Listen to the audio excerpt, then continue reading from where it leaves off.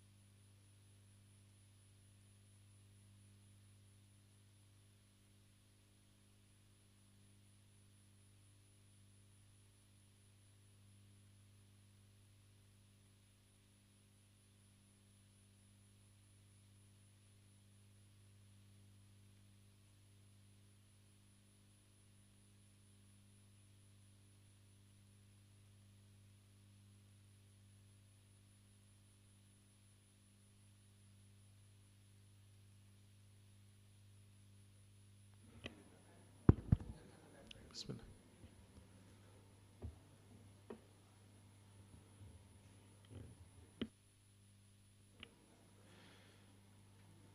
أعوذ بالله من الشيطان الرجيم. بسم الله الرحمن الرحيم.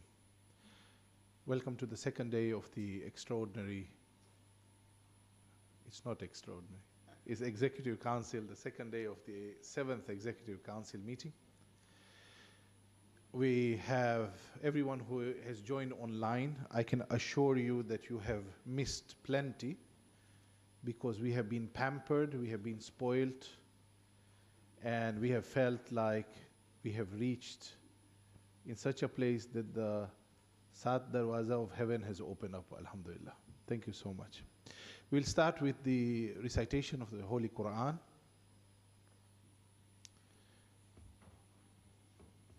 If I can ask that Qari Rajwani, please, if you are here. Qari Qazi Brojani, if you can come here, please. Thank you very much. Tashrif laye, please. Welcome him with Salawat ala Muhammad wa Ali Muhammad.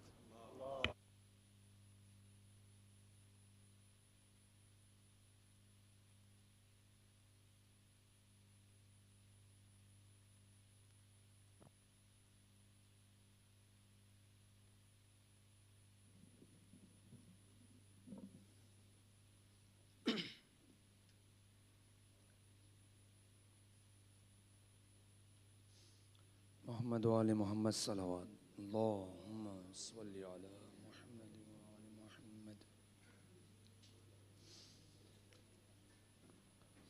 أعوذ بالله من الشيطان الرجيم.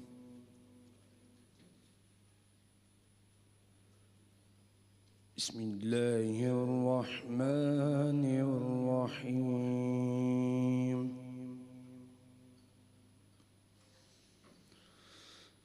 إنما المؤمنون إخوة فأصلحوا بين أخويكم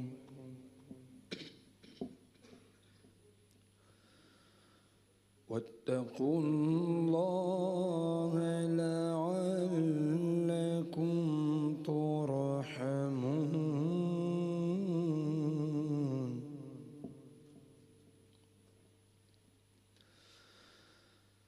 يا أيها الذين آمنوا لا يسخر قوم من قوم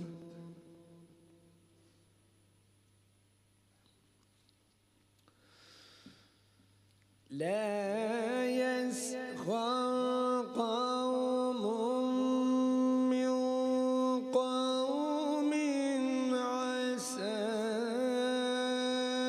أن يكونوا خيرا منهم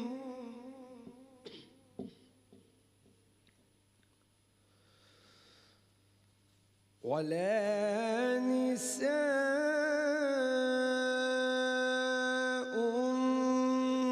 من نساء عسى أن يكن خيرا منهن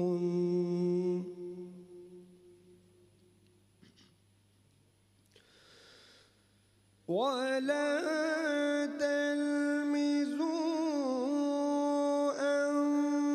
أنفسكم ولا تنابزوا بالألقاب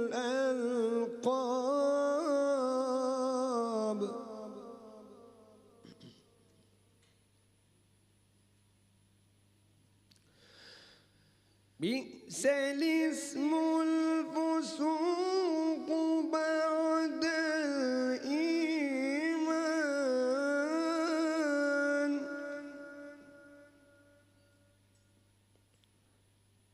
ومن لم يتب فأولئك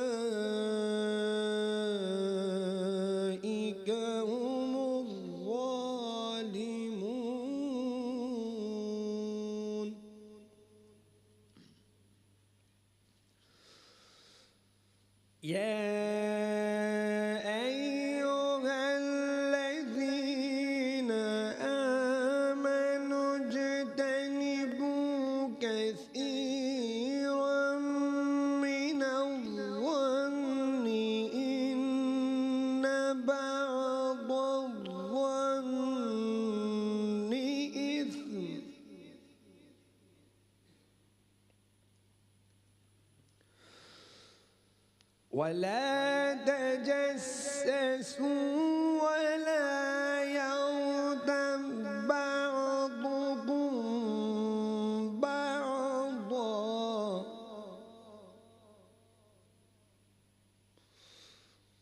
أيحب أحدكم أن يأكل لحم أخيه ميتا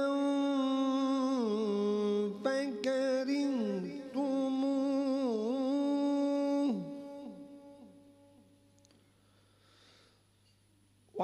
واتقوا الله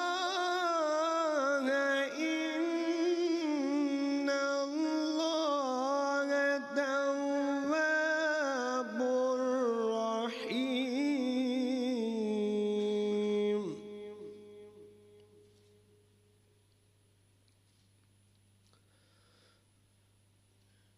يا أيها الناس إنا خلقناكم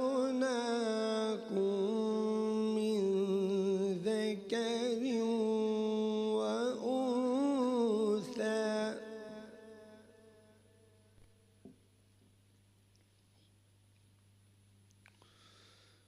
يا أيها الناس إنا خلقناكم من ذكر وأنثى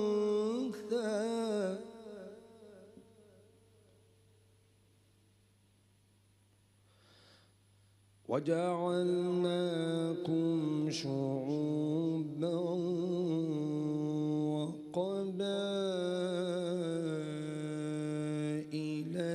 لتعارفوا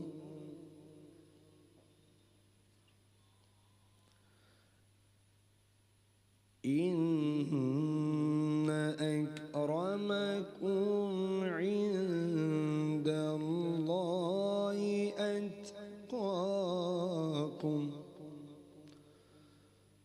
إن الله عليم خبير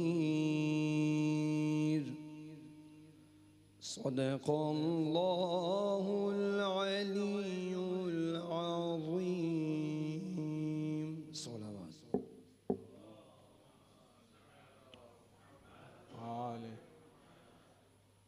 طيب الله أنفاسكم أحسنتم. What an excellent recitation, and reminds us all that the holy book is such that it permeates all the places, all geographies, all the hearts for those who seek. Ahsantum. Another loud salawat for the tawfiq of our great Qari Wirajani, salawat ala Muhammad wa ali Muhammad.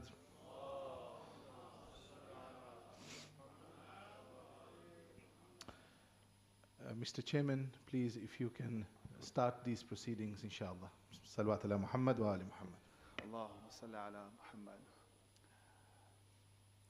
Respected scholars, counselors, mu'mineen and mu'minat, Assalamu alaikum wa rahmatullahi wa barakatuh. Welcome to day 2 of the Executive Council meeting here in Karachi, Pakistan, hosted by the Khoja Shia Ishnashi Pirai Jamaat in Pakistan Federation. Today is the 1st of January 2024, and this is a unique EXCO that overlaps with 2023 and 2024. So in effect, 2 Gregorian years manifest as far as this EXCO is concerned. But I really want to take this opportunity of thanking each and everyone present here in Karachi, as well as those at odd hours throughout the world. In Europe, it's early morning or late night. In North America, as well as Australia. Of course, from India and Pakistan, we are here. I would like to thank you for sacrificing your time today, which is a holiday in most parts of the world. Your families, your dedication to be here, and thanks to your families for having allowed you to be here. with their grace on such days when families look forward to spending time, quality time with each of you. So may Allah subhanahu wa ta'ala bless you amply for that time and effort and commitment that you are giving to the institution. The 2024 has been declared as the year of Thaqalain. We embarked upon having a theme for each year at the World Federation last year. It was the first year which was declared as the year of the Holy Quran. It came to my knowledge that we were not the first to announce the year of the Quran. The pioneer and the individual in the community who actually declared the year of the Quran was Marhum Zulfikar Khimji, the beloved father of our counselor Zahir Abbas Bhai Khimji, who actually declared that as the year of the Quran in Africa Federation many years ago. That actually led to the Quran competition. That is a very well-known and very renowned competition that takes place throughout Africa. So for his Isal Sawab and for the Isal Sawab of Marhum Al-Asghar, for the Isal Sawab of course of Shaheed Hamid Ali Bojani, for Qaidi Azam Muhammad Ali Jinnah, for the Shuhada of the Khoja community, some of them buried here in the Qabristan in Karachi as well as in Mumbai and throughout the world, let us recite Al-Fatiha.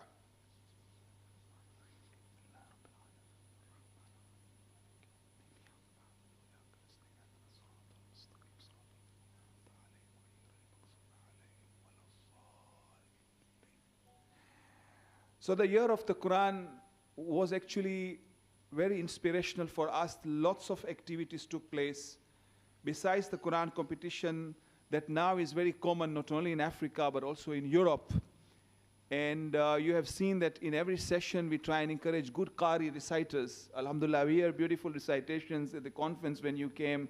We made sure we have good quality because it is an inspiration. When you start the meeting, it softens the heart with the verses of the Holy Quran. And I would like to thank the Marcoms team as well as Islamic Education and for having facilitated various Quranic activities throughout the year.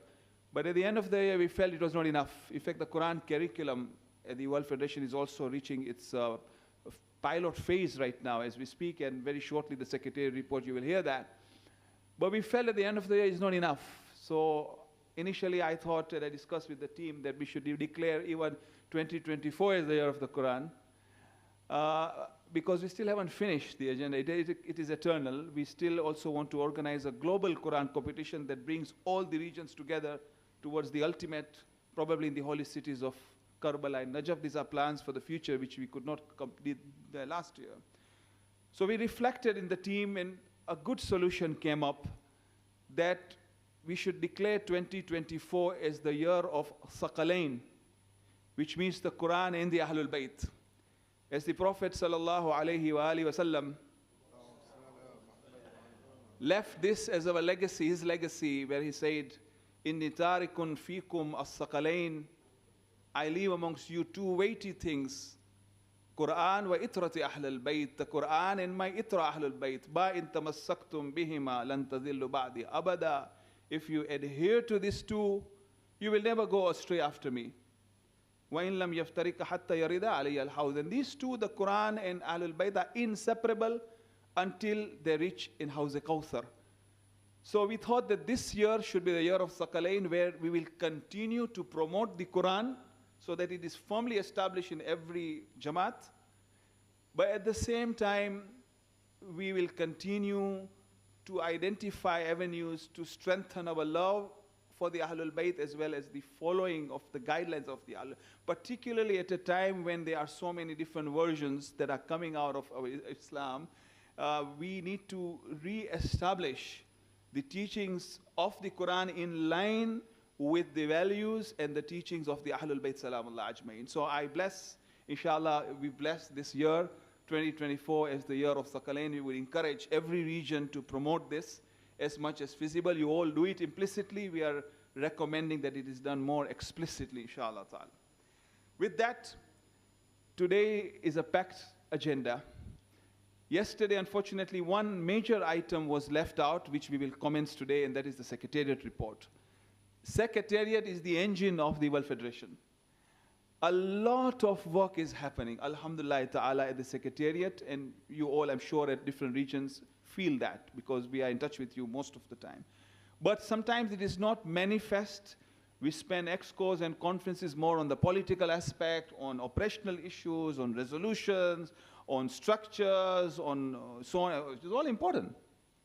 It is all important, but ultimately, why do we do that?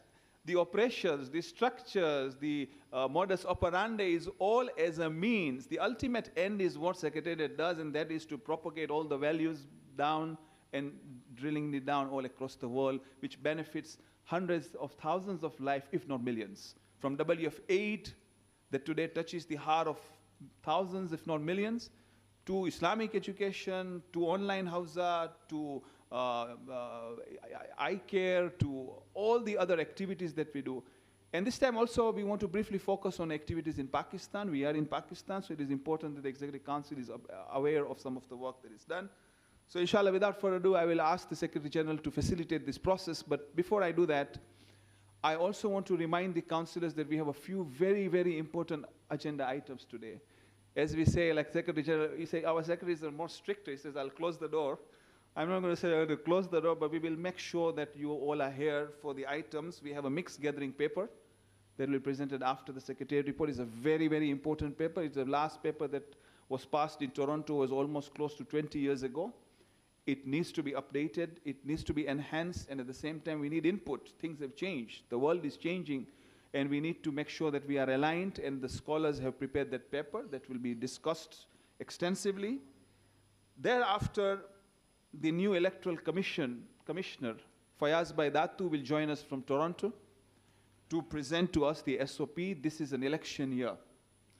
And we need to make sure that the governance is in full action to make sure the election is held in a transparent, accountable manner. And then this House will have to appoint 2 executive councillors to witness the voting of the elections that has been devolved to the regions, as we know. And 3 arbitrators as well, in case things go wrong and there is need of arbitration. This is in line with the SOP that was approved at Harefield in London in June. We also have to fix the venue of the triennial conference of 2024. This EXCO is mandated to do that. Secretariat has put some options in line with both the Islamic calendar and the 2024 calendar to come up with those dates so that we can get consensus and agree on that. And importantly, the venue of the conference will also be proposed by the Secretariat for discussion as well. And last but not least, and to me the closest to my heart, is an update from the youth conference that took place in London. We were really delighted. The program last night, Abul Bai, was profound.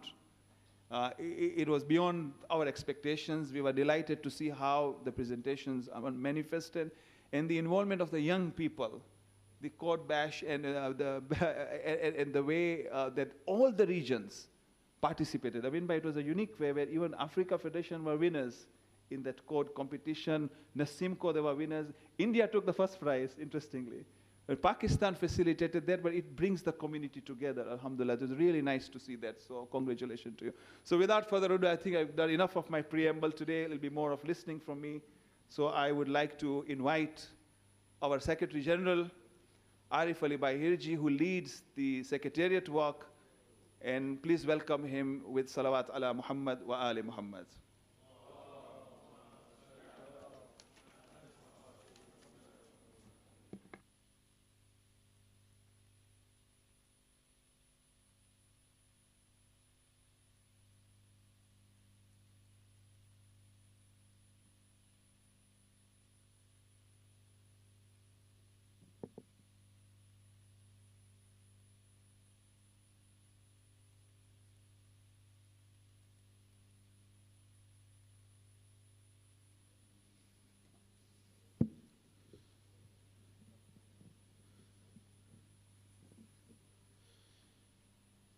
أعوذ بالله من الشيطان الرجيم بسم الله الرحمن الرحيم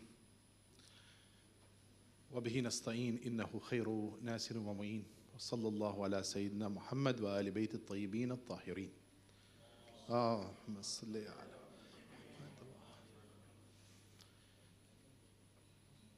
Normally, when it comes to Secretariat report, we usually take the lion's share of the whole meeting. Rightly so, because that's what should be monitored. That is what should be scrutinized. That is what should be examined before and after. But what we have done since the last meeting, if you remember, we created a different way of expressing. And we tried to take out the repetition. We tried to give the pre-reads. And today, there will be the day of imtihan. All of us will go for examination. I know you are all now scared. What am I saying? But actually, I have lots of punishments and rewards with me. And I have a certain bag here as well. I've got sad news for everyone who is online. Those who missed Karachi, there is an Irish limerick which says, those who came late, they only have bones to chew on. We, alhamdulillah, were so much delighted, and I had to close my button here today because I compensated for many weeks of diet before going to a unity tournament. That is on a light note, but as the President said, we are entering a new year. This means that we should say stock of what we have delivered, and inshallah we'll go on a journey. Today on this journey, I'm not alone. We've got two parts with me. One is an amazing panel, which is with Sheikh Ali Dina heading the Islamic education, Sheikh Afzal Mirali, who is the manager for Islamic education. We have Abbas Bhai Pira, who heads education, and we have Mustafa Bhai Hemani, who leads our activities here in Pakistan. They will be my partners in answering and focusing on different deliveries. And do you know, the second part is that you will also be part of it, inshallah. Let's see what I mean. I wanted to just say that on behalf of all the other departmental staff, heads, volunteers, you are the ones who have delivered, and we just try to show the results of what you have done, and especially my tag team partner, Ali Jawad by Hansraj, who is pivotal in delivering a lot of this. First of all, I would like one slide to come up, and I have good news. I only have one slide. This slide is an app which we announced in the last EXCO. Those who have been physical here, we asked you to download it. This is your chance to interact with the World Federation. There is a QR code. Let it be up for a few seconds. So if you haven't downloaded it, do that now, please. There is one feature there, and it's a special gift for Shiraz Baiwalji, who is not here. But probably he will be joining. Those who are interested in census, and I'm looking at Zahir Abbas Bhai specifically. He said, why don't we have the census on the app? Well, we have put in a placeholder for the census there as well. So this is the area. And Imran Bhai Sherali just came in on time. On this app, there is a placeholder for you, Imran Bhai, where we will be, inshallah, having all your great ideas on how we communicate with the community, where we can have the census on this app itself, inshallah. Hassan. So I hope that you all, if we go now to a milestone in the Khoja community. Pramukh Sahab, I'm giving you a few seconds of head start. I'm going to pick on you, inshallah. He doesn't like surprises, but this one he likes, definitely.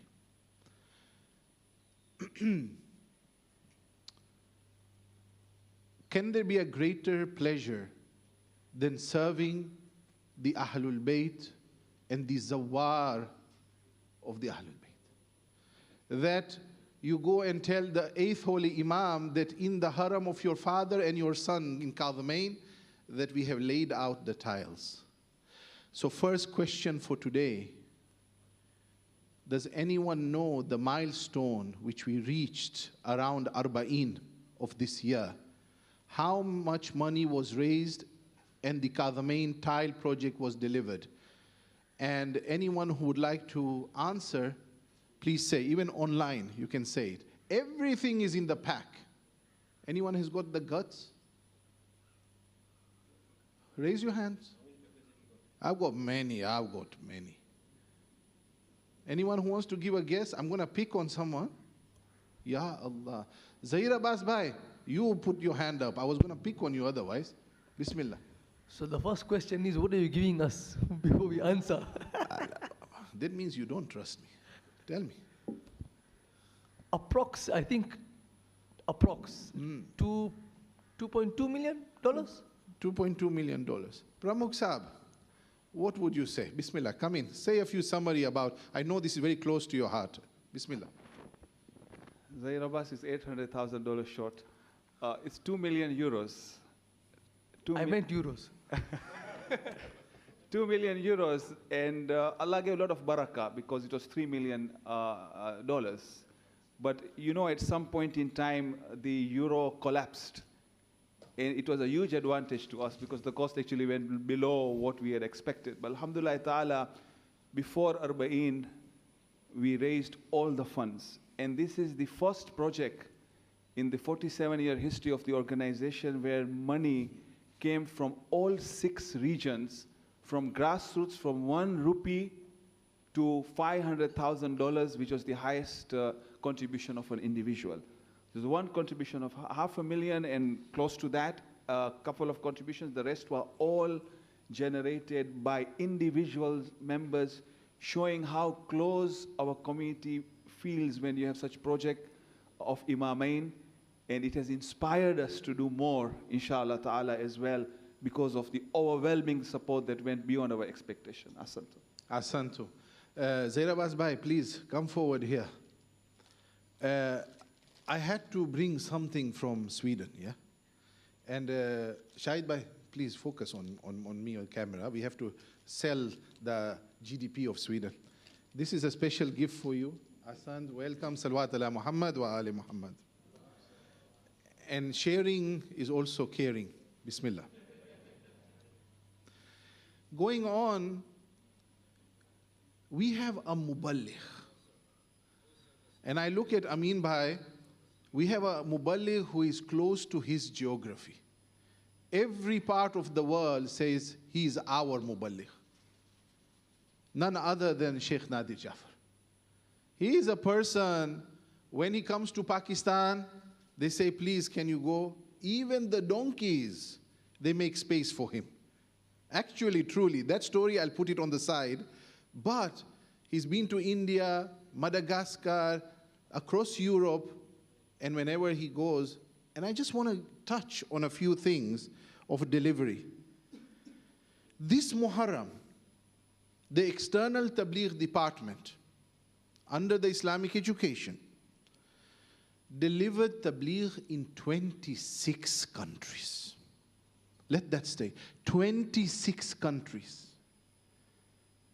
But there is something more astonishing. I want somebody to guess this. It's in the pack if somebody wants to look through. How many countries do you think that the World Federation, Islamic Education, is active in under our external tabligh arm and vehicle? How many? I'm going to give you a hint. 17 languages. We delivered tabligh in 17 different languages. How many countries? This Muharram it was 26. What do you think is total? Can anyone guess? Anyone doing SSSs? I know Salim Bhai, he wants to come online. I'm waiting for him.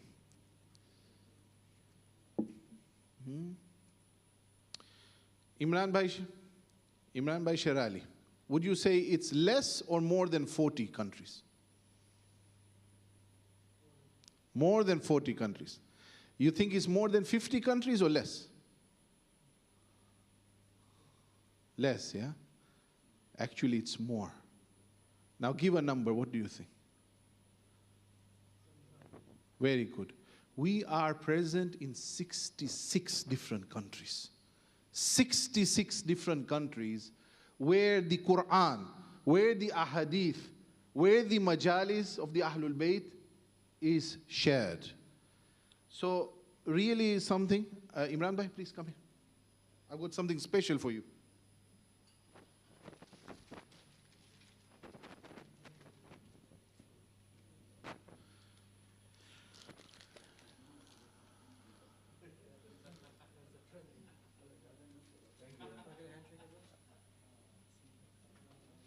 Salawat ala Muhammad wa ali Muhammad. There's plenty in the bag, yeah? Let's go to an institution of itself. Madrasa Center of Excellence, or Madrasa Center for Excellence, is now a household brand. So much so that when news wires come out from regional federations, they say MCE is ours. It's great, fantastic. Whenever our teachers, our staff go through, I want to especially look at Amin Bhai, really.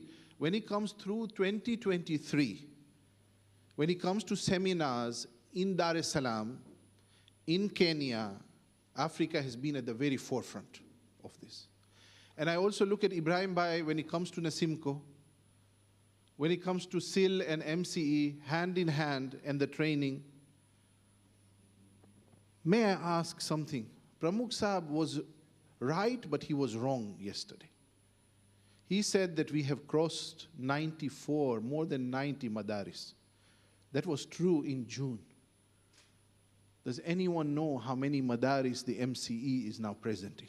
How many madrasas around the world is using the MCE curriculum? Muhammad Ali Bhai, would you guess? No. We were 94 in June, 6 months ago. How many have we reached now? That's not a bad guess. I think you have predicted what we will be in next summer. But fantastic that we have actually reached the triple digit. We are present, we together, our MCE, 104 madaris around the world. 104 madaris, which is a stellar, authenticated, ulama researched curriculum. And not only that, we are more than 10,000 students around the world. And when it comes to, and somebody wants to say SSS, who is it?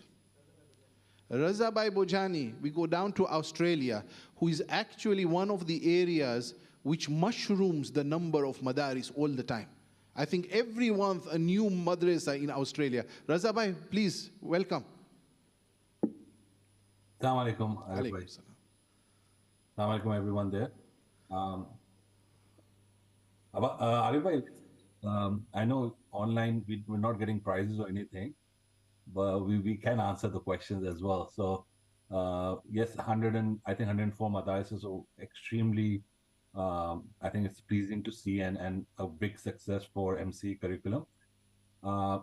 Just wanted to raise one point here, and that's also in the youth surveys that has been done in Australia, is that youth after the age when they finish their madaris, they're still looking for online courses and things like that, which I believe are part of the Hausa Online. And is there something that we need to take the youth and get them involved? Is there something in the plans how we can get them involved? What sort of things that we can look into? That's something I wanted to raise and discuss in the conference. Raza Bhai, excellent. I think in the digital era, we can also send gifts digitally, inshallah. Hassan, it was so nice to see you. Your point here, we have actually a triple way of looking at post-madrasa.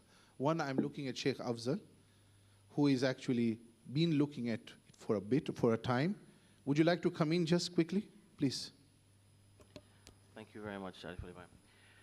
Assalamu alaikum wa rahmatullah. With respect to what our respected counselor was referring to, we do have in Islamic education a proposal that we presented to the Ras Al Khaimah EXCO, which is to found Jamaat academies for the ages after the age group of madrasa.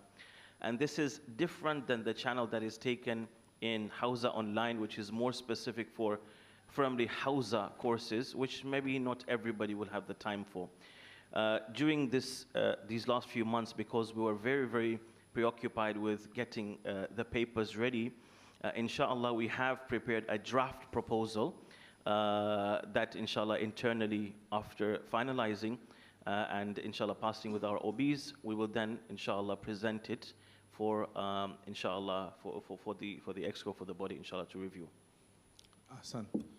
We also have other within the MC initiatives which is linked to post madrasa, semi-linked through the RSC, semi-linked also through a post Bulugh module as well. We have started doing the Bulugh module for girls, which is of course a younger age bracket, those who are age 8 and turn 9. And the aim is that that will go live very, very soon. It's in the very last stages of where scholarly looking at each letter and every sentence, inshallah. We also have religious self-education in this day and time where things are very challenging. Religious self-education means that what is my identity specifically when it comes to the sexual challenges, specifically when it comes to gender, and the questions which many Jamaats around the world are being posed. What is our narrative? Alhamdulillah, the pilot will be going live in this month, in January 2024, where Jamaats have already been chosen to be pilots. And then if the pilot goes live, it will go live in many more places in the next school year, inshallah. Salawat ala Muhammad wa ali Muhammad.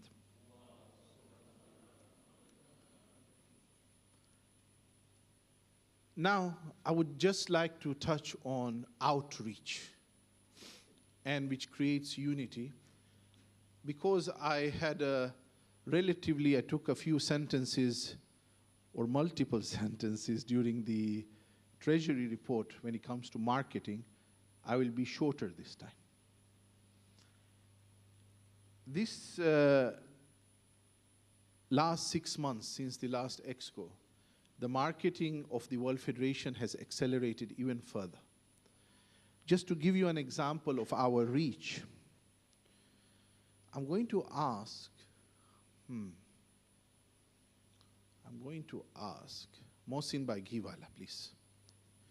Mohsin Bhai, if I ask, yeah, he can. Chat GPT is allowed, no problem. As long as, which city do you think subscribes online to the material of the World Federation the most? Now, which city do you think? Because I'm doing this purposely because everyone thinks with me, okay? I did not expect this. Which country do you, or and city? Say city.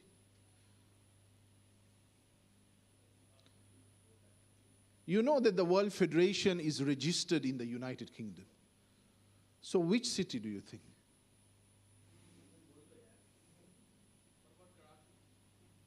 Bahut acha, zabardast. So first of all, Karachi is the biggest success. It's actually the third city which subscribes to World Federation material.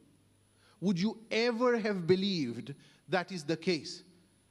The manifesto of the president was to connect the different communities, to outreach in different ways.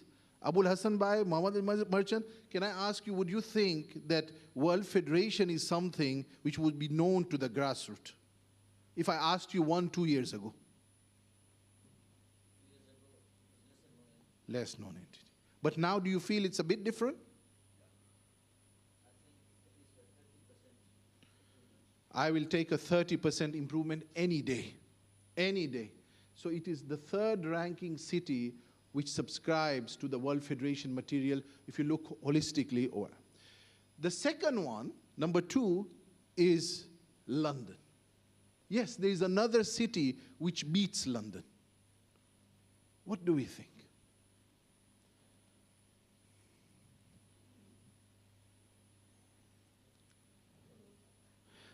So, Houston, nay.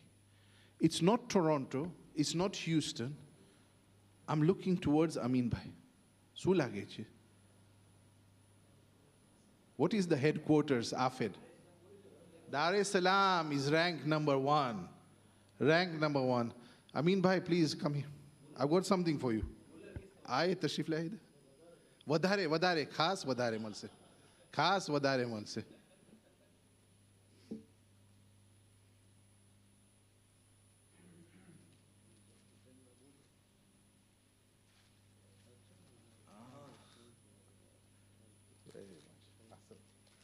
Thank you very much. Thank you. Ahsan. Salawat ala Muhammad wa ali Muhammad. Just to give you a bit of stats, Facebook of World Federation increased by 290% of non-followers. What does it mean? We attract people who are not organic, who is part of the Hoja community, who are not like subscriber, but still wants to look at the material. So something interesting is being seen. I would dare to say, when you do Quran, Gaza, Syria and Turkey, then people do get attracted. And when it comes to the age bracket of 18 to 44 in Instagram, we have just shy of 90%, 85% increase when it comes to how many are followers and how many have subscribed. We now go on to Islamic education.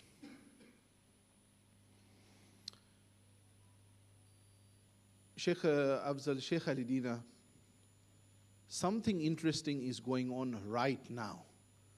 All the leaders of the Hoja Shia Ithnashi community, part of the regional federations, all of them are impacted this year.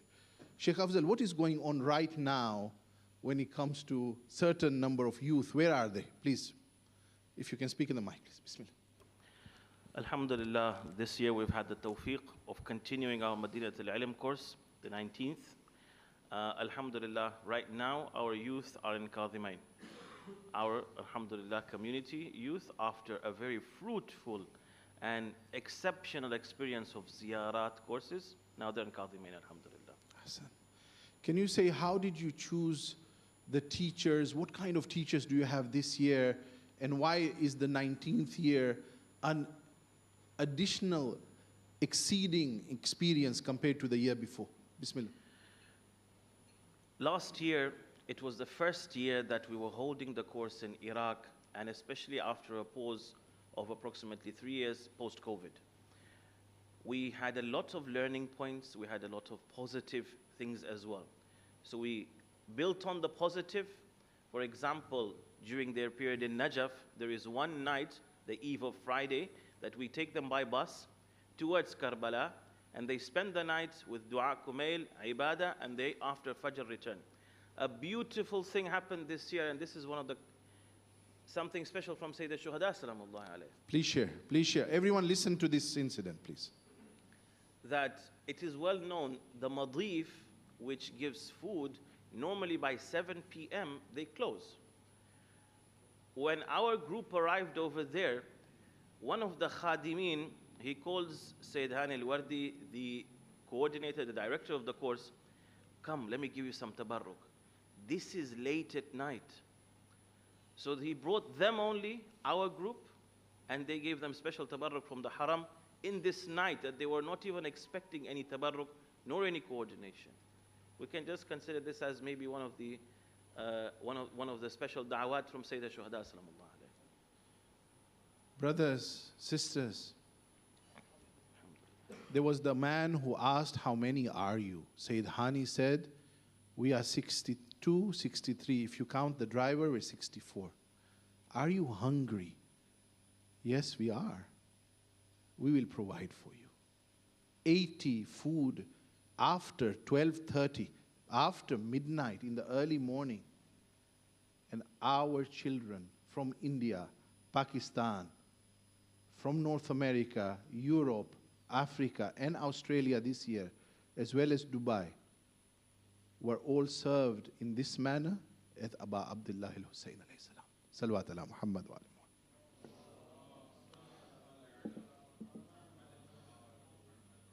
Now, we made a commitment about 2 years ago that we will embark on a journey which the Hoja community, the World Federation, should be a great imtiaz, a big honor for us. And that is the translation and interpretation, tafsir of the Holy Quran. May I ask Sheikh Ali Dina, please, I know it's impromptu. What is going to be launched just now? We did the 4 Surah Qul in the beginning and Surah Al-Hamd. We did the 30th Juz. What is coming now? If the mic can just give to.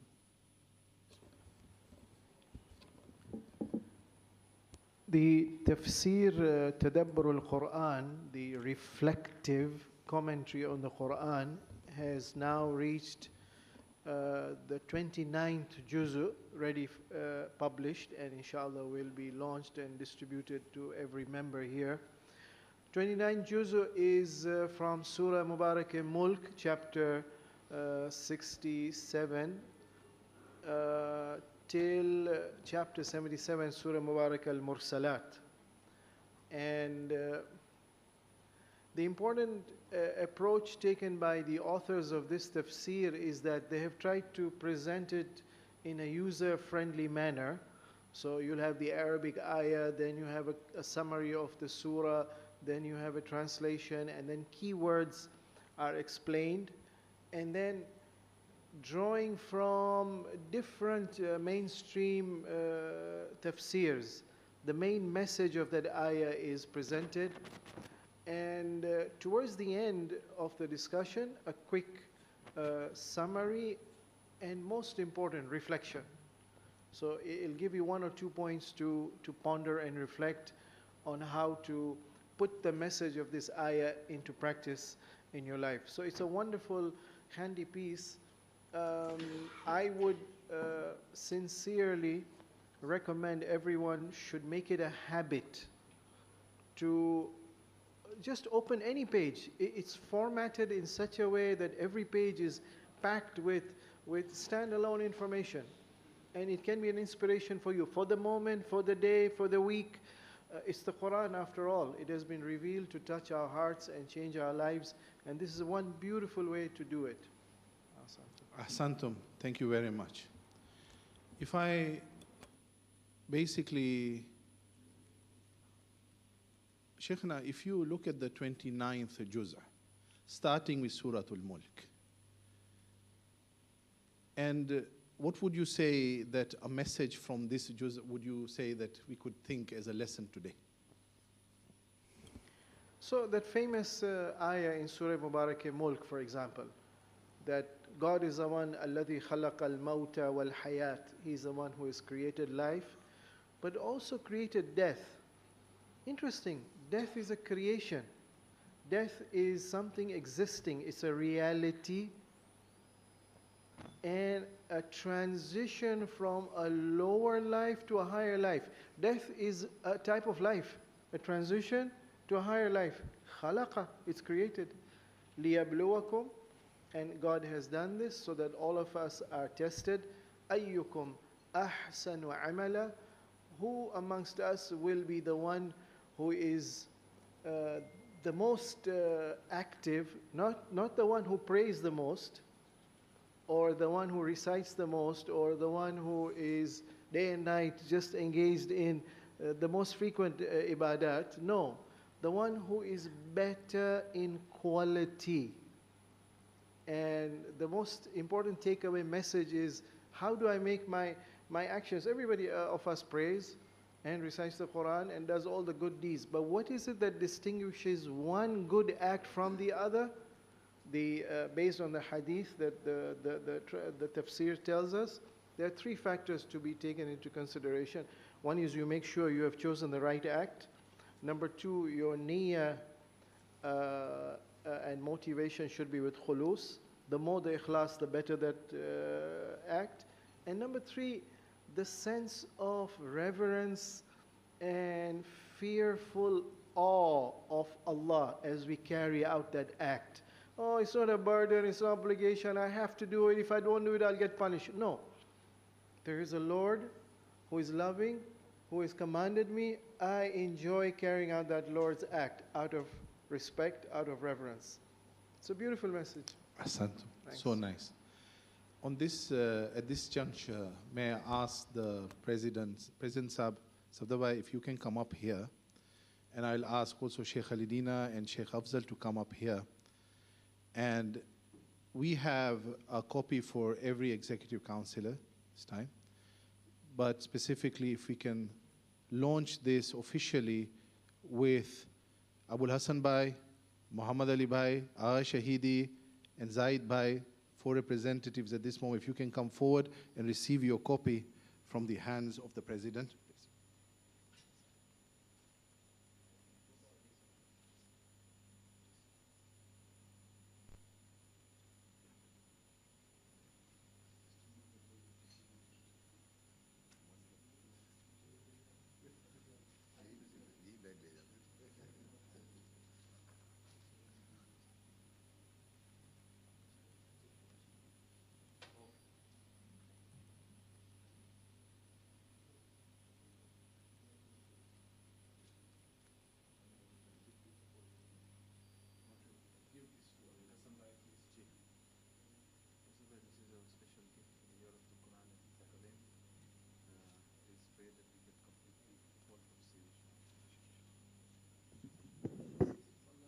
صلوا على محمد وآل محمد.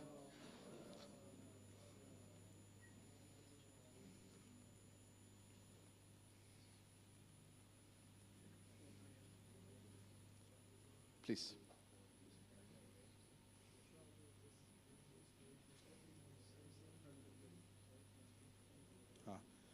Sheikhna, if you just turn around,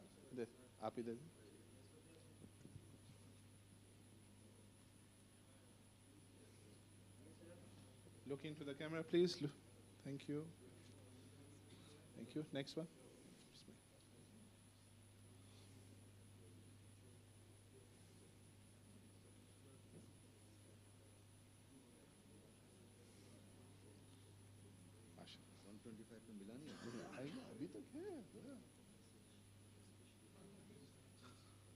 Yeah, Sheikhna, if you turn around.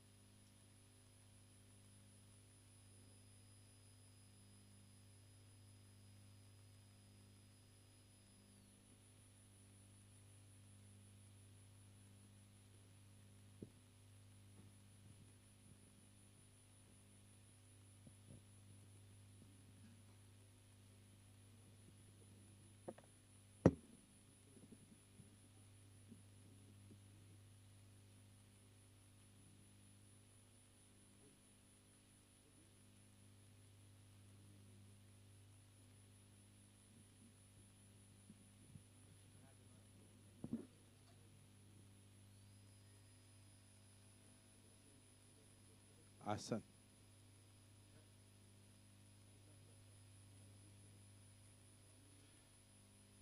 Thank you very much. Ahsantum. Bismillah. Am I audible?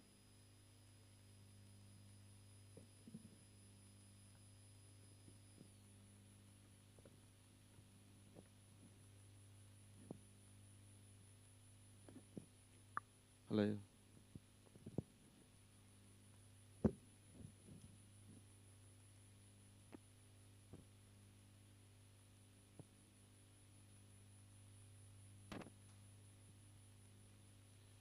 Thank you. Thank you very much. We'll be continuing in this very bag. So please remember, this is the Holy Quran. So let's not put it down on the floor. Rather, keep it highest possible place. There's also a special wooden card which can be used to perform our sajda, inshallah, as well. And there's 2 in each bag, because I heard that many of the husbands wanted to give one also for the most esteemed and most important person at home as well. Salawat ala Muhammad wa ali Muhammad. You will hear, you heard about one paper which we passed yesterday, and we are forecasting to pass another Islamic education policy paper later on. We're not going to cover on them, but just suffice to say that we have spent a lot of time yesterday and want to pay tribute to Sheikh Alidina and Sheikh Afzal for tireless nights and days where the community has actually been part and parcel on this journey. And you will see how many ulama you saw yesterday, as well as you will see today, how many around the world have rallied and given their input and endorsement behind these papers. We continue. Now we're going to go and touch on aid.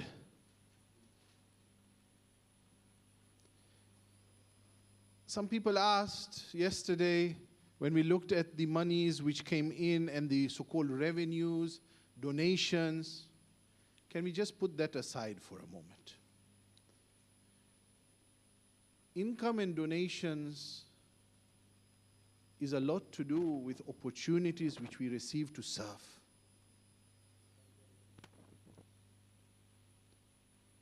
Right now, there are 25,000 people plus who have been killed in Gaza. Almost 2 million people displaced. And it's quite saddening to hear when some community members say, why should we help? I'm not going to go into that. I will just say that remember on the 9th of Muharram, Taswa, when all the doors and all the roads of Karbala were closed, please do not tell me that we all would not like to help those who were completely enclosed in a place. It is the Shari'i duty of a Shia Ithnashri to help when such atrocity, genocide is happening. And let no one here say that, no, it is not our duty. It is wajib upon us to do so. And even our Marja has said accordingly. It gives me a great honor to say that we had the opportunity where people who have given half of a dollar, half of a pound or euro, all the way to several pounds, hundreds, thousands. And Alhamdulillah, the World Federation currently has raised in excess of 650,000 pounds and counting. And still in Africa, in North America, throughout the world, here in Karachi as well, the hearts are beating for the brothers and sisters in Gaza. So thank you very much, and we continue this. Another incident which happened in 2023 in the first quarter, just before Shahr Ramadan, during the month of Sha'ban, everyone is prepared for Ramadan relief. You know, you have a periodical calendar. Then we had to put in a new emergency relief because of the earthquake in Turkey as well as in Syria. And I'm going to pick on our special tabib, Dr. Saab. बिल्कुल मिलेंगे आपको chocolate. President Saab is saying doctor should diet. I don't agree with that actually. He's seafood diet. Okay. I only do chocolate diet. Anyway, Dr. Saab, can you please put the mic on? I've got a few questions for you. You went on the ground. Can you summarize to say what are the real deliveries we have done in Turkey? Bismillah. Assalamu alaikum. So, as per our process and protocol that we have been doing since the earthquake in Iran, whenever there is any calamity anywhere in the world, the first thing we do is send aids immediately, so at least the people get some support. And that's what we did in Turkey as well.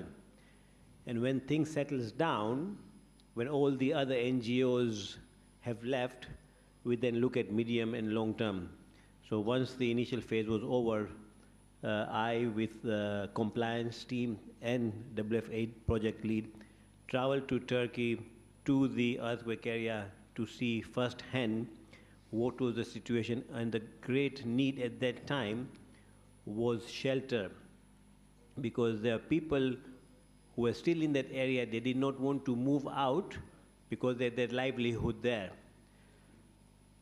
So the option for us, with the little amount that we had, we bought some portable containers which has one room, toilet, bath, kitchen, and living room that has got a life of 5 years.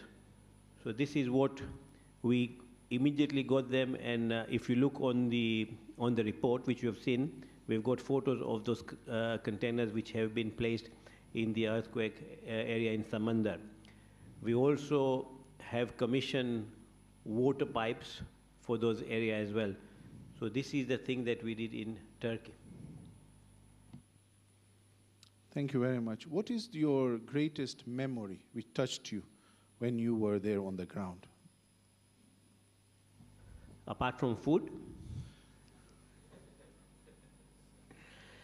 So the thing that touched you there, that even though they were living in tents, they were not complaining. They were not complaining. And whilst we were there was a rain shower, and you could see the water was seeping through the tent. And there was a scholar in the area of Samandar who had put his library between two tents, and there was a cover with tarpaulin. So even in those circumstances, he was still doing his research and doing tabligh, and that was very touching. And of course, then when we went through the tents, there were still remnants of the boxes of WF aid that we had provided the aids with. Hassan, thank you very much. If anyone wants to travel with you in the future, can they accompany you? It's a good question. You know, we have never done this out of EXCO. So whenever there is an EXCO in Pakistan, we do offer counselors to join us for the trip. And last year, in 2018, we had a bigger team when we traveled from here to Punjab and Sindh. But this time we did in reverse order, i.e. we went to Islamabad, Sindh, Punjab first. So we had only one counselor, Zahir Abbas Khimji, who accompanied us. But it is something that we can look into. If you think it adds mileage to the counselors and the youth, then definitely, because we are planning to go back to Turkey, because Arif Ali missed out last time because he was not allowed from home office. And when I said home office, I'm not talking about immigration, but the real home office. But he had promised me, because we want to go and look at those containers February, March, we are planning to go back. So Ariful, if you think this is a good thing to explore, we can put out to the council if they want to join us or not. I think it's a very good thing because this is also how we do due diligence. We see it, we feel it, we report back. So anyone who travels, you have to be part of reporting back, actually. And it's a life, absolutely refreshing experience. So anyone who would like to go on such a thing, please do get in touch with Dr. Saf. Can I add an anecdote? I was in Pakistan when there was Olympics in America, and people from Pakistan, in those days you could walk into the American embassy and apply for visa. You just go in the morning, you get a ticket, and then you go in the afternoon. So when people went for interviews, why do you want to go to America? I want to go to the Olympics. So the question they were asked is, have you ever attended the National Athletic Championship in Pakistan? And they said no. He said, you have not attended anything in Pakistan, why will you want to go to US? So I want to flip it now, that maybe we should ask people to accompany Mustafa to go to Sindh and Punjab first, and then we take them to Turkey. Absolutely, it's fantastic. And after what we heard about Hyderabad, Badin, and the different areas in Sindh, I think it would be an absolute honor as well. Mustafa, we are coming to you just now, yeah? So be ready. Hassan. First, Dr. Saab, yes, I promised. He just said that he will share with everybody, yeah? Ahsantum. Thank you very much. Salawat ala Muhammad wa ala Muhammad. The next few minutes is going to be focused around the pure country of Pakistan and the efforts which we collectively have been doing. And if we can, I'm going to have a bit of interaction with our lead here in Pakistan, Mustafa Bhai Hemani, who sits over there, always smiling, sunshine, rain, always smiling, mashallah. Can I ask you a question, Mustafa Bhai? Ali Asgar water appeal is something which is continuous here in Pakistan. Water projects, sanitation projects. Can I ask you, is it because there is shortage of water in Pakistan? Why such a drive of Ali Asgar water appeal? What is the need? Mustafa Bhai, bismillah. Bismillah ar-Rahman ar-Rahim. Assalamu alaikum. Thank you, Arif Bhai. Ali Asgar water appeal, yes, Pakistan is one of the leading beneficiaries of this WF8 project. The reason is that it's twofold. One is the drinking water and other is the facility for hygiene and wash. So in both the areas, yes, in many parts of Pakistan there is a shortage of water. In some cases we have water, but the drinking water is not available. So unfortunately the authorities are not doing what they should do in this regard. So that's why the philanthropists and generous people come ahead to facilitate the lives of the people. Hassan, you may wonder, what am I talking about? It's much easier to see when you really see it. Can I ask our amazing tech team to put a video up regarding our efforts here in Pakistan as far as Ali Asgar water appeal is concerned? Everyone watch the screen, please.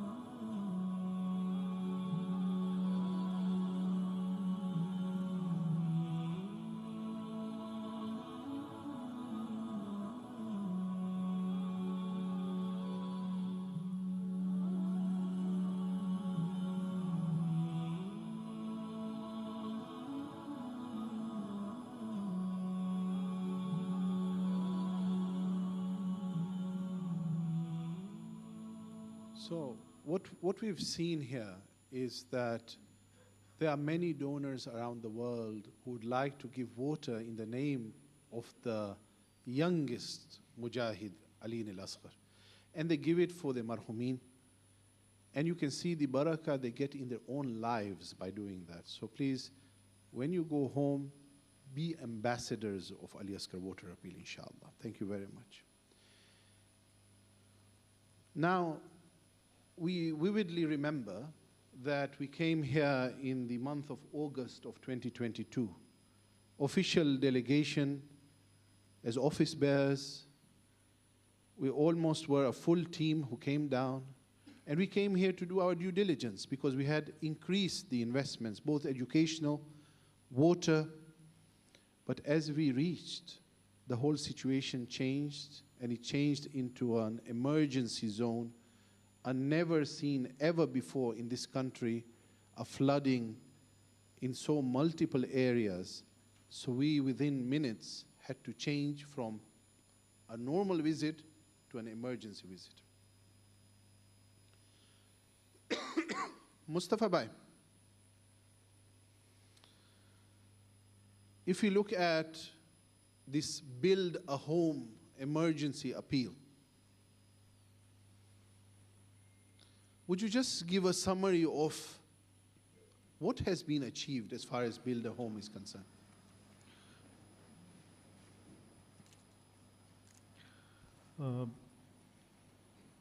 August 2022, when the delegation was here, and I can recall we were in Badin when this torrential rain started.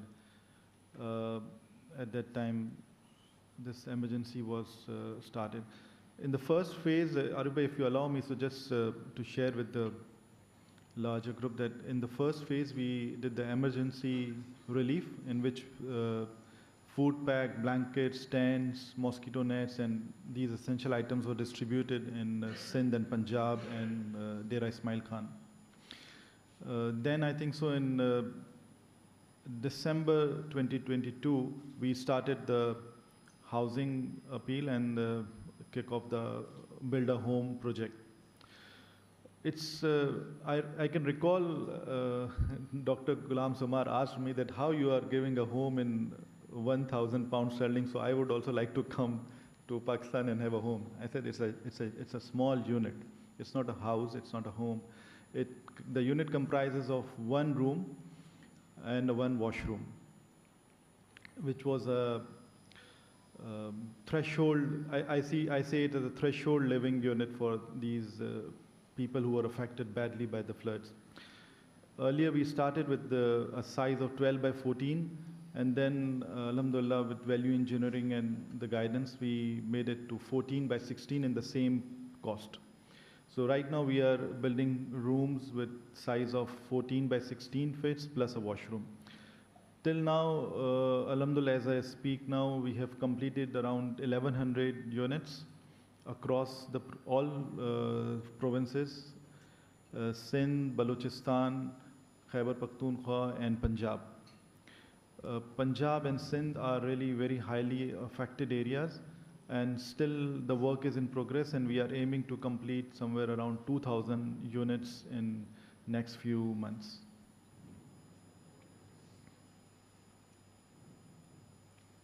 Thank you very much. What I would like us to look at is the screen now.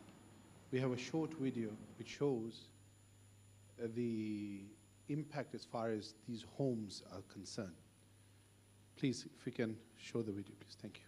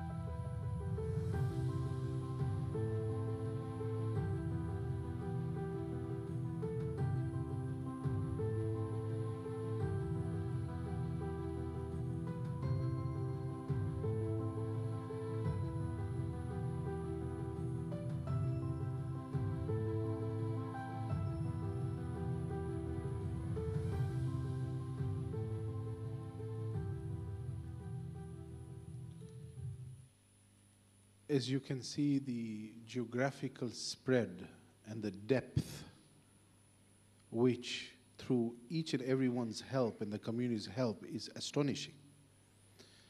I know that we had another delegation just visited places. The president, he has been a few times, and I'm going to ask him a few questions actually, and give him opportunity to share his reflections.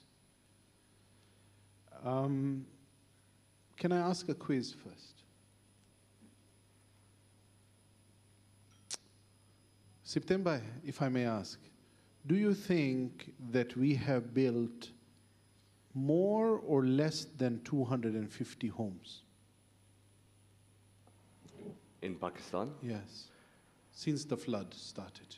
You should have built more. If your target is still 2,000, I feel you should have built more.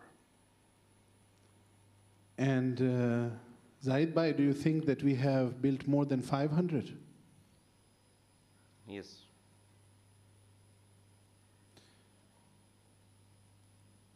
ને આશિક હુસેન ભાઈ શું લાગે છે 800 થી વધારે ઘર બનાવ્યું છે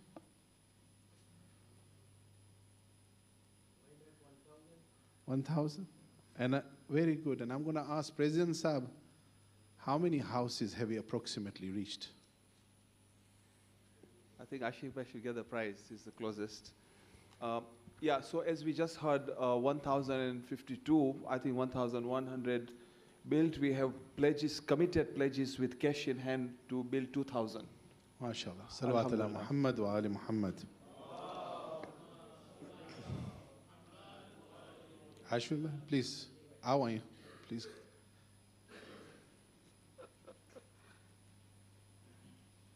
ભગવત છે ને આશિકભાઈનો સલાહકાર એ હોશિયાર છે.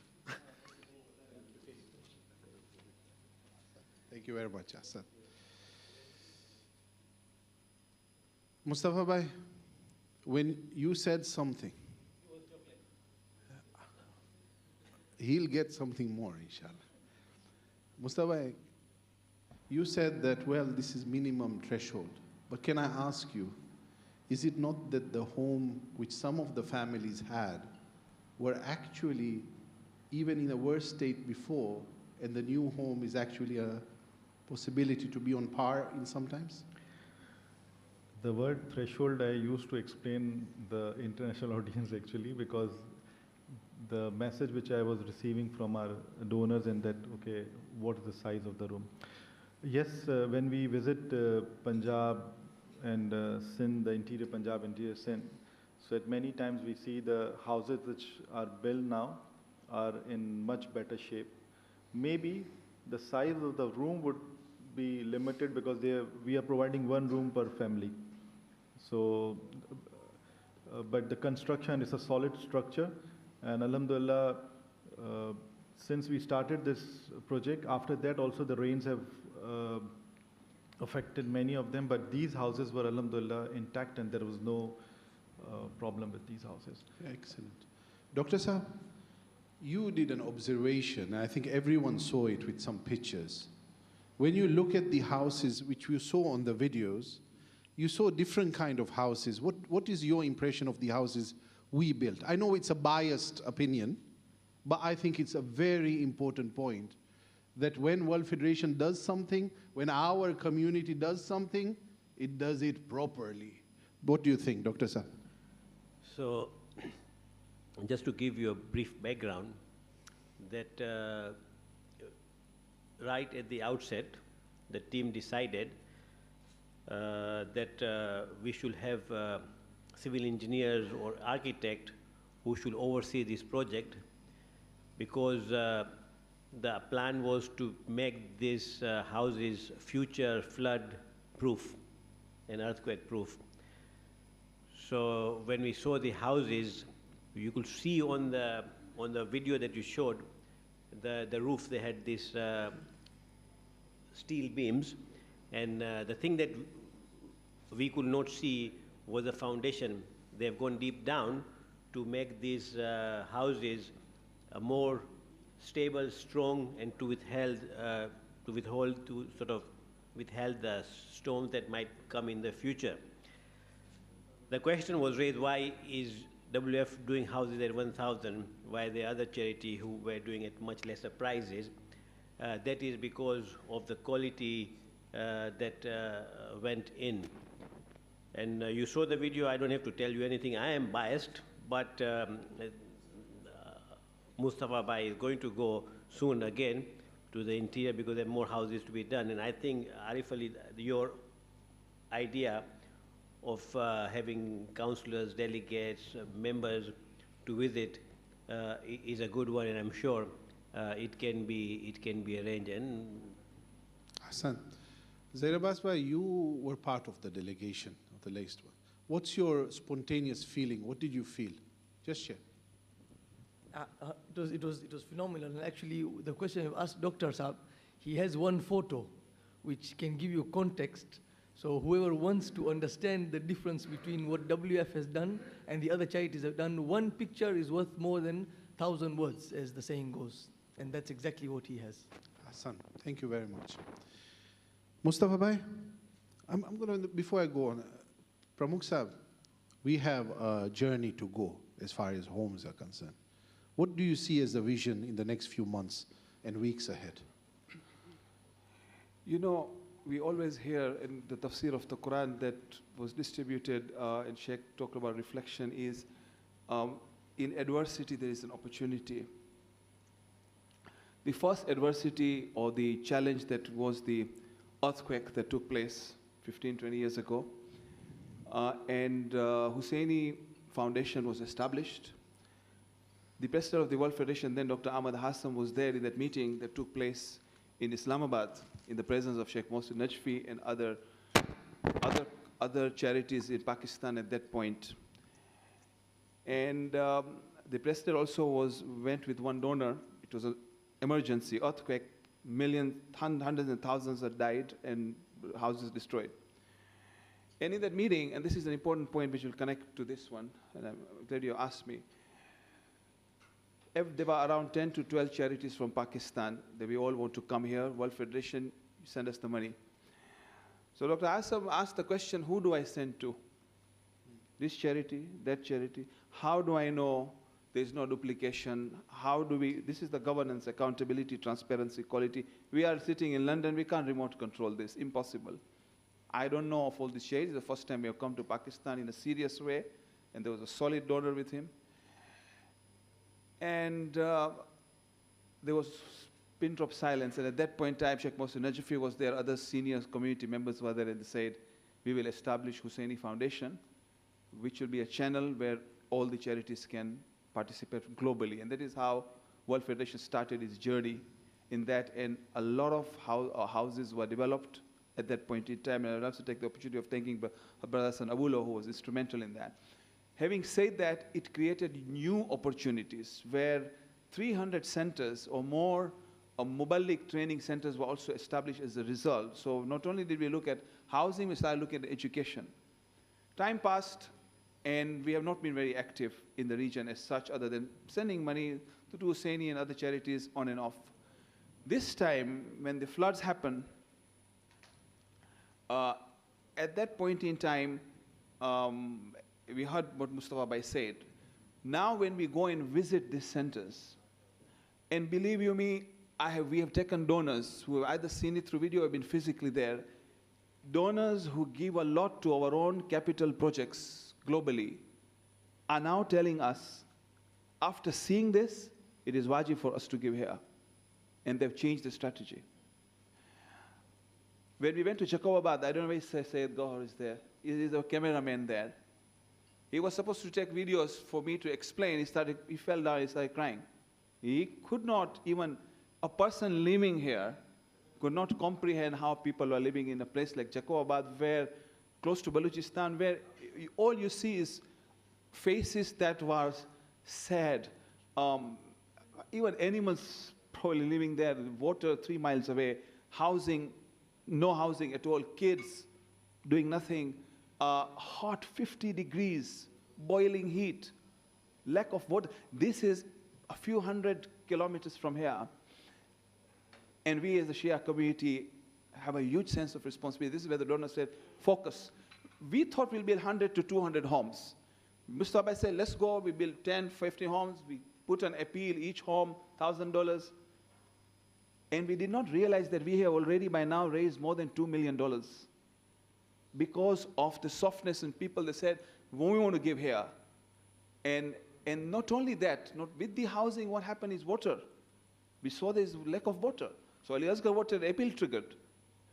Then the other issue came about Muballigh centers, small mosques destroyed, no alim in that center. Why? They can't afford it. 5,000 rupees of salary, they have to come from other regions. So lack of Islamic education, lack of proper center, and was no education, zero. So with all this now, an opportunity has come up at the hands of the World Federation. Allah has given the tawfiq, and it is where we have to deliver, that the houses are being built. We are now assessing the Muballigh training centers that are being enhanced, and we were in Sindh, and I was delighted to see training for Muballighin that has commenced. On top of that, what we are seeing now is education. We have been through the Askaria network in Sindh and other work that is done in the villages.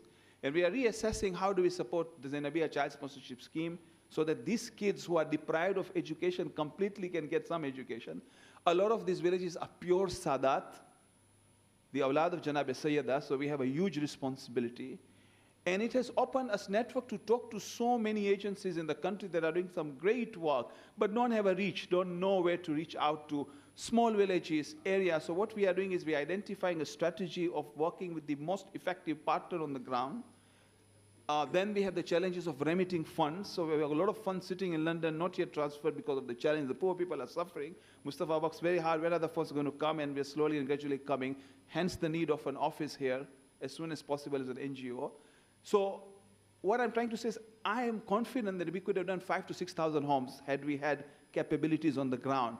And because of lack of capabilities on the ground, we are using different avenues to do it. They're all good agencies, but they all have limitations. And we have our limitations of reporting, because reporting has to happen properly, profoundly.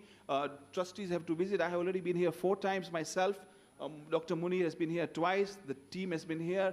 Mustafa is on the ground every time. We have developed a relationship with Husseini Foundation where we have employed people in Islamabad. Through Husseini Foundation who are on the ground, we have a person focused on economic upliftment only. For 50,000 rupees, we saw the tuck shop.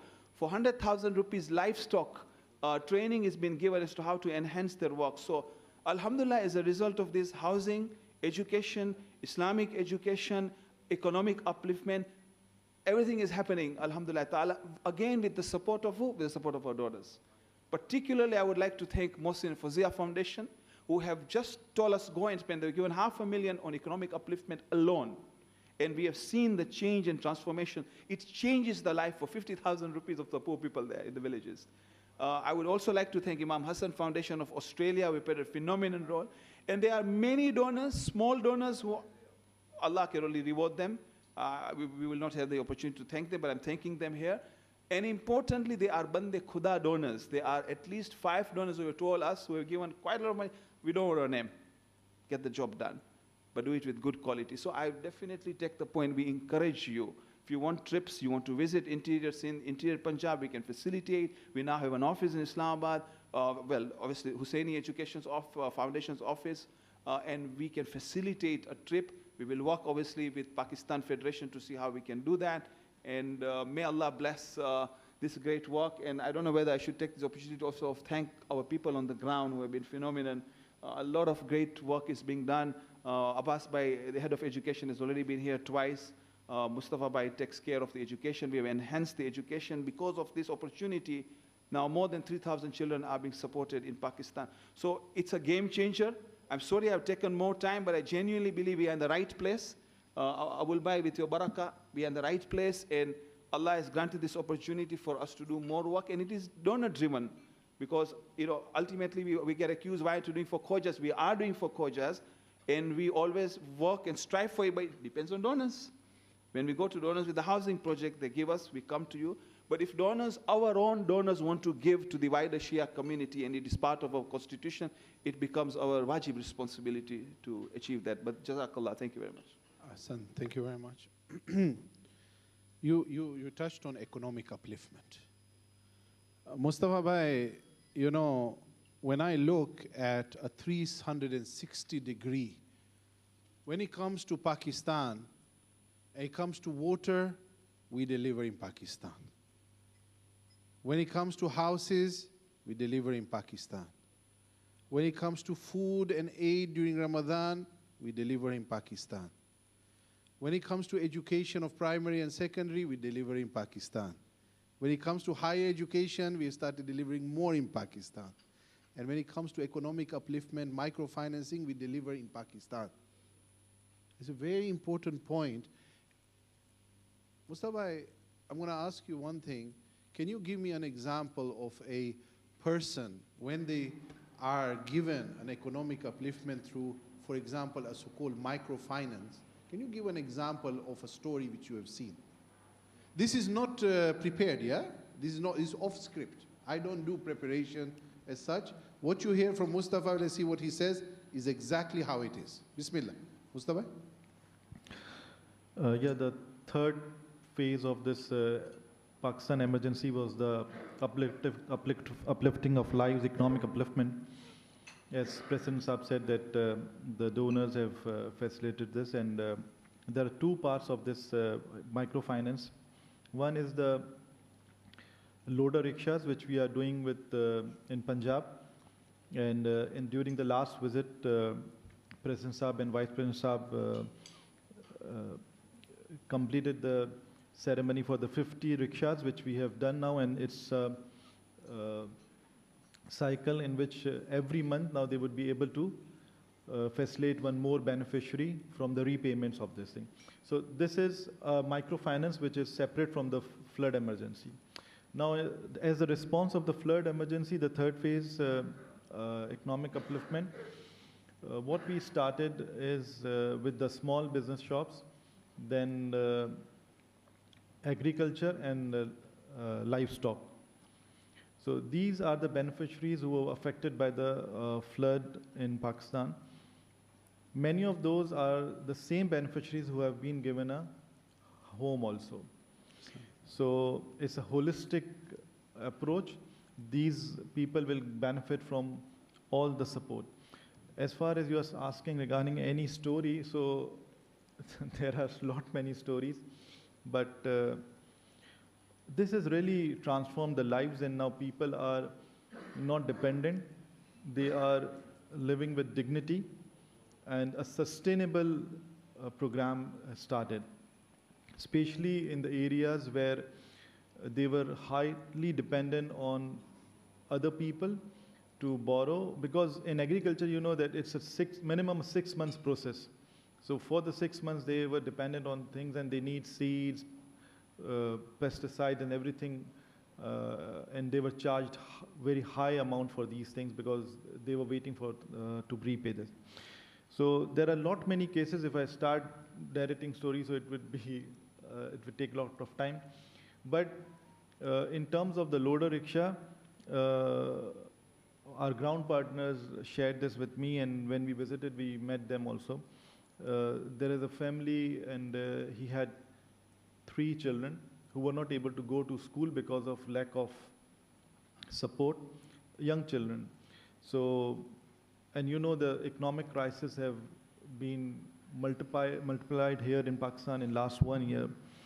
So that guy was able to support his family, and Alhamdulillah, we were very satisfied to see him that okay, he is living a good life. As President Saab said, that agriculture support, this is something new which we started just 4 months back in Punjab, and that has really changed lives. And Alhamdulillah, we were in consultation with some experts who are working in ministries, and they helped us to make this possible. Thank you very much. I'm going to show a small video here, which is about economic upliftment per se. If we can place the video, please.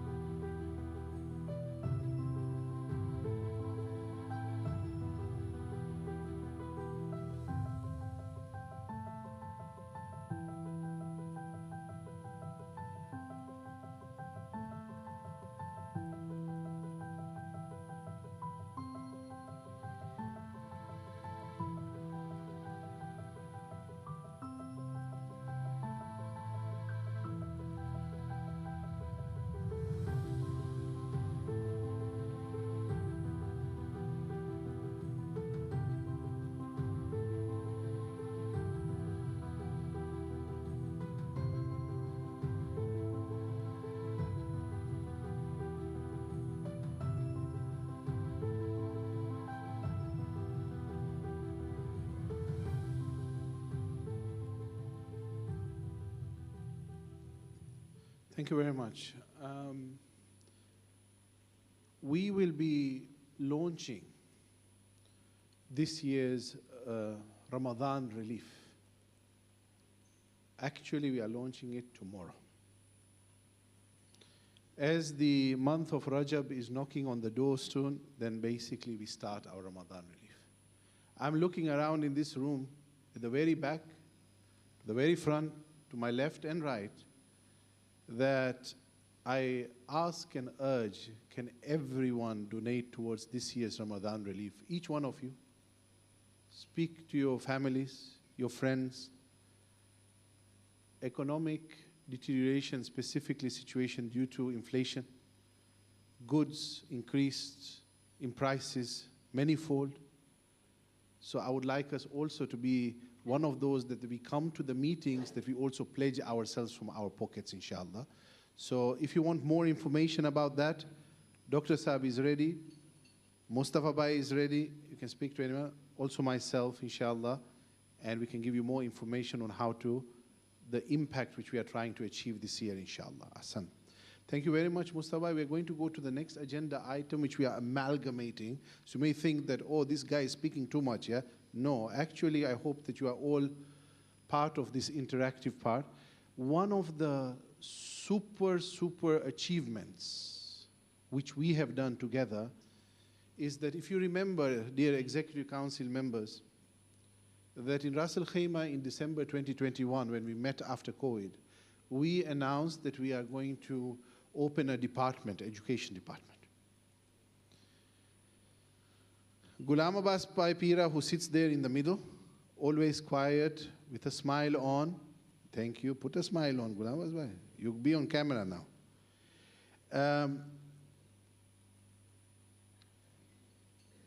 We want to focus on the impact in Pakistan. May I welcome you up here, please? And I'm going to ask a few questions as well. So we're going to share the mic here as well. Please welcome him with Salawat ala Muhammad wa ali Muhammad.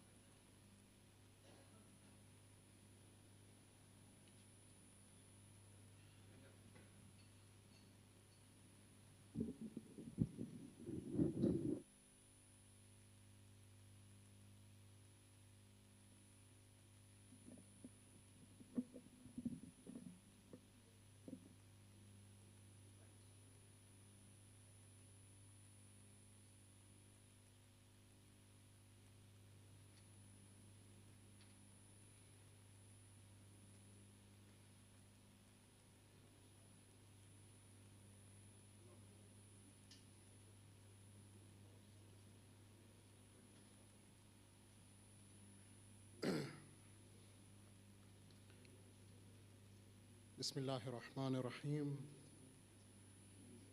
His Eminence Imam Baqiyatullah, respected scholars, the President of the World Federation, Al-Hajj Safdar Bhai Jafar, and our dear respected office bearers, the President of the Host Federation, Murabbi Abul Hassan Bhai Gokal, and Presidents of regional federations, executive councillors, my elders, brothers and sisters. Salamun alaikum wa rahmatullahi wa barakatuh. I'm deeply humbled to share with you the progress on the education strategy. And like Mustafa Bhai was saying, there are lots of stories to share. Our concern is that we have limited time. So what we're going to try and share, it's only through stories, through the real life experience of going to these villages. We don't operate a lot in, so while we operate in cities like Karachi, we also go to places in Gilgit-Baltistan, like Skardu, right? Go to Jacobabad, Khairpur, Nowshera Firoz, and these are the places it's very difficult for us to portray what work is being done. Certain times, I can wow you maybe with numbers, but the numbers actually don't mean anything until you understand the challenges. I'll just start off with one or two challenges we've faced. There are several. And I'm so very, very grateful to the office bearers for their support, to our team on ground. The ground team is essential. Like Safdar Bhai mentions, you can't remote control. We are running a world federation, we have to respond immediately. So with that, I'll just give you two instances. One, the office bearers even don't know about. So some of the challenges we face when we are going to places, we had planned, the first time I came to Pakistan, we were going to different cities. Some of the places, because we are covering a very wide area from north to south, are by flights, local flights, right? And it was with PIA, and we found out that PIA was grounded. So we had a quick discussion with our local team, and they were like, should we scrap off some of the places? And we decided to go by road from north to south. We were literally traveling certain times for 20 hours on the road. And the second challenge which we faced, while I was coming for the EXCO, from Dubai to Karachi, and the office bearers have no clue about this, we had a crash landing. We had already worn our life jackets, right? There was a technical failure on the plane. The stewards were literally panicking. We were supposed to do a crash landing. They were not sure whether they would get permission like on water. We had to turn back. Within half an hour, people were reciting Kalma. And I was just thinking, and there were people asking me, but why are you calm? And I was like, it's the work that gives us meaning. And I was like, for the place I'm going to, I don't mind, right? So with that, what we are going to try is we will start off our journey with our recent visit to Pakistan, where we visited the schools, the higher education institutions from Karachi, Khairpur, Islamabad, Miawali, right? Dera Ghazi Khan, where we recently opened a school in less than a month, right? Skardu. So Shahid Ali Bhai, if you can play the video.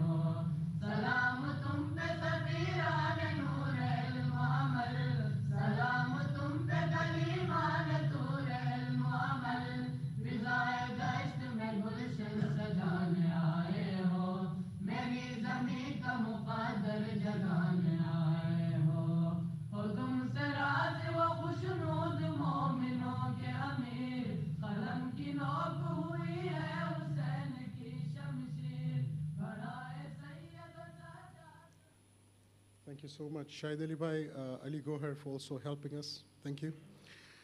So this hopefully kind of just shows you, and I would really recommend when we're doing trips, if you ever want to visit any of these areas, please do reach out to us. you can see firsthand the difference, the impact we are making. So I will now start very quickly on my education strategy presentation. Shahid Ali Bhai, if you can have the slides, please. And thereafter, we have an alumni of our higher education program just here, somebody whom we have, who has gone through our program from Karachi, done his master's in New Zealand. So you will hear from him live. I have no idea what he's going to say again. I just met him and I told him, look, would you mind actually sharing your experience? Then we'll open it for question and answers. Are we ready? Perfect.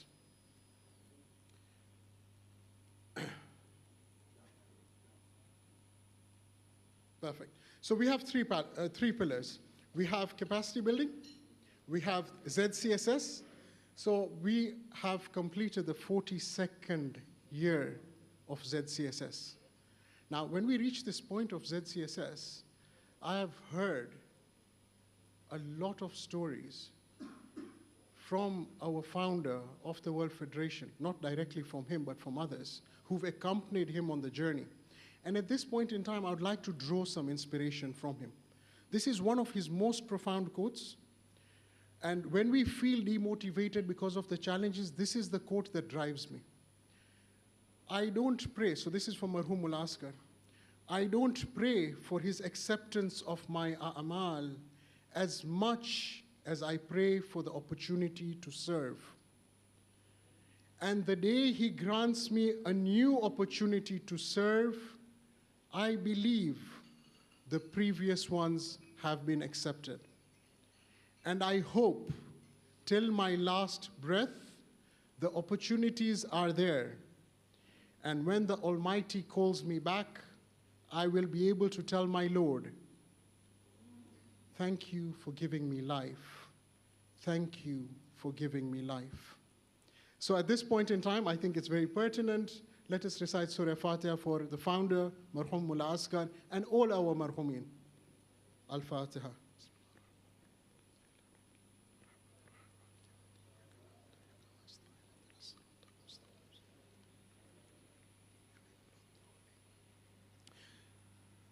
Okay, so we have ZCSS. Everyone's very familiar. We sponsor children from early years, primary, secondary.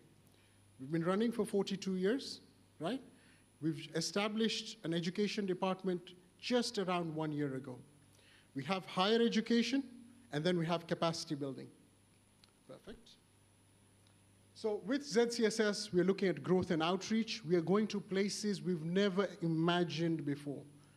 Now we'll think, hold on, but we've got our Jamaats, our Hoja Jamaats. Yes, that is one of the areas we serve. And like it's been mentioned, we have the awlad of Sayyidah Fatima, who nobody looks after. And these are the areas, they are in very remote areas that we are trying to reach out. These are not comfortable journeys for us at all. Certain times there's no power. We've slept 2 hours at night without power, and that's fine. So these are the growth and outreach, right? I will be showing what growth has taken place over the last 4 years.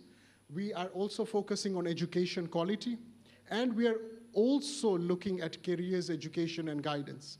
Now, many people will appreciate that with careers education and guidance, if we go and reflect, as maybe Asians or maybe as Hoja, we have typical careers that we like.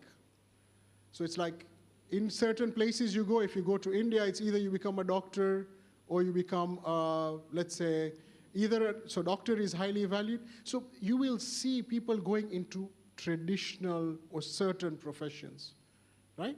Today we have artificial intelligence, we have data science, we have robotics. And I'm pleased to inform you that good work has already started. We have a careers education and guidance expert with more than 25 years conducting workshops and seminars online for our schools.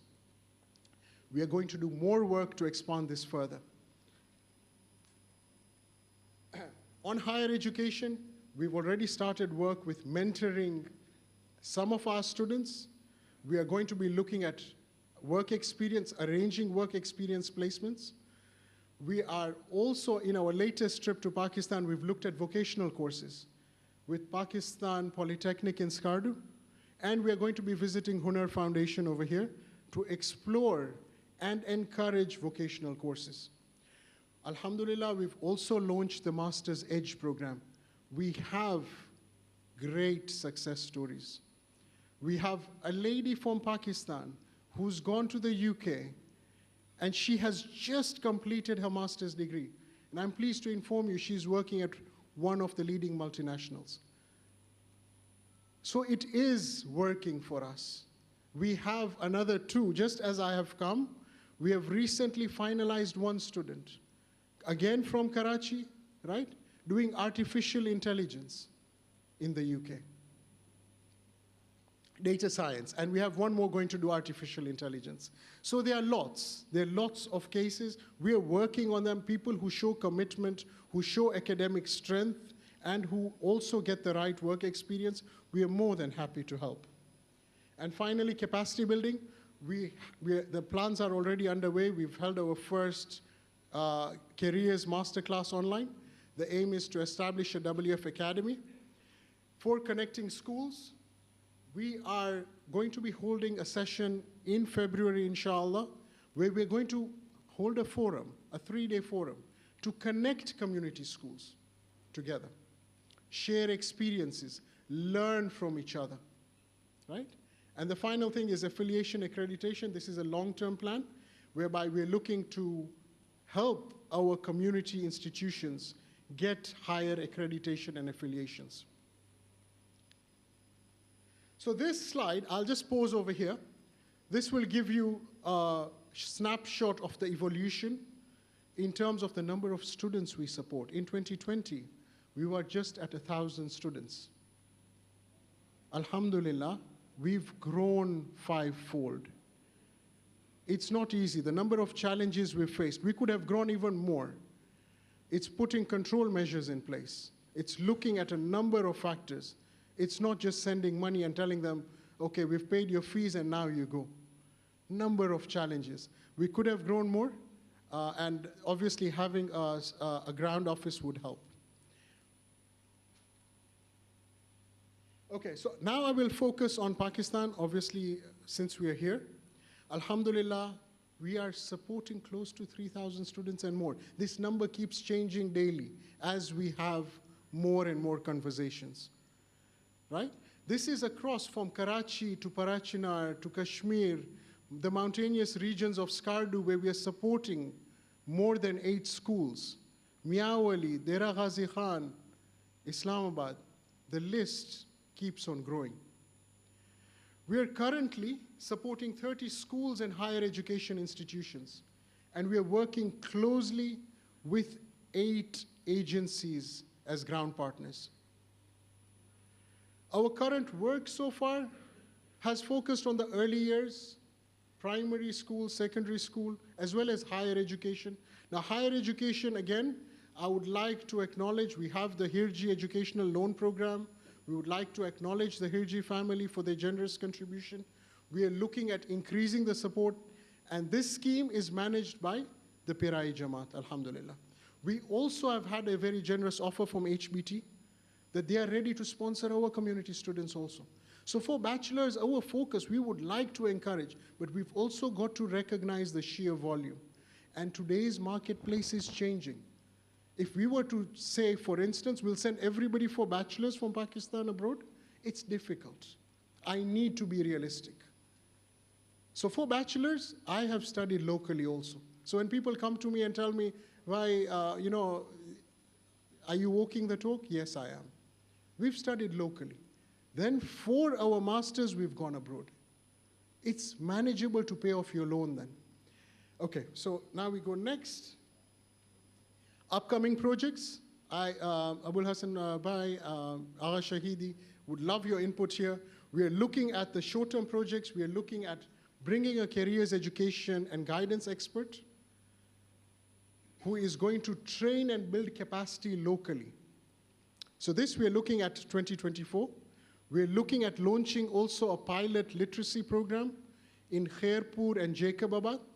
This is the area that Safdar Bhai has visited. When we wanted to go, I was ready to go. my local team told me, Abbas bhai, we can't provide you security. And I was like, I don't mind, I will go without. So inshallah, we're going to be visiting Jacobabad, but Khairpur we've gone already. In terms of medium term, we are looking at vocational courses, creating awareness and supporting students through these courses. I've talked about Hunar Foundation, Park Polytechnic, right? And the exciting bit over here is we are looking at strategically investing in our civil service and supporting talented students via the CSS exams. We've already started work on this. We've already received applications, and inshallah we'll be processing these soon. Finally, on a long-term vision, we are looking at building capacity and supporting our own Shia universities. We are already working with 3 people, 3 different partners, evaluating their proposals, right? There is a lot that is going on behind the scenes. I will stop here, hand it over to our alumni, Hasnain Merchant. Hasnain has studied a master's, please Hasnain come over. Hasnain has studied master's in professional accounting in New Zealand. He is originally from Karachi. Hasnain, welcome. Bismillahirrahmanirrahim. Assalamu alaikum everyone. And it's an honor to be here and be a part of this meeting. And thank you for giving me time to speak about these things. I'll just quickly share how my last 6 years have been and how World Federation Education has supported me during this journey in New Zealand. So I did my studies here, like I was completing my chartered accountancy here. I had a lot of valuable experiences from KPMG and PwC and other companies here. But I got an opportunity to study abroad in New Zealand, and then I decided, how will I manage the funds? Because there are 3 categories according to me. One is the category that sometimes people are willing to pursue higher education and they have the funds. The other category, they live in their status quo, they are like in the comfort zone, they want to be there, and even though they have the money, they will not go. They will not leave their country and all that. And I was the third category that I wanted to have better exposure and try to have more exposure in different countries and culture and everything. So I decided, okay, let's try to find a place where I can manage the funds. So Alhamdulillah, World Federation helped me out in that category. So 6 years ago, I went there and studied my master's program in New Zealand. And luckily, after completing my master's program, I got a job in one of the best schools in New Zealand, secondary schools in New Zealand. And then employers saw my potential and then my willingness to pursue further education. And then they sponsored me for the CPA as well. So I did my CPA after that. And along that journey, and after that, I worked for one of the biggest metal recycling company in the world, in New Zealand, which was one of the branches there. So these sort of things have helped me out along the side, how I have experienced throughout this journey. And currently, I'm working in the fastest growing energy company in New Zealand as well. So these sort of things have provided me the opportunity how I can excel professionally as well. But at some point of time, I realized that the people used to say that the grass is not always greener on the other side. So when you are living abroad, there are some challenges that you face as compared to when you're in Pakistan. Like you hear the voice of Azan 3 to 5 times, and you have all the gatherings, communal gatherings and majalis and everything that comes naturally when you are living in this culture. It's quite different when you are abroad in a non-Muslim country, especially in New Zealand. So I had to make conscious efforts and come out of my own comfort zone as well and be more interactive with different communities, not just the Muslim communities, and different non-Muslim communities as well. So I did a lot of volunteering work and be part of them, understand the culture, and put my culture and values forward as well, what I am bringing, not just as a Pakistani, but as a Muslim Shia as well. So that sort of things helped me out. So if you guys might have heard about, there was a global blood donation campaign last year with the IMI and the Huis Hussain as well. So I was part of that campaign for the New Zealand, and I was facilitating between the New Zealand blood and all the donors locally as well. So that helped me out be interacting more with not just the Muslim people, but the other people as well. And currently I'm volunteering and part of the Al-Mursa Association in New Zealand, which organizes the madrasa. They have their own madrasa as well. They organizes the majalis and the jasans and many other social activities. And that I am part of that as a volunteer, but also part of the finance team as well.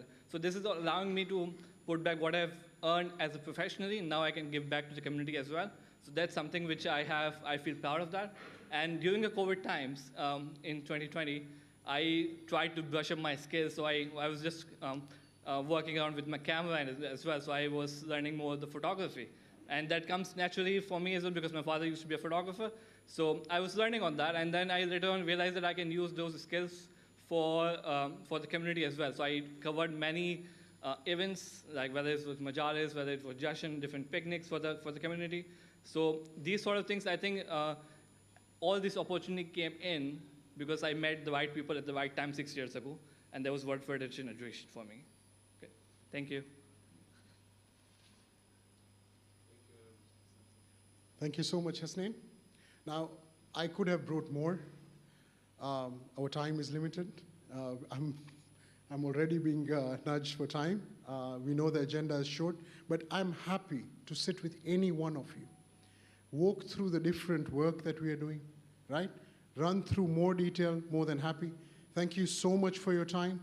I am deeply grateful to all of you for the support, and I would urge you to become ZCSS or higher education ambassadors. Thank you so much for your time, and I'll leave it open. I'm happy to answer your questions. Wassalamu alaikum wa rahmatullahi wa barakatuh.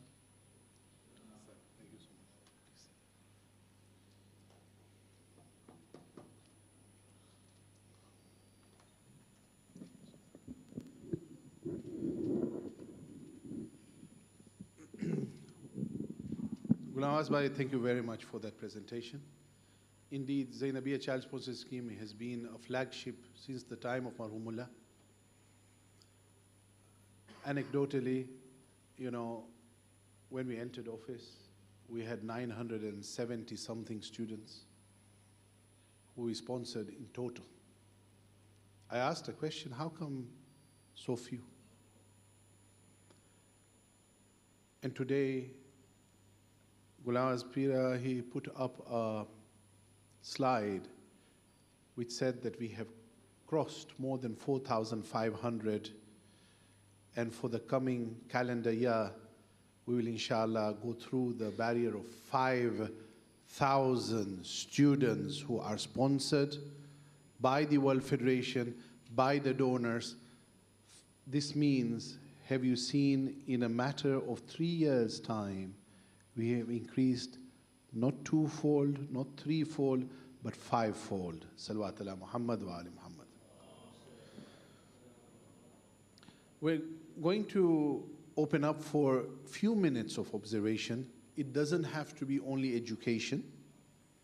It can also be about any other secretariat report. We are amalgamating these two agenda items, but we're going to allow up to about 4, max 5 minutes, because we want to, before Salat, go into the next one, which is a policy paper. May I ask if there are any questions regarding the Secretariat departmental reports? Yes, we did not go into HOSA online that much this time. We didn't go into every little detail like Hoja Heritage Project this time. We wanted to focus around Pakistan because we are here. And I see Zaid Bhai Wasnani who would like to ask question first. I don't have a question, I have some comments. First of all, I feel really proud to be part of this EXCO and affiliated with World Federation. A lot of work is being done by the Federation for the humanity and especially for the Momineens around Pakistan, from Gilgit-Baltistan, where the majority of Momineens are living there, and you may also be knowing that it's the region where 90% Momineen populations are literate, and we may have more PhDs in Gilgit-Baltistan and Karachi. And the work done by the WF in Sindh and Punjab and KPK during the flood.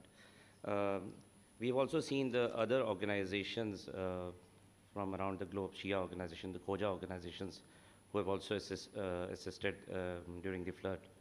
So my comment is that, and even a couple of federations have also contributed.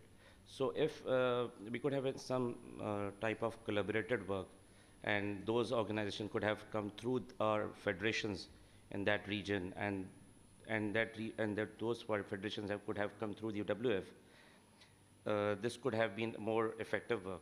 And even we were not aware that WF is also doing similar work. So we at Karachi Jamaat has also initiated, and we have also done work of rehabilitation and other things. And we have spent almost more than 100 million rupees, around around $400,000 assistance in flood. And this could have been done more effective if we have worked. And then we stopped it when we saw World Federation is doing that. So that was through only local contributions. And the second point is, yesterday, Amin Bhai also mentioned this, that the federations are doing their work with the Jamaats and this type of thing. So I would request Mr. President, if we could have sometime the agenda to where we can clarify the role of the federation and WF, and the linkage between Jamaat and the federation, what we are expecting, what the expectation of WF is, and what should we be doing so this wastage of efforts could not be happen. That's the comment. Thank you. Hassan Said Bhai. May I ask our Shahidi there and Imran Bhai Sherali, do we have anyone online at the same time? No? Our Shahidi, Bismillah.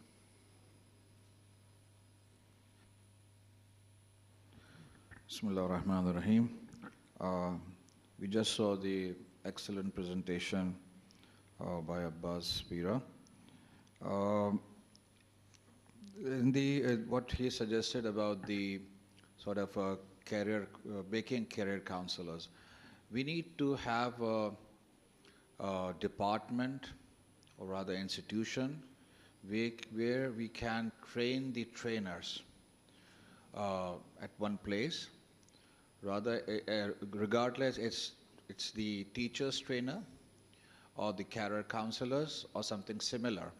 So then we can, send them to the remote areas, different places, so they can go over there and they can have the workshops and guide teachers over there. That would be more easier and convenient to have this thing maybe in Karachi, Lahore, Islamabad, big cities. We can have more, more trainers over here, rather than sending the entire trainer team to some remote areas.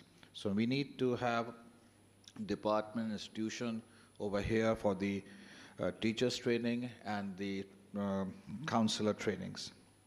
Another point which he mentioned about the CSS, yes, definitely. There's been work going on at Mehfil Murtaza, or not Mehfil Murtaza, but Al Murtaza School. Abul Hassan Bhai is part of that courses. He also delivers lectures over there. And non-Khoja community, Shia community, they are also working on that. But of course, there is a potential to do much more. Besides CSS, which is a very tough and difficult task, there's another exams for which we can do. There's a one-paper exams. After going through it, a person can join police force, government departments, these type of places. Like in government, they can be in a grade of 16th grade, 17, 18, which is much, much easier than the CSS. So we can also encourage this thing. lots of people, they do not even know about this program in our community. So besides awareness, the training is required so we can hold examination. A few months back, I visited Lahore, and someone who has taken this initiative in Punjab, they have taken some initiative in a small basis in Karachi as well. I offered him our school, our colleges, so he can conduct over here. But maybe we can do it ourselves, this program, to train them. So this is over here. For vocational training, he has already mentioned.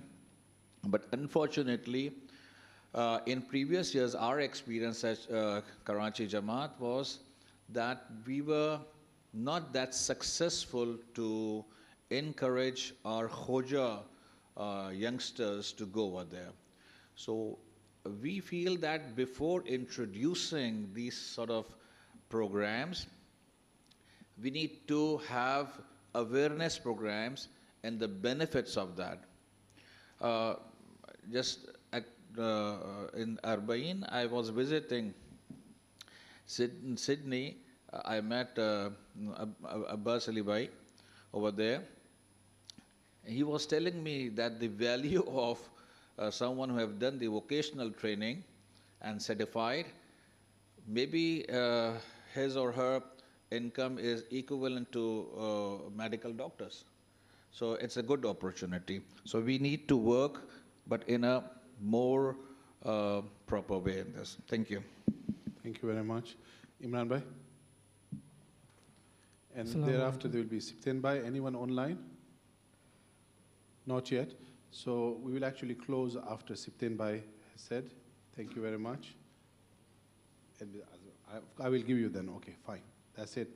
Thank you so much. Imran Bhai, Bismillah. Thank you, Arif Ali Bhai, for that presentation. I just have a few recommendations that I would like to share with you that you can take into consideration. Send. As part of the Secretariat of the World Federation, I believe that one of a very key area that you can actually work on when it comes to Khoja work that you do is to try and build capacity of the regional federations, because that is obviously the mandate that you have to work closely with the regional federations. If you're able to build their capacity so they can then further do that work and carry out their work and strengthen the local Jamaats, you know what's going to happen? We will multiply our efforts 120-fold more. We have 120 odd Jamaats in the world. So if the World Federation is successful in developing capacity of the regional federations, they will further build capacity of the local Jamaats. We will have changed the world in a much more quicker time than we can even imagine. I think it's something that we need to think about and work on, and a lot of these comments will then be addressed. I have one question on the Gaza support that we've had. You know, the mainstream media has not been talking about it. A lot of the information that we've received has been through social media. Is there a reason why the World Federation social media platforms haven't been as vocal on that front? Just some thoughts on that, please. With the World Federation aid program, specifically the water projects, so I understand that since 2018 until now, if I have got my math correct, we've had 1,748 water projects so far.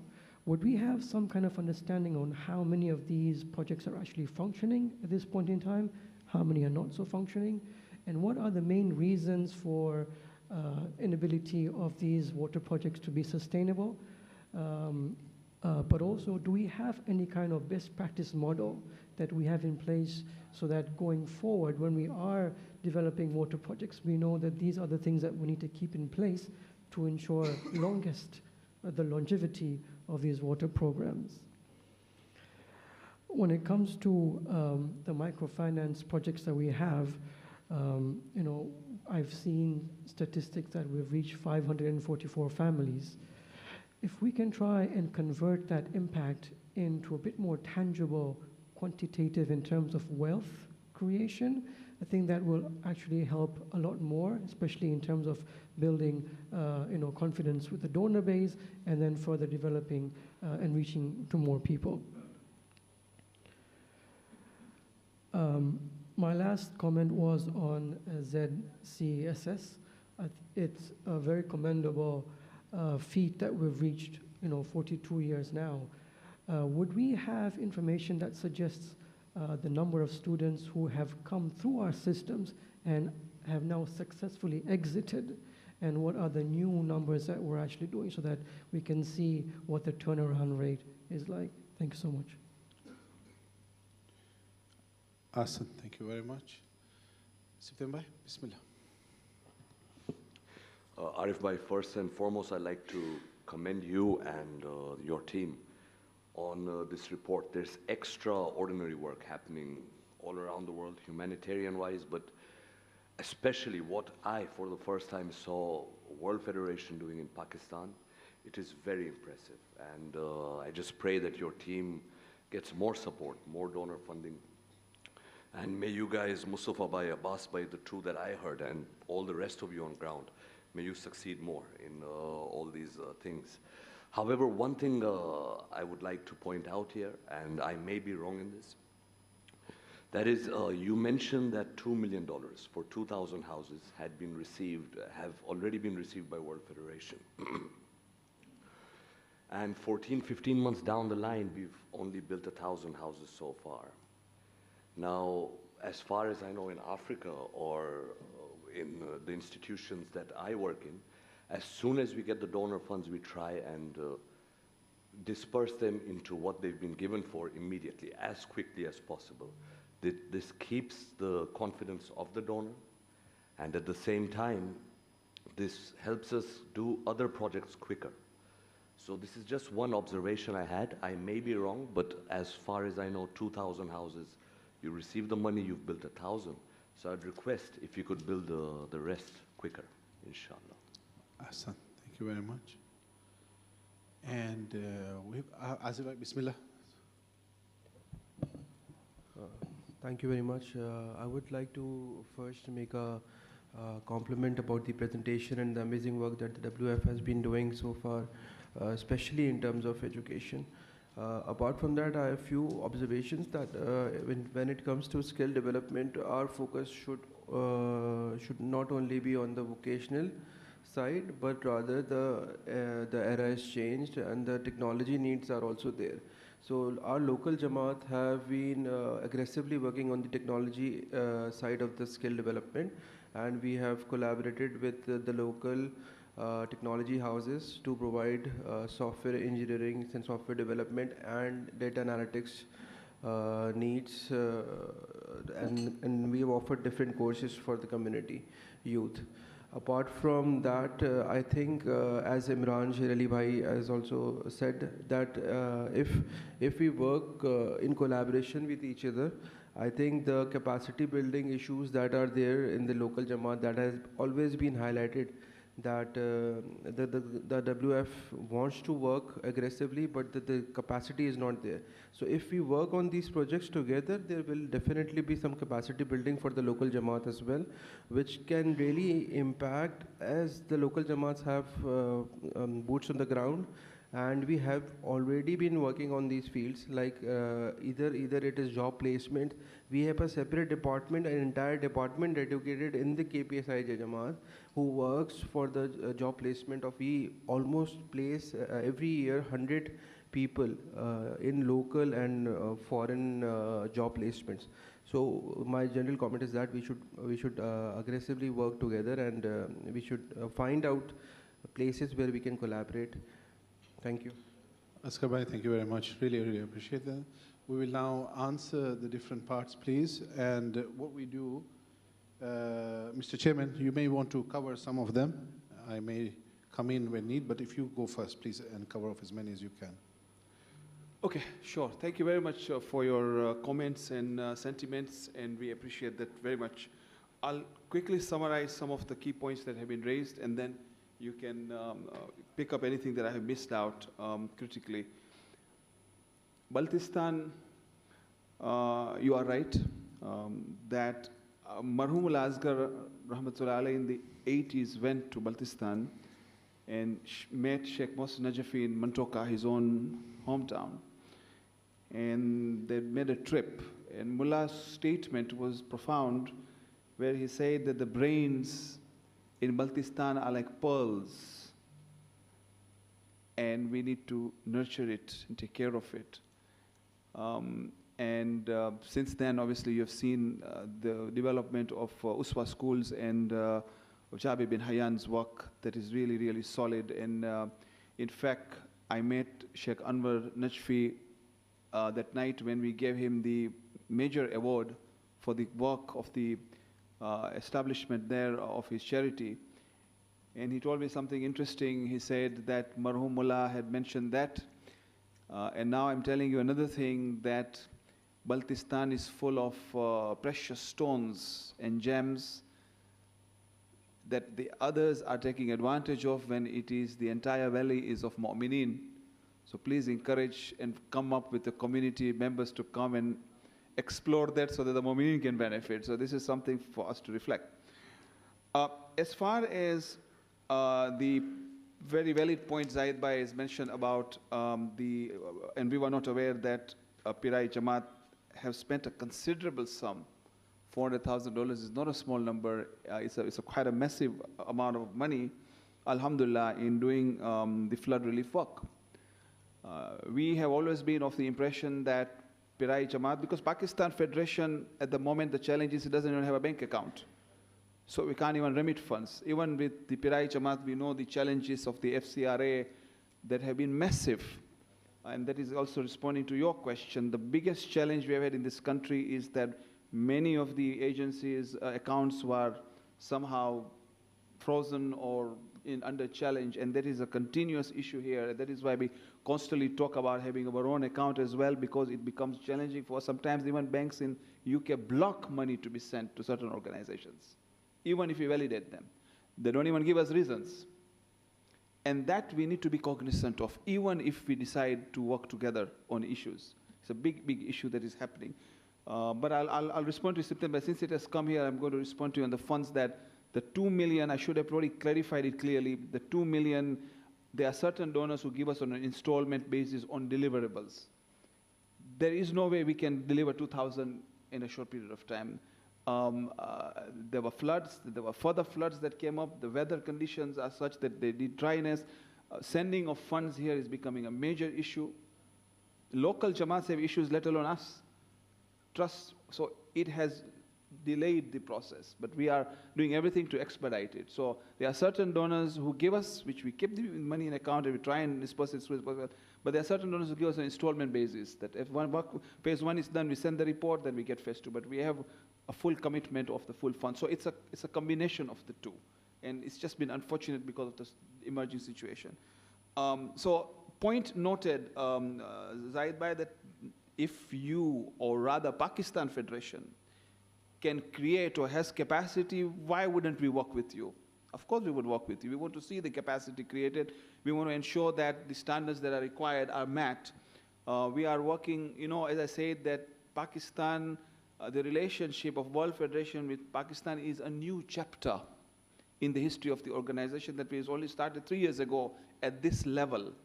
World Federation always worked with Pakistan.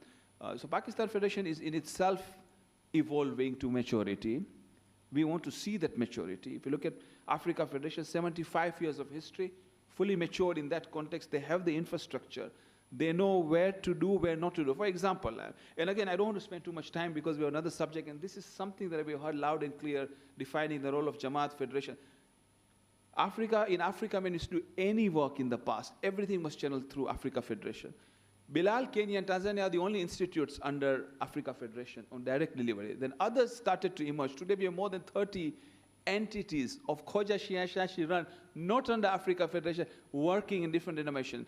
We always used to send funds to Africa Federation for further. It reached the stage where Africa Federation said, no, we will only take funds for Bilal because it is under our remit. All the other channels you do directly. And it was our compliance also forced us to do that because work is infinite. There are just millions of people out there. There is no way that you or we can do it together, be able to fulfill the whole work. So we need to come up with the model. Bilal, Kenya, Tanzania, we work with them directly. There is no work that we do in Bilal without Africa Federation's full blessing. So if capacity is created, if Pakistan Federation can create a structure like a Husseini Foundation type approach, is a different structure. When you reach that level of maturity, we will be able to, because at the end of the day, to report to donors and to the Charity Commission. So let's talk about it offline, and we are not close to it, because we ourselves are redefining our position in Pakistan right now because of the struggles that we see, and some of it I cannot discuss at this stage. But point noted. As far as training and that is concerned, I will leave it to Abbas Bhai, and I'm cognizant of time, so it may be better to do it offline. I heard loud and clear that there are other opportunities beyond CSS, so I'll leave that to you to talk to the team. The points that Imran, you raised are all valid, but I would prefer we discuss it offline because of time constraints.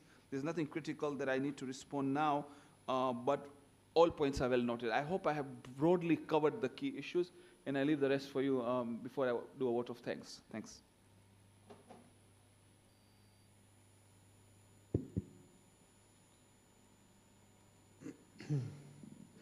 I think most things have been covered as such, because Imran Bhai, you took many points up which I think are very valid.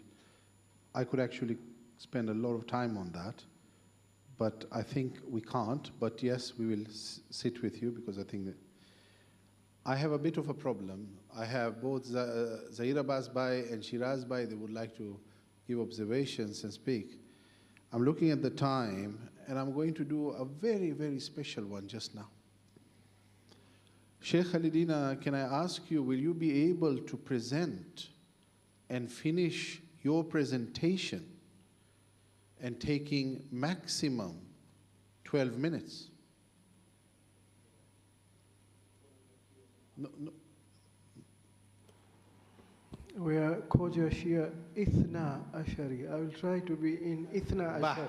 Bah. Salawat ala Muhammad wa ali Muhammad. And believe in 1,24,000 paigamba. What that means, okay, now we are going to see how efficient we are. That Zahir Abbas Bhai Khimji is going to take 1.5 minutes. Shiraz Bhai Walji is going to take less than 60 seconds. And Amin Bhai Nasir is going to take less than 40 seconds. And we are going to see how we go fast, because we are going to, before Dhuhr, go through the policy paper presentation, followed thereafter with deliberations, inshallah. So, Zahir Abbas Bhai first. Timer is on. Shahid Bhai, timer is on. Bismillah ar-Rahman ar-Rahim. First of all, I would like to commend you on your very interactive presentation style. Thank you so much. I would like also to mention that the Gaza appeal response in Nairobi specifically was actually taken up by very many youth. They did bake sale, and a lot of initiatives were taken by themselves, not by Jamaat, which was very, very encouraging. Physically seeing the projects which are on ground makes a difference and a half. So those people who have not seen, I have been twice in 2018 I had been as well, and this year, alhamdulillah, also I went. And it's very important to see it physically, it makes a big difference. And lastly, WF aid. We had discussed in 2018 and subsequently that it should be some sort of independent structure because of its delivery and ability to then source funding from outside. Right now we are constraining WF aid. So in future, inshallah, and not very long, not 10 years from now, okay? In the next year or so, inshallah, if we can discuss how to make that organization or arm of our federation more efficient and more delivery. Thank you. Thank you very much, Shiraz Bhai. Can I go offline, because in the interest of time we can talk later? We can talk later? Yeah, no issue. Lots of love. Virtual hug to you. Thank you very much. Amin Bhai, Bismillah. પ્રમુખ સાહેબ જે તમે બિલાલનું કીધા તો બરાબર છે, આપણા પાસે હવે CBB છે, સેન્ટ્રલ બિલાલ બોર્ડ, એમાં બિલાલ તાન્ઝાનિયા, કેન્યા, ઉગાન્ડા, ઇન્શાલ્લાહ માલાવી આપણે કોશિશ કરે છે. અને જે બધા ઇન્ડિપેન્ડન્ટ છે હવે બહુ ઘણા છે, પણ આફ્રિકા ફેડરેશન પ્રિફર કે જેટલા CBBના અંદર છે તો આપણી આંખની નજરમાં હોય. બીજું મને એ કહેવું હતું કે આ ગાઝાનું નેરોબીની કીધું Nairobi is part of Africa federation. એક જ જમાત ગાઝામાં સારો જવાબ નથી દીધી. ફૂલી આફ્રિકા, કારણ કે અહીંયા વધારે ફેડરેશનની વાત થઈ, ઓનલી જમાતની વાત ન થઈ, તો ફૂલી આફ્રિકા ફેડરેશનની જમાતો સારી રિસ્પોન્સ તમને ગાઝામાં દીધી છે. આ મને point out. Very good. Very quick one on Zaid Abbas Bhai. We heard about WF81. We appreciate your comments per se. Shiraz Bhai will be speaking later. Amin Bhai, je tame kida એ તો ખાસ અમે જોયા કે બધાય જમાત જે આફ્રિકામાં છે અને ખાસ grassroots, they are connected when it comes to this cause, and we have seen how Africa Federation અને સાથે મને શું કહેવું હતું કે when it comes to every part of the world, the heart has beat in such a way that it is towards that. Especially I cannot avoid to say that one of the absolute brilliant donors are the grassroots of Australia. Australia thi je response ayo che towards Gaza. And I would like to really appreciate here that the amount of effort Imam Hassan Foundation has done as far as Gaza is concerned, and many other things. For those of you who are watching, those councillors from Australia Federation, or later on, we would really put on record that your assistance has been superb. Pramukh Sahab, would you like to say a few things and then we go on to next point? Yeah, thank you. I just want to do a vote of thanks before we move on and invite Sheikh Alina shortly. I just want to really express a vote of thanks from the bottom of my heart to our team here. They really make us proud. We see the work in every denomination, and these are workers who are not seen. We take the credit, we take the photographs, we get the niceties, we get the opening, ribbon cutting, but the reality is the work is done by these people. A lot of them you cannot see here because they are in London and other parts of the world. We are truly thankful to Sheikh Murtaza Ali Dina, who leads our Islamic education, and for me as a president, the biggest solace I have in my Shari'i responsibility is that as a scholar I can lean towards so that I don't make any mistake in religious matters, because I'm not qualified for that. He is, for me, not only a mentor, but somebody I can rely on in any matters of Sharia and say that is my final understanding and his respect that there is in Najaf Ashraf. Sheikh Afzal, I really also want to take the opportunity to thank him. We many times put a lot of pressure on him, but he always sustains that pressure. I'm told, I don't know how much energy he has, but really want to thank you. I'm trying to keep my time. I know it's no time, but really appreciate that. Abbas Bhai, education transformation in 1.5 years that's been with us is profound. Mustafa Bhai, what can I say? You know, in 1 year, the transformation of World Federation's work in Pakistan has taken a completely different level, well beyond our expectation. Circumstances, whatever you may call it, as we heard, tawfiq from Allah, whatever it is. This is a man who, in his simplicity and sincerity, quietly has established relationships with almost all the agencies in Pakistan, working with them on the ground, developing a team for us in Islamabad, and obviously Husseini Foundation that has been our pinnacle organization we worked with for the past 30 years, so we have a track record effectively taking the roles and responsibilities, and then developing a team. Syed Gohar, I don't know where he is, but I would thank him for his profound work together with Ehsan, Brother Ehsan, education support, yes, alhamdulillah, him as well. And the entire team of Husseini Foundation Islamabad, we have Yasir and many others in different departments. But Mustafa Bhai, I'm sure you will convey our thanks and gratitude to all of them. And for all the others, MCE, Khoja Heritage, Online Hausa, all these workers, if we can please, before that also our Secretary General, I never get a chance to thank him, our Secretary General, he doesn't sleep, and our Assistant Secretary General, we had one limb that was missing in the equation and now put them together, alhamdulillah ta'ala. Let us recite a loud salawat Muhammad ala Ali Muhammad, inshallah.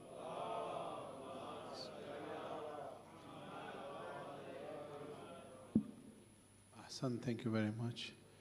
Also, there is an unsung hero in Sister Muhaddisa who sits there, and I know that is a great assistance to Mustafa Bhai, so we remember you as well. And Marcoms and Shahid Ali, both. Sabira Bhai, without Marco, again, it's hidden. In Ghaibat, she's always in Ghaibat, but you have seen the level of support through the lead and her entire team, of course. And I don't know, he just doesn't sleep, so I'm not going to talk about him. What keeps him awake is a secret, you can ask him. But Jazakallah. Thank you very much. We are now going to go into a paper. I will give you a secret which you will have to think about during Salat time. I call it the frog paper. But why, I will not say now. Let us welcome Sheikh Dr. Murtada Alidina, who will be presenting the paper on mixed gender policy. Mixed gender, which is a paper which was asked by this very house to be presented at this coming EXCO. This is a paper which has come about. The story behind it is that we have community members who say that we do not feel at home in our religious institutions because we cannot practice our religion due to some difficulties as far as men and women interaction. I leave it there. Sheikhna, please, if you can come in and let's welcome Sheikh Alina with Salawat ala Muhammad wa ali Muhammad. Allahumma salli ala Muhammad. While Sheikh is preparing, I just want to give a very quick preamble to this. Very important that the mixed gathering paper was presented around 15 to 20 years ago. I can't remember the exact date. Sheikh Sayyid Muhammad Rizvi was the author of that. World Federation Executive Council unanimously adopted that. In Toronto, I remember I was there in that meeting and I was the head of the Islamic Education Board when this paper was unanimously adopted in Toronto at the ISIJ. And it is almost 20 years that this paper has not been revised.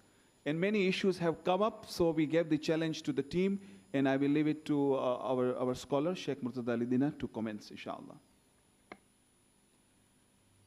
أعوذ بالله من الشيطان الرجيم بسم الله الرحمن الرحيم الحمد لله والصلاة والسلام على سيدنا ونبينا محمد وآله الطاهرين.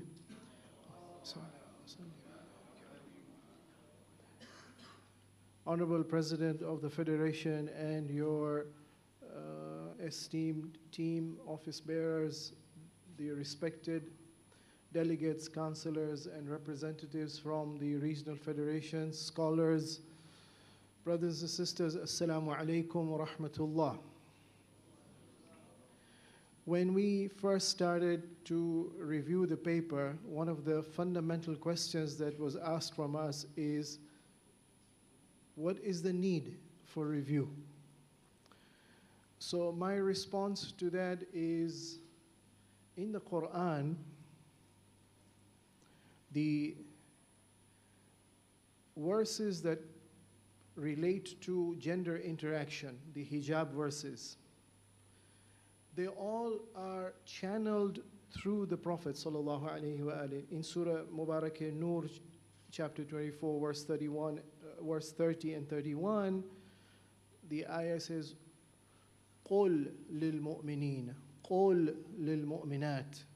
Or in Surah Mubarakah Ahzab, the ayah says that, O Prophet, قُلْ لِأَزْوَاجِكَ وَبَنَاتِكَ وَنِسَاءِ الْمُؤْمِنِينَ. O Prophet, you tell them. Prophet as a father figure observes the state of the community and is cognizant of the risks involved in the gender interaction.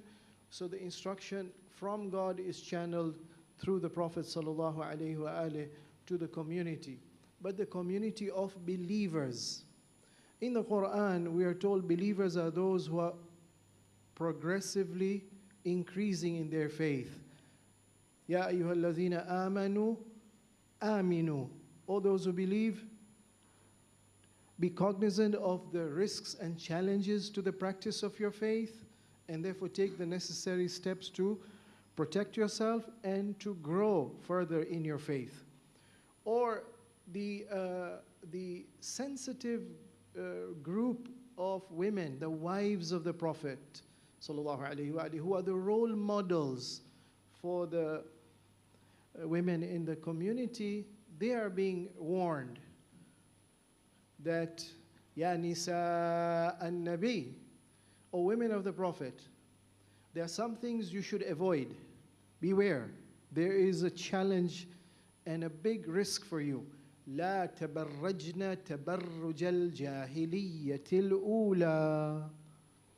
For those of us who are aware of the famous icon in Dubai, Burj Al Arab, isn't it? Burj Al Khalifa. Burj, the ayah says, لا تبرج. Burj, something which is a towering figure, prominent, displays itself visible. So the ayah is addressing this role model women in the Muslim community. Don't come out and display as a towering person in front of others the way it was being done at times when the Islamic teachings and the Islamic teachings hadn't been promulgated and Jahiliyyah prevailed. So based on the Quran, any community trying to practice its faith will face challenges. Any community who is faithful will want to increase in their iman. And therefore, we've discovered over this period of 20 years or so since the first paper was drafted and presented and adopted, there have been new challenges. But in addition to that, the questions that have gone to Agha's office, the marja, may Allah protect him and give him long life, they're also addressing new scenarios, new situations which have arisen. So in order to take all these factors into consideration, what we have done is we have revisited the whole paper, and these are the steps that we have taken. Number one, as the Secretary Saab pointed out, that there has been concern being raised by some mu'mineen in the community that the state of gender interaction, unfortunately, is not so conducive for the practice of piety. And we have observed this during our visit to different communities and based on the reports that we receive.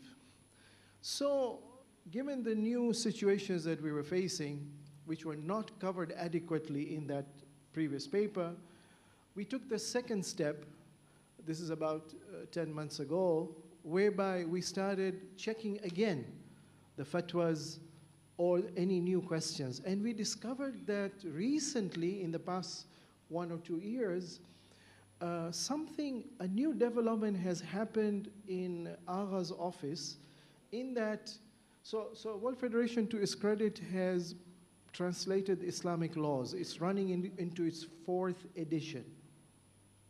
But this is based on the Farsi original version. The Farsi original version now has been expanded from 1 to 4 volumes. Because what they've done is they have incorporated material from the wider books of Agha in Arabic. They have included question answers based on challenges and situations that arise. And they've tried to cover almost all practical aspects. And therefore, we found that when we referred back to this new source, that there was much more information. To be honest, between me and Sheikh Afzal, we were not aware of some details. When we talked with some of the resident alims, they were not aware of these details. And so we felt that, no, we need to update this paper. So then we took the third step. So as it was pointed out that the mandate was given to us by the past EXCO. So we consulted with the ulama, resident alims, and respected alims in different federations across the continents. And they also then told us of different challenges they were facing in their communities. So we added those questions to this new paper.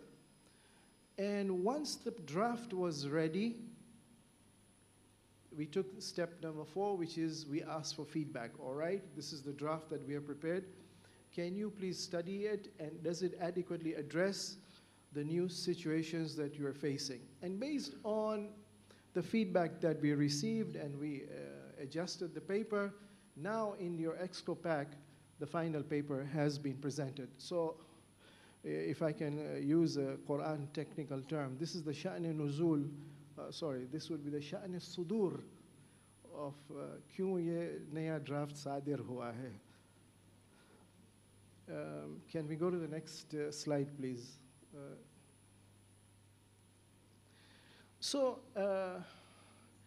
We've planned to take a three-pronged approach. You see, just like the Quran says to the Prophet sallallahu alaihi wasallam that we have sent you with three tasks to be performed. Yatlu alayhim ayatih. He has to come, the Prophet sallallahu alaihi wasallam, and do tilawa of the different laws from the Quran. And number two, وَيُعَلِّمُهُمُ الْكِتَابَ وَالْحِكْمَةِ. And then he explains the details of those basic laws which are mentioned. So you have to pray salah, or that's what the Quran will tell you. But the details, the Prophet sallallahu alaihi wasallam will come and tell us. Hijab has to be observed. The details of the interaction, the Prophet's hadith and sunnah will explain. يُعَلِّمُهُمُ الْكِتَابَ وَالْحِكْمَةِ. And also the Prophet is tasked with the duty to explain the underlying reason of these laws. So hijab has underlying reasons, and different verses of the Quran mention that. وَيُزَكِّيهِمْ. And thereby the Prophet ﷺ guides the community to grow spiritually more pure. Incidentally, the gender interaction rules, they're all based on one fundamental foundation, and that is purity. So you notice in Surah Mubarakah Nur, Allah instructs the believers, and watch your gaze, control it, lower your gaze. Don't stare in a lustful way. Why? ذَلِكَ أَزْكَى لَكُمْ. This is more purer, more decent, more chaste for your hearts and minds. Same thing applies to women. Or in Surah Mubarakah Ahzab, the hikmah is explained that ذَلِكَ أَطْطَهَرَ. There's more tahara in your thoughts, in your feelings, in your interactions, if you observe these gender interaction rules. Or again in Surah Ahzab, the women are told that when you speak, be careful, don't make your voice coquettish and excitatory and provocative when you speak to the other gender. فَلَا تَخْضَعْنَا بِالْقَوْلِ فَيَطْمَعَ الَّذِي فِي قَلْبِهِ مَرَضٍ.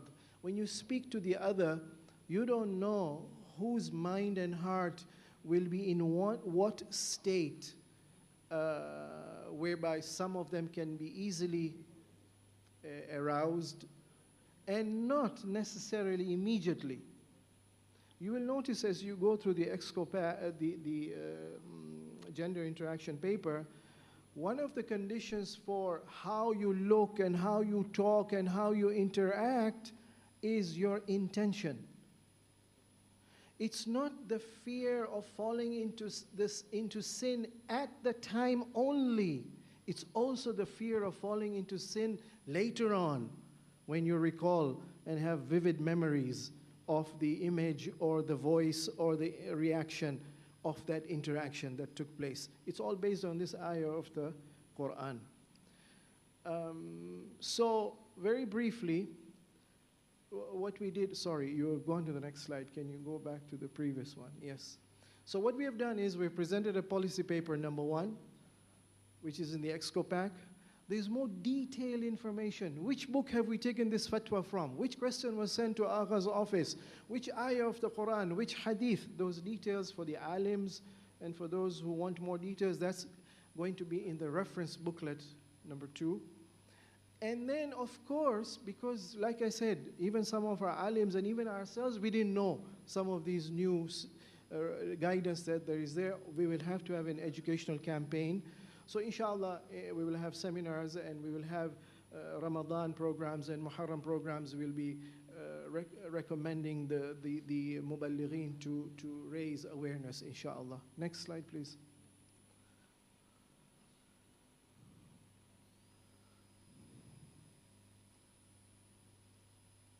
Ya Allah.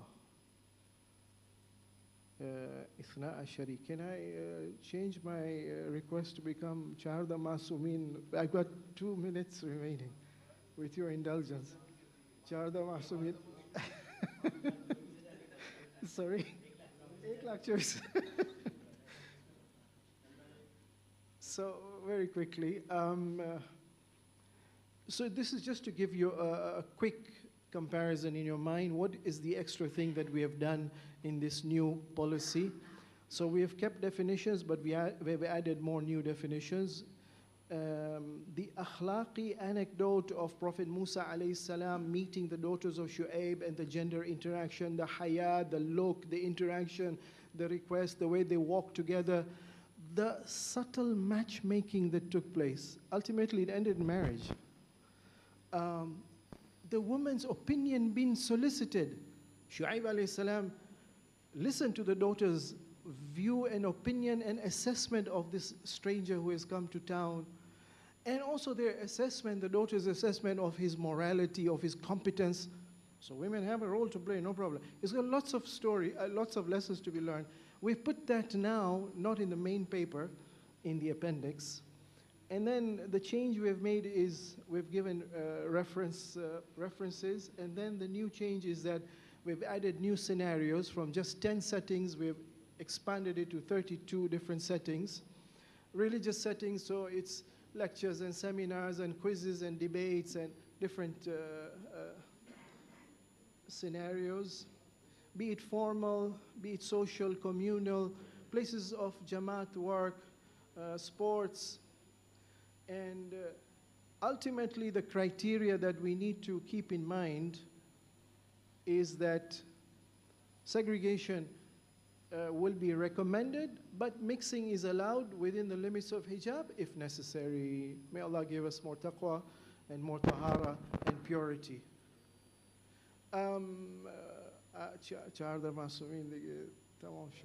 Okay, one final good news is that it's not myself and Sheikh Afzal or maybe the concerns of the office bearers which has been reflected in this policy paper.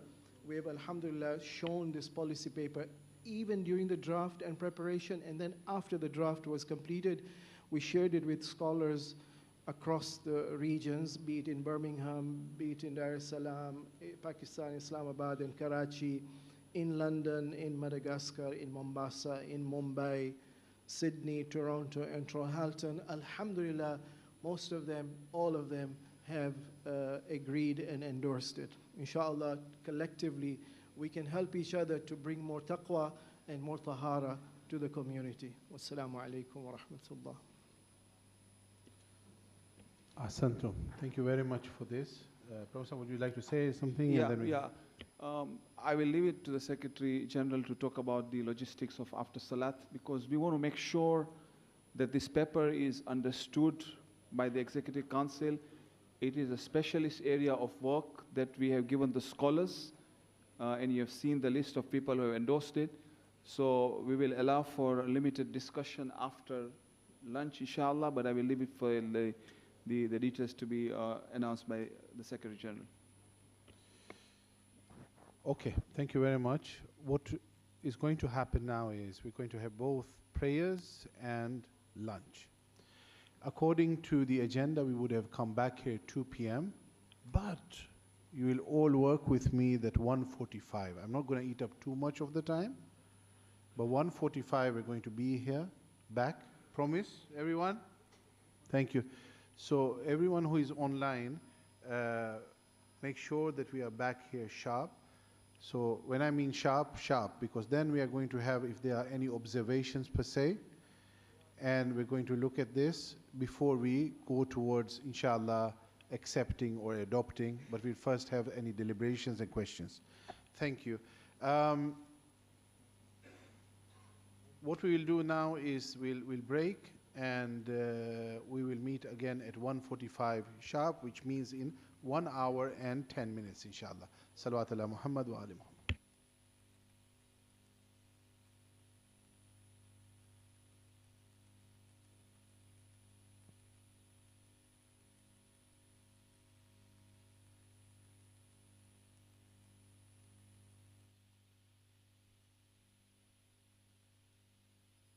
Recording stopped.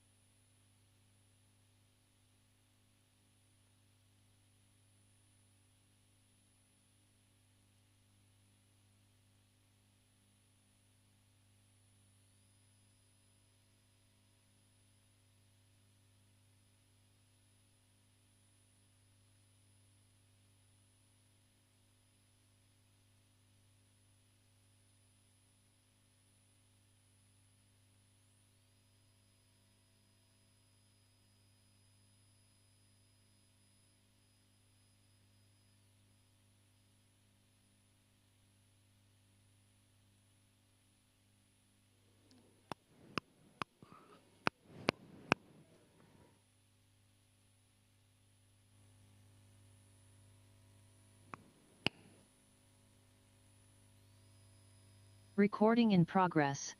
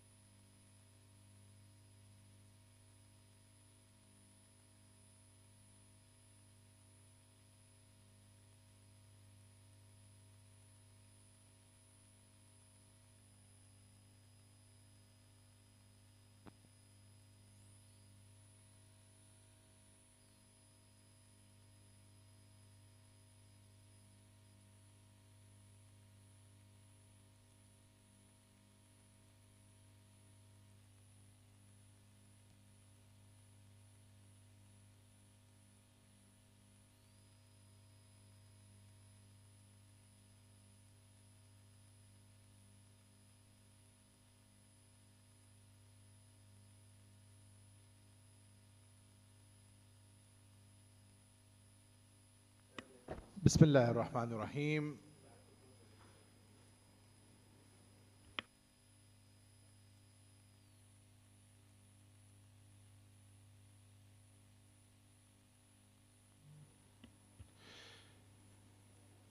All welcome back. Inshallah, for those who have prayed, may Allah subhanahu wa ta'ala accept the prayers as well as the amazing food, which inshallah will bring us in a perfect mood to continue this policy paper.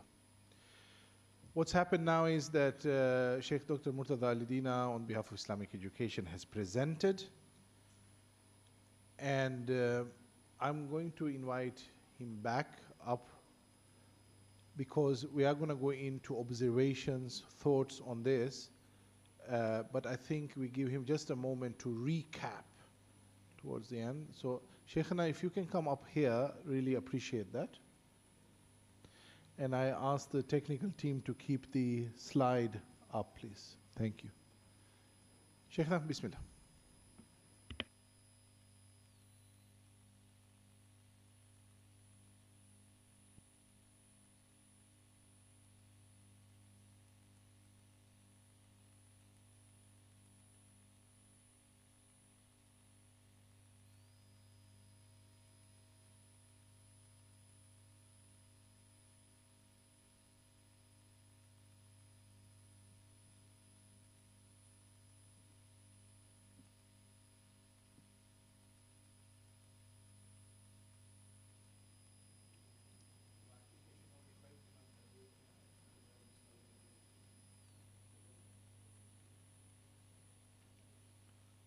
Bismillahir Rahmanir Rahim. Having understood the ethos and the underlying hikmah of the guidelines and the regulations of gender interaction, and the hikmah is to establish a minimum amount of decency and modesty in the interaction, in how one dresses, both the male dress and the female dress, in how one looks at the other gender, in how one talks to the other gender, the style of talking, the content of the conversation, whether humor is allowed or not. Based on the challenges on the ground, we then came up with certain scenarios, and we have issued specific guidelines based on the guidance from the marja. Can I have the next slide, please? So in order to better appreciate the practical implementation of this policy paper, I would like to quickly go through these different scenarios.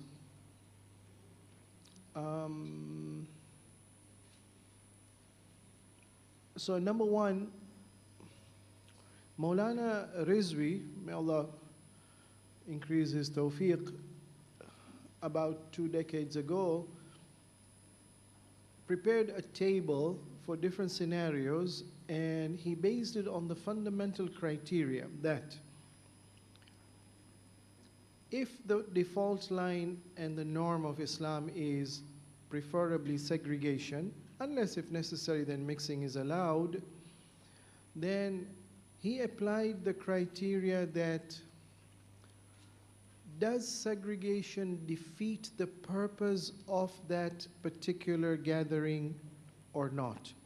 If it defeats the purpose, then no segregation, no partition, and interaction allowed. To what degree, this table will then explain. So this is the criteria which he has used. We have expanded it to different other settings more than what he had originally suggested. So if we can go quickly down the table, the first program that he lists is majlis, be it khushali, be it wafat. Is there any interaction required between the speaker and the audience? Traditionally, majlises don't have interaction.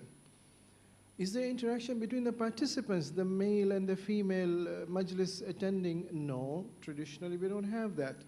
So, is partition required? Yes, full. Segregation and separation of the seating places? Yes. Scenario number 2, namaz jama'at, namaz jumu'ah, Eid namaz. Is there any interaction between the pesh imam or between the khatib who gives the khutbah and the worshippers praying behind? No, it's a monologue. In fact, it is haram for the worshippers, when the khutbah is being recited, for them to be talking or not to be listening. So interaction is haram, either between the worshippers or with the speaker. So partition, yes, in full. Segregation, yes. Scenario number 3, educational lecture. Interaction between the speaker and audience. The assumption here is a monologue. The lecturer is presenting. Interaction between participants, it's a monologue, no interaction. So partition, yes. Segregation, yes. Scenario number 4, madrasa or a classroom situation. Is there interaction between the speaker, here would be the teacher, and the audience? Yes, the teacher with the students. Is there interaction between the students themselves? Yes. So is partition advised? No. Segregation? Yes, in the sense that the seating spaces of the two genders in the classroom should be separated, but no partition. The next scenario, debates and quiz competitions. So here the assumption is that one team is of males, the other team is of females. Or no, in the same team, debating or quiz team, there is a mixed gender composition. So is there interaction between the presenter and the audience or the other participants? Yes. Is partition therefore required? No. Segregation, not that there should be total separation. No, they can be on two different tables, or if they're on the same table, then what we are advising, even for EXCO conferences, committee meetings, Jamaat committee gatherings, that there should be a decent space on the same table between the two genders, not to accidentally allow bumping into each other by sitting so close. Interactive seminars and workshops. Is there interaction between the tutor and the presenter and trainer with the participants? Yes. Participants themselves interacting? Yes. Partition? No. Segregation? No. But then again, not the two genders sitting on the same table if it can be avoided. If it can't be avoided, then that social distance has to be kept on the same table. Conference and committee meetings, Jamaat committee meetings, interaction between the different members of the Jamaat or the officials, yes. Partition, not necessary. Segregation, preferably different tables, but if necessary on the same table, then that social distance has to be maintained. Next scenario. This scenario was specific outing between counselors of different gender to, let's say, a restaurant. This was specifically asked in one of the past EXCOs. And we said that, wait, we will go and inquire from the Marja's office. So outing with colleagues and counselors, interaction, is it required between the counselors? No, it's a social event. It's not a strictly educational scenario. Is partition required? Not necessary, but segregation, yes. They can go to a restaurant, but let them be on two different tables. Dinner galas, same principle, that partition not required. Partially it can be advised, but the reason is in the dinner there is no official business interaction between the invitees, and therefore there should be partial partition, and the seating arrangement should be at a suitable distance. Separate tables. The next scenario was place of work. So here what we meant is Jamaat offers services to community members. They come to visit the officials or the officials themselves in their Jamaat office. So is interaction there? Yes. Is partition necessary? No. How should segregation be? Let the two Jamaat officials of the opposite gender sit on separate tables. Sports events. Here, specifically, Maulana Rizvi, may Allah increase his tawfiq, himself had personally asked this question and he shared with us. In fact, it was printed in the past guideline, the specific guideline that was asked. But from that time, different scenarios emerged. One of the regional federations in the past EXCO specifically came and asked us that in some countries, they have a situation where male sports players and female sports players, it's not spectation now. It's not males coming to spectate female sports players or vice versa.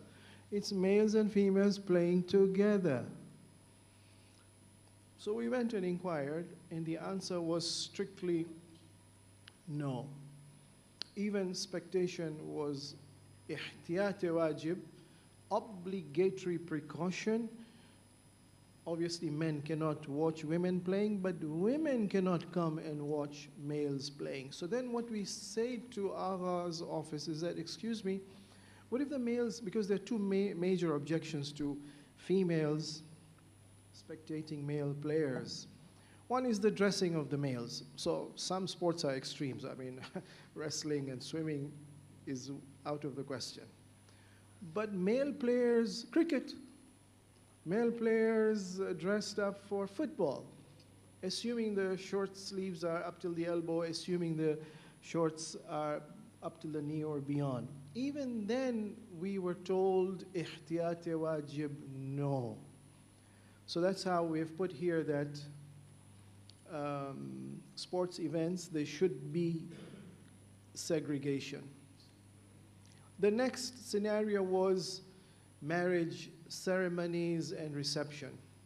This is a private event. It's for Jamaat members to organize it themselves. But sometimes what is happening is officials of the federation or of the Jamaat get invited.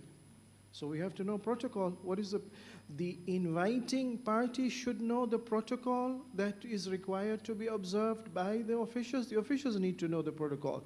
So we are saying that interaction between the genders in a marriage ceremony is not required. Therefore, partition should be full, especially because being marriage and happy occasion, they come well dressed and there will be cosmetics, so segregation should definitely be there. Matchmaking events. Maulana Rizvi, in his original paper 2 decades ago, said no. But then recently, a couple of years ago, one of the Jamaats in the UK under Co-Edge has come up with a mechanism whereby the rules of hijab are observed, and some of the religious scholars have attended it, and this was reported back to Maulana Rizvi. Maulana Rizvi also agreed it even that it should be conducted in Toronto. So then we have said that interaction between prospective marriage partners, interaction yes, partition no, segregation on the tables, you don't need to sit on the same table. They could be on opposite tables and exchange information with a close distance.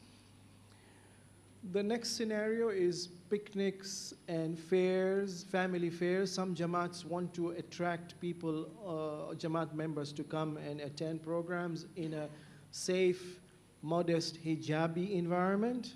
So we said that interaction between opposite genders from different families will be there. Partition, therefore, is not necessary, but the segregation, the distance, the social distance should be maintained. The next scenario is going on a Hajj and Ziyarah trip. These were cases that were being brought to us and seeking guidance. and hence we needed to include it in the paper. Interaction between the Zuwar, yes. Partition, not necessary. Segregation, as far as possible, it should be implemented.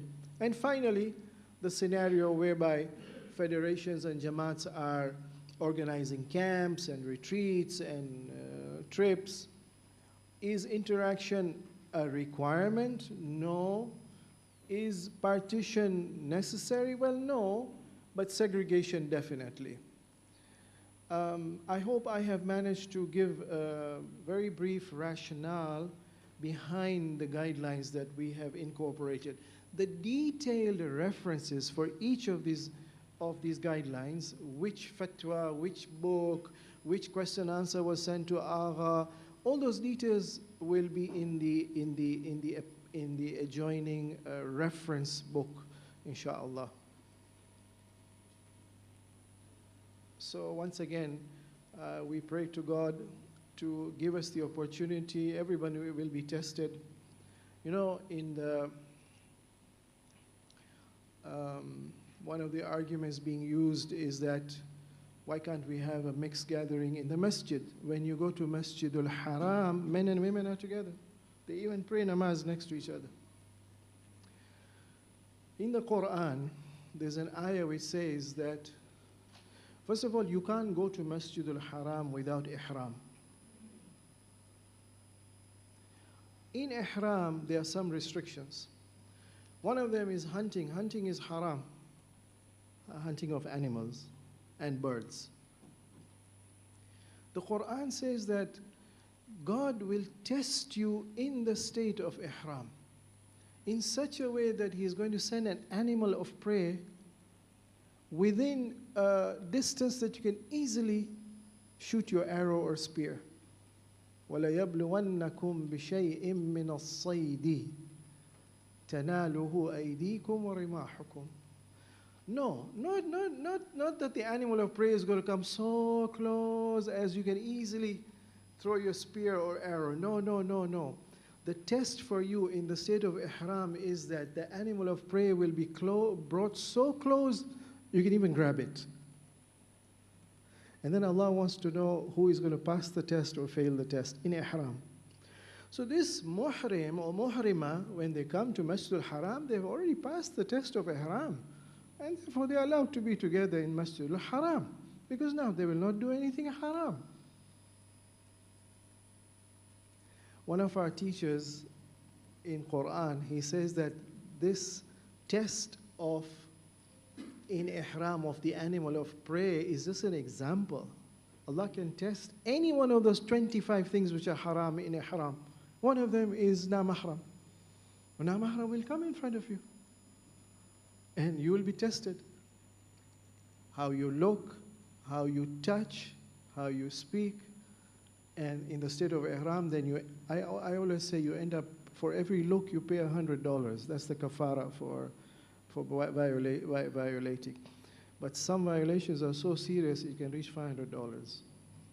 And repeat ones have repeat penalties. Second look, $200. Third look, $300. And some are $1,000 penalty. And the worst, of course, is your Hajj is batil. You better go home and come back next year. Let's pray to Allah. All of us are being tested. And let's have the determination to be able to increase our taqwa, our iman, our sense of purity, inshallah. Ahsantum. Ahsantum, Shaykhana. Before I go to Mr. Chairman who will set the scene for this, can I just ask Shaykhana that is there any jarima of about $500 if we don't follow these rules? Bismillah. Okay. I just want to give a little preamble before opening the floor to the councillors. And it reminds me of a discussion that happened in 1990 in London. I was in that meeting. I was a student studying at the university. When I heard that Marhum Al-Asghar was chairing a meeting of the Executive Council on the subject of Code of Leadership, And Marhumullah's perspective, and that paper has been published by the World Federation, by the way. It is available in the form of a booklet at the Secretariat. Marhumullah wanted a vision that when it comes to leading community affairs, Jamaat, region, World Federation, the question is this Mansab-e Shari'iyya or Mansab-e Urfiyya, which means, is it a religious authority or is it social? That is a paper worth reading. Marhum gave his history about his evolution of his thinking. He said initially he thought that this was a urfi, means generic social perspective, but then as you experience things as a community leader, you get involved in Sharia matters. Majlis is held, it's an Islamic matter. Women and women interaction is an Islamic matter. Zakat, khums collection is an Islamic matter. Sadaqat that the Jamaat collects is an Islamic matter. Divorce cases, marriage, is an Islamic component to it. Even when it comes to challenges between husband and a wife and reconciliation, there is an Islamic perspective as well. So if you look at it, you can't separate the two, it is mixed. So Marhum extensively said that he even had a discussion at that time with Shaykh Baqir Sadr on this matter. And he reached a conclusion that the community leadership must have a minimum standard of Islamic requirement. Doesn't mean you need to be a Maulvi or anything, not at all. But minimum requirement, which is that the leader is adhering to the values of Islam. Minimum, which means I don't sin openly. In the privacy, I and my Allah. Now, this paper, by the way, was not approved by the House for various reasons, and I won't go into it. Having said that, leaders of the community, all of us, including holding this meeting, we always have to be cognizant that we have to follow minimum Sharia standards, and we should not transcend or exceed our authority.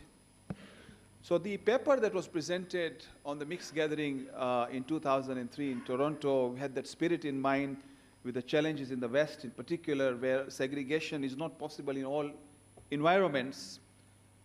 Sayyid Akhtar Rizvi was requested to put the paper together where he identified this table that has been extended and enhanced this time on the basis that certain things are not practical, and hence wherever Sharia allows, you allow for coexistence, or rather put it this way, no partition or partial partition or full partition depending on the events at hand.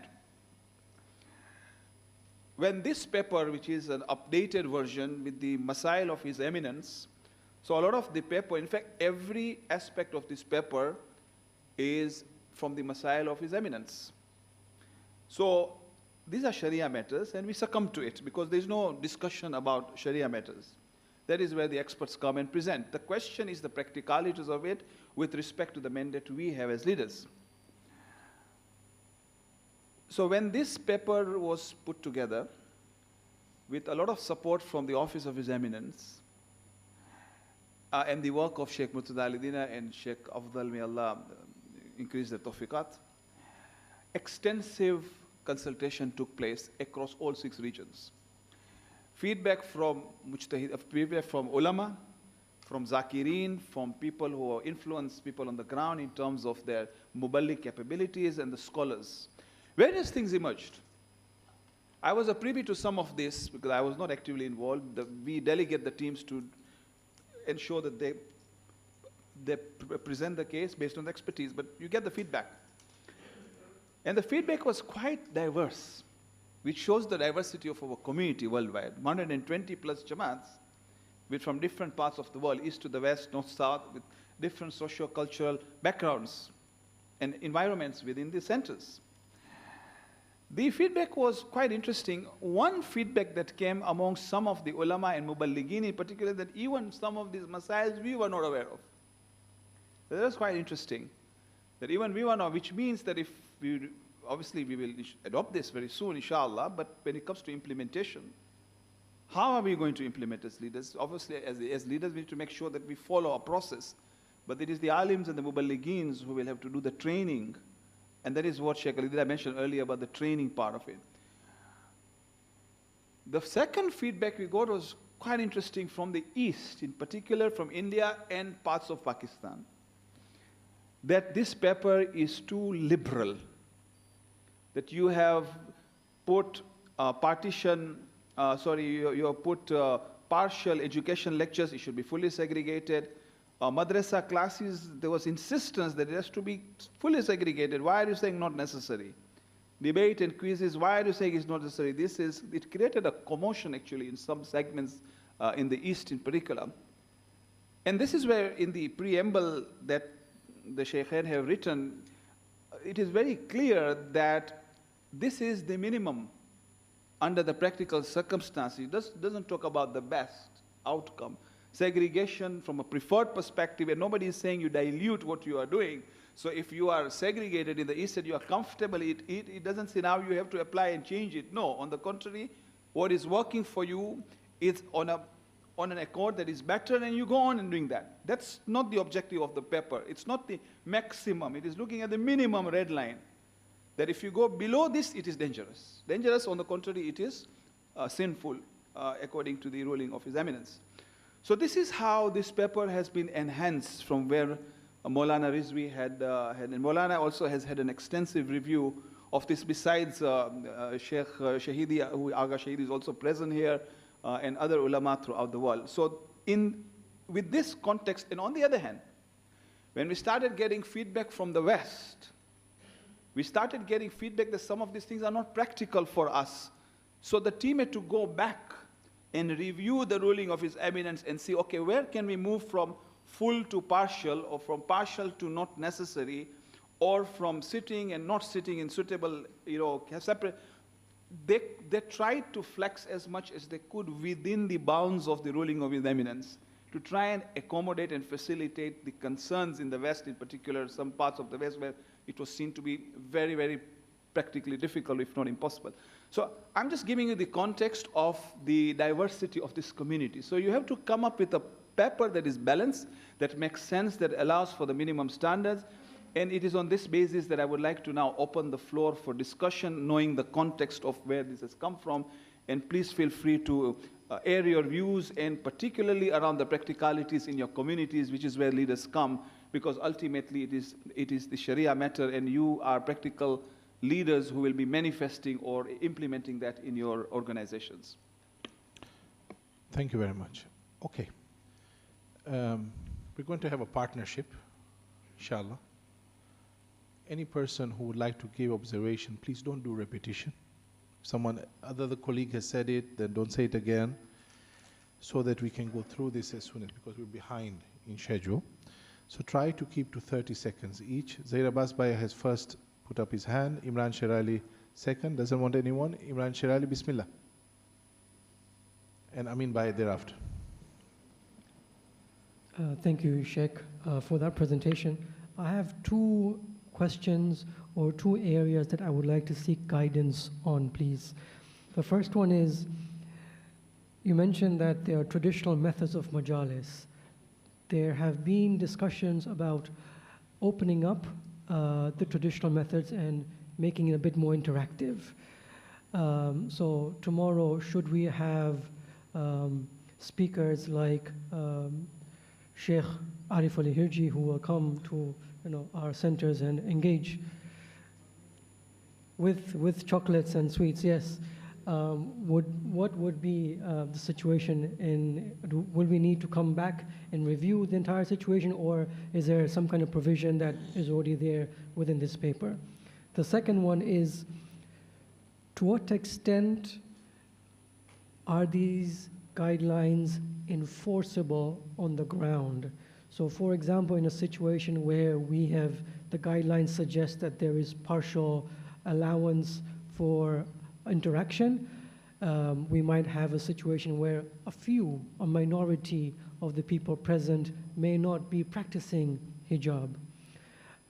What would be the duty of the supervisors or the leadership in that situation? What would they have to do? Would they need to with the assumption that they have politely and kindly requested them and they have said, we're fine the way we are? Should we keep pressing forward, move towards a bit more of a forceful enforcement, or can we be a bit more lenient in that situation? Thank you. Thank you for that. Amin Bhai, Nasur, followed by Rasul Bhai Bhamani. મને ખબર છે matter બહુ sensitive છે. પ્રાઇવેટમાં જે થતું હોય એ એની જગાએ હોય, પણ જ્યારે જમાત, રિજનલ ફેડરેશન અથવા ઓલ ફેડરેશન ઇવેન્ટને પ્રમોટ કરે ત્યારે મને લાગે છે કે આપણા પાસે બીજા રસ્તા નથી. હમણાં સુધી એમ હતું કે આવા કેસીસમાં આપણા પાસે જવાબ નથી, બરાબર આપણને ખબર નથી, પણ હવે તો શેખ અલીદીના અને અફસલભાઈ માશાલ્લાહ આગા પાસથી બધી રિક્વાયરમેન્ટ લઈ આવ્યા છે. અને જ્યારે આપણે આ જોઈ તો યસ, નો, ફૂલ બધું ક્લિયર છે. હવે આપણને કેટલો હક રહેશે ડિબેટ કરવાનો? મને લાગે છે કે આપણને ડિબેટ કરવાનો હક નથી આપણા પાસે. પહેલાંમાં તો આપણને નથી ખબર. હવે આપણે કે આને આપણે કદાચ ન અપનાવે, કાચ ઇઝ વેરી ડિફિકલ્ટ, તો આપણે જવાબદાર બનશું, કારણ કે આપણને હવે ખબર છે, ક્લિયર ખબર છે. મને ખબર છે કે જમાત માટે, રિજનલ ફેડરેશન માટે ઇટ્સ નોટ ઇઝી, ખાસ કરીને સ્પોર્ટ ઇવેન્ટને હોય. પણ હવે આપણને રૂલ્સ ખબર છે. અગર જો આપણે એવા ઇવેન્ટ પ્રોમોટ કરે અને આ રૂલ્સને ન અપનાવે તો આપણી ઇન્સ્ટિટ્યુશનની જવાબદારી આમાં બહુ મોટી રહેશે. તો મને લાગે છે યુથ આર ક્રાઇંગ, બધું એની જગાએ, પણ હવે આપણે નહીં કહી શકીએ અમને નથી ખબર. જો આપણે ભલે આપણે અડોપ્ટ ન કરે કદાચ, પણ આપણને ખબર તો પડી ગઈ છે. તો હવે મને લાગે છે યા આપણે ઇવેન્ટ કરે તો આપણામાં આ તાકાત હોય અપનાવવાની, તો જો આપણે આ કંટ્રોલને ન અપનાવી શકે તો આપણે જમાત યા ફેડરેશન, રિજનલ ઓલ ફેડરેશન આપણે આ ઇવેન્ટ ન કરે. બહારનો કંટ્રોલ આપણા પાસે નથી, પણ આપણે કર્યા ને આપણે ન અપનાવ્યા, મને નથી ખબર આપણે શું કહેશું, કે અમને નહોતી ખબર. હવે તો બહુ ક્લિયર છે, એકદમ ક્લિયર રીતના આગા પાસથી આપણે લઈ આવ્યા છે. અમારું હેમ્બલ opinion. Thank you. Rasul Bhai Bhamani, Bismillah. Thank you, Arif Bhai, and Salam Alaikum. I think there's two issues which the President eloquently highlighted, where he said that as far as the religious guidelines or the rules are concerned, there's nothing to agree on that. We have to follow that. The issue is about practicality. How do we implement this? Now, I'm just going to give you as an example, so please take it in the context of the example, recently we had the Unity Games, a wonderful event that took place where it brought the whole community together.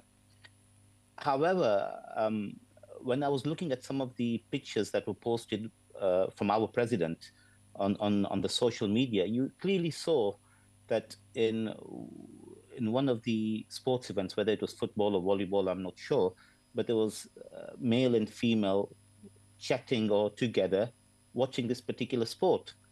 Now, if you take the Sharia, which the Sheikh had just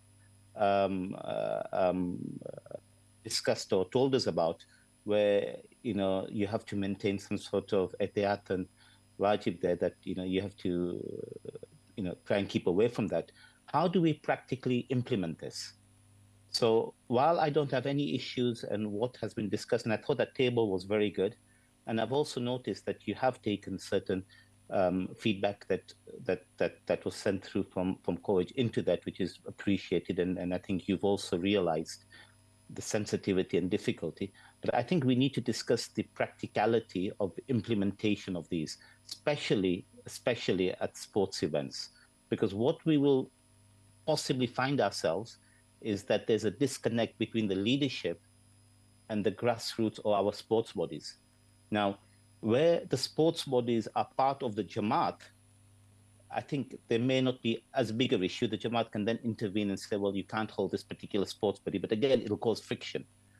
But where there's a disconnect, where the sports body of a Jamaat is separated from the main Jamaat body, there could be actually quite a bit of conflict, because the sports body can act independently of what the Jamaat says.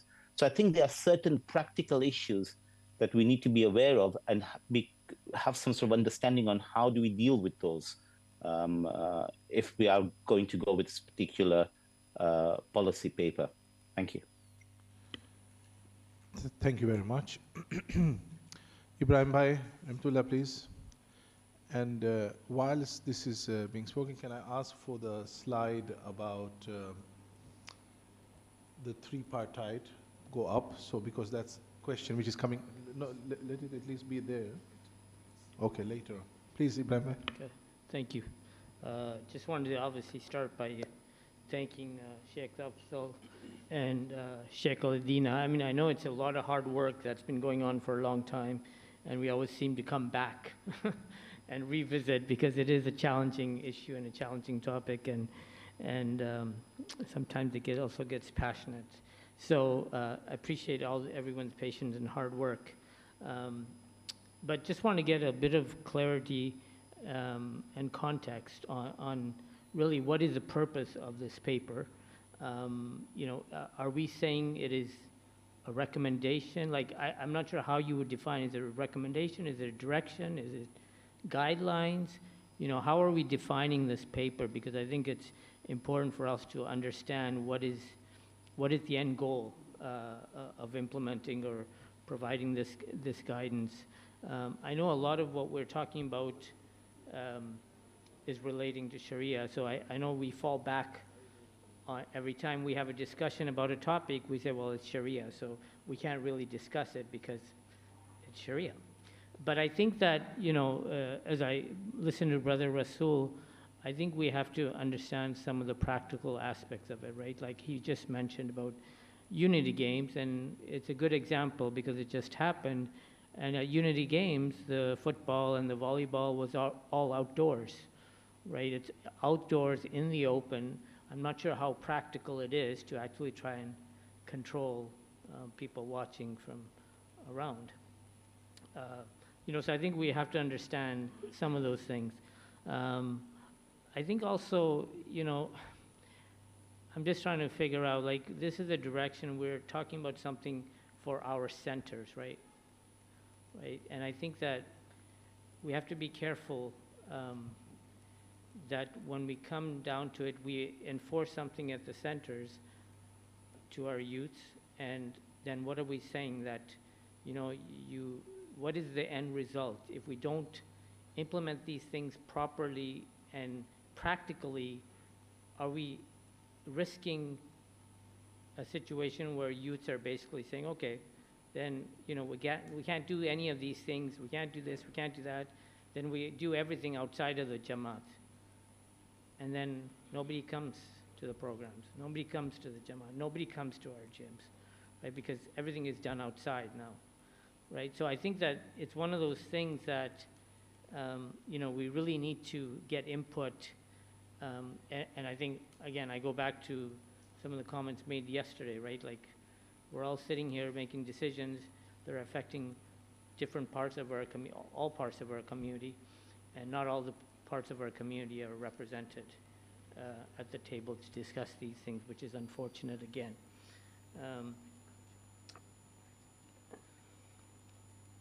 I guess those are the couple of points I had right now. Hopefully I can come back later. Thank you. Habib Bhai, Bismillah.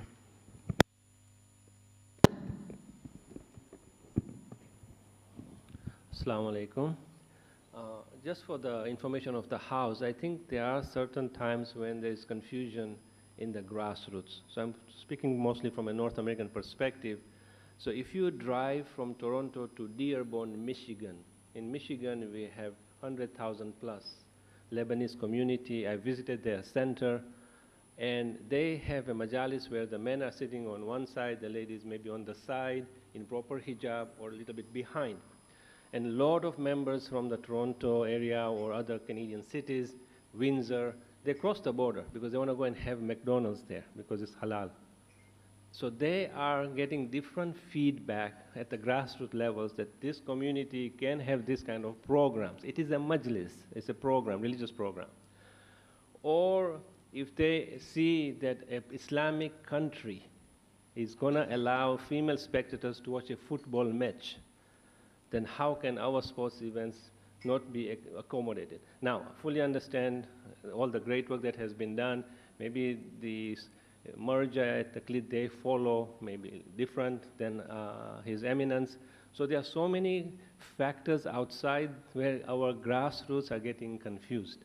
So we need to make sure that we have that in mind. Alhamdulillah, the table is great, but there's still potential of looking at it differently.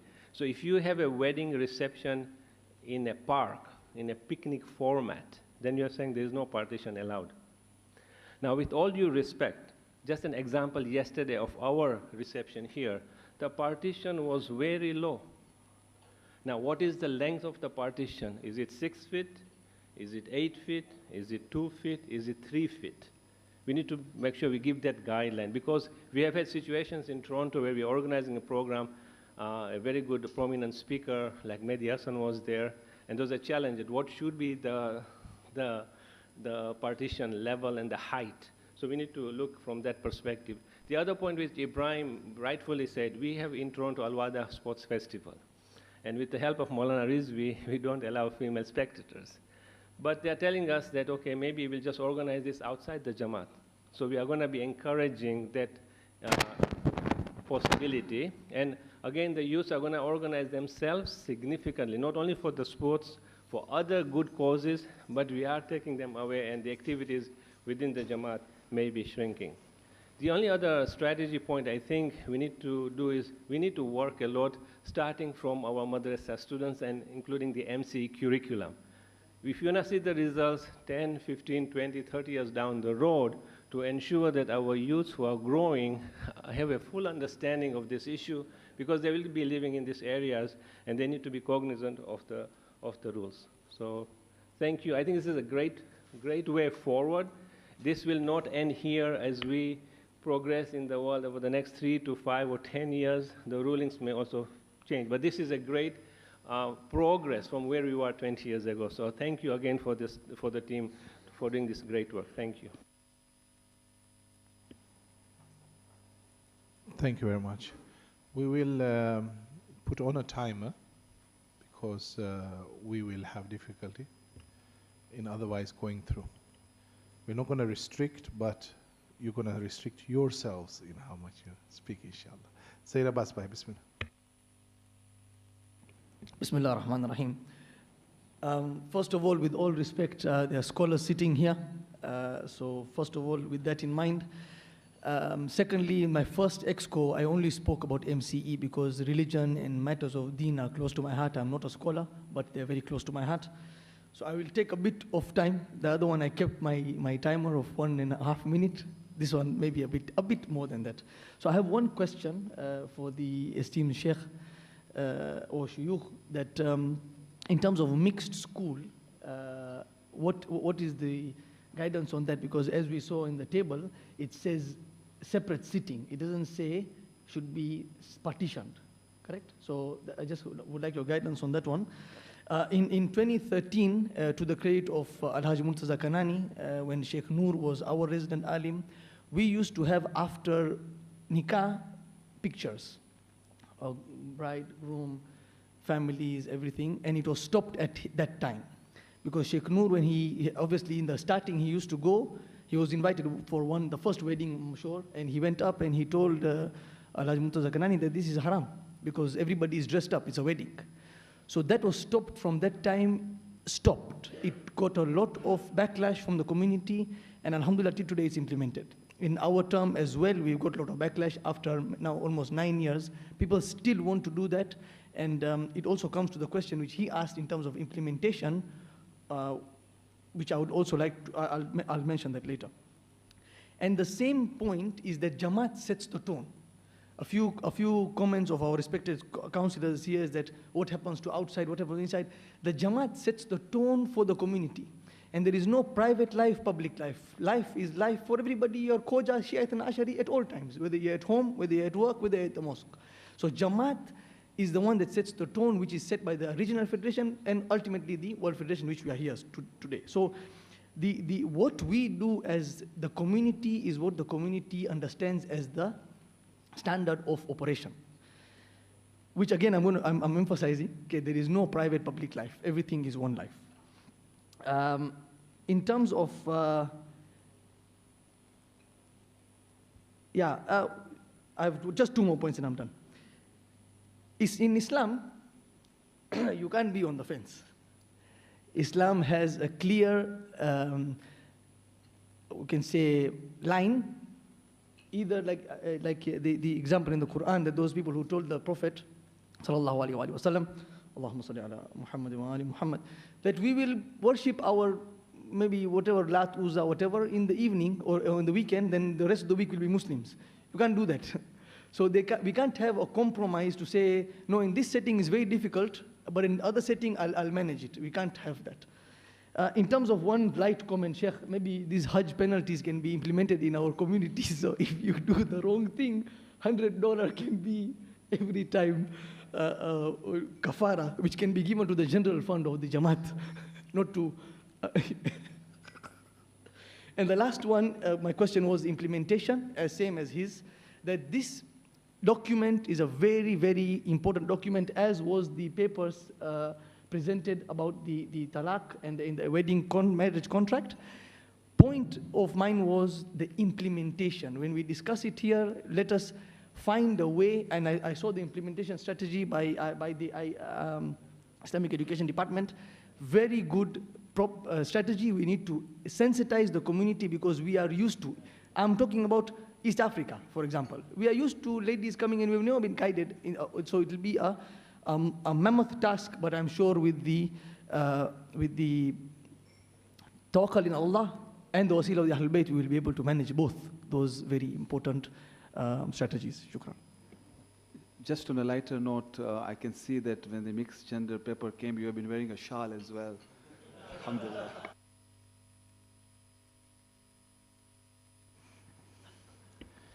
It was in Ihram, which is all about penalty.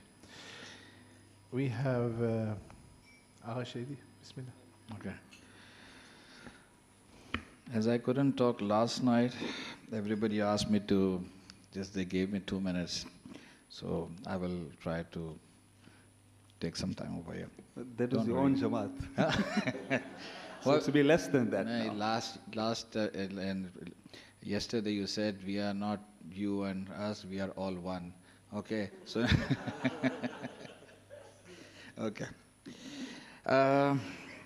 Maybe the points are up and downs, but the thing is that number one is that we should not hesitate to review and revise it after every certain time.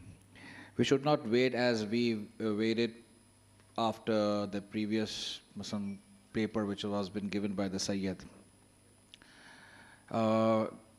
We need to review it, and number one, we should be open to improvise it.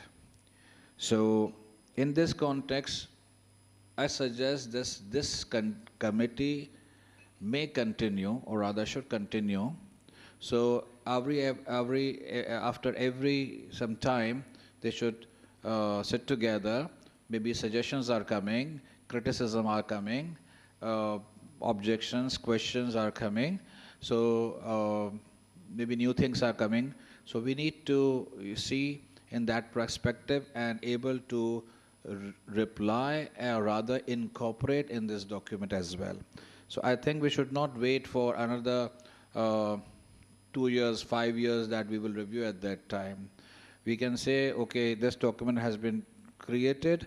After 6 months, a year, we should, able to incorporate any new thing which is coming. That point is coming that how should we how should we implement it? Now, is it recommendation or what? We at Jamaat level do not have policing with us. We cannot be a police. We cannot compel each and every member to perform. Otherwise, everything is written in Tawzul Masail and the books of Maraje. But over here, we will try to do our duty as Amar bil Maroof and Nahi al Munkar. And for that, the basic thing is that awareness should be created at regional level and at Jamaat level, that is to masses. This awareness should be created. And we should not push things to be implemented, because lots of things would be new for many regions, many Jamaats, but need to emphasize and re-emphasize and create awareness among masses. So after a certain time, this could be implemented. As Habib Bhai said, if we started with the madrasas, that is also a very good idea, that at madrasa level, if you start teaching these things, after 10, 15, 20 years, you will see the impact. But even for now, we should have perform Amar bil Maroof, Nahi al Munkar. If someone is violating, then there should be an adequate way to, in a way that that person should be, what you say, maybe not penalized, but should be notified that your Jamaat or that person is doing something wrong, keeping the dignity of a moment. Moment's dignity is bigger and higher and important than even the Kaaba. So at times when we do Amar bil Maroof and Nahi al Munkar, we do not take into the consideration this important point. So this is one of the important thing. Awareness should be created, I have mentioned. These are the few things that we should follow. There could be some other questions. Maybe my friends will ask those. Thank you. As we don't have any other question. Okay. Zaid Bhai, so it's the last one. And then we'll come to answering or Bismillah. Just want to ask if we are, inshallah, adopting this thing, we'll be publishing as Jamaat's recommendation, World Federation recommendation, or this will be a fatwa of Sayyid. So this will be a different impact on the society. This one was this. Thank you. Thank you. We'll answer that as well, inshallah. Okay, I think we have finished the comments. My suggestion first is that there are a number of fiqhi and religious questions that have been raised. So I will request respected Sheikh Murtada Ali Dina to respond to that. And Sheikh, feel free to respond to any other question that you have heard so far.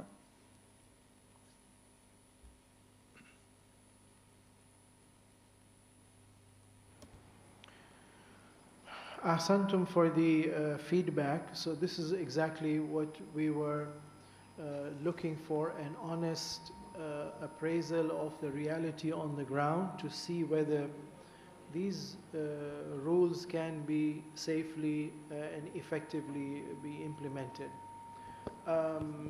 Regarding the question about Majlis having segregation and partition, and then you say, what about if it's going to be an interactive Majlis? So Maulana Rizvi, his rationale, which we then adopted here also, was that traditionally Majlises are not interactive. They are monologues. And Kushalis, there is the issue of cosmetics and dressing up. However, if the format of the Majlis changes into a lecture or a seminar, or as you said, the Secretary Sahib will bring a bag of chocolates and encourage responses from the audience, then no, we have another item in the table which says that if it is interactive, if it is educational, if the participants need to see the presenter and interact with the presenter, or no, the participants need to see other opposite gender participants and interact, then yes, the partition can be removed, but segregation will be there in the sense that spaces will be different. And then the extra rules of hijab will begin to apply. So the table has not covered the extra rules of hijab which have been covered in the policy paper itself. What is hijab of the dress, what is hijab of the looks, the hijab, that applies to males also. Males have a dress code, that's their hijab. Males also have a hijab of the looks and the way they interact.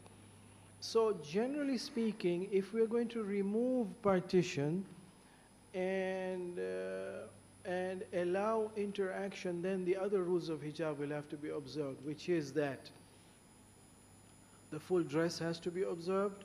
Number two, the looks, but this is something personal. Every individual has to practice their personal taqwa.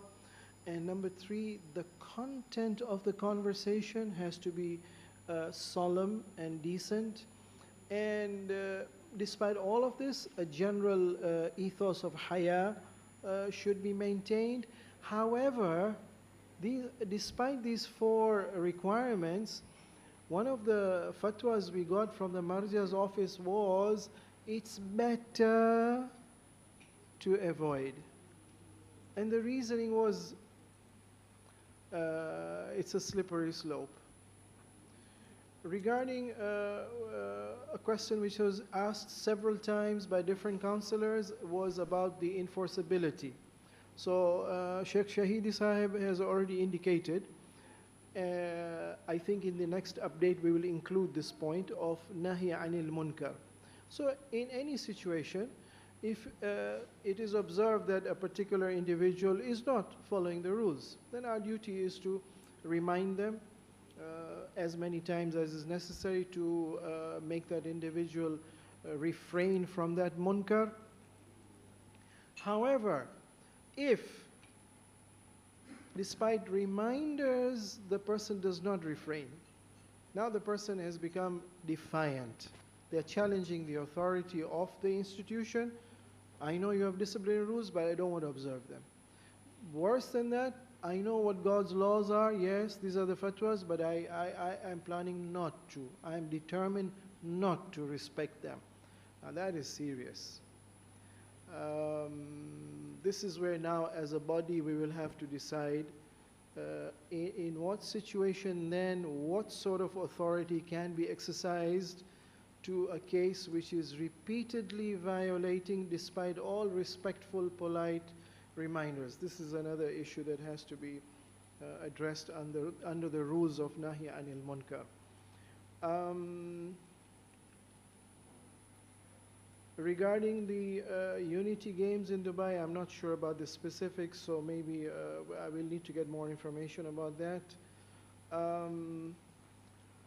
The fear that if we are going to be strict, as Pramukh Sahib of Africa Federation said that the Federation and the Jamaat should follow the rules. But then what about the fear then those who don't want to follow the rules, they'll go in a private and we will begin to lose the youths in the community. No, then the way forward is to be able to educate and to raise awareness and to explain the benefits of following the rules and the harms of breaking these rules. I think it's a process, it's a time. Yes, a long-term plan is through the madrasa, but that's the next generation, 10 years from now. What about the current generation? So that's where the mimbar and the teachers and the preachers will have to play their role. And this is the next plan we are having in the Islamic Education Department, to roll out a campaign to raise awareness, not only of the rules, but the harms of breaking those rules and the benefits of applying the rules. The other question I've noted is this a recommendation or a guideline or a voluntary program to be adopted? No, these are fatwas. Some of them are ihtiyati wajib, which gives you a leeway to perhaps refer to the next best. The other question I've noted is there are certain Islamic countries which allow women to spectate. So no, if I think it's the place you're referring to, majority of the mujtahids have not allowed it. Those who do allow it have kept strict conditions. For example, so football spectatorship by women, one of the Maraja said that you need to allocate a separate stand on the stadium for them. Number two, there has to be a large distance from where they are going to be spectating the male players. Number three, there should be no secondary side effects. That means other haram acts should not be committed. They go out of control, they start cheering, they're not observing the proper hijab. So there are several conditions. It's not unconditional permission for spectation even in that country. And then the possible hypothetical scenario, you said if we are saying no to weddings, but we are saying yes to picnics. Maulana Rizvi gave us the rationale. He said, Baba, weddings, people dress up in such a way that it's not appropriate for them to appear in front of the other gender. Picnics, I am presuming that they are not going to be in that state of dress and beautification. I think there is a distinction. Dinner partition yesterday, Pakistan Federation. Maulana Shahidi, you have to help us. How would these rules apply to Pakistan Federation dinner?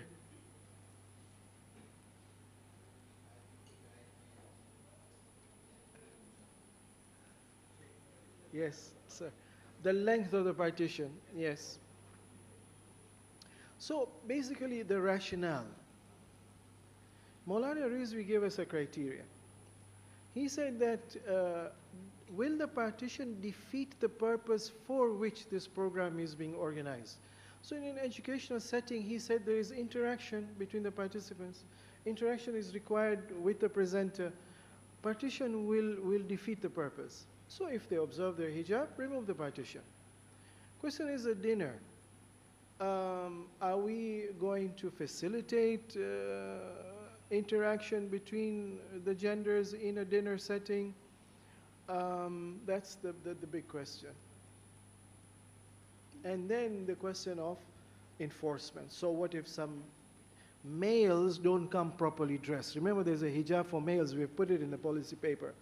Males in their interaction, I'm not talking about looks. Looks is a private internal affair for the person to decide what's the intent. But the content of the conversation, the jokes, the humor, the private details being shared, intimacy, well, those, if they're overheard by others, it becomes their duty now to make sure that Nahi Anil Munkar is done. The final question I have noted here is the mixed school. That in a classroom, should segregation be there or not? So the rule is that the interaction between the students can happen from different tables. The interaction between the students and the teacher can happen without partition. But Hazrat Ayatollah Sistani, Hafidhahullah, was asked, we are two neighbors. We want to meet each other. And we go to each other's house. Is that acceptable or not? What are the rules? So he said 5 rules have to be observed. One is proper hijab should be observed. Number 2, so this is meeting between na-mahrams, private meeting. Number 2, in addition to the hijab of the dress, is the hijab of the voice. The woman should not make her voice coquettish and soften it. And number 3, the content of the conversation should not be something private or intimate and indecent. And number 4, generally modesty in the distance and the looks should be observed. And number 5, he says, but after all of this, we would recommend avoid it. Sorry? So Sheikh is reminding me, he says it is makruh. Yeah. So with the permission of the chair, now that's classroom. Excuse me, please. Yes. There are already 3 people who want to talk, so I suggest please. Break time, lunchtime, that's my only question. Yeah, Break time, lunchtime, what happens? Thank you. If you can take it offline, I'll appreciate it. Let Sheikh finish, and there are one or two follow-up quick questions. If urgent, we will take it, as we need to move on. Yeah.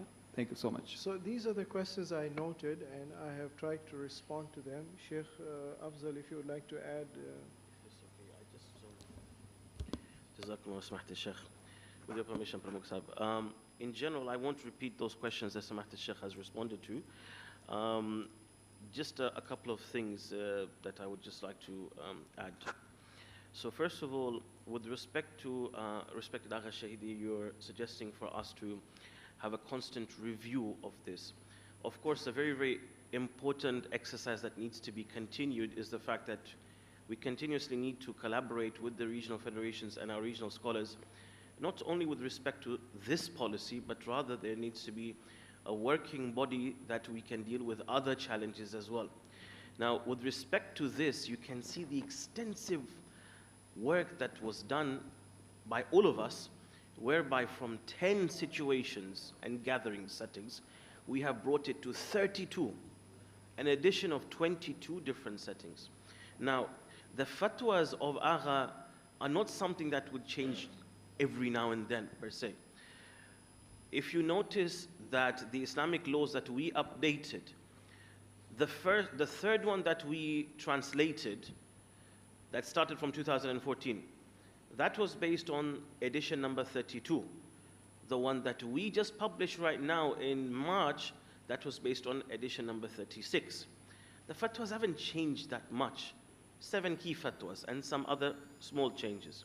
So with that being said, look at the example of respected Sayyid Rizvi's istifta regarding mixed sports or women spectating men's sports. That was in 1432 AH. We are in 1445. Same fatwa, hasn't changed. Ihtiyat wujubi, 13 years. But regardless, whatever observations are there, we are here to, I'm more than happy, we're at the service of our communities worldwide, inshallah, to continue to discuss and to take feedback on board. Enforceability, I won't add more to what Samahta Sheikh has said. Rather, the body's job is to collaborate with the regional federations in suggesting ways of practical implementation. Implementation. Habib Uncle, we are not saying that sports should not happen. All we are saying is that भाइयों तमे तमारा sports एकला करो एक ना बदले બે કરો ભાઈઓ તમે પણ પોતાના કરો હવે જરૂર છે કે પક્કા ભાઈઓ આવે ત્યાં અંદર જોવે તો જ મજા આવશે નહીતર તો નહીં થાય સ્પોર્ટ્સ હે શું છે excuse me for being a bit emotional with respect. These are possible. What about enforceability during the event itself? Now, all of us who have been to ziyarat, we have been to different parts of the world where security is a key issue. Over here outside, we have security. With this respect, there needs to be volunteers. Okay, when it is announced that participants or spectators of the other gender cannot come, we respectfully say, respectfully, sisters, this is not allowed. With utmost respect and dignity. But is there an alternative? Yes, we've suggested an alternative. This alternative that we suggested is that if it is a must for them to come, for ladies, for whatever reason, the sports over here, mashallah, in the Unity Games, there was a very, very high quality of media support that was done. The games, there was even commentary and everything. Barabar. This can be relayed to a separate hall. They want to cheer, they have their refreshments, this and that, by themselves, khair inshallah. But is it necessary for them to go physically to watch? What respected Samahta Sheikh was referring to, in Iran, the vast majority of mujtahideen have said no.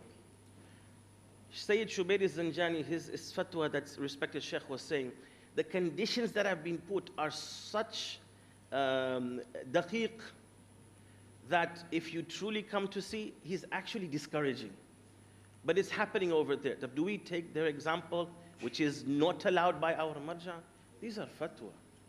So what is being suggested in general, that in terms of implementation, first of all, this is based on awareness.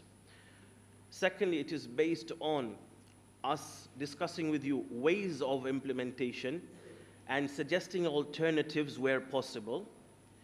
And thirdly, with respect to the, you see, the Jamaat itself, it needs to recognize the fact that, okay, khair, if a certain president or a certain councillor, they have a different mindset.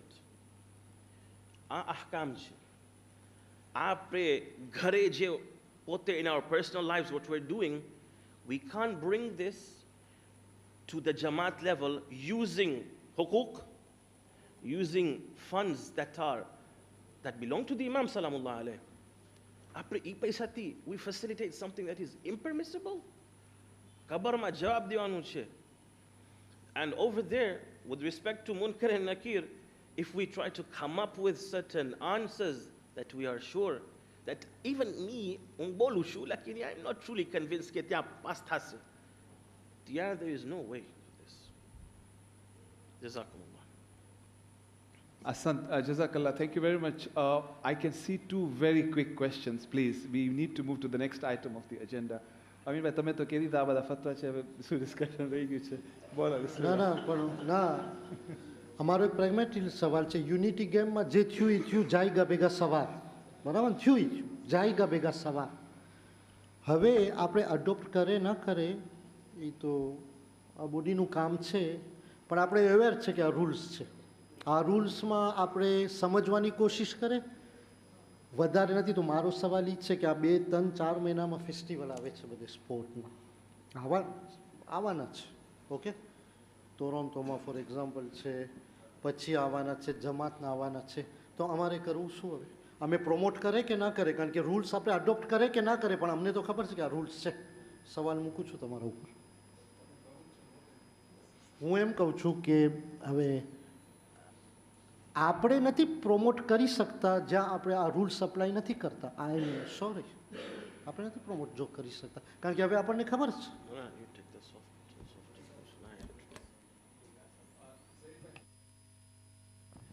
Thank you. So just my question to Sheikh was about the school. You can segregate in class, boys and girls. What is the guidance in terms of break time, lunch time, home time? I want to ask him later. I think it's better. Maybe we need a separate paper for running schools and the gender interaction policy of our schools. But let's park that for later, inshallah, if you don't mind, yeah? Okay. I think we have had an extensive discussion on this. I think there are a few questions that have come from okay, what is the objective of this paper? The objective of this paper is no different to what happened 17 years ago in Toronto, where community needs policy guidelines. It was very clear from this exercise, from what we heard, that even some of the scholars did not know some of the rulings. So it has become a very important educational process for the community to understand halal such hai, haram such hai. Aje je halal che, e badu je haram che, awo imam zaman apni dunya ne kaam che. You know, we have been reciting this since childhood. There have been things that people have taken for granted that actually are potentially problematic, which this exercise has identified. So for our community in some parts of the world, it will be not easy to digest, which we fully are cognizant of. So the objective, and coming back to Ibrahim Bhai's point, the objective in my understanding of this is that this is a guideline, like the Mimbar guideline that was adopted. This is a mixed gathering guideline that is being updated. And inshallah, from the conference, the first paper we have in every agenda is mixed guideline policy. They'll be replaced with a new one. That's our starting point. And if every Jamaat can do that as a starting point, that would be a good help to start the process of education. That is my understanding. When it comes to, I'm just going to the questions that have not been answered explicitly or rather pushed back to, when it comes to the issue of implementation in the unity games that just happened. The first process is to accept it, which we, as you all have agreed, we don't have a choice because these are the rules of the Maraja. To the extent the Sheikh said this is based on fatwa. So the gunjaish nathi debate nahi, which we have agreed to all. You know, that's why I don't want a vote, because there is no point of having a vote if the Sharia matter. period. It is a guideline. Now, when the Mimbar guideline was implemented, many Jamaats have adopted it. Some still haven't. They still call any speaker they want. What have we done to enforce it? What mechanism do we have to enforce? We don't have any mechanism. This is reality. The only mechanism is, as Agha Zahid says, if we put a fatwa of His Eminence, and His Eminence will not put a fatwa on these matters. Agha has always told us in my meetings with him, carry your community bil hikmati wal maw'izatil hasana wa jadilun bil hasana. Carry your community with wisdom and with goodly exhortation in the best of manner. You provide the fatwas and educate the community to implement it. So that role is multifaceted. Now, Unity Games came up, the paper, you are right, was not ready. The paper that was presented earlier did have it very clear. Mullah Rizvi put it in this question to His Eminence at that time, and he asked it from two perspectives, if you look at that. One was a Shari perspective, where Agha said it's problematic. At that time, he did not talk about ihtiyat which is problematic. We asked him about the akhlaqi perspective, and Agha said, no, I would not recommend, because he deliberately asked two, because he wanted Agha's personal views on it. And Agha said, I, as a Marji, I'm not happy with it. So the question is, His Eminence, and now we have seen that the fatwa is ihtiyat wajib, you should avoid it. So what I'm trying to say here is, despite that, you have had problems in Toronto. Now you have enforced it. We hear the concern. Ibrahim Bhai, Habib Bhai, you are right, and others as well, that there is a concern from the West that our youths are just going to leave the centers and start something in parallel. This is a process of education. What is our religious responsibility? Coming back to the initial point of code of leadership. Our religious responsibility, like you said, now we know as leaders. So I am now conscious, as the president of the World Federation, as the president of Africa Federation, that tomorrow if I want to sponsor any sports games, will this be implemented or not? If it's not implemented, I cannot sponsor it. If it's going to be implemented, I need to be comfortable that I'm putting my money and it's going to be useful. Now, with all respect to Unity Games, I myself had a meeting with them. Very sincere workers, religious-oriented. I even discussed the masail, although this paper was not ready by then. And they did their best. They promised us that they will do their best. They put a policy document around segregation. They probably did not implement directly Agha's obligatory precaution, but what they did for volleyball and football is to have segregated seating for ladies with a distance. Probably interpretation of the ihtiyat wajib masail, I don't know. But it got compromised. We saw that. It got compromised, and the question was implementation. So when I even spoke to the organizers, they said we did the best of our spirit, but when it came to implementation, it became problematic. So now what is the option two? The option two for next time is do it completely different, male and female sports, separate venues, make life easier, because it makes complicated life for us. And there were certain people who even defied the rules by even removing the hijab completely and coming there. Now what do? You can send marshals to move them out, create some commotion, or what do you do? And then this is where Sheikh says, what do you do when somebody openly, publicly defies it and says, I am bent on to remove it and come, what are you going to do? These are issues which are serious issues. And this is where leadership needs to play its own role in your own Jamaat. In some Jamaats you enforce it, some Jamaats you don't, some Jamaats compromise. To me, for us, it is our responsibility to be Bari'u Zimma today like yesterday. Now talaq cases will take place, at least we know we've done.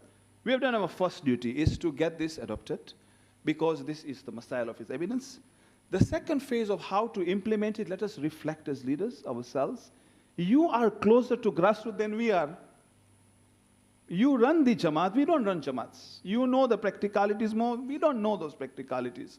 So our role is strategic.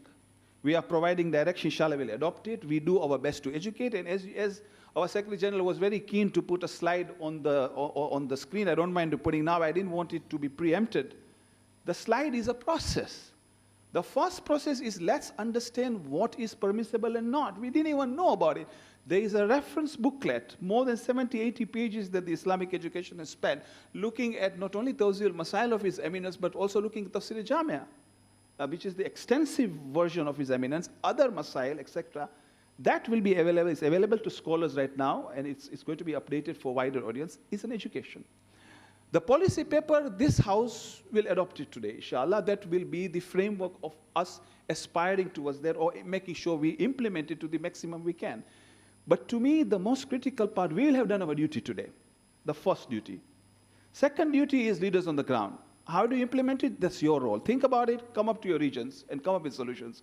We are happy then to hear from the regions how you want to implement it or enforce it. We don't have a mechanism now, with all respect.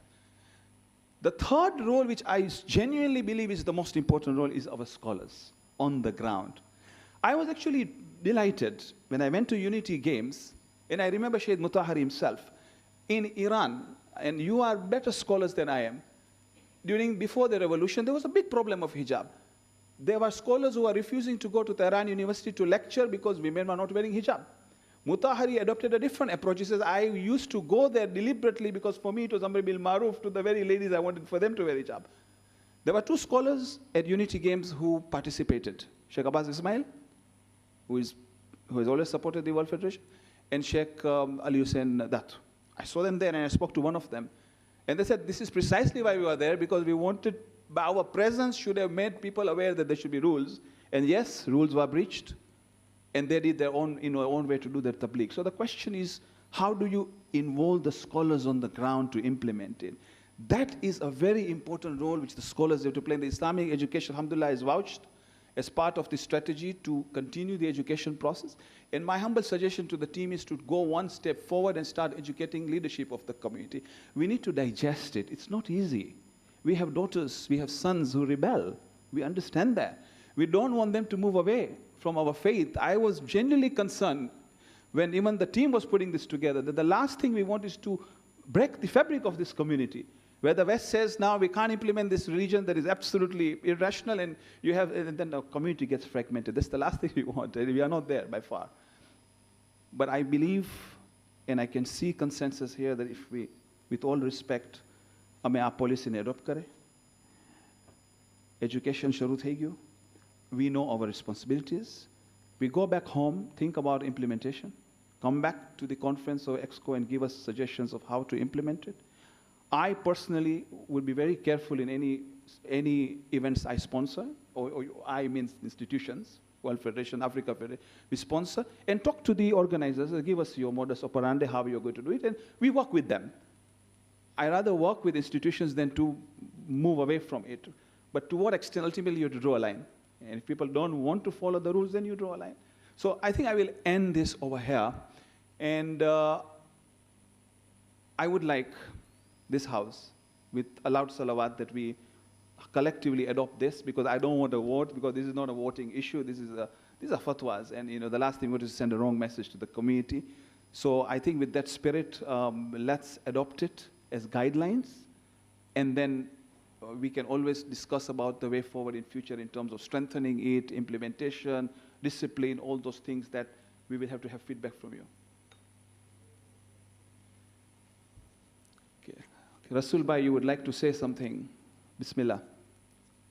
I would. I totally concur with what you're saying, in the sense that let's move forward. However, if you look at the document, it calls it mixed gathering policy document. I would, and you use the word fragment our society, rather than, and I know Amin Bhai once mentioned Shabda Nimara Mariche, but I would be more comfortable whether you call it a guideline or even a set of fatwas, interpretation of fatwas, rather than naming it what policy, because I think the policy may, again, it's just a word, but it can send, it can be interpreted in different ways. So personally, I'm happy to go with your suggestion. If there is room where we can change the policy document to either guidelines, like you said, it's a set of guidelines, or even interpretation of fatwas. Thank you.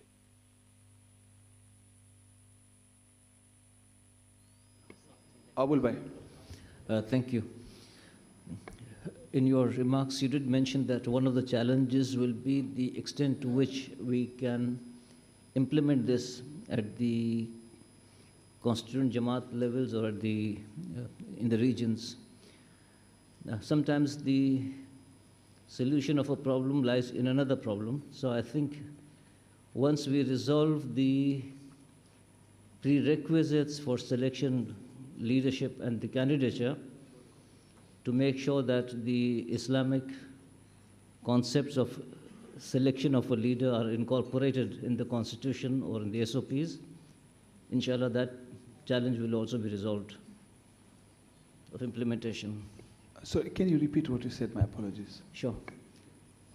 I said since the solutions to problems sometimes lie in other problems, here the implementation of the guidelines or the policy paper at the constituent Jamaat levels will be resolved once we arrive at the prerequisites for selection of leadership at each level. Abul Bhai always says something I have to think twice because there's a lot of deep wisdom in what he says. So I fully digested it now. Bless you. So as far as Rasul Bhai, your question is concerned that we call this a policy document and a guideline, it is my understanding, and I will ask Sheikh Murtaza Al-Dina to comment on this one, that this paper is based entirely on the rulings of His Eminence. And hence, effectively, these are Majmu'a Fatawa, you can call it, or the collection of his rulings. And my question to Sheikh Alidina yourself here is that the paper itself, to what extent is there an interpretation of His Eminence and the actual fatwa itself? Because that would determine whether this is a guideline or a paper, a policy paper. Because a policy paper is a fatwa, like Zahid Bhai said, that's it. Yeah. So I will seek your guidance on this matter.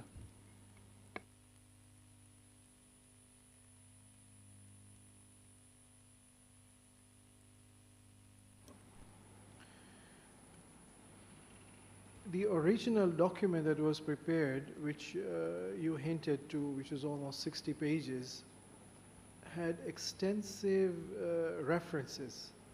For each paragraph, for example, there was a reference point that this issue or this ruling you will find in so-and-so book or in so-and-so website or in the Farsi or the Arabic version. So as far as possible, what we have done is put in the translation of the original fatwa. There is no interpretation of the fatwa. The question that is being debated is whether this fatwa translated into English, can we effectively implement it or not? How do we interpret the issue of segregation or partition? How many feet partition should be there? That issue is the application part, but the original ruling is clear. So the short answer to your question, Pramukh Sahib, is that no, we have translated. And for each of these phrases, which are the key guidelines, we have references available, which will be available soon in that booklet. I think that will clarify that these are fatwas or ihtiyat wujubi. There's no ambiguity in the interpretation. We have exactly that. What do we have? Sheikh was in charge of the translation, yes. Of course, the translation, alhamdulillah, we had extensive input and support from our translation department, and specifically very much so from Sheikh Muhammad Ali Ismail, to whom we really thank. The fatwas, who is the translator of Islamic laws. So he helped us in translating the fatawas from Farsi of Tawdih al-Masail al-Jami'ah. So the paper itself is actually the fatwas themselves verbatim in English. And secondly, with respect to the final part, the different settings, is the implementation of the fatwa in those settings. Thank you very much. I think that response, Rasul Bhai, is clear to me that this appears to me to be a policy document because this is based on the rulings of His Eminence. That is my understanding from what I'm hearing the scholars. મને તો એમ લાગે છે કે આ policy જ ન કહેવાય, આ રૂલ્સ છે. આપણે મિક્સ ગેધરિંગ રૂલ્સ છે, આપણે એને ઇન્ટરપ્રેટ નથી કરી શકતા. એટલે for me it's more than policy. Okay, thank you very much. So I think we are clear that the question of Rasul Bhai was whether it's a guideline or a policy. Amin Bhai even goes to one extent forward as a lawyer, because we don't want to bring legalities, we are not passing any resolution. He says it's not even a policy, it's a rules. So which effectively, in our terms, is a policy. So probably we can even make it stronger. But I think we are clear now. I think we should close the discussion at this point. And I would like this House to recite a loud salawat of approval of this policy document, inshallah. اللهم صل على محمد وآل محمد وأجل فرجهم. They still want to speak? I think Michael is finished. I said he's the last speaker.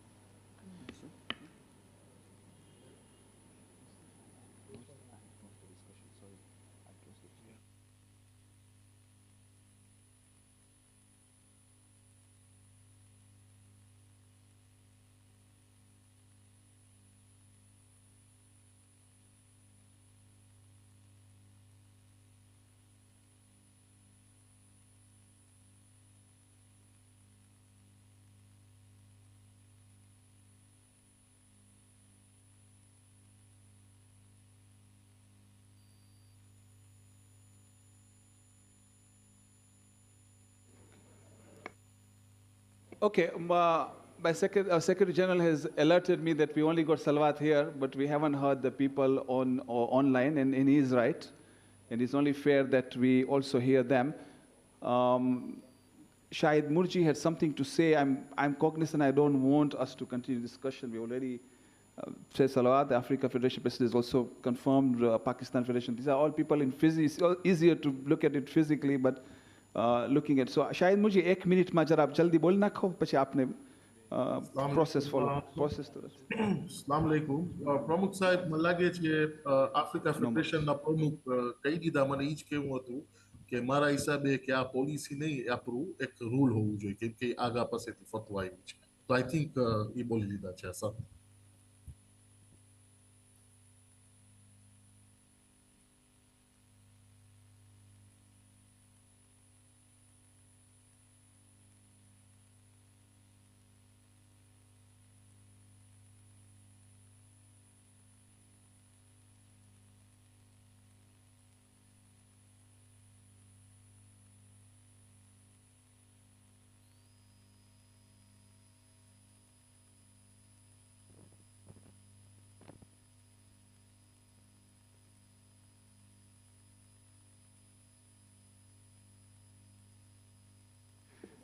Yes, thank you very much.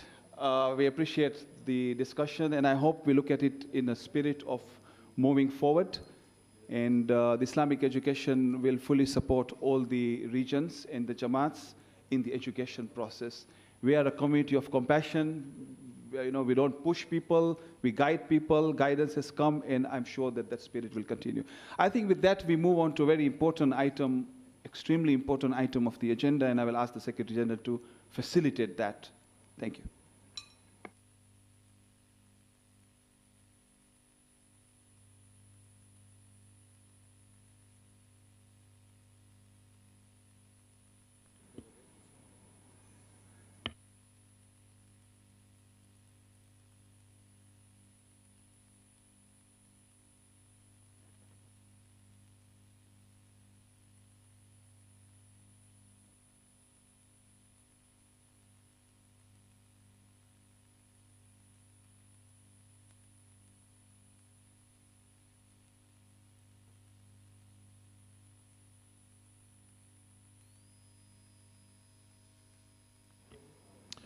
Thank you. We are going to the next agenda item, where it's regarding the SOP, specifically on how to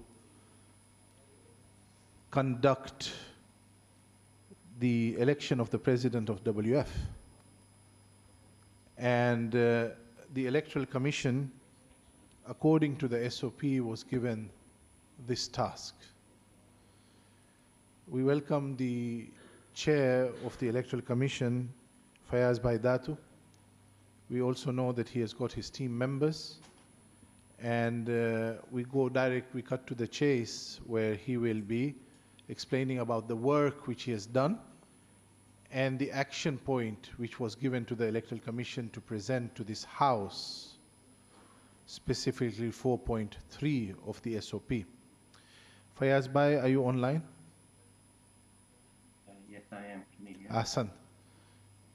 Fayaz Bhai, Bismillah. Rahim. Assalamu alaikum, respected chairman, councillors, guests, ulama, and everybody in presence. My name is Fayaz Datu, and with me is the Electoral Commission Committee that you have appointed. Brother Shakir Ali Rojani, who's there in Karachi. Fayaz Bhai, sorry. And everyone else, first of all, can we not have conversations like this because the sound is not clear? Fayaz Bhai, one thing, can you maybe be closer to the mic? Very, very important, especially because this is specific thing which this house will need to take an opinion on and listen very carefully. And a lot of work has gone in, so if you're close to your computer, try to be as close to the mic as possible because there's a bit of muffled sound which is coming. Please, if you can try again, please. Assalamu alaikum. Can you hear me clearly now? We can hear you, but it's not clear. Okay, how about now? Is it That clear is now? better. Thank you. Bismillah. I just had to adjust. Thank you. Yes, so as the Secretary General has alluded to, that after the appointment of my chairmanship, we were tasked to look into and produce this set of rules, which is in your package. This was a document that we prepared in consultation with the Secretariat as well for accuracy and correctness. And I'll go through some highlights and then we can open up the floors. SOP 4.3 mentioned that we will pass the SOP with the condition that the ECA Electoral Commissioner should come up with a set of rules that provide specifics to the guidelines, to the process, as well as the procedures. With that introduction, we took upon looking at past documents, past seminars, conferences, EC reports that were submitted, and reached out to all the regions and solicited regions' SOPs so that we see where there is uniformness as well as universality that can be applied. Having said that, let me guide you to this. Elections are twofold. Elections are administrative, and elections are for constitutions, bylaws, guidelines, etc. What we have done is combine both of those structures so that in a unified place, all aspects of World Federation's elections are spelled out correctly by major milestones. There are some milestones we are not including because they are very, very administrative. And we don't need to document them because they can change on a regular basis. Having said that, we all agree that the electoral register is the number one component that we have established. It's the new year now, and 100 days before elections are called, the electoral registers need to be completed by each region. These elections will be conducted by each of the regional federations. We're going to partner with the region. It's the first time this partnership is happening. To do that, we have a vision where if this is adopted, we'll go into workshops in the month of January and February and bring each of the regions on the same page to the details of these SOPs and rule sets. What I mean by that is we'll sit with the electoral commissions where the region has. If the region doesn't have, then we'll sit with the Secretary General and the Secretariat to go over the details. We've also provided some flexibilities into the process so that their regions are not restricted if their local rules are dictated as such. Number one is membership. The region decides who is a member, as Dr. Bai, the chair, has alluded to. He is elected, or the chair position is elected by the grassroots. But who is a member and who is the grassroots? We're leaving it up to the region. The WF has no written policy in the clause of a constitution or SOP to decide that. So that's one area, which is 2.1. The whole section 2.1 talks about electoral register, the timelines. These are based on existing processes. We have not created new processes. In fact, we have tightened and added some process controls so that it is a continuous improvement in the SOP. The next section is 2.2 on elections. Elections, we have already decided, is going to be on a one set date. One set date across the globe will be the election date. That is already agreed upon in SOP 2.3. So we have reiterated that, but what we have added to that is what's called the event force majeure. And that's something where there is circumstantial rendering of impossibility. We have left that open. This document is how elections are done. So we have to specify those. So we give the regions that flexibility. And we need that in writing, etc. That's already highlighted in 2.2. We go on to talk about the ballots and voting. What will the ballot look like? We already know that the ballots that World Federation sends out are in 4 languages: English, French, Gujarati, Urdu. This document, as you asked for it as a rule set, we are now documenting it as such. We have also defined what is the role of a returning officer in our election, in WF's election, right? And we have added some controls. For example, if I go to vote and cast my vote, I'll be required to provide government-provided ID. So this is a new control we are adding to the balloting, handing out of the ballot.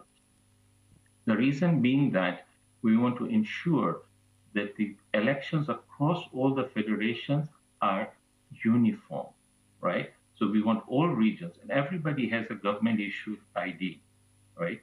And that adds a level of control in the ballot system. As I mentioned as well, that the roles of officers, returning officers, basically returning officers Fayaz bhai, sorry to interrupt. So first of all, now the feedback is that it's easier now to follow, given that you are referring to the text, ballots which you've come to. Whatever you did before when you were closer to the mic, please if you can try to do that again. Then we will have both the text which we are now showing, which you are referring to, as well as we'll have your nice voice as well, inshallah. Please, thanks. So should I continue with 2.3? Is that the ask? Yeah. So may I just say, does everyone see the text in front of you now? So Fayaz Bhai is 2.3, which is ballots and voting. So if you can go to 2.3.1 again at the top and then start from there, thanks. So generally speaking, we are also asking in the regions that the ballot be in a private booth, another control mechanism we are adding, right? I've heard a lot of previous EXCO recordings, and trust me, I've gone through methodically, making sure how enhancing these controls should be, right? For example, the role where the vote counting, right? We are asking the vote counting to be done the next day, right? And we are asking the regions to do the vote counting, but not announce that, right? Because we don't want to hamstring and handicap time zones who have not voted yet. For example, we have 3 regions who will be the last voting Jamaat: Seattle, Vancouver, Los Angeles. They are in the Pacific West Coast of the United States. We want all the voting to be completed, counting to be done, but no announcement until all the regions have done that. And that's already there in the SOP. We're just highlighting that here. I move on to another aspect of it is the election results. It's specifically said in the Constitution and the SOP, as well as ballot counting. For ballot counting, what we are addressing here is adding 2 flexibilities. One is we are allowing individual candidates to also send their observers. We want to be accommodating because it's a partnership. It's a partnership where the regions have done the hard work. The regions have done all the legwork, the hard work, but while vote counting is going on, we don't mind having a second set of observers in the room, right? Because the vote has already been counted, we will be recounting them and verifying the count. In this aspect, that's for example, 2-4-2, where we are accommodating that new aspects of it. Most of this is already in practice. It's nothing new. The Secretariat has always done this with the Electoral Commissioner. We are documenting those processes for that matter. And the last part was the appeal process and resolution of any disputes.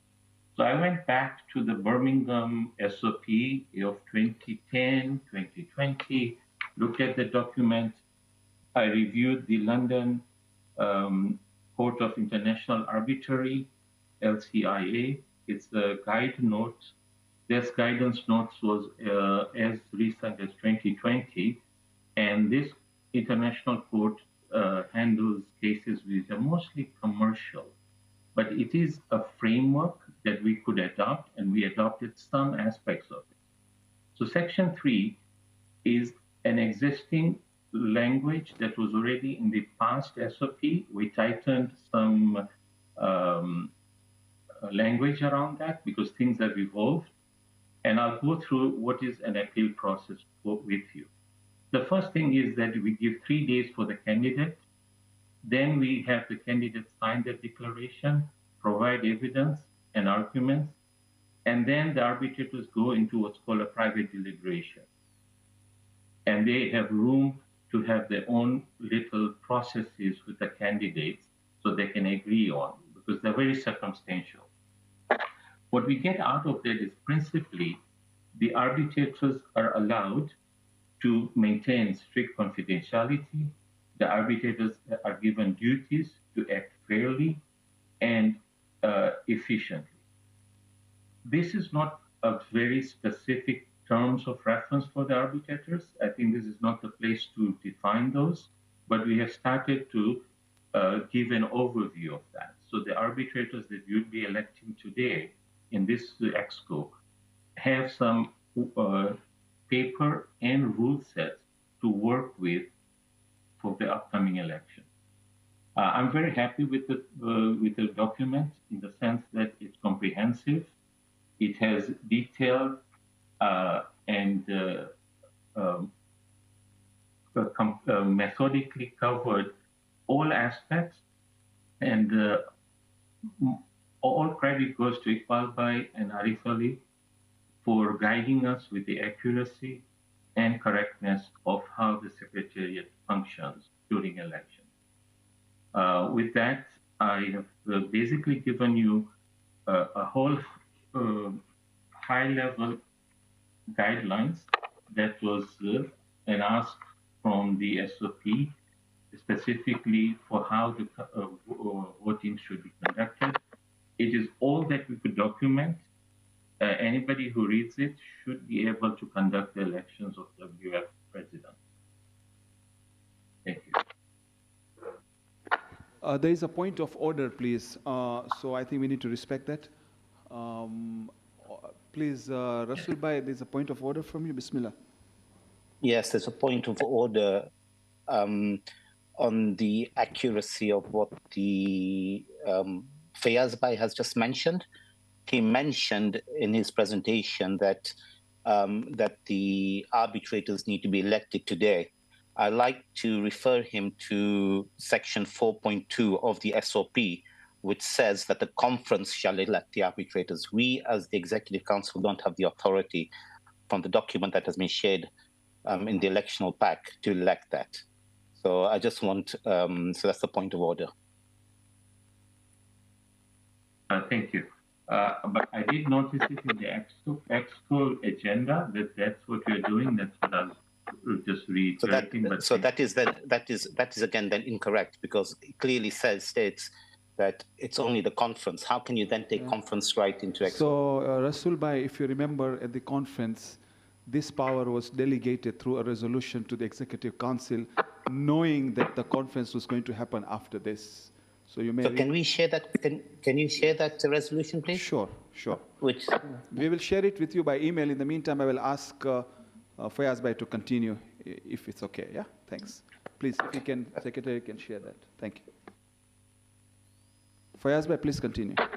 Yes, sure. So having said that, what we have come to realize is basically the applying electoral commissioner, the arbitrators, the witnesses to the counting. What is new and changed is the elections will be conducted by the region. Having to do that, we are now going to set into a mode where we need to work with regions and delegate that.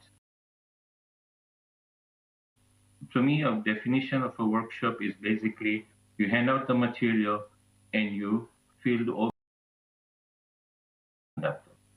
There is an ask from the EC that we need the electoral registers of the vote counts in your regions. We have to get that updated by no later than, I would say, second week of February. The Constitution says that the term of the election ends in May, the month May of the year. 100 days before that lands us by the Constitution into mid-February. This is not new. This is not new. All past electoral commissioners have walked the same journey, and they've worked with the regions to collect that. So all I'm reiterating is that the urgency, for example, in Birmingham was in the month of February, but for me it's in this month of January, so there's more lead time. And this data is there already, and it underlies that how prepared we are to run our elections.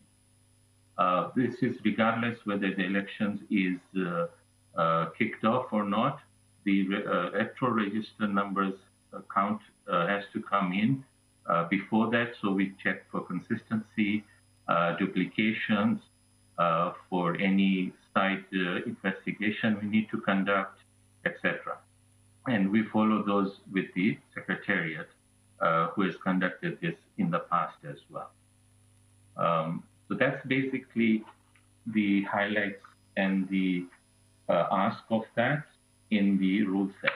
We are calling it rule sets because that is what 4.3 has asked. You shall prepare a rule set. So I'm not big on the words. It's sufficient to say that we have covered the groundwork here. Thank you.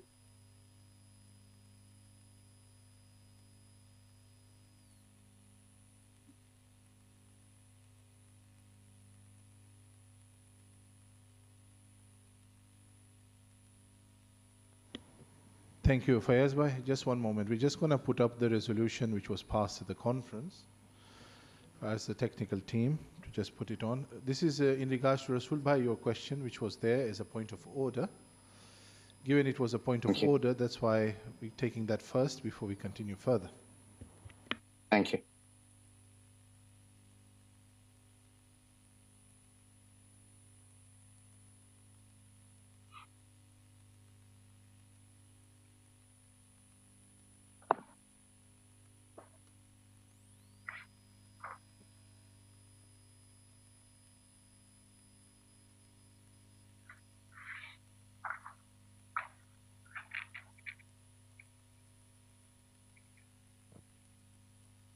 Arif, just as a suggestion, I think for next time it would be easier if you actually put that in the pack as well, so that we can then have reference to it.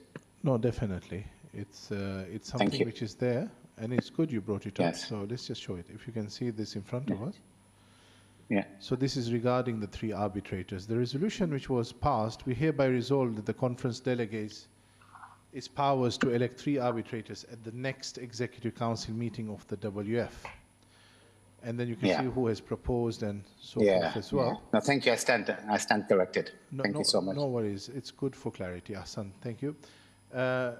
We have a question from Shahid by Murji. Bismillah, Shahid. પ્રમુખ સાહેબ મને ખાલી જાણવું હતું last કોન્ફરન્સમાં આપણે resolution pass કર્યા હતા એ રેઝોલ્યુશનમાં આપણે કીધા હતા કે એસઓપી માં અગર કોઈ લીગલ રિક્વાયરમેન્ટ હોય તો પછી એસઓપી આપણે ચેન્જીસ કરી શકશું તો પહેલા મને અપડેટ જાણવું હતું કે એસઓપી ઇનલાઇન છે લીગલ જે આપણા લીગલ રિક્વાયરમેન્ટ્સ છે લીગલ એડવાઇસ દીધા એના ઉપર આપણે નંબર 2 પ્રમુખ સાહેબ મને થોડુંક સજેશન આપવું હતું કેમ કે આપણે અત્યારે ઘણા કોર્ટ કેસીસ ને ઇલેક્શન્સ ના ઇશ્યુઝ થી પાસ થયા છે તો એક નાનું સજેશન હતું રૂલ નંબર 2.36 માં જ્યાં કહે છે કે કોઈ બી જમાત અને ફેડરેશન એનાઉન્સમેન્ટ નહીં કરી શકે હવે આજે પ્રમુખ સાહેબ તમે આફ્રિકાનું અગર એક્ઝામ્પલ લ્યો તો આપણા પાસે કાંઈ 44-45 જમાત છે ને એમાંથી બીજી એવી જમાતું છે કે જેમાં 10 મેમ્બર બાકી રહ્યા છે 8 મેમ્બર બાકી રહ્યા છે જે તમત્વારા જમાત હિન્દી જમાત હવે પ્રમુખ સાહેબ આજે આપણે કહીએ કે માણસો વોટ કરવા જાય છે જમાતમાં પછી હું વોટ કરી લઈએ ને બાય મિસ્ટેક અગર ઈ થઈ ગયું તો આવીને ફ્યુચરમાં પ્રોબ્લેમ ના આવે મારું સજેશન ઈ હતું કે આપણે જમાતને સ્ટોપ ન કરે ને કેપ રાખી દે રિજનલ ફેડરેશન કોઈ એનાઉન્સમેન્ટ ન કરે કેમ કે અગર હતા 1, 2, 3 જમાત અગર એનાઉન્સમેન્ટ કરી લેશે રિજનલ લેવલ ઉપર રિઝલ્ટ નહીં નીકળ્યા હોય ત્યાં સુધી તો એ એક મારું સજેશન હતું નંબર 2 મને નંબર 3 મને જાણવું હતું કે આપણા એસઓપી માં કહે છે કે ઇલેક્ટરલ કમિશનર રિજનલ ફેડરેશન અને એક્ઝિક્યુટિવ કાઉન્સિલ સાથે મશવરો કરીને ડેટ સેટ કરશે ઇલેક્શનની મને ખાલી ધ્યાન ખેંચવું હતું તમારું ને મને જાણવું હતું કે બીજી કોઈ એક્સકો બોલાવશું આપણે ડેટ સેટ કરવા વાસ્તે કે we can utilize the same exco Assam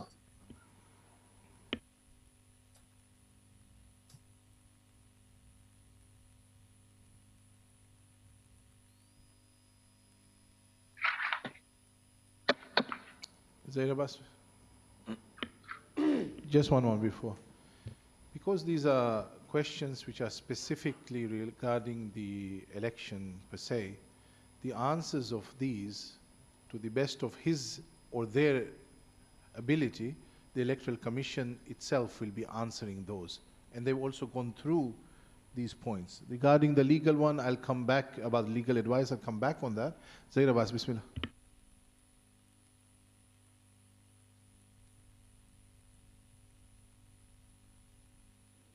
Bismillah ar-Rahman ar-Rahim. I would like us just to remember that this, what we are doing now, how important it is, because it is going to cost our institution and all of us £500,000 because of the unnecessary issues we have faced because of the last SOP issues. So it's a very important exercise we're going through, and it is important to remember the detrimental history due to this unnecessary issues that were created. So first of all, I would like to ask about the 2.2, 2.3. The last election issues SOP happened that they were from 2 days to 3 days to 2 days. Right now, it's only written 1 day. I would like a clarification on that one. Is it 1 day voting? Is it 2 days or is it 3 days? The second one is that it's written within 48 hours, clause 2.9, that within 48 hours the results will be sent. I don't understand why at this time and age we need 48 hours to send the results to the Electoral Commission. And I would like to just understand why that much time has been given for the results to be sent to them from region or Jamaat. It shouldn't take that much time. 2.11,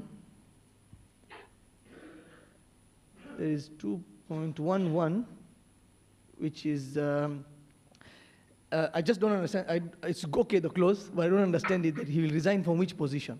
He's just written elected, will resign from which one. Just to clarify that one.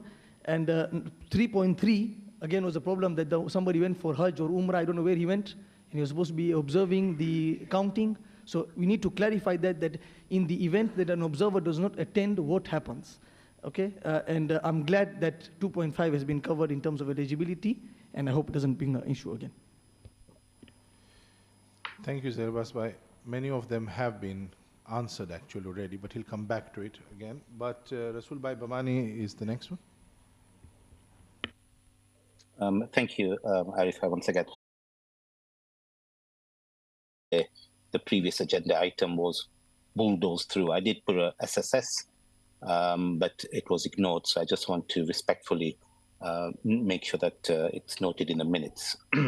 Coming back to the actual SOP, thank you, Fayaz Bhai, for looking at that. One of the issues that was presented last time round was the issue about the witnesses to the count. And I think that's one of the agenda items to that we want to elect or nominate or whatever, appoint 2 witnesses. But we haven't, one of the things that happened last year is that there was a question about the role of these witnesses. What is their role? And I remember that one of the appointees asked a number of questions. She wanted the list, or they wanted a list of the electoral register and all this. So I think it may be a good idea to perhaps define exactly what their role is, so we don't have that particular issue again. The second thing I think Shahid Bhai also mentioned, and I concur with him, that while I agree that no formal announcements should be made, but if you're voting in a small Jamaat, then if that result leaks, and then there's a complaint, and the complaint is then brought back, then I think it's I think it's not right.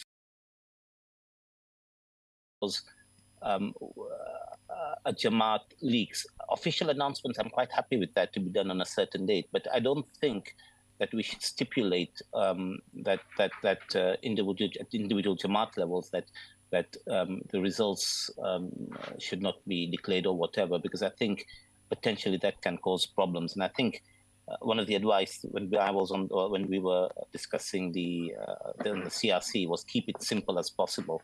So perhaps that's something that you may want to look at. I think there was one other. I think that's it for now. But I'll come back if I need to. Thanks. Thank you. Just wanted to clarify before we give it to Fayaz Bhai, and he will be answering all these questions. Where we are in the meeting now is that actually the paper has been presented. So we finished that because there's a question online. So I'm just saying it has been presented. Now it's up for discussion around it. So that's where we are in the meetings. Fayaz Bhai, would you like to please answer the questions, and those which you haven't filled? There was one on legal. I'll come in on that at the end. Thank you. Thank you. Shahid ભાઈ તમે બહુ સારો સવાલ પૂછા કર્યા, અને જો મારી broken ગુજરાતીમાં હું તમે જવાબ દઉં તો મને માફી કરજો. Announcement નો અમે બહુ ચર્ચા કર્યા. I think એક ચીજ important છે કે બધી regionsમાં consistency હોવું જોઈએ. For example, બે member હોય જમાતમાં કે 200 હોય, right? On principle એવી રીતે કામ થવું જોઈએ.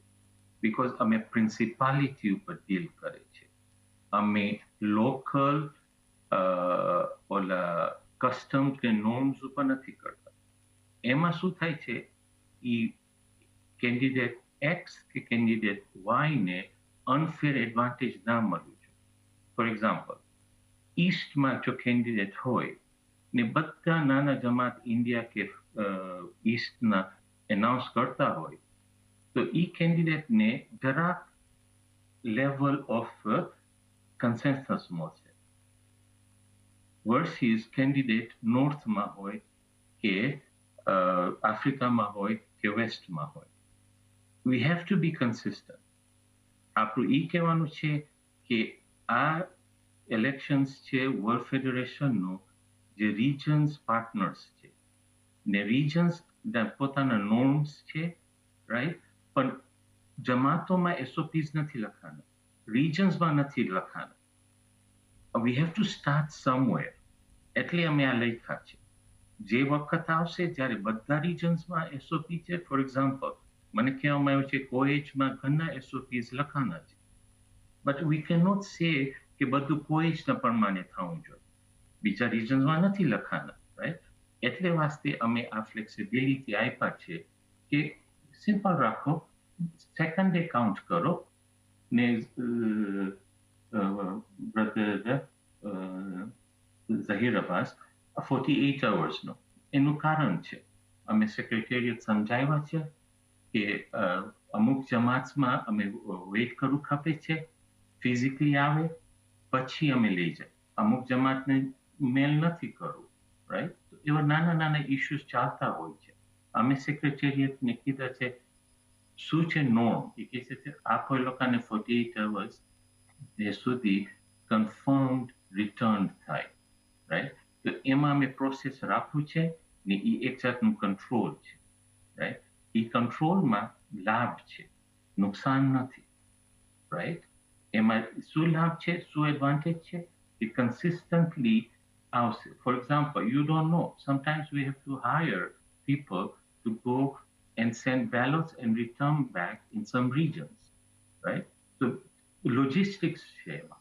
રાઈટ અને એક કમિટી 3 જણાનું આ ઓવરકમ કરવા વાસ્તે આ ગાઈડલાઇન્સ રાખવામાં આવ્યા છે it is not a new guidelines of 48 hours it is there from before right so અમારું કામ શું હતું લખવાનું કેવી રીતે આ પ્રોસેસ ચાલશે as far as set date નું વાત છે યસ એક જ દિવસ છે 2 દિવસ નથી 3 દિવસ નથી explicitly one day છે એ કેથી અમે એગ્રી કરે જેવી રીતે સુધીમાં લખેલું છે એવી રીતે અમે એગ્રી કરશું રાઈટ જેવી રીતે લખેલું છે you consult the region who are we consulting we are not consulting all the delegates in the regions the region will appoint the person who will come to discuss that with the EC I don't mind president vice president secretary general electoral commissioner of the region I don't mind coming in that room and discussing that.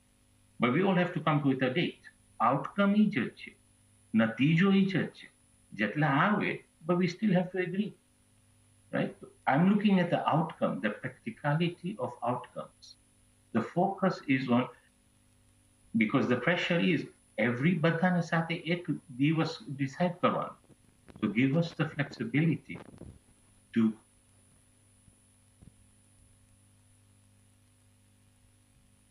Can you hear me? Can you hear me now? We can hear you. We can hear you. Okay. Yes. Yeah, I was buffering, I guess. Yes. So that's 2 answers. Coming to the 1 day, 48 hours, the counting, yes, I agree. The count karagyo to hajba ete. That's why we asked SOP has said that both counters are not there, then the EC shall notify the Secretariat. Guess what? That's an oversight because now when the Secretariat finds out there's a 7-day delay because you have to send out a notice for the EXCO, right? So actually 3.3 should not have said that, right? Where if non-appointed executive councils are present, right? Give us the flexibility because in essence, outcome, it's a recount. હવે બદલી ગયું છે. At the World Federation, it's basically a recount exercise. કારણ કે જે federations count કર્યા છે, we are getting the physical ballots in one location. That's all we are getting, right? It takes 6 to 8 hours to count them. We will take 16 hours. ભલે 500 બધા 6,000 કામ કરશો, વોલન્ટિયર્સને બોલાવશો, count કરશો, પણ આઉટકમ નીચે જશે, રાઈટ? ફેરફાર હશે, 1% ફેરફાર ચાલતું હોય છે. There is always a 1% of bad ballots. There is 1% of recount. Recount no each exercise here. You correct yourself. So we are saying bring your observers during that phase as well. કારણ કે એમાં શું અમે લાભ છે ને કેન્ડિડેટને લાભ છે. It's two ways. Sorry, my Urdu, I can't speak in Urdu a lot, but I know Urdu is the official language in Pakistan. But I naturally speak Gujarati to some extent. My apologies on that.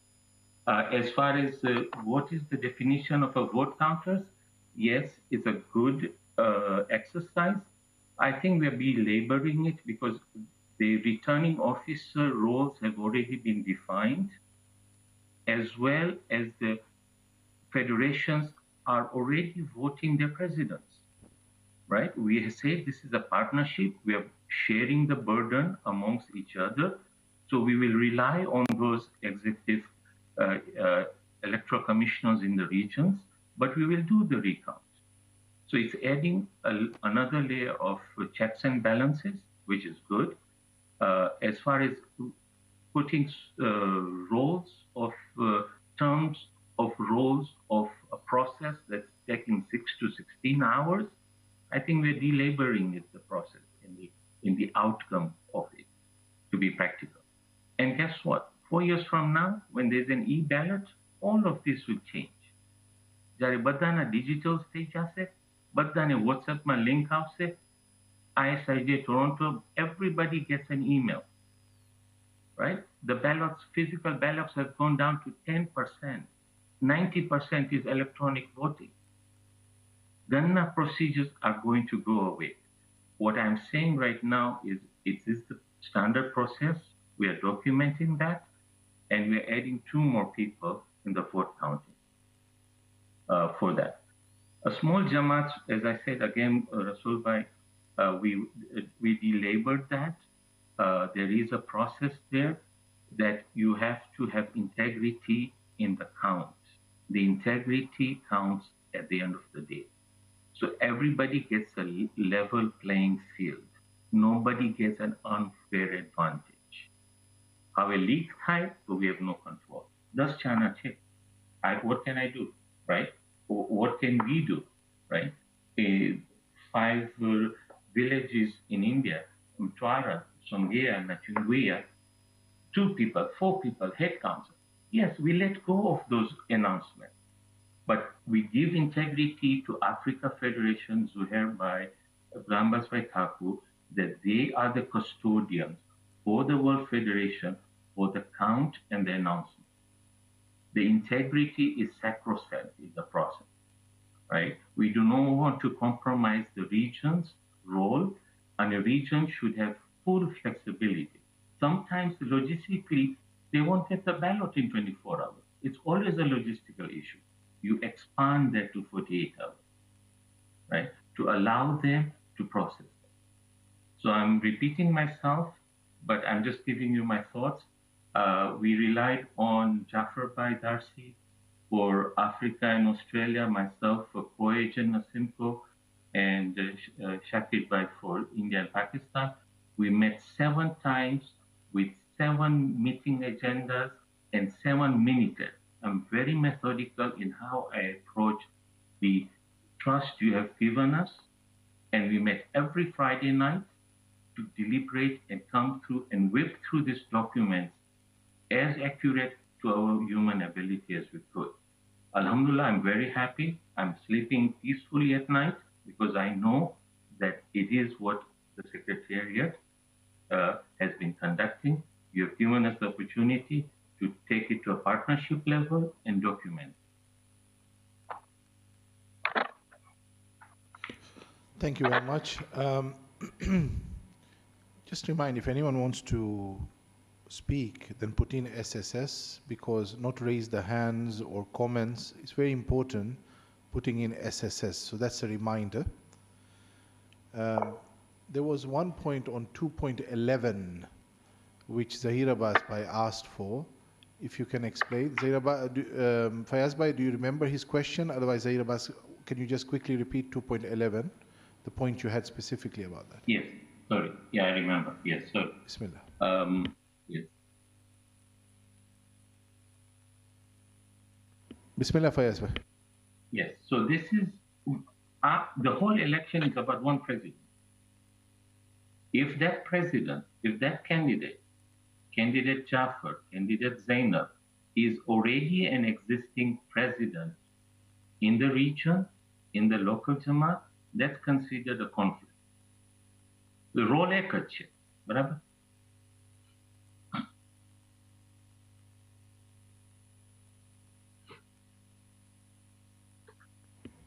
Okay with that? Thank you.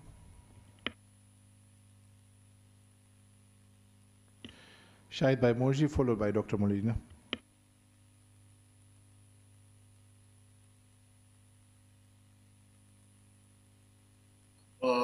પ્રમુખ સાહેબ હું છે ને મારા point ઉપર ખાલી થોડુંક ધ્યાન ખેંચતો હતો હું બિલકુલ ખિલાફ નથી કે આપણે કહીએ કે એનાઉન્સમેન્ટ થાય લેકિન પ્રમુખ સાહેબ આ હાઉસ તમે આપણે બધા સાક્ષી છે કે આ ચીજ થઈ ગઈ છે પેલા નાની નાની ઇરેગ્યુલારિટીઝ વાસ્તે આપણે કોર્ટ કેસીસ ઉપર ગયા ઇલેક્શન્સમાં ઇશ્યુ આવ્યા હવે મારા પોઈન્ટ ઓફ વ્યૂથી આ જે છે આ એક લૂપ હોલ છે જે કોઈ બી કેન્ડિડેટ કાલે વાપરી શકે છે હવે આજે જે તમે ઇલેક્ટોરલ કમિશનર સાહેબ કહી દીધા કે લીકેજ થાય શું થઈ શકે છે તો હું હજી હાઉસને માંગણી કરતો હતો આપણે વિચારે ચીજ ઉપર ને જે બેસ્ટ હોય એના ઉપર આપણે એક્શન લે ને સેક્રેટરી સાહેબ one more question was I asked about 5.1 of the SOP એનો એ જવાબ મને નથી મળ્યું ને લીગલ અપડેટ એ જવાબ નથી મળ્યું 5.1 says that કે electoral commissioner set for say that EXCO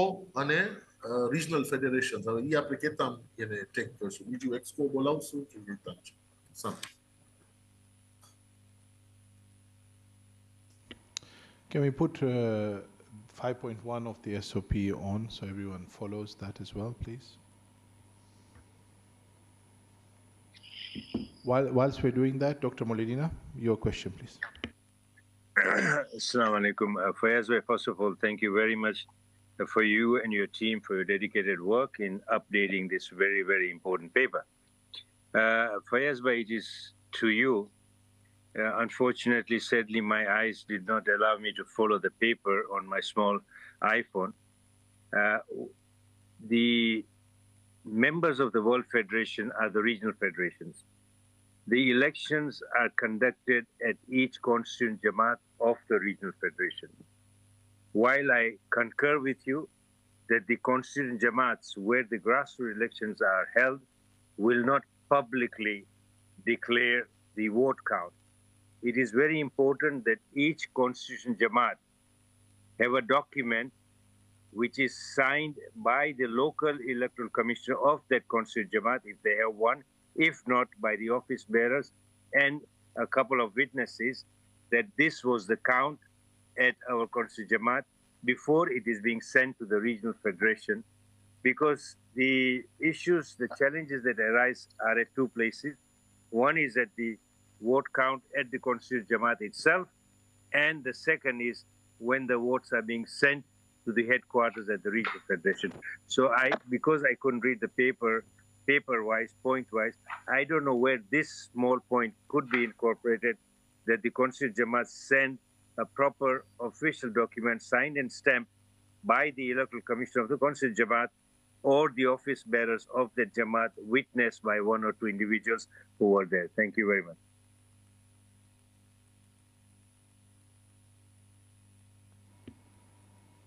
Thank you. Fayaz Bhai? Yes, thank you. So, Shahid Bhai Tamaru 5.1, yes, I agree with you. My monthly check, you are right that there is a part where the Executive Council is involved as well. We have to do that. That means it has to be done. So there is no issue about that. And how we approach that, I will leave it on the Secretariat to accommodate us for that. Dr. Askar Molidina, yes, I agree with you as well that the ballots, when they go out, they have this processed paper and sate hoiche.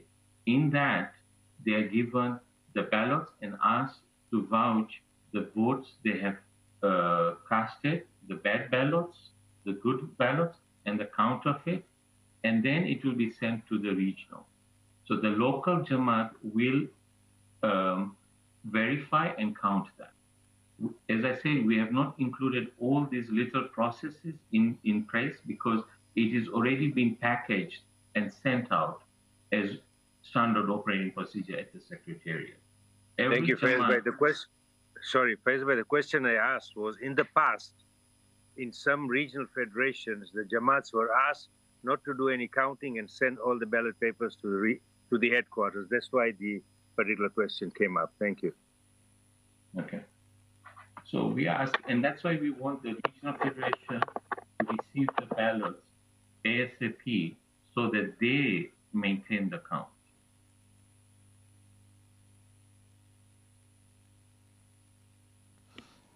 Okay. Regarding the point now, which is 5.1, which is here, you can see in front of you what it says.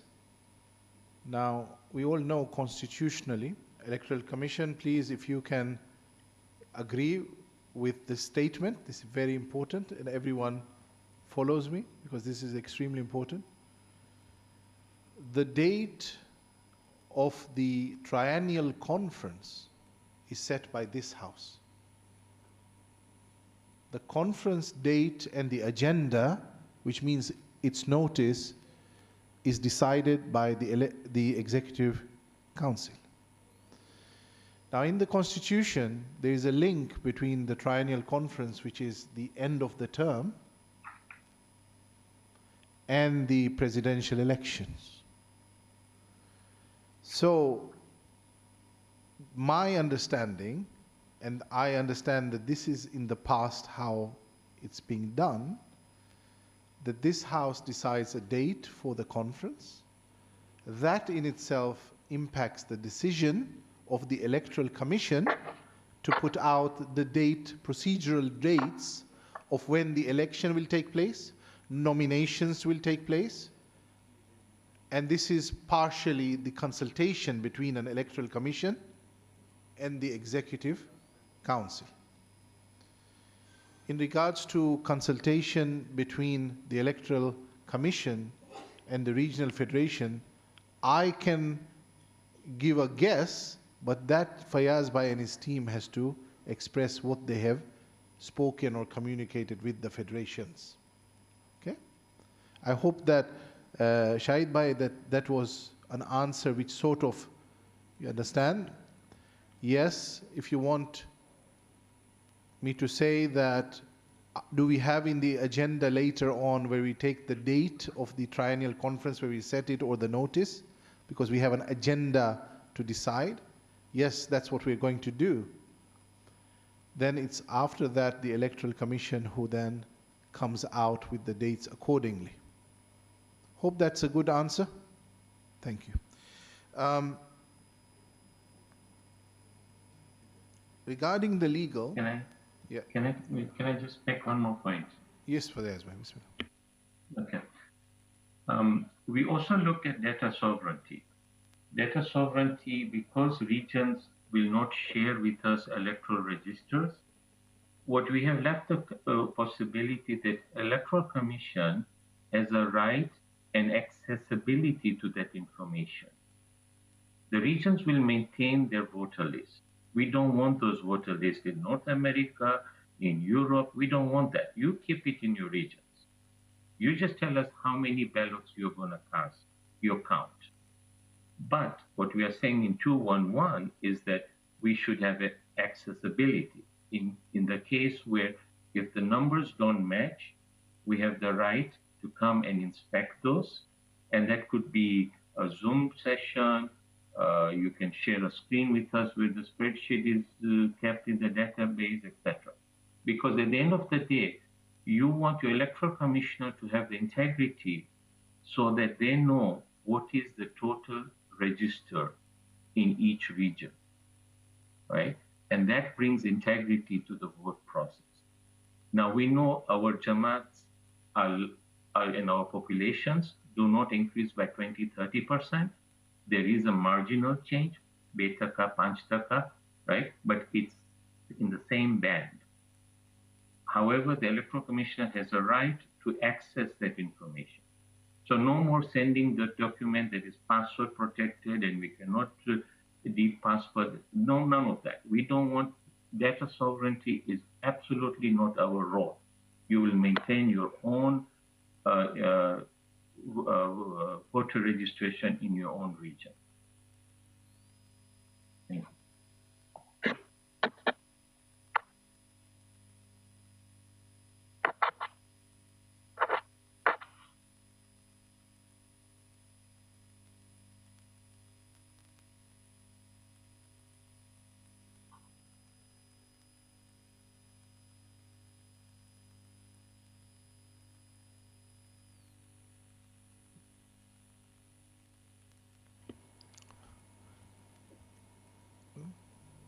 Habibai, Bismillah.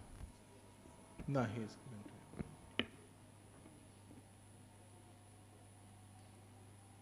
Habibai. Yeah, Assalamu alaikum, Fayaz bhai. Thank you and your team for putting the SOP together. I just wanted one clarification question. So if the local procedures of the Jamaat allows for electronic voting, I just want to reconfirm again that that should be an okay process as opposed to other Jamaats doing manual voting. Thank you. Before Fayaz bhai, you answer that one, we have a point of order by Shahid bhai Morji. Shahid bhai, Bismillah.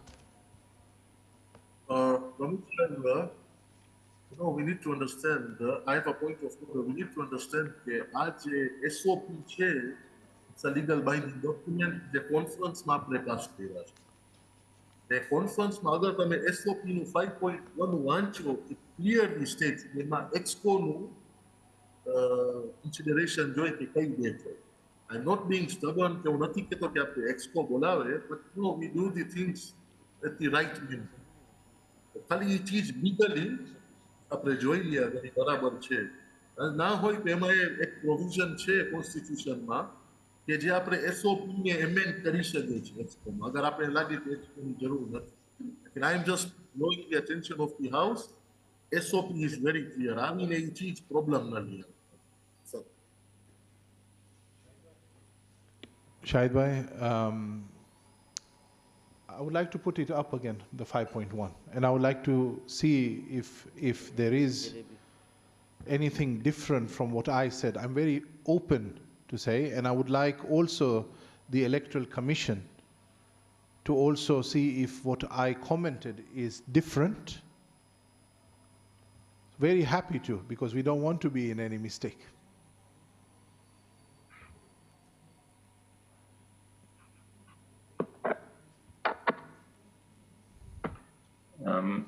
Let me answer Brother Habib by first, which is the one. Yes, we can accommodate the regions where they have electronic ballots, as long as the registered list comes to us 100 days before for our SOPs, and we know that that particular local Jamaat will require electronic ballot, and we will scrutinize aspects of that as well. As far as the 5.1 is concerned, Arif bhai, you have interpreted it to what is my understanding. However, Shahid bhai has raised this, that there is an end the Executive Council, and that to me needs discussion, I guess, because he's right that there is pointed out. Can I just ask, okay, it's an open point. It says, in consultation with the regional federations and the Executive Council. We all know that the Executive Council will be setting the date for the triennial conference. does not stop the Executive Council to give the powers to the Secretary Generals or to the regions themselves to communicate with the Electoral Commission. Doesn't have to be at the Executive Council. This House has the power to give that to its own regions. That's one way. Or it can choose to give it in a different way, but as long as I understand, it has been consulted. That there is a link between the electoral commissioner and the Executive Council. So if the Executive Council says, yes, we are fine for the Electoral Commission to consult the different regions and then hence set the date accordingly. That's a pathway out. Now, who directs, if I can just ask Shahid Bhai, are you okay with that? I'm not asking the House yet, I'm asking you, would that be a way which you clearly see that there is no issue? Thank you so much, Arif. I think that is a good point. I wanted to add that अगर एक resolution ए pass करी सकता है तो this thing should be legally कभी सके कोई problem ना हो. So we are in line with yes. Barobar. I would like to then ask specifically the Secretariat, and I'm going to ask Iqbal Bhai to kindly work on a draft which could work for a resolution, which means that this Executive Council will give the powers to its regions to speak to the Electoral Commission, or vice versa.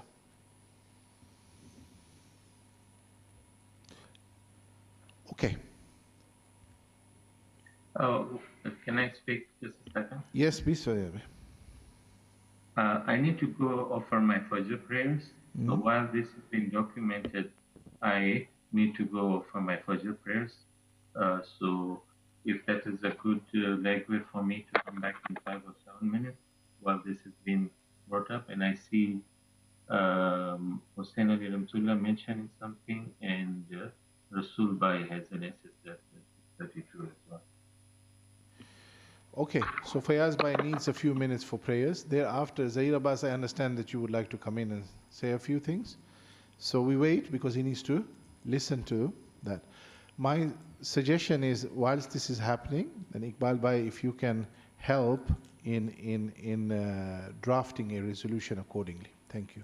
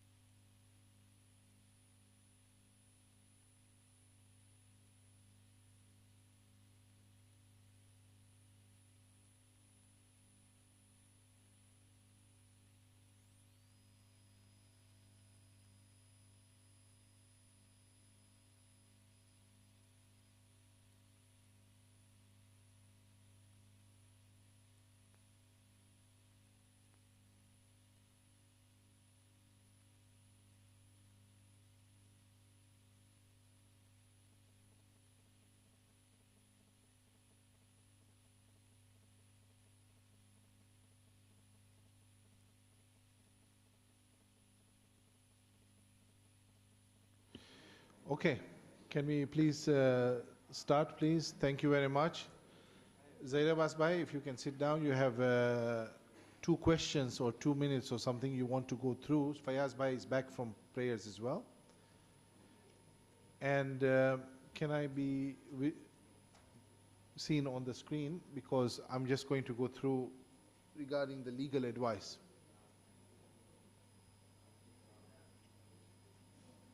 I just want to confirm, Fayaz Bhai, you are back, yes? Yes, I'm here. Can you Thank you so much. Thank you. Shahid Bhai, you asked about the legal advice. Yes, we wrote an email to our legal counsel. The answer which we got, we asked the lawyers if there are any amendments to the Constitution that are legally necessary to bring it into line with the revised SOP. The answer was the Constitution does not, on the basis of the information we have provided, need to be amended to adopt the attached SOP. I repeat, Constitution does not, on the basis of the information you have provided, need to be amended to adopt the attached SOP. That does not mean that the wordings of documents could not have been better. That's a separate point. But this is the key advice, a short advice given. Thank you. Please, Zaira Basbai, if you can go with your certain points. Fayaz Bhai is present. Thank you.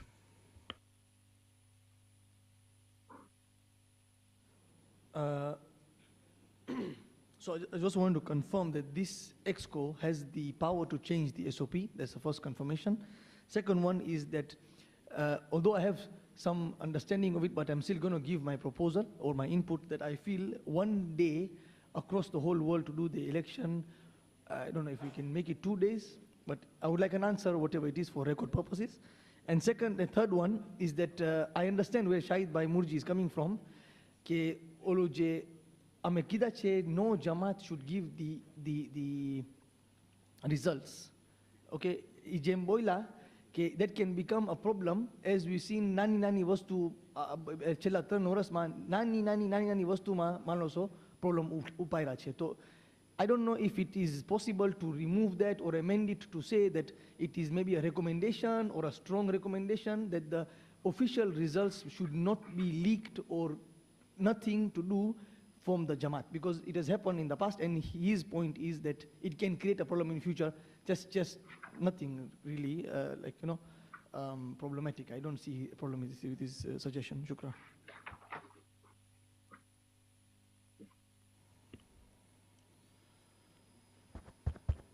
Fayaz Bhai, would you like to start, and then I will give my view or input according to how I see the conference try to say. But first, Fayaz Bhai, Bismillah. Sure. Thank you, Zaria Basbai. Thank you, everybody, for accommodating my Fajr Salat times. Shukran, Jazakallah. As for power to change SOP, 4.3 specifically Ketucha has said that you are empowered to come back with a rule set, which is what we have done. And there was a resolution which also said that at the next EXCO, these rule sets will be presented. Number 2, one day, yes, I thought about it very deeply, honestly. And I thought about it that calendar day is the best suitable reality we have. We can't do it Islamic day. 2 days, 3 days, you need a conference, you need deliberations, you need federations to accommodate 2 days. Can federations do over 2 days? Impracticality outcomes takana problems. Because you're asking now the federation, 6 federations, to do in 2 days or in 3 days, right? When they can mend them not to do that. 1 day is a calendar day, right? You take Australia, 1 day. You take Africa, 1 day. You take Europe, 1 day. Whatever is their day, sunrise to sunset, office hours to office hours, voting hours to voting hours. Multiply, here Karachi has 3 voting stations, right? So Karachi, they will go to the individual voting station. Now we asked also some home polling Cairo. I've done polling when I was documents left. For example, I won't name this. The one region said Saturday is convenient. Another region says Thursday night is convenient. Another region says Juma time. Another says Sunday. So you have variability. There's a variability because North America, sometimes they are conveniently ready to do it on Saturday, Sunday, not during the weekday, right? But you have to be uniform. You have to be uniform. So in one Saturday, that election takes place, right? Yes, it's a consultation, right? But then you are making it, maximizing it, the consultation process. That's the 1 day advantage you have. As for the last one, 5.1 and the announcement, I'm open to the recommendation wordings. It has, the outcome is still the same, that the votes will be counted and maintained at the regionals. It's just a wording, but as far as the outcome is concerned, the region, how is the region doing that today, right? Do they let the local Jamaats announce it, right? You can say 50 people came to vote. That's all you can say, right? There is no change in outcome, right? You can say 50 आए and 20 not आए ये लोग आए ये लोग नहीं आए. You can only say that. The outcome is still maintained, right? So it's basically we leave it on locals as well, but I think it's recommended that you say basically you don't announce that, right? So that you have uniformity across all the regions, right? Voting is a personal issue. Voting is not a communal privilege, right? Some may be offended. Ola 4 members Lindi Jamaat na, Kilwa na, ke Zanzibar Hujjat na, ke Zanzibar Kuwat na, they may be offended, right? It is a personal information, right? They may be offended. Why are you saying I'm account paid? Because you don't have an SOP in the local Jamaat. You don't have an SOP in your regions that says that, right? It's a we are maturing together and we are going through this together, and it highlights that if it necessitates at the World Federation, then we all learn from it and adopt and implement in our region. That's my 2 cents.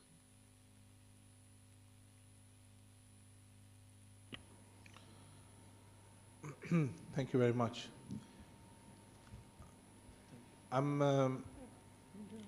There was a question which Zaira Basbai, you asked, can we change the SOP?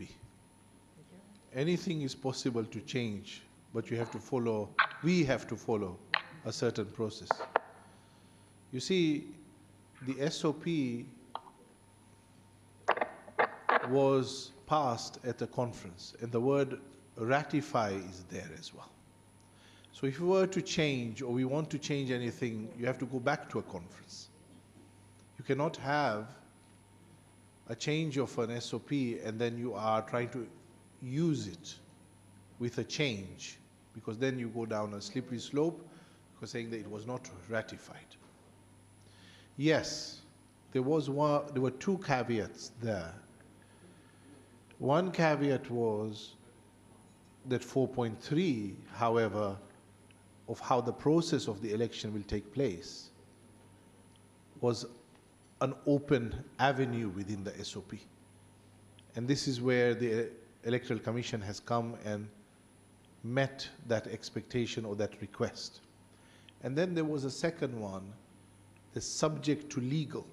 So if there's a legal part which has to be changed, then you have to just change it accordingly. So you either then change an SOP or a constitution, but they also have ramifications or impacts depending on what the input was.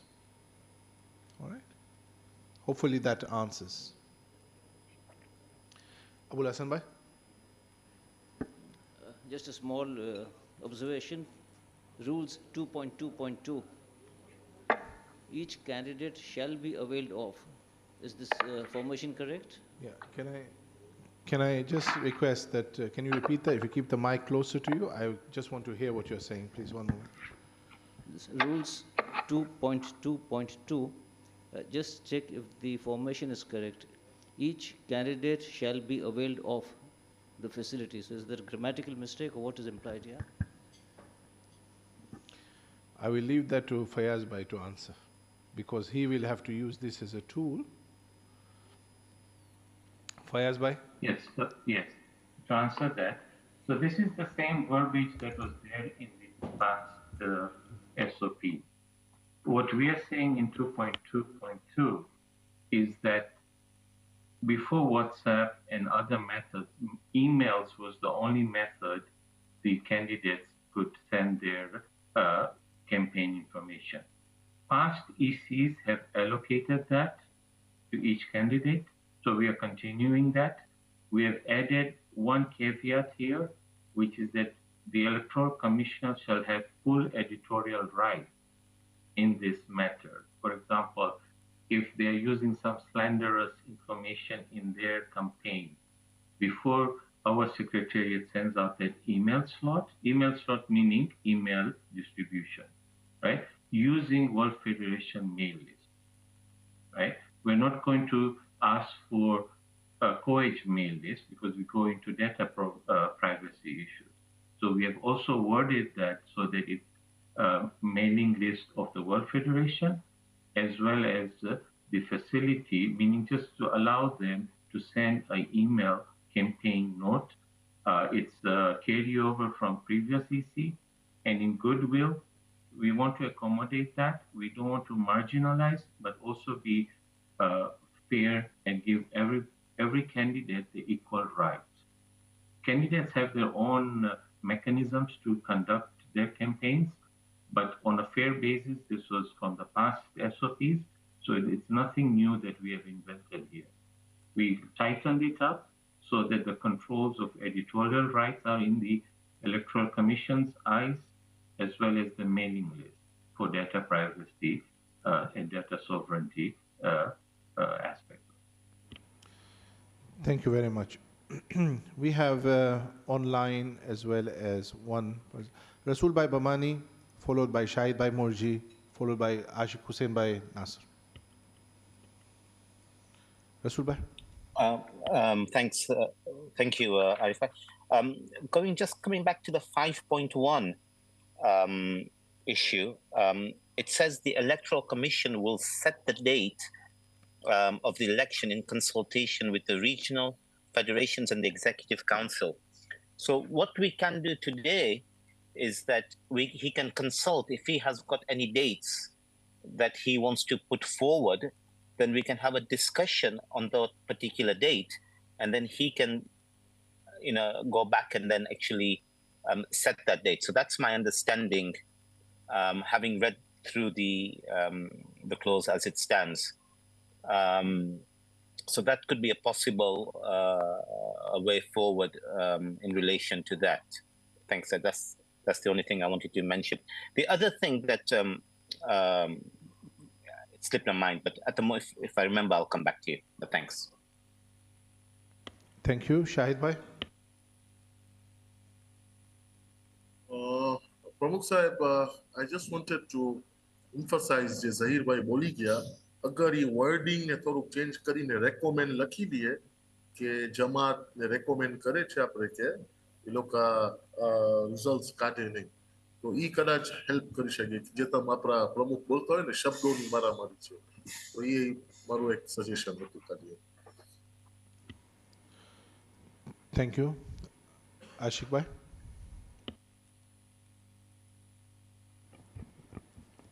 પ્રમુખ સાહેબ મને જે સૂચના દેવી હતી આપણે જ્યારે election હોય છે તો ઘણી ફેરે ઇલેક્શનના ટાઈમમાં આપણા ઓલા લિસ્ટ ઇલેક્ટોરલમાં નામ મરેલાના નામ હોય છે જીવતા આવે છે બિચારા વોટ નથી કરી શકતા. તો અગર જો આ લોકો નોટ કરી શકે કે ભાર દેવામાં આવે ને બધાય ખબર હશે, આપણે કોઈનું નામ ના લઈએ કે અહીં અમુક ઝાઝા વર્ષ થયા છે, આજની વાત નથી. તો કહેવાનું એ છે કે આના બારામાં જરાક ઓલું ભાર દેવામાં આવે. બીજું કે જ્યારે ઇલેક્શન હોય છે તો આપણે કહેશું ઇમામ જમાનાનું કામ કરે છે, તો મારામારી હોય છે દરરોજ. તો કહેવાનું કે જરા કહેવાનું આ લોકોને બિસ્મિલ્લાહ. હા, જરા કહેવાનું આ લોકોને કે આપણે ઇલેક્શન બારામાં જ્યારે આપણે ઇલેક્શન હોય છે એટલા વચનો દે છે, યા આપણને ઓલું દેવામાં ખોટા વચનો દેવામાં આવે છે આપણે, યા આપણે ઓલા શું કહે છે લવાજમ ભરી નાખશું કે મને વોટ મળે. તો એક મારી એક ઓલું છે, આટલા વર્ષથી હું જોઉં છું, હું પાર્ટિસિપેટ થાઉં છું કેટલા વર્ષ મોર વર્લ્ડ ફેડરેશનની મિટિંગમાં, આફ્રિકાની મિટિંગમાં, જમાતોની મિટિંગોમાં હોય આપણે. તો આ ફાયદો શું છે કે આપણે જ્યારે કરે છે ખુલુસથી કરે છે, આપણે કહે છે આપણે ઇમામ જમાનાનું મિશન કરે છે. તો ત્યારે જો એવા મિશનમાં આપણે હોય તો મારી એક સૂચના છે કે કોશિશો કરે કે બધી જમાતોને સમજાવે, યા આપણે જ્યારે ઇલેક્શન મોર કે તમે ખોટા વચનો ના દો યા ખોટું ના કરો. આવ્યો તો અલ્હમ્દુલિલ્લાહ, નથી આવ્યો તો અલ્હમ્દુલિલ્લાહ, સવાબ તો મળી ગયો છે કામ કરવા વગર. મારું તો એ છે, હું બધાને એ કહું છું જ્યારે તમે હારો છો શુખર માનો બે રકાત કે તમને કરું તું, તમને મોકો ના મળ્યો. તો આ મારી એક સૂચના હતી કે જો આપણે આમાં જરાક ઓલું કરી શકીએ તો આપણે ફ્યુચર માટે ઇન્શાલ્લાહ, ફ્યુચર જનરેશન માટે આપણને ફાયદો થશે ઇન્શાલ્લાહ. Thank you. ખાલી ભલે મુનીરભાઈ જ્યારે તમે વાત કરતા હતા તો મને યાદ દેરાવ્યા કે એક પ્રેક્ટિકલ એક્ઝામ્પલ હતું લંડનમાં, કારણ કે ઓલો વોટર લિસ્ટ છે ને 21 દિવસ પહેલાં આવું ખપે, તો એ જીવતો જો હોય 21 દિવસ પહેલાં અને પછી એનું મરણ થાય તો એ હજી પછી જીવેલો મરેલો હોય, તો કદાચ આપણે હુસ્નું ઝન રાખીએ ઇન્શાલ્લાહ. તમે એમ કહો છો કે વર્લ્ડ ફેડરેશન ઇલેક્શનમાં 21 દિવસમાં બધે મરી જાય છે?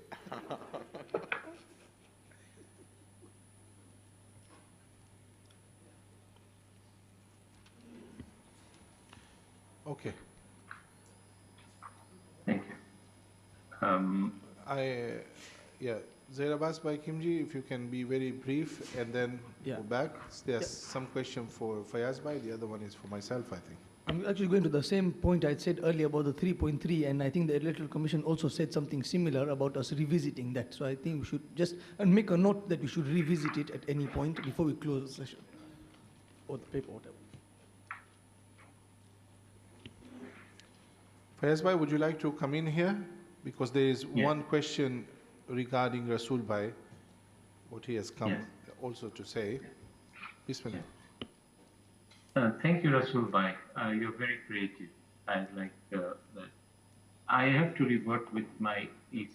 We have to deliberate on that. I can't make the decision today, and I cannot. So, if I may come in here, first of all, it is the smoothest and nicest way is actually, if already you have come up, you being the Electoral Commission, coming up with a date, and you bring it up at the Executive Council meeting, at this very meeting, that means that you have already consulted the regions as well as the Executive Council. So that is what basically Rasul Bhai is saying. But of course, you are dependent on the date of the triennial conference.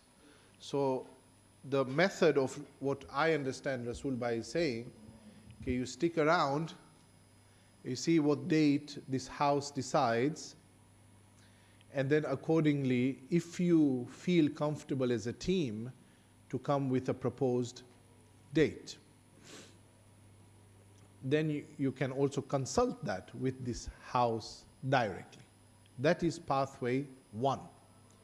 Pathway 2 is what we decide or we discussed before, and that is to have a resolution that you don't do it in this meeting, but you are able, the Executive Council gives the mandate for the Electoral Commission to confirm the date after consulting the regional federation secretaries or regional federations. Those are the two pathways. So if you can just see which one you prefer. One is slightly smoother and faster, but it needs your team on, and the other one is a bit longer. Thank you. Thank you. I'll take that offline and I'll come back to you. So then, if it is okay, because if we move on, Mr. Chairman, you said we can move on. My suggestion is, let us then pass the resolution at least. Do we have it handy? And of course, then if the Electoral Commission feels comfortable to give a date, then the resolution is there. Okay, I mean, what I suggest is as follows. I mean, the next item of the agenda is to elect or appoint 2 witnesses for the vote counting and then 3 arbitrators as well. This House has to do both this. I think from what I hear from Fayaz Bhai is that he wants a little time to consult his team. I presume the commissioner team in the meantime. So we have 2 options. We either just move on, and then once Fayaz Bhai is ready, then we can decide whether we need a resolution. Sounds very good. Excellent. And we have a wording ready for this as well. Can I speak something? And Fayaz Bhai, did you answer Zahir Abbas Bhai's point Yes. about 3.3, please? Yes, so the next one was Shahid Bhai to recommend to not release the information. Ashik Bhai, there may be suggestion boila dead person no. We are aware of it. Any chance we have added some controls a process so that our information comes in early. We have the time to scrutinize them as well as address any shortcoming just to possible. As far as Tamaru's second point had to Imam Zamana Lawajan, and I think in Gujarati what you mean is that the campaign the promises hoy che, the conducts hoy che, grassroots સાથે EC has no role એમાં કેવી રીતે conduct કરે છે grassroots સાથે મારું standard કહેવત છે candidate will promise you the sun, the star, the moon, ચાંદ, સિતારા ને બધું promise કરશે, and I've seen that time and again. So that's part of the candidacy. We don't have conducts of that as far as that. Zaid Abbas Bhai, you mentioned let's revisit 3.3. I think it has been brought up that the conference can address that. We have added some guidelines, Zaid Abbas. I was worried, and I have added this guideline, is that if one appointed counter comes, allow us to go ahead with the counting. If both do not come, then yes, we have to go to EXCO, right, to do that. But if one does not show up, give us the flexibility to go ahead and count. So that is what we have done in the rule sets as well, so that the EC may bandai na jai, is not locked, because people travel, people are there, and counting is a recount. As I said, some of the formats have changed. Recount chair to most part, right? So એમાં જે integrity છે એ recount નું integrity છે, counting નું integrity નથી, right? So we have added that if this document passes, then we have that. Otherwise, we have to go to the conference and amend 3.3, ideally saying that regardless, ave na ave, ek ave, be ave, ardu ave, whatever, the EC and the committee and the observers can go ahead and count. Thank you. Thank you. Shall we then move on, please? If we move to the next agenda item. Sorry, I'm not done with this point. Sorry. You see, the last time with the issues which we had with the last election, these were the points I can recall, and this was also a contentious issue. that the people are not there. That's why I'm giving it emphasis that we lock it properly. It should not be a gray area, that's all. So can you repeat exactly what you mean that it is contentious and that the people were not there, just properly? Because Fayaz Bhai has come back twice here on this point. So I just want to know where it's unambiguous. So 3.3 is saying we are going to appoint 2 councillors, this executive council, correct? The last time this is exactly what happened. The executive council appointed 2 observers, they didn't go. So what is our counter for that? That's what I'm asking. He has answered. Yeah, so now he's saying you allow 1 only. Okay, that's what he's saying. That's why I'm coming back to it. Yeah, so okay? that is not what he exactly said. He said, what did you hear? He said that in case one of them is not present, yeah, then what happens? We allow the EC to do the counting and reconfirmation with 1 observer from the executive council who is appointed. And you will see if Fayaz Bhai, would you like us to show this on screen, the 3.3, so everyone, we can go through, and then you go through how your thought process has been, because you have spent time on it. Can I ask can I ask the 3.3 to be put on screen, please? You have to call an extraordinary executive council meeting. Yeah, one moment, let it come. Hey. So Fayaz Bhai, I would like you to go through like a chronological order in event of A, B, C. Bismillah. Okay. So if you look at the rule set 241, rule set 241, on one hand, 3.3 says no show. No show means 0. 0, both have not showed up, right? We cannot change 3.3 unless we are at a conference. We are saying in 241 that if one of these counters. One moment, can we go to 2.1, please? One moment. Let me see. 3.41. 241, sorry. If you go to the rules itself of the SOP, of the rules which he has presented. Page 200.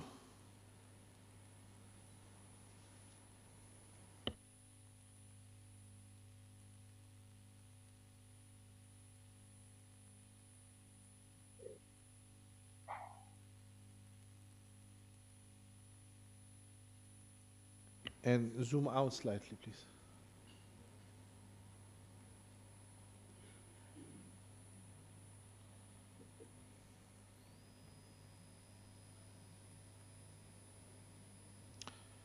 Yes. Fayaz Bhai, Bismillah. Yes, thank you. So Zaid Abbas, the 241 ma the number 1 lakelu chhe na parenthesis ma, that is what you are saying is taken care of, right?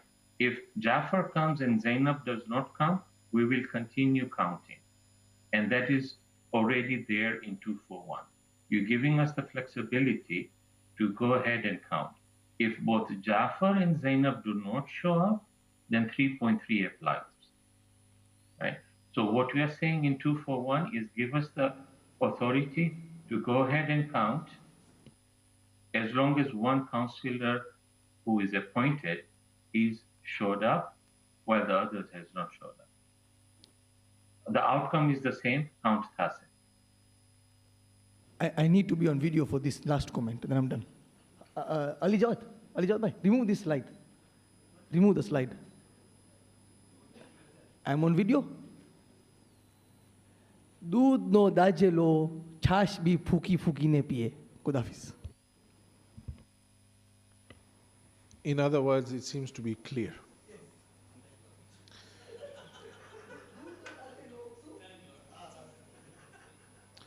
Alhamdulillah. Fine, thank you very much. Let us now proceed. So we're going now to point of appointment of 2 executive councillors to witness the counting of the votes. And this is where we will open up and ask that from this house itself, who would you like to appoint? And there are two councillors which we are after. And those who would like to nominate someone, please put SSS and we'll give it to you, or raise your hand here.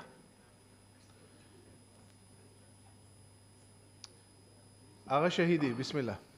Before that happens, I just want to remind the House that the two witnesses was an issue at the last election, and we should be absolutely sure whoever wants to be nominated or self-nominated does carry a responsibility of traveling to London, agreeing the date with the electoral commissioner in advance, and making absolutely sure that he or she will be there to witness.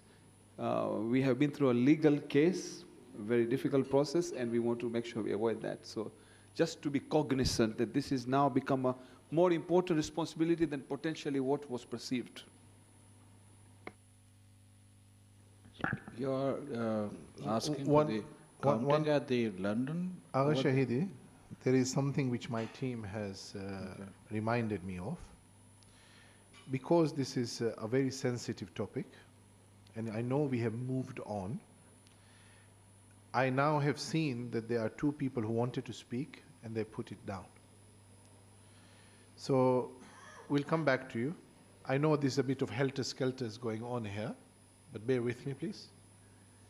Mohammad Raza Bhai Devji, please, if you can come in first, followed by Rasul Bhai Bamani. But we will not take any further points from here. Thank you.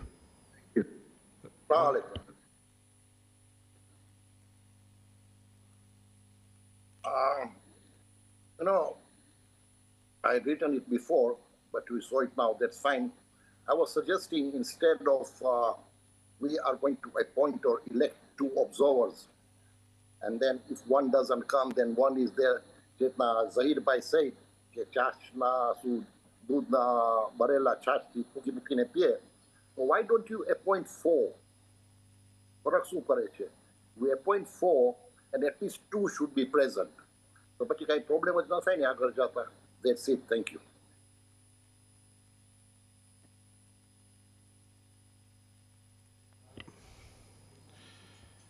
And the next one, Fayaz Bhai, I'll let you come in on it after it. Rasul Bhai, Bismillah. Just wanted to come back to this issue about the two witnesses. The Constitution says that there needs to be two witnesses present at the count. I totally get what Fayaz Bhai is suggesting, that if one attends and the other one doesn't attend, then we'll continue with that particular count. But I just want clarification that by doing that, are we then going against the Constitution? Because the Constitution clearly states two need to be at the count. And perhaps if we then have another, like what Mohammad Raza Bhai just suggested, whether that's possible in the Constitution, I'm not sure, but that could be a way forward. So yeah, that's my point.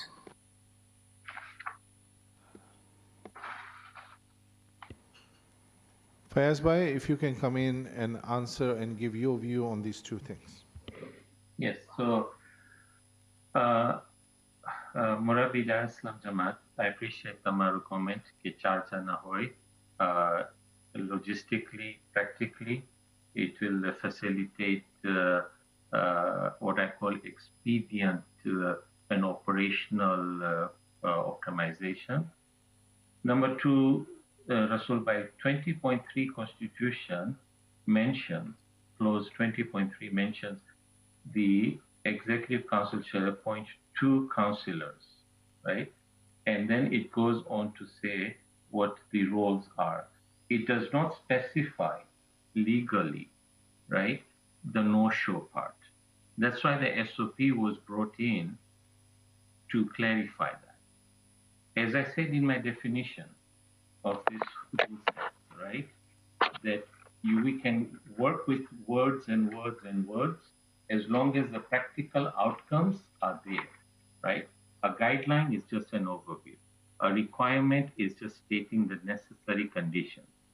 So the necessary conditions in the SOP say, the necessary conditions say, there is a no-show of 2 counters or observers, call an EXCO. Now we are adding another necessary condition. Adding necessary condition on something we can't amend, right, is normal in light that you are not contravening the first necessary condition. The first necessary condition is sacrosanct. We are not changing that, right? If 2 no-show, we call an EXCO. We respect that, right? However, another necessary condition is that one shows up which was not looked up in at that time. We are adding that as far as that is concerned. Does it contravene the Constitution? Right? The numbers are still 2. If we add to 4 numbers, then yes, we have to bring it in the Constitution.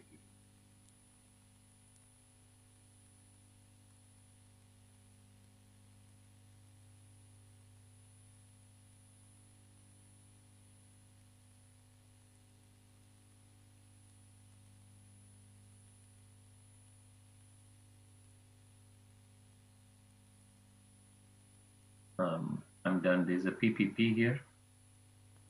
By whom, please? Sorry, Rasul Bhai. Yes. Rasul Bhai, Bismillah.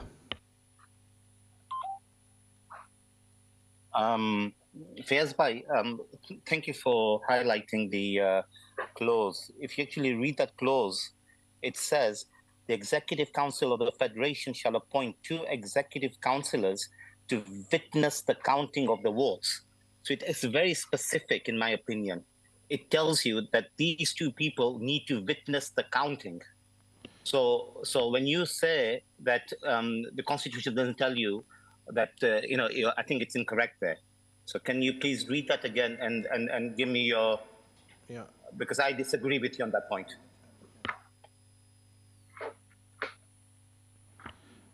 May I give what I see as the Constitution says, if it's okay? Fayaz Bhai, would you like to go first, or would you like me to give my view?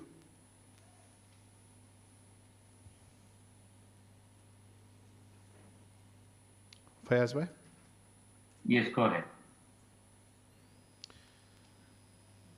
When I read 20.3 in the Constitution, the Executive Council of the Federation shall appoint 2 executive councillors to witness the counting of the votes at the World Federation. When I read this sentence, I see that the responsibility of the one who takes an action.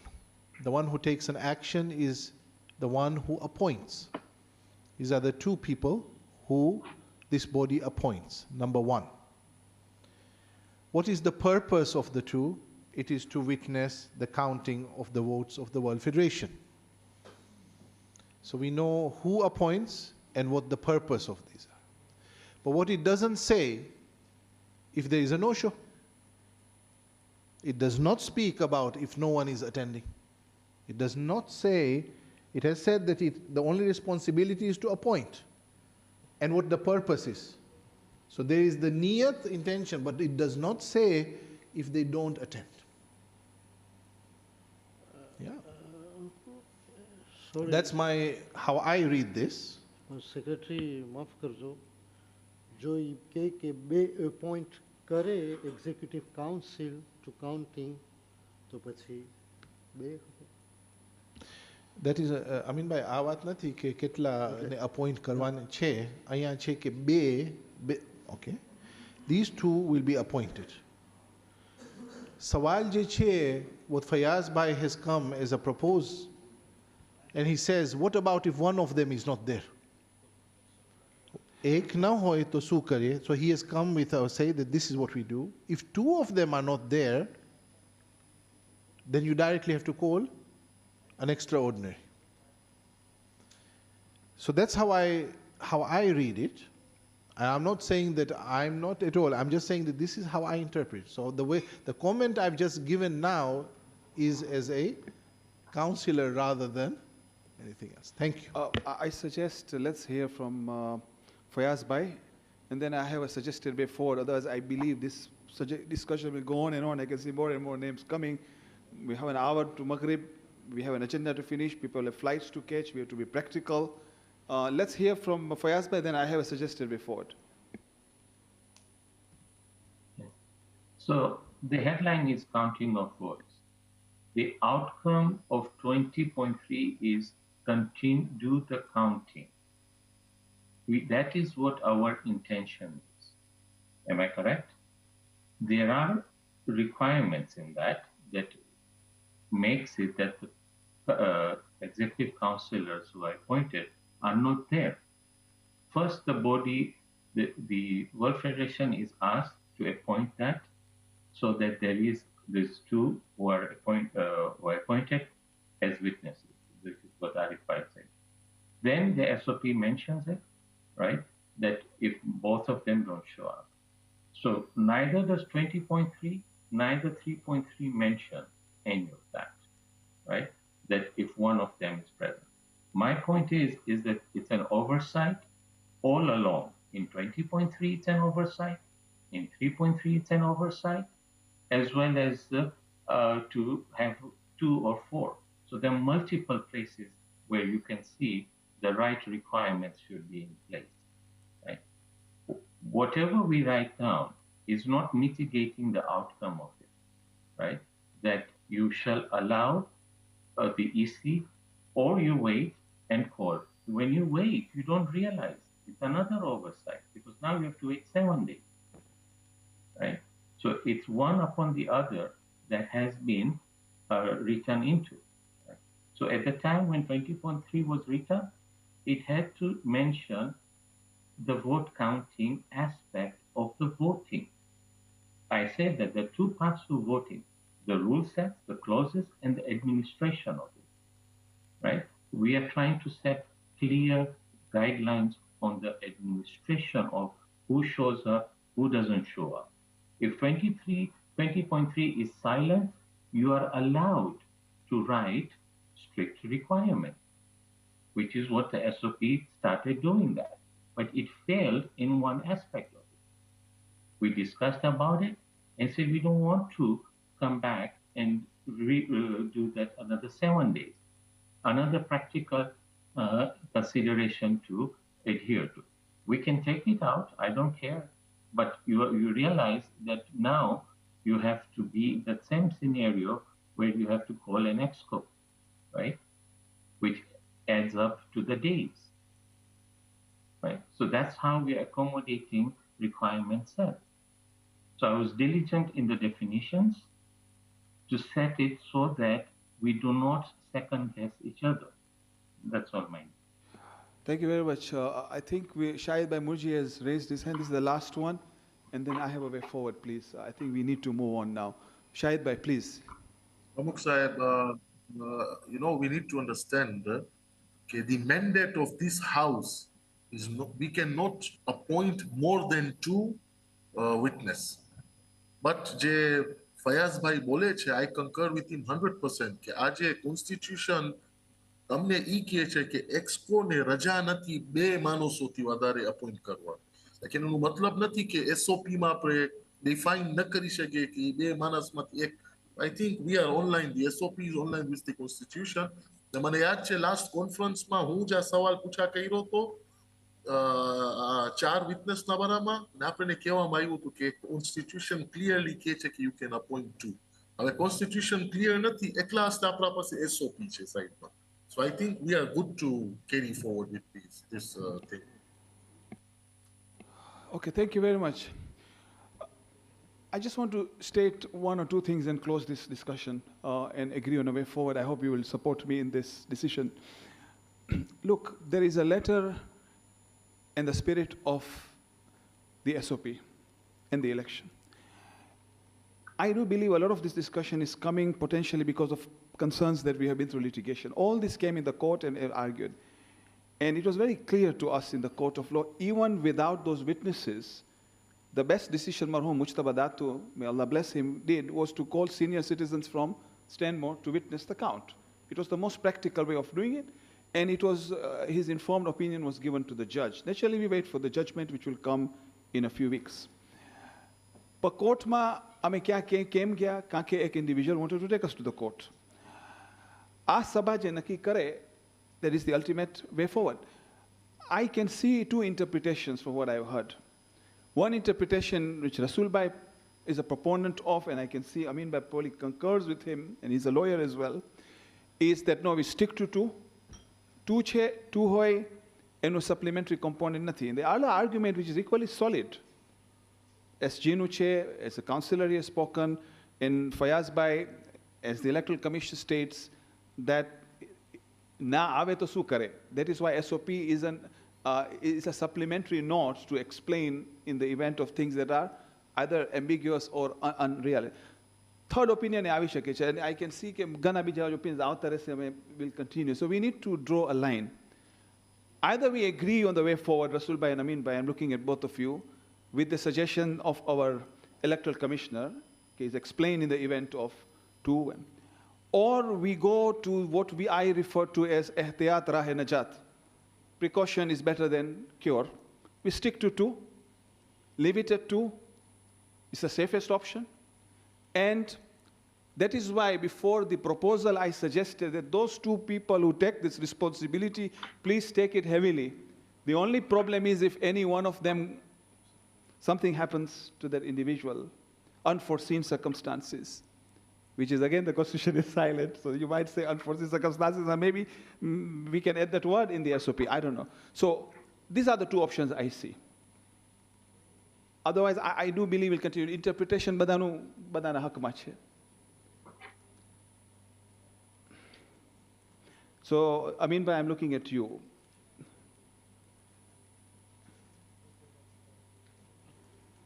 તમે કીધા ને આમાં કારણ કે ઇલેક્શનનો મામલો છે આપણે strict application કરીએ તો it's better it's my view મને ખબર છે કે આમાં એક લાયક છે પણ આપણે હવે મેજર ફોર્સ હોઈને ન આવી શકે પણ ઇટ્સ બેટર કે આપણે એવા વિટનેસને રાખીએ કે જે તૈયાર હોય જવાને ના કામને સંભાળવા માટે તો પછી પ્રોબ્લેમ ન થાય હવે મેજર કેસીસ આવી જાય તો બીજું છે પણ it's better કે એવા વિટનેસ હોય કે જે તૈયાર હોય ત્યાં સુધી જવાને ના કામને સંભાળવા માટે. Thank you, Amin Bhai. Mohammad Ali Bhai. Actually, the flaw is that if suppose out of 2, 1 is not coming, Constitution is silent, then the land law will apply over there. Number 2 is that suppose the 2 executive council we have appointed, and let them make their own team. Just like said, if somebody wants to come to from Canada or Kuwait, they can appoint as their assistant and they can call because there is no restriction for having an assistant or a team. Just they are saying if they are witness. So along with their team, they can be a witness for that as well. We are going to open a 3rd chapter now. This is my worry. Habib Bhai, please help me out. You always come to my rescue at these difficult times. Yeah, so I honestly think I concur with Amin Bhai and Rasul Bhai that Constitution says 2. Let's have 2. Emma, Beyank is better than Enk, number 1. Number 2, so we can, inshallah, try to see if the SOP, just Fayaz Bhai Karachi, Emma apne rakhe, if a person doesn't come, then what we can do. So if appoint somebody from the local Jamaat, ke, whatever we want to do. So I think we say that 2 people will be present physically. If one person who is appointed by the executive can't make it, then the SOP should allow for another replacement locally. એક કદાચ થાય કે આપણે આ executive council હમણાં 2ને appoint કરે અગર જો મેજર કેસ હોય તો એ હમણાં એકને અહીંયા ડિસાઇડ કરી નાખે કે આ 2માંથી જો એક કદાચ ના આવે જો ખાસ મેજર કેસ હોય તો આ આવી શકે ને રિપ્લેસ કરી શકે પણ આમ 2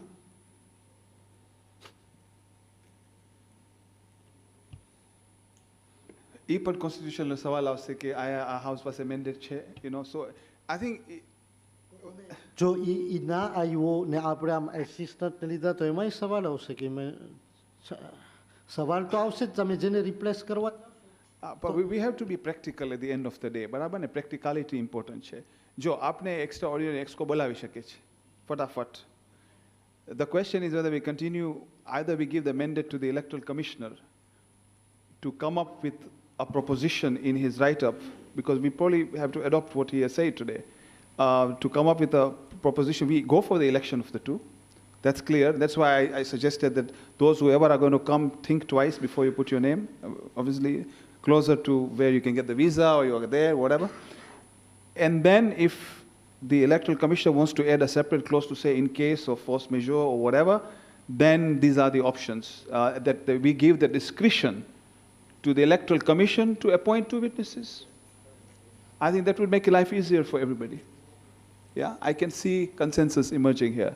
Okay, so I suggest, Fayaz Bhai, the humble suggestion to you from the House is that if you can remove that component of one witness and a separate note made in case of force majeure or any other majburi, the Electoral Commission would be able to appoint appropriate witnesses that will be available at the 11th hour or something around that. I think that will allow us the consensus to move forward if you are aligned to that suggestion from this House. So two things. One, I have to consult with the ECs, my members. And the second one, in case of force majeure, are you talking one force majeure or two force majeure, right, to appoint? Sorry, can you repeat what you said? Sorry, I missed it. My apologies. Yes. So you mentioned, for example, that in case of force majeure, this is the situation where you are allowing us to appoint somebody, right? So that's the thought process. Is it specifically to one or both? They have intentions to come, but they have force majeure. Okay, we have a point of order, please. Shahid Bhai.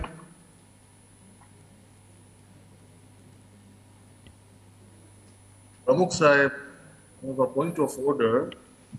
We need to understand કે આ જે SOP છે એ conference pass કરી છે. SOP માં clearly state થયું છે. હવે તમે આજે ઇલેક્ટ્રો કમિશનરને કહો કે તું આ ડિલીટ કરી નાખ ને એક ને બે, એના હાથમાં નથી. એક પ્રોવિઝન છે કોન્સ્ટિટ્યુશનમાં કે આપણે SOP ને રિવાઇઝ કરી શકીએ છીએ એક્સકો બોલાવીને ને એનું નોટિસ તમને 24 hours પહેલા આપવું ખપે. લેકિન ઈ SOP રેક્ટિફાઈ થવું જોઈએ કોન્ફરન્સમાં. આપણે થોડોક ધ્યાનથી જાય થોડોક, એવું ન થાય કે વધારે આપણે હવે ડીપમાં કરી જાય, કેમ કે SOP ને ચેન્જ આ સભા અત્યારે નથી કરી શકતી. Bhayo, I will not allow any more discussion, please. I suggest we stick to the law of the book. We will call an extraordinary EXCO if needed. That is the safest and the Rahe Najat. Let's move forward. Thank you. Let's move forward to the next agenda item. I believe before we go there, I want to check with the Secretariat whether we need to adopt the paper of the Electoral Commissioner or it's a point of information. I would like to look at the precedents.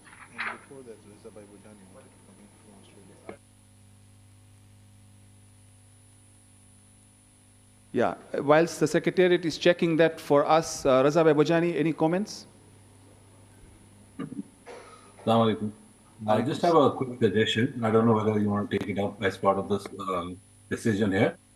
Is that we appoint two councillors as witnesses and have two backup councillors appointed as well in case one of them or two of them don't come. So those are... brother, that was a suggestion that came from Muhammad Raza Bhai Devji, which many people believe is contradictory to the constitutional requirement, unfortunately. Is going again in circles. That is my... His question was to appoint four. I'm saying we have two councillors who are the witnesses, and in case of force majeure or anything, they are the backup one.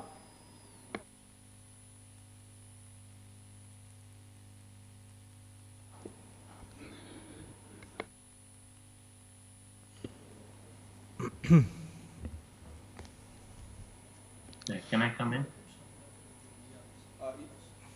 Ji Fayaz Bhai. Thank you, Mr. Chair. We can go ahead and delete 241, the second section that you mentioned about the Rahnachat, is that the word to use? That it will be only the first paragraph, and therefore we will stick to what is in the SOP, and it's black and white, and will remain black and white for that. Can So, that be shown on screen, please? Fayaz Bhai, one Thank moment. Can it be shown on screen what will be deleted? Because we then want to adopt it, correct? Thank you. That's right. So can we show on screen? Yeah. Can you just repeat which part it is again, Fayaz Bhai? Sure. In 241, yeah, the second paragraph, the Electoral Commission shall give 2 weeks.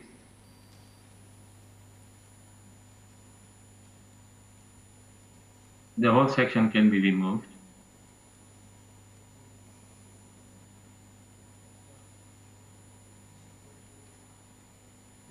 Okay. Thank you. Thank you. Now,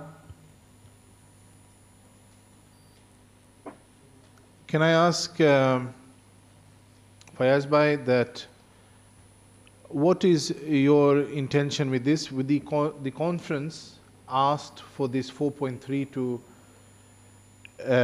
to come back on this, and you have prepared a document. So now it is for this House to adopt this document. And you have a wording as well for the adoption of this. And please, if you can propose the way forward. So it comes from the Electoral Commission, and because it is your suggestion. Sure. Thank you for a vigorous debate, everybody. And I really am encouraged to see such a good support amongst all the councillors. We can't hear you again. If you can sort of do whatever you did before. Thank you. Okay. Thank you for all the support and vigorous discussion we had. And that's why we included in the notes, right, that this document is presented at the conference. As far as the terminology is concerned, is that I would say we have a resolution here that states clearly that this document shall be adopted with one amendment which we have taken care of, so that the election guidelines, rule set, right, have been adopted by the EXCO, whose responsibility was from the last conference to do that. So it's both ways. One was EC has to bring this document, and the other one was the EXCO was given this to adopt it. So that is a continuation of that, and therefore the EXCO will basically fulfill its mandate from that previous resolution. We have sent you a resolution draft already for this as well. So if there's wordings that needs to be adjusted to, but basically it says to adopt this rule set. Thank you. We will show it on screen, the resolution which you are proposing. Ask the technical team to show it on screen. Thank you.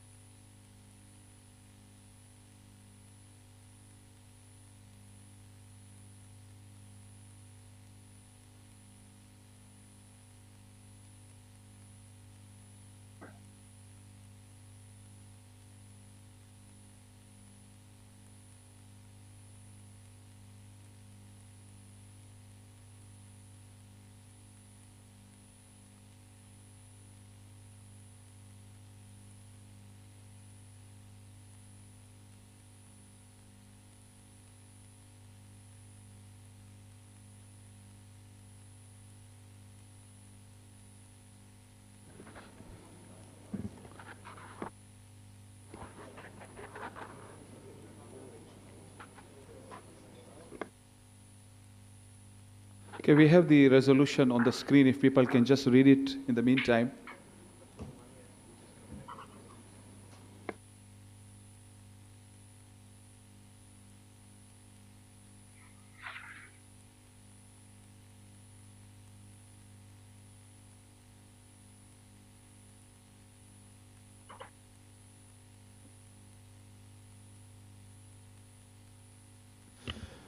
Okay.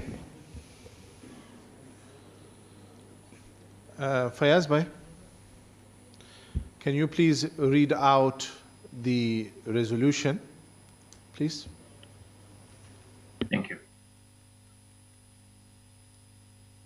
Headline: Resolution colon. Fayaz Bhai, set of sorry, rules. I will ask that. I will read it out. Then I would like somebody to propose it, please. And because the one who proposes to be a councillor. Okay. The 7th meeting of the Executive Council for the term 2021-2024 of the World Federation of KSIMC held from 31st of December 23 to 1st of January 2024 hereby notes for the record that the set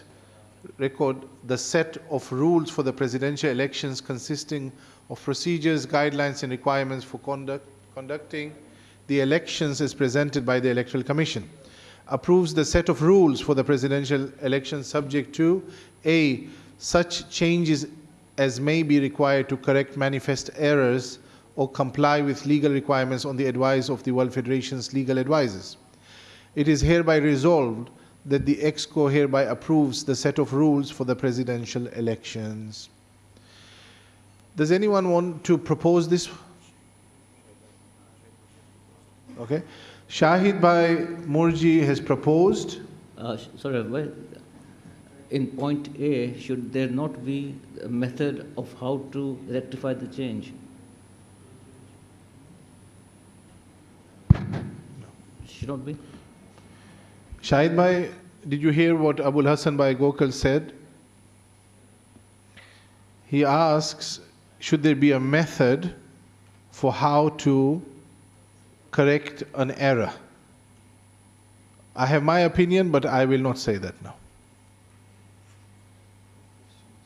Bismillah, if he has any friendly amendment, he can give us. We can think about it.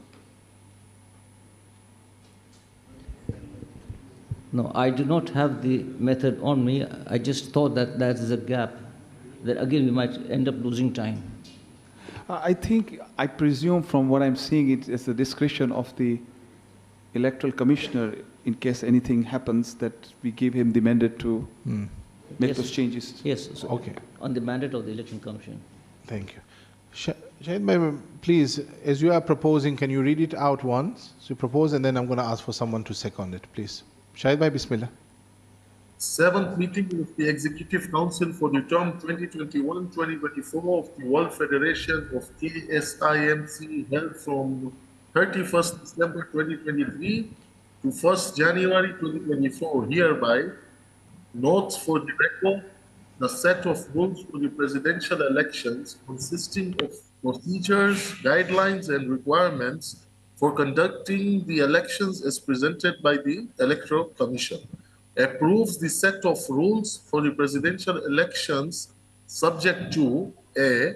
Such changes as may be required to correct manifest errors or comply with legal requirements on the advice of the World Federation's legal advisors. It's hereby resolved that the EXCO hereby approves the set of rules for the presidential elections. Can I ask for a seconder? Mohsin Bhai Giwala seconds. Zaid Abbas Bhai Kimji seconds as well. So, and Muhammad Ali Bhai Merchant. So this resolution, anyone opposing?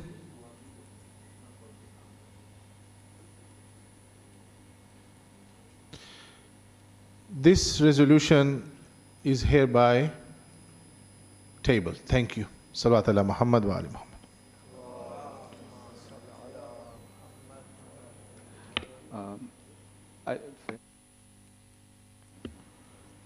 Fayaz Bhai, we request you to stay around for a bit, please. Thank you.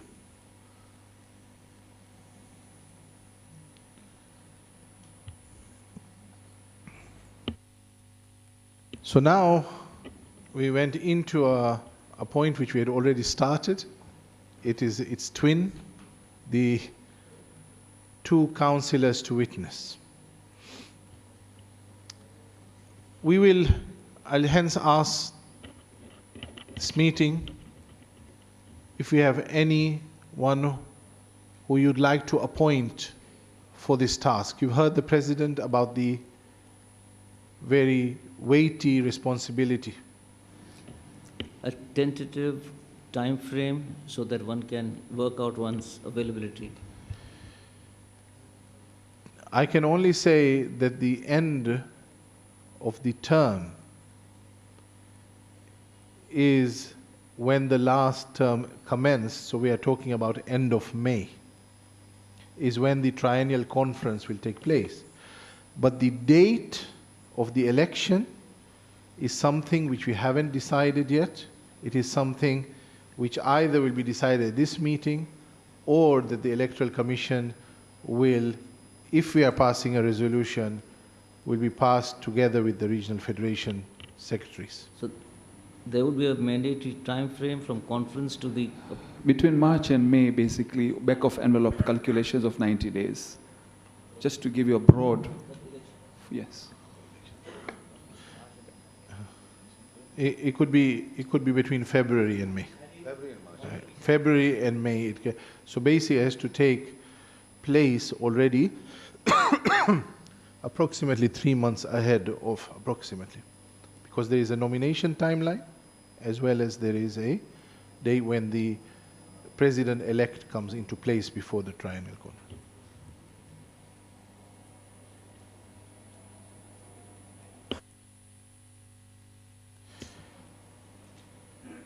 And just for anyone asked that I said the resolution was tabled for the minute, the resolution was passed. It's absolutely fine. One is more formal than the other. Which one we can choose, but both are okay. Thank you.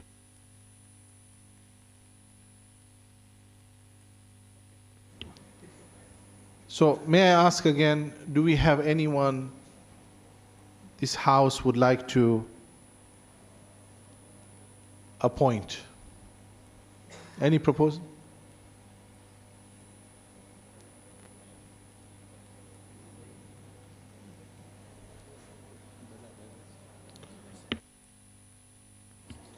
Shahid Bhai Murji, please.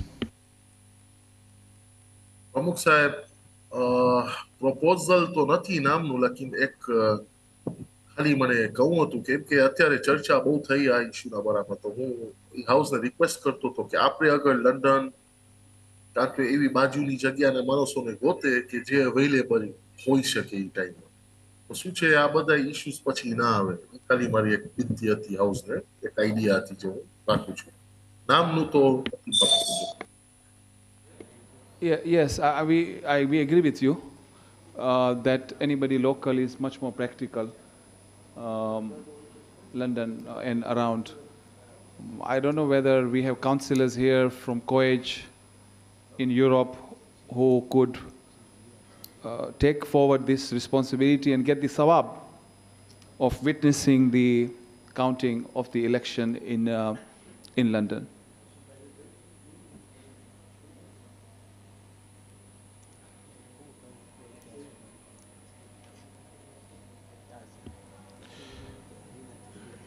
Yes, Habib Bhai, Bismillah. Can I propose Rasul Bhai Bamani, please, if he would be interested to do the counting observer? Thank you. Rasul Bhai Bamani has been proposed by Habib Bhai Megji, and Zahir Abbas Bhai has seconded him. We have to take his consent first. I am very tactical.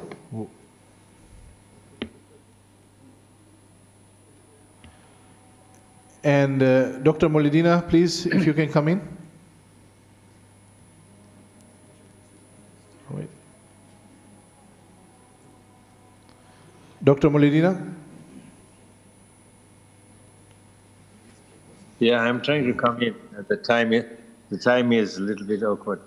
I propose the name of Dr. Hussein Jiwa, if he agrees. I don't know if he's in the meeting right now. Dr. Hussein Jiwa has been proposed. Any seconding? And Habibai Megji, seconds. And Shahid Bhai Murji also second. Can I ask, Rasul Bhai, are you online? Yes, I am online.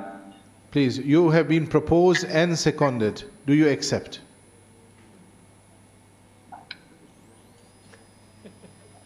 Sorry, can you? Are you, do you accept? Yeah. I saw a note there. Bismillah. I haven't thought about it, and I'm not sure, to be honest. જ્યારે બાયરીને માંગો આવે તો શરમાય રે આમ બરહો બોલાના શબ્દો હતા જ્યારે આબડભાઈ રાયા treasure બનતા હતા ને હા ને ના કહેતા હતા કે સલવાત પડી નાખો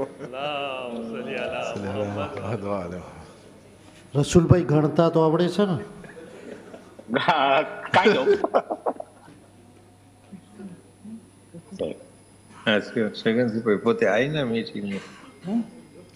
So, this was proposed by Habib Bhai and seconded by Zahir Abbas Bhai and Muhammad Ali Bhai Merchant as well. So, Rasul Bhai, you have accepted? Yes. Okay, yeah. Thank you very much. Dr. Jiwa, please, are you online? Bismillah ar-Rahman ar-Rahim. Yes, I am online. You can see me. આપણા માજી પ્રમુખ doctor મોલીડીના આપણે propose કર્યું છે અને એની હું request જરૂર કબૂલ કરીશ એને હું માન રાખીશ અને હા હું કબૂલ કરું છું. What a beautiful way of answering. Thank you. Hassan. May I now ask if there are any other proposals?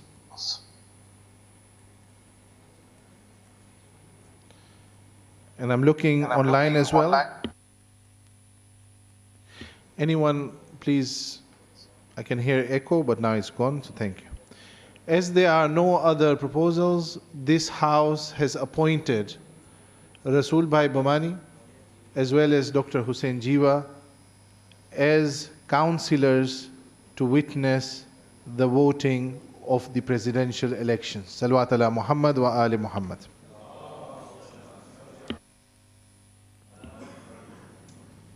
And I'm looking at my time, and we have one additional point, and I would actually like to cover 2 points off before namaz, because it's very late in Australasia.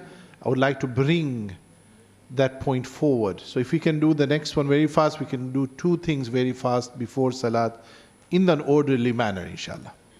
The next item on the agenda is the 3 arbitrators. 3 arbitrators. And Mr. Chairman, would you like to say anything? No, again, the arbitrators have a very major role, like the witnesses, to ensure that if there is any challenge, then they have a major responsibility to make sure there's fairness, there is justice, and they follow the rules. So it is a huge responsibility, and I strongly recommend this House to nominate and second appropriate people as you feel fit. Bismillah. Thank you. Can I ask anyone, would you like, Habib Bhai Megji first, and Zahid Bhai and Muhammad Ali Bhai Merchant? Anyone else? Okay, in that order. Habib Bhai, please. Yeah, so just one clarification. They don't have to be councillors, correct? It's silent about that. Right. It does not say anything about having to be or doesn't have to be. It doesn't say. Yeah. So Nasimko would like to propose Brother Murtaza Nathani from New York. Habib Bhai Megji has proposed the name of Murtaza Bhai Nathani for everyone's knowledge that he's actually present here in this room, and he's the former president of New York Jamaat, and is there. So we have a proposal. Anyone else? And Ibrahim Bhai has seconded, and Amin Bhai also seconding the same. Thank you very much. And whilst our honorary gentleman is thinking about it a bit, I'm going to ask now Zaid Bhai Wasnani, please. Yeah, we want to propose Brother Hassan Akbar, Advocate Hassan Akbar, as an arbitrator. So Zaid Bhai Wasnani has proposed Hassan Bhai Akbar, and it is seconded by Muhammad Ali Bhai Merchant as well as Abul Hassan Bhai Gokar. Amin Bhai Nasser as well. Amin Bhai Nasser would like to come in with a third one. The only question I have is Hassan Bhai Akbar is not here, but have you asked for his consent? So in these minutes is put on record that his consent has been sought and he's answered positive towards it. Thank you. And consensus as well from Raza Nathani, he accepts the position. Thank you very much. And Amin Bhai Nasser, we come to you. I propose Murtaza Somji. And I have his okay to put there somewhere. Could you explain, I know who he is, but people who maybe are not, Murtaza Bhai Somji Nairobi થી છે અને આપણા economic બોર્ડના chairman છે પણ એક experience વાળા છે અને એને સારી માલુમાતો છે આપણા કોન્સ્ટિટ્યુશન ઉપર અને બેલેન્સ પર્સન છે. Thank you very much. And it has been seconded by Dr. Molidina and also by Shahid Bhai Moruji as well. Zahir Abbas Bhai, you have something to say? You have objections allowed here? No, actually you can propose yourself, but you can air a view, Yes. but that does not mean that an objection weighs into cancelling something.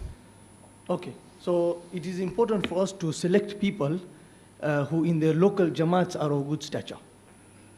Objection Africa ફેડરેશનનો proposal છે અને અહીંયા world ફેડરેશનના લેવલમાં is the regional federation propose so હું જોતો નથી objection કઈ લેવલમાં આવે છે. I think let's follow the process. The process is election of 3 arbitrators. We have got 3 names.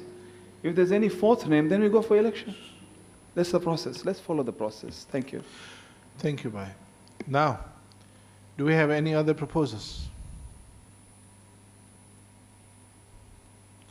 I'm looking online, if anyone else. Nothing yet.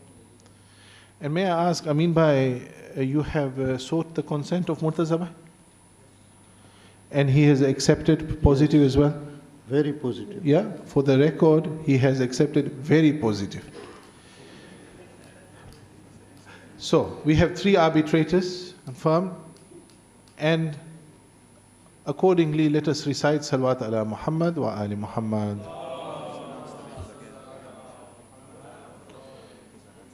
Yeah.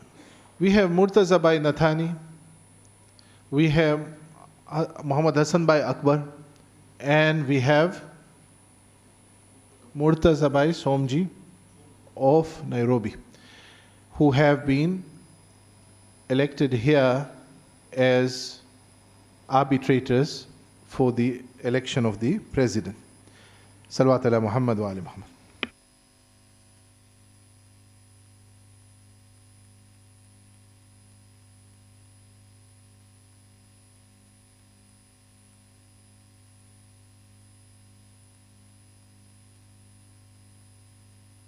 Okay, thank you very much for everybody for having cooperated with us. I think we are now moving to the next chapter. But before I do that, I really want to take this opportunity, first of all, to congratulate both the witnesses, Rasul Bhai Bamani and Dr. Jiva, for agreeing to be witnesses and being part of the process.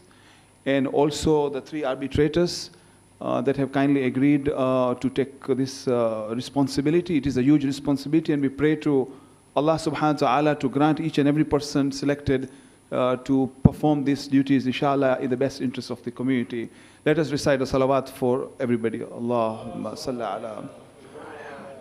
I'm also reluctant to do that, but I just also want to take this opportunity because of Salat time and Secretary has also to manage the process. I really want to thank the Electoral Commission overall, Fayaz Bhai together with Shakir Bhai and Jafar Bhai for having worked hard to put this all together and for ensuring the smoothness of the process today. So one salawat for the Electoral Commissioner team as well.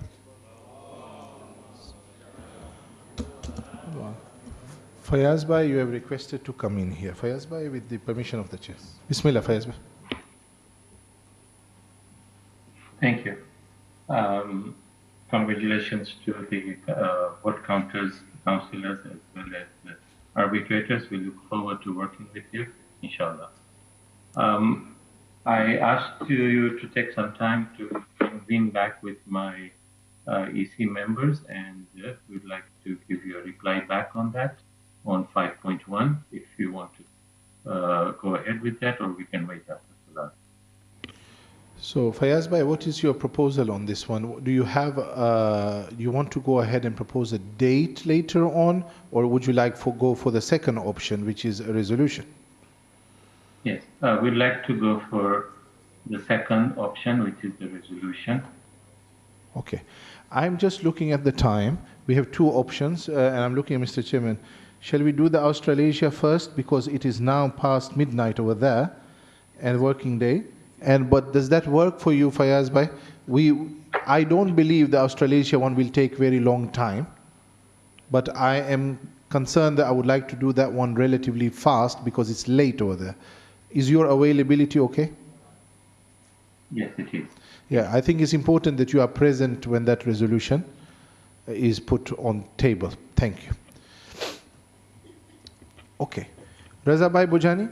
Raza Bhai, are you there? Yes, Assalamu alaikum. Alaikum salam. Mahazirat Jata, okay, I know it's very late over there, and I've not been ignoring, it's just been that these topics. Would you like to give, Bismillah, Bismillah, Raza Bhai, would you like to give, so the context of this, first of all? Yeah, I'll give a bit of context, but I've asked Abbas Ali Bhai to join as well. So if the team can let him enter. Fine. So you would like Abbas Ali Bhai to join on your behalf. Just to let everyone know, Abbas Bhai, everyone knows Abbas Bhai, but he's not a councillor, but upon the request of the regional federation, Raza Bhai Bojani, he would like him to help out in motivating the case of what they want to do and a name change and so forth. So is Abbas Ali, you are online, I can see your face. Ahsan, not seen you for a long time. Raza Bhai, Bismillah, if you can lead the way, and Abbas Ali is also ready. I'll start off by explaining what we have on the table, and then I'll let Abbas Bhai to take it forward. So the Australian Association, Australian Federation was called as Federation of Australasian Community, and we did a name change, and it's a separate organization registered by the name of Khoja Community Australasia. This Khoja Community Australasia, it's just a change in the name and the organization structure with the councillors appointed by the member Jamaat as well. So this is something that we would like to be proposed and changed in the EXCO today. And I will let Abbas Bhai give a background around that, because I recently joined the Khoja Community Australasia, and Abbas Bhai has been the pioneer of, like, he's aware of the history about the FAC and its transition to KCA.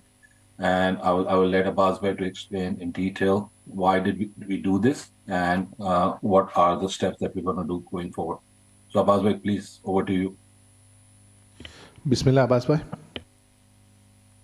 Firstly, Assalamu alaikum everyone, and congratulations to the Pakistan Federation for hosting the EXCO there. Unfortunately, I haven't ever made it to Pakistan, but inshallah one day I look forward to it.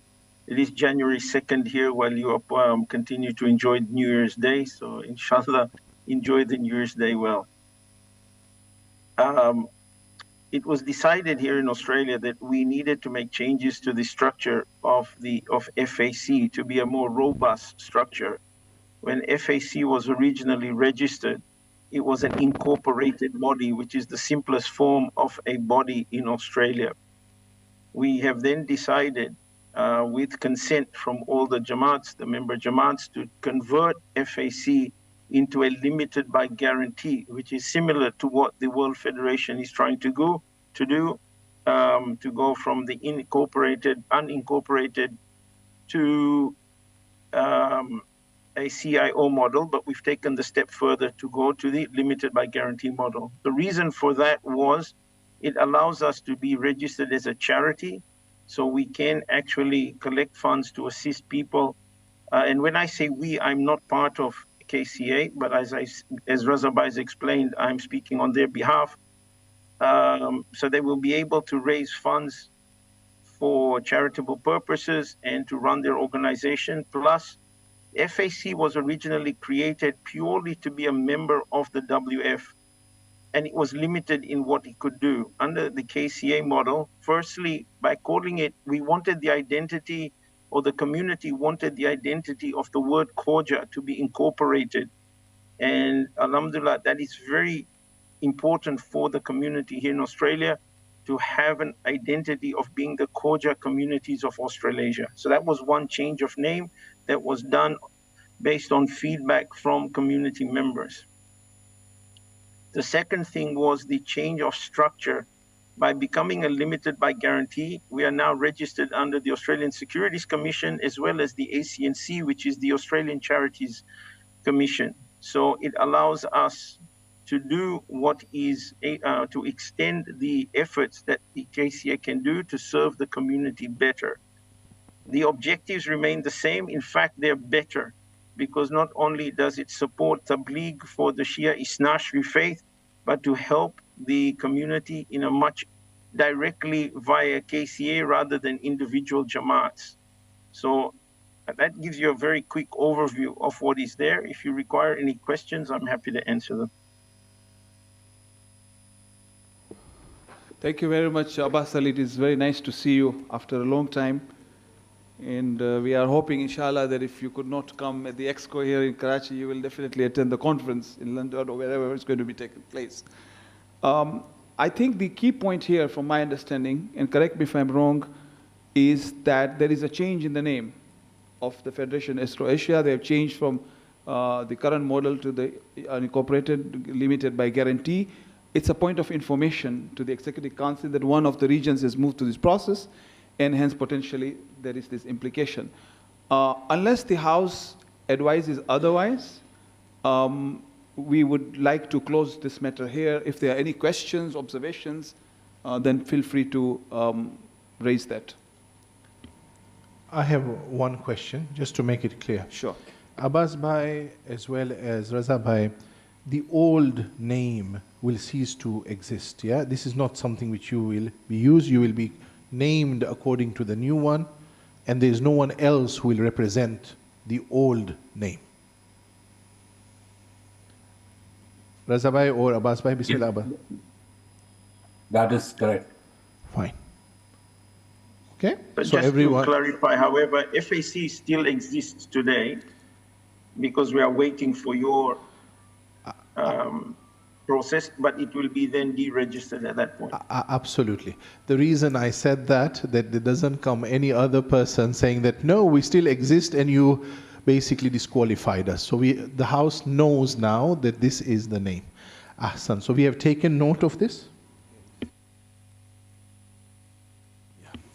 So what I will request you to do are two things. That you just say what the name is very quickly, and then thereafter you, for official purpose, send to the Secretariat of the World Federation the new name, and that is accordingly. What is the new name, please? Sorry, I'm asking extensively. I already know, but for everyone's purpose. Bismillah. So the new name is Khoja Community Australasia, and the acronym is KPA. That will be, we have a similar logo to what we had, so we'll share the logo and the full name with the Secretary later on. Thank you so much. So always we continue to wish the prosper and happiness and for the future success of the Regional Federation. Ahsan salawat ala Muhammad wa ali Muhammad. Now, namaz time has already struck, actually. So I apologize. I actually thought it was later. I confused the 35 with the 7. Sincerely apologies for this. We will then come back to the resolution part, which Fazl Yazbai said, after Salat. So we take a break for 20 minutes for Salat, and we're back here again. Thank you very much. Ahsan. So we will, 6:40 we will be back. Thank you so much. Ahsan Salawat.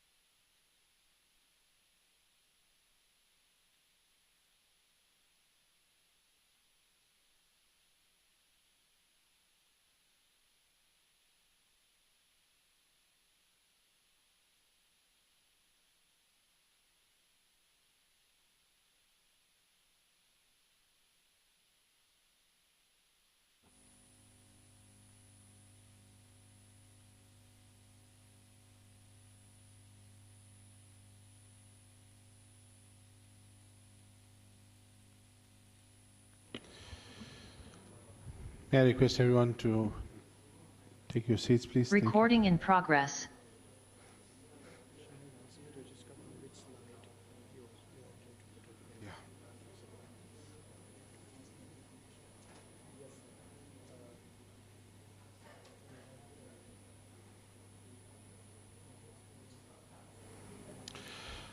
Brothers, please, sisters.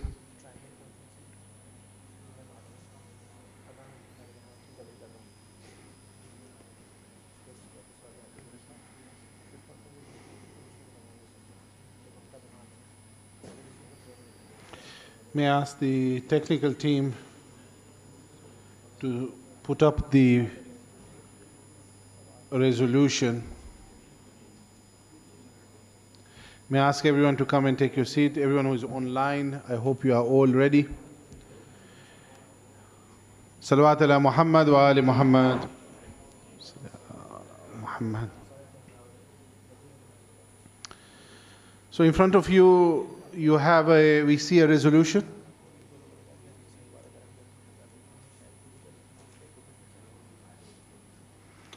It's a resolution which is being put forward.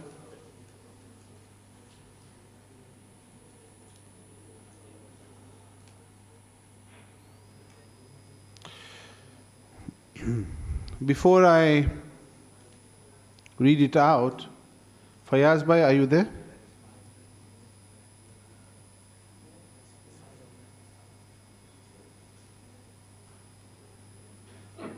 Yes, I'm here. Can you hear me?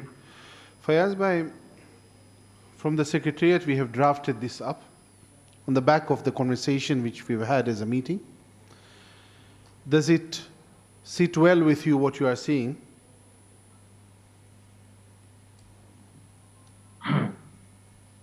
I'd like to make a few just language if somebody has an online editor, like so we can do it just for wording, for completeness of the wording. Okay. No changes. Okay.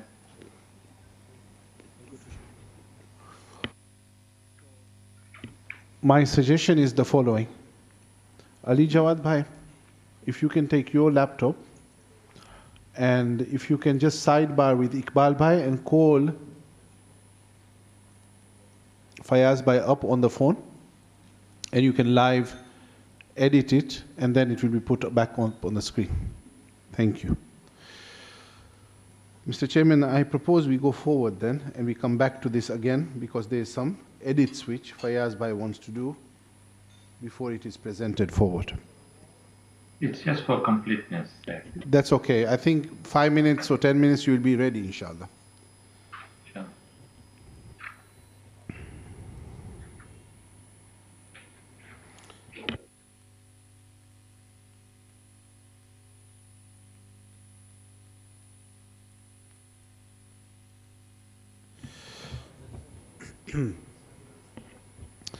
So, the next agenda item is the date and the venue of the triennial conference.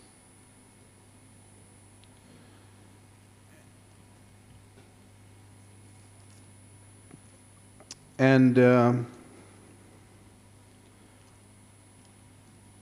I just wanted to put a bit of context that we had our triennial conference which ended, and when a triennial conference ends, that's when the next term begins. And we would like to at least speak about the venue and the date.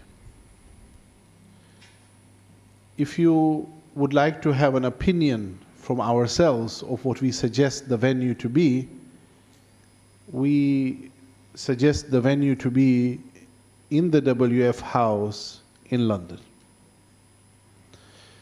Motivation of that is now that we have an office, London is more conducive than many places, and logistically, if it is a lengthy agenda, then it's easier on home turf. So that is the thought process. And I'm looking at Pramukh Sahab. this is what we thought of. Yeah, so we have been reflecting for a while, and whilst no Jamaat or region have come with an explicit invitation, which I'm sure people are always ready to support, we felt at the Secretariat, following the last extraordinary constitutional conference, that London would be conducive for a range of reasons that has been alluded to by the Secretary General, particularly the Secretariat staff. And we have many people who contribute to various projects. It's a 3-year term, so it'll be easier also to manage that besides the venue and the logistics with the Hujjat Jamaat. However, we have looked at other options. Potentially, in the past, Dubai has been a good option because it allows people from all continents, particularly India, Pakistan, to travel as well. And the challenge in UAE are various, and having spoken to the Jamaat there, they are not fully ready for it at this point in time. They've just had a unity sports, and a conference is different. It's sensitive. There are sensitive issues. We had one successful in Ras Al Khaimah, but even at that, we were a little careful about what is said, and we had to go offline at times, and respecting the law of the land issues. I'm being very sort of समझने वाले के लिए इशारा kind of approach. So I presume we respect that. So we feel that London would be conducive. There are challenges, of course, particularly for India and Pakistan with the delegates because of visa issues and so on and so forth. But we thought that now it's December or January. It's a good time for our Pakistani and Indian colleagues to apply for visa from now. I know expense is an issue, but I hope we can find a solution around it through potential support from donors who can support some of the people to come there. Alhamdulillah, Africa Federation came with a full contingent to London, which was very helpful. And Nasimco as well was pretty well represented. Europe is local. And we just feel that it will be the easiest option for the Secretariat at this point in time. So if there is support from this house, we would like to proceed on that basis, unless somebody has a very strong opinion about another venue, and we will be open to having a discussion on that.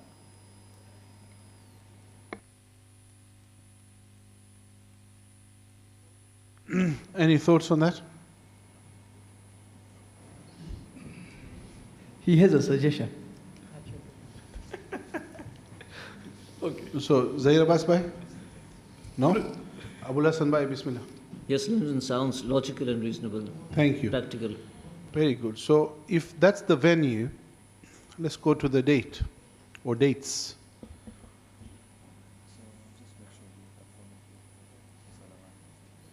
Yeah. So, venue we have decided is London. Depending on time and era, but we do Salawat even though it's London. Allahumma.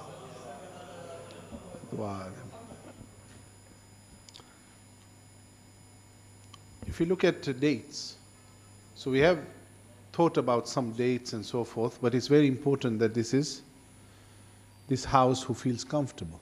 Normally, I have the power to call an EXCO, but I don't have a power to call a conference. It is this house which does that.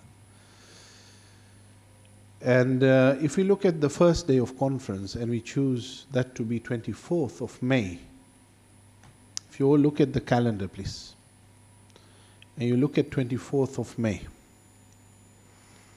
the advantage with that is that it is a long weekend. In the UK, doesn't matter, but sometimes in Canada, there's also the last weekend of May as well. And the advantage is by taking the date now, then one can prepare to book tickets and other things as well, make it more economical, the visa process, and so on and so forth. So if it were to commence on a Friday, which is 24th, and it would end on a Sunday, 24th, 25th, and 26th. That is a pathway.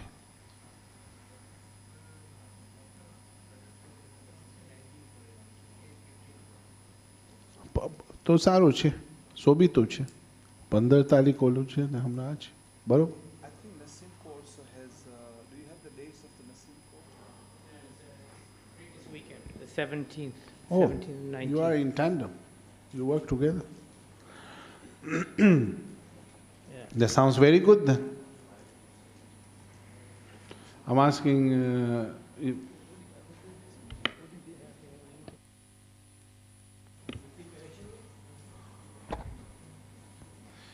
may I ask from Pakistan Federation, does that sound like a reasonable date? That this time span would more or less be clashing with the local elections also. So just it needs some time to Think a bit. Yeah. Okay, I will give you some moment to think. Is Mohsin Bhai Dharamsi there from India? 5 seconds or 5 minutes? Compromise, 2.5 minutes. Mohsin Bhai, are you online?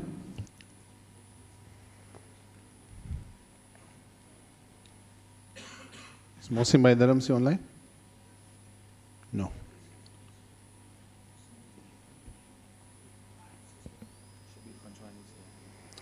Shabir Bhai Panjwani, are you there? Yeah, Assalamu alaikum. Alaikum salam.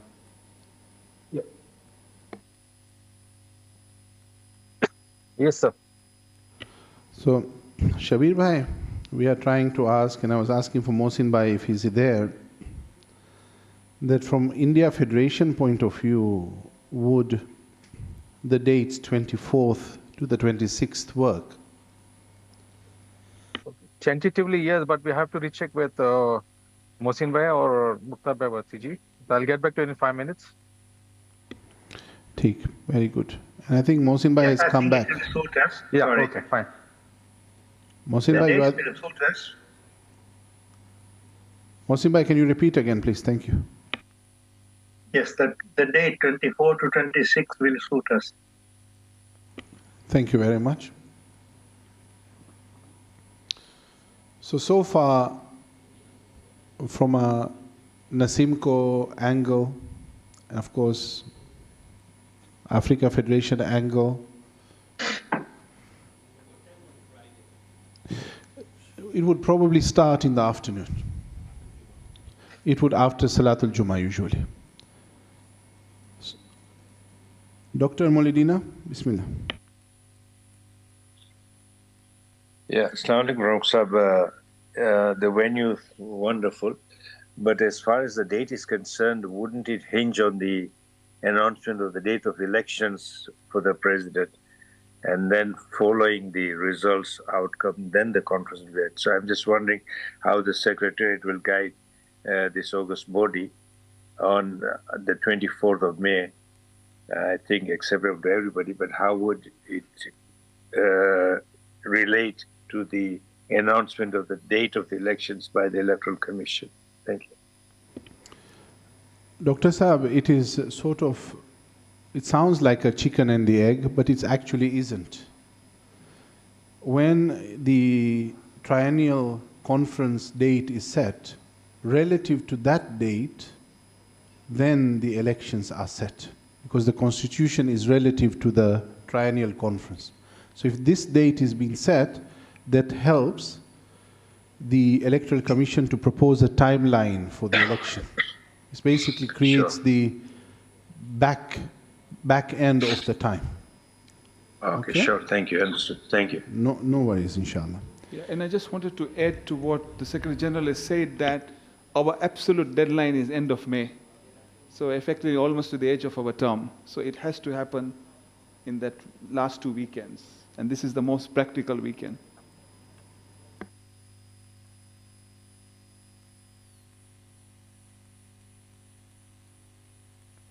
So far it's all positives. We are basically waiting for Pakistan, who is going to come.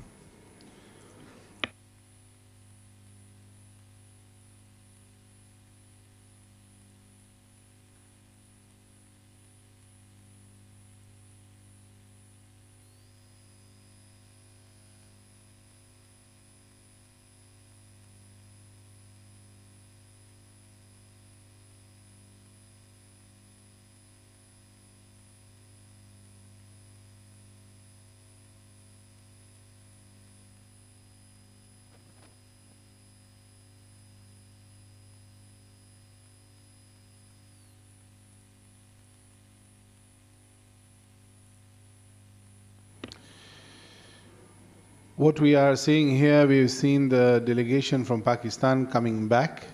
We are eagerly awaiting.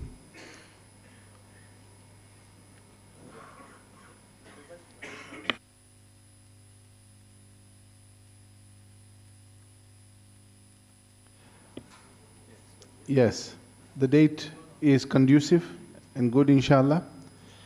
And accordingly, we have now set the date and the venue for the triennial conference. And London welcomes you from the 24th. Please come in earlier. We may have some event before as well. Night of Jumu'ah, inshallah. Salawat ala Muhammad wa ali Muhammad.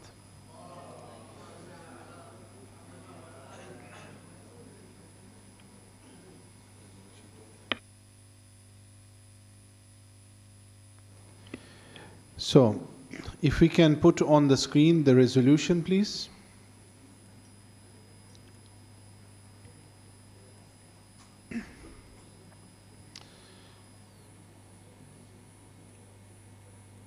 I would really like someone to propose this one, if it is okay.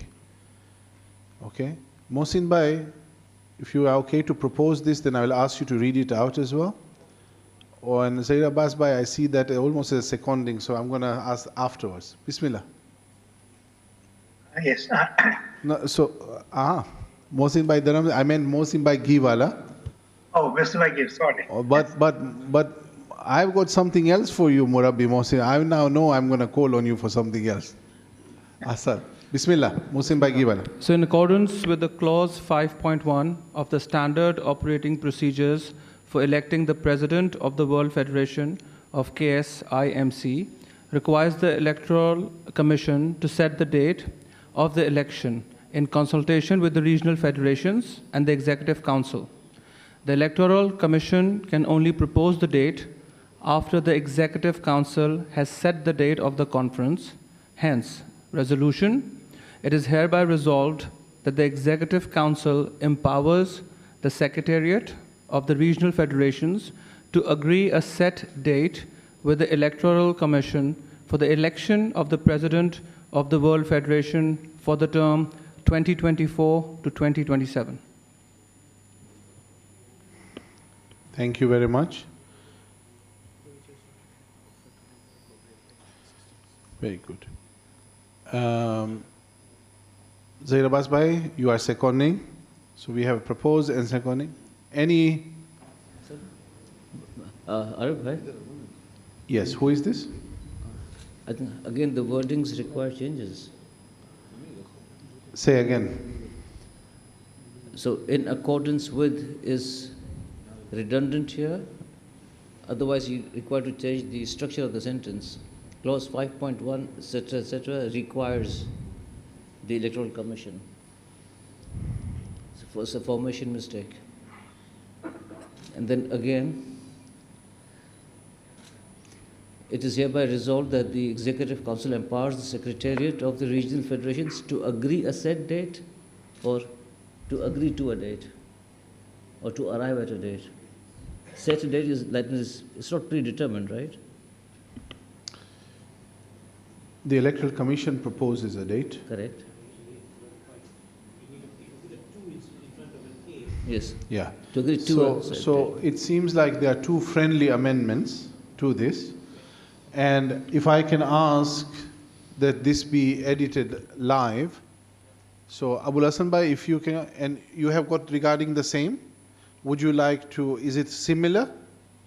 So I'm going to do something live. Imran Bhai, why don't you go next to Abul Hasan Bhai and you edit, you come with that together? Or you would like to say here just now? Yeah, I would just like to suggest if we can switch the empowerment is to the Electoral Commission to then agree with the Secretariat of the Regional Federation. So we are empowering the EC and not the Secretariat of the Regional Federations. That's the only switch I would like to propose as a friendly amendment. I'm looking at Mohsin Bhai. You okay? Yeah. Okay. So, Can we do those three changes? Abul Hassan Bhai, so first of all, for make it easier, you do Imran Bhai's change first.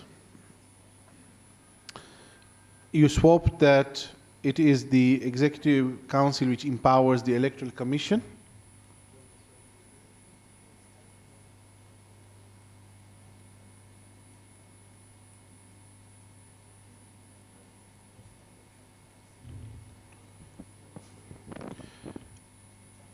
Just to let you know why it is saying that way is because the regional federations would act on behalf of an executive council. That's why. But it doesn't matter really, but that's the thinking. No?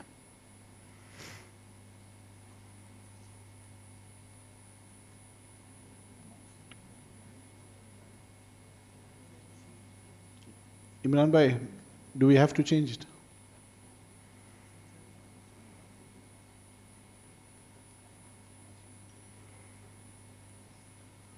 What do you think? Do we need to change it? Is it something that doesn't sit well with you? I would have thought that the Electoral Commission is the one that sets the date. So they need to be empowered to be able to then agree with relevant stakeholders, including the Secretariat of the Federations, who are then representing the Executive Council. Fine. If that change can be done first. So it is hereby resolved that the Executive Council empowers the Electoral Commission to agree a set date with the regional federations, with the Secretariat of the regional federation, yeah? And so on and so forth.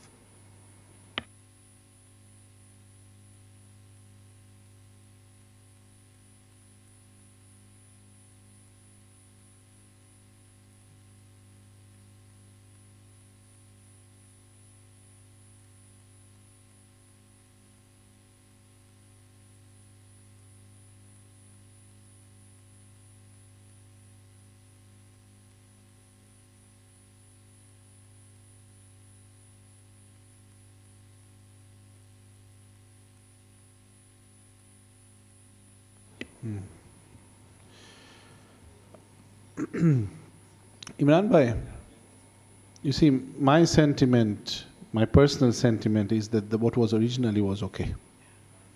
Okay? Keep it as it was, please. Please change it back, and then we'll go back to Abul Hassan Bhai with the two friendly amendments live. Thank you.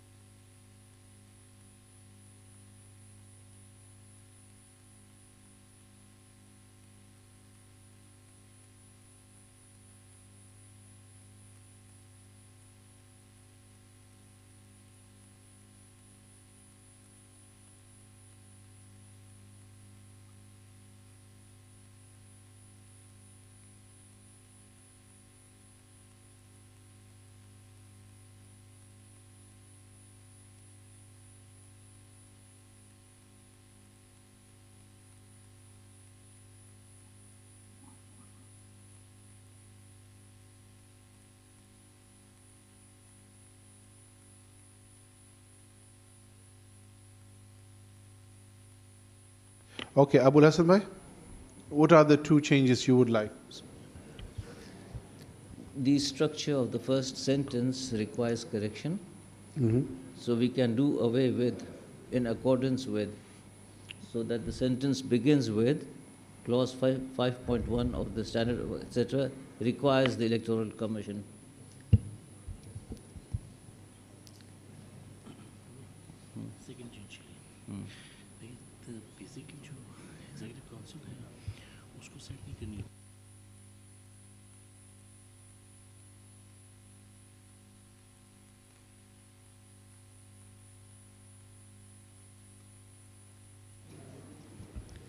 Okay. So it is hereby resolved that the Executive Council empowers the Secretariat of the Regional Federation. The logic that you presented was that it's the regional federations that form this. Okay. So the regional federations need to agree to the date set by the Electoral Commission? By constitution, who sets the date? The conference or the Electoral Commission? The Electoral Commission. Okay.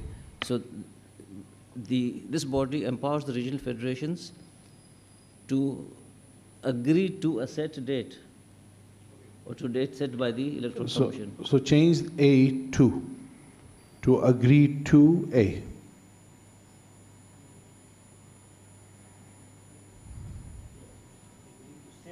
Yes.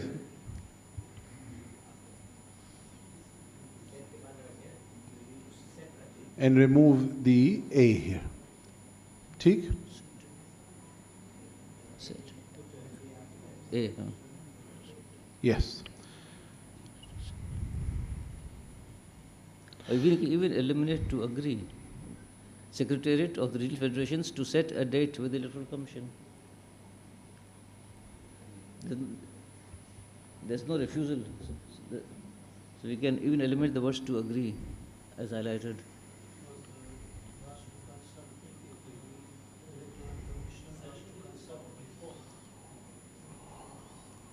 In consultation with. I think this is right because Electoral Commission will actually give some kind of a proposal. Yeah? So they're agreeing with them. So it's okay. So to agree to is okay. To a set date. Yes. Okay. I'm looking at Mohsin Bhai. Are you happy with these two friendly amendments? Okay. Excellent. Anyone else, anything? Because I would like now Mohsin Bhai to again read it out for Rasul Bhai. Bismillah, Rasul Bhai. Thank you, Arifai. I'm just thinking aloud.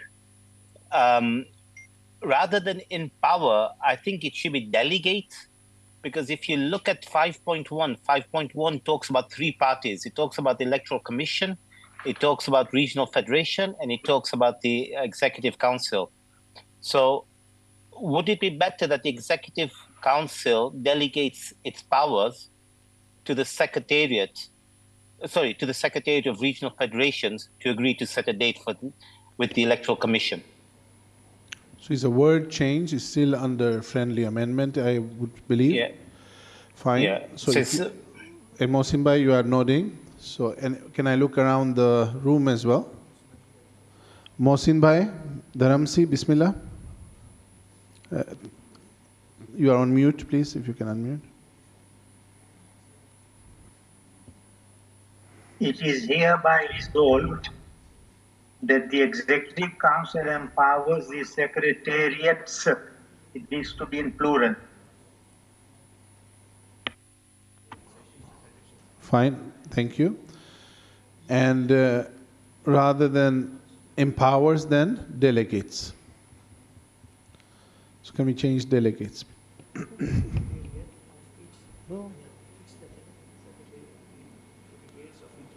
Okay, thank you very much.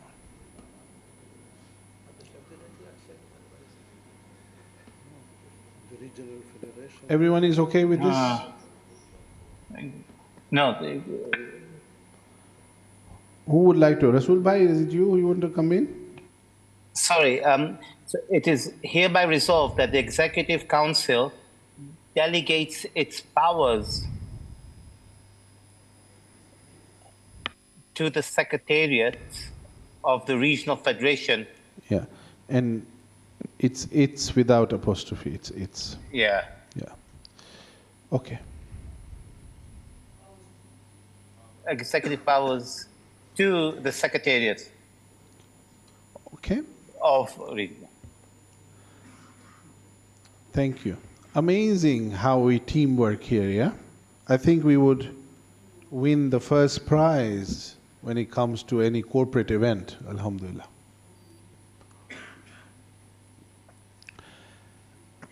Ahsan. Okay. I think we have now reached a point where, Mohsin Bhai, please, if you can read again. Thank you so much for your patience. And it's Mohsin Bhai Giwala. Bismillah. The clause 5.1 of the standard operating procedures for electing the president of the World Federation of KSIMC requires the Electoral Commission to set the date of the election in consultation with the regional federations and the Executive Council. The Electoral Commission can only propose the date after the Executive Council has set the date of the conference. Hence, the resolution, it is hereby resolved that the Executive Council delegates its powers to the secretariats of the regional federations to agree to set a date with the Electoral Commission for the election of the President of the World Federation for the term 2024 to 2027. Thank you very much. Now, Fayaz Bhai, so who is seconding? Proposed by Mohsin Bhai Giwala, seconded by Zahir Abbas Bhai Kimji, Muhammad Ali Bhai Merchant, and Abul Hassan Bhai Gokul. I have a correction to the sentence. Okay. It's English grammar. It was correct. It should be it apostrophe s. Yes, it is.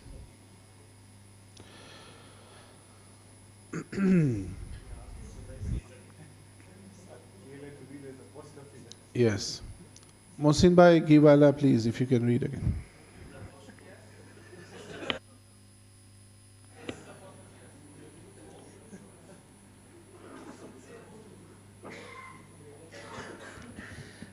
Clause 5.1 of the Standard Operating Procedures for electing the President of the World Federation of KSIMC requires the Electoral Commission to set the date of the election in consultation with the regional federations and the Executive Council. The Electoral Commission can only propose the date after the Executive Council has set the date of the conference, hence the resolution. It is hereby resolved that the Executive Council delegates its powers to the secretariats of the regional federations to agree to set a date with the Electoral Commission for the election of the President of the World Federation for the term 2024 to 2027. So that's proposed by Mohsin Bhai Giwala, seconded again by Zahir Abbas Bhai Kimji, seconded again by Muhammad Ali Bhai Merchant. And this one, Abul Hassan Bhai Gokul and Shahid Bhai Murji as well. So for every time we get it more, Alhamdulillah. I second it without the apostrophe, of course. Abhi Mohsin Bhai, dobara. Very good. Any opposition? Any objections? No? Okay. Salawat ala Muhammad wa ali Muhammad.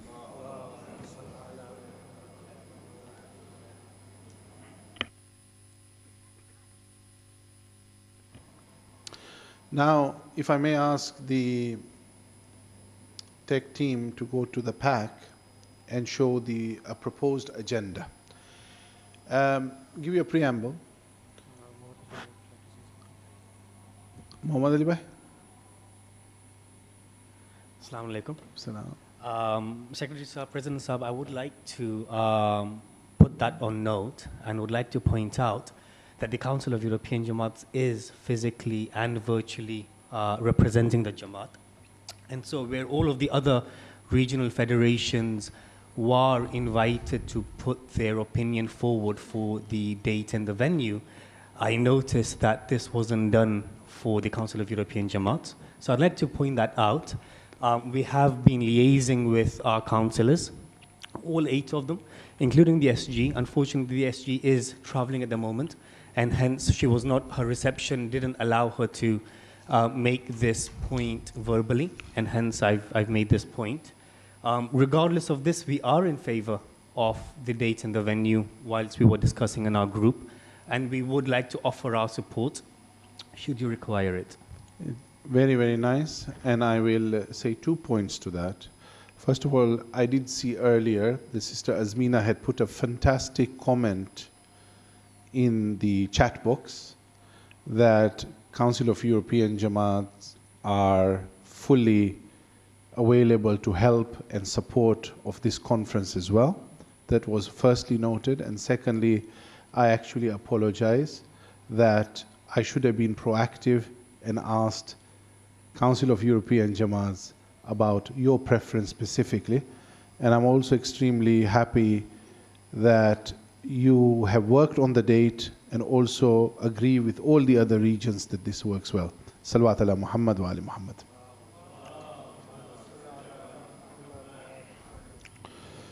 Thank you so much.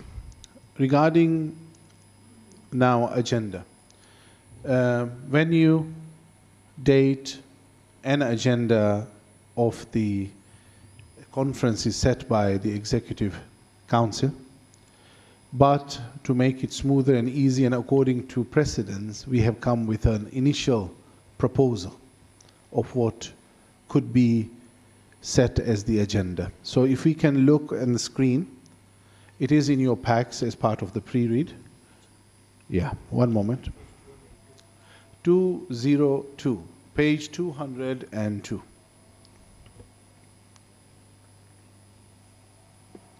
Just to continue on that, this is going through precedents. This is what the previous administrations have done, is to put a draft agenda to the EXCO for consideration, so that if the EXCO has any suggestions for amendments, modification, additions, edits, then they are free to do so. And we should collectively finalize this draft agenda. That will then be effectively the agenda for the conference that will be taking place in London, inshallah. If we can scroll up a little, I don't know.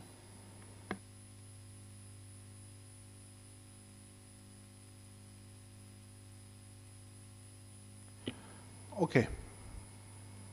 If we look at the agenda as it stands, the first 2 points is what we usually have. Point number 3 is also what we normally have.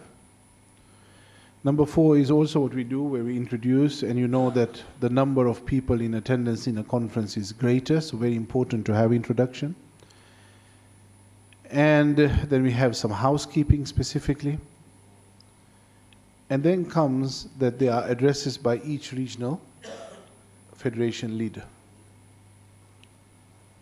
We have observation from the floor, and then the minutes are read out and any matters arising. And because we've had an extraordinary conference earlier in the term, which was in the summer, that's why it would be brought up at a conference. So that's point number 10. Then comes a keynote address from someone who you are very tired of. And then we have a slot for World Federation awards. Okay. And as you have seen throughout the EXCOs, we have had the theme of a pledge as far as economic upliftment is concerned. You heard President who spoke very passionately about this on multiple occasions, and hence there would be a report on the back of these 3 pillars. Global Census is another project by itself, so we are keeping special time for that rather than under just Secretariat. Eye care is an item of itself again, because it is a new one. And so is education, which you saw earlier as one of the economic pillars. Then it is about the accounts and adoption of these for the previous parts of what has happened, and then looking forward, which is point 17, which is the budget.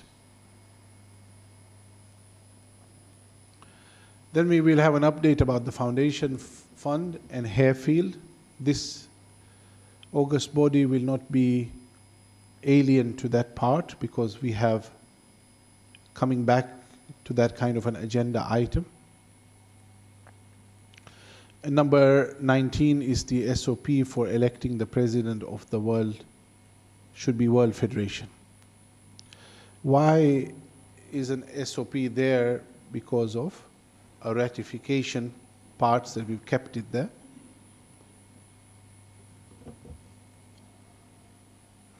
And then we have also purposely put in a slot there, which is an ihtiyati slot for arbitrators.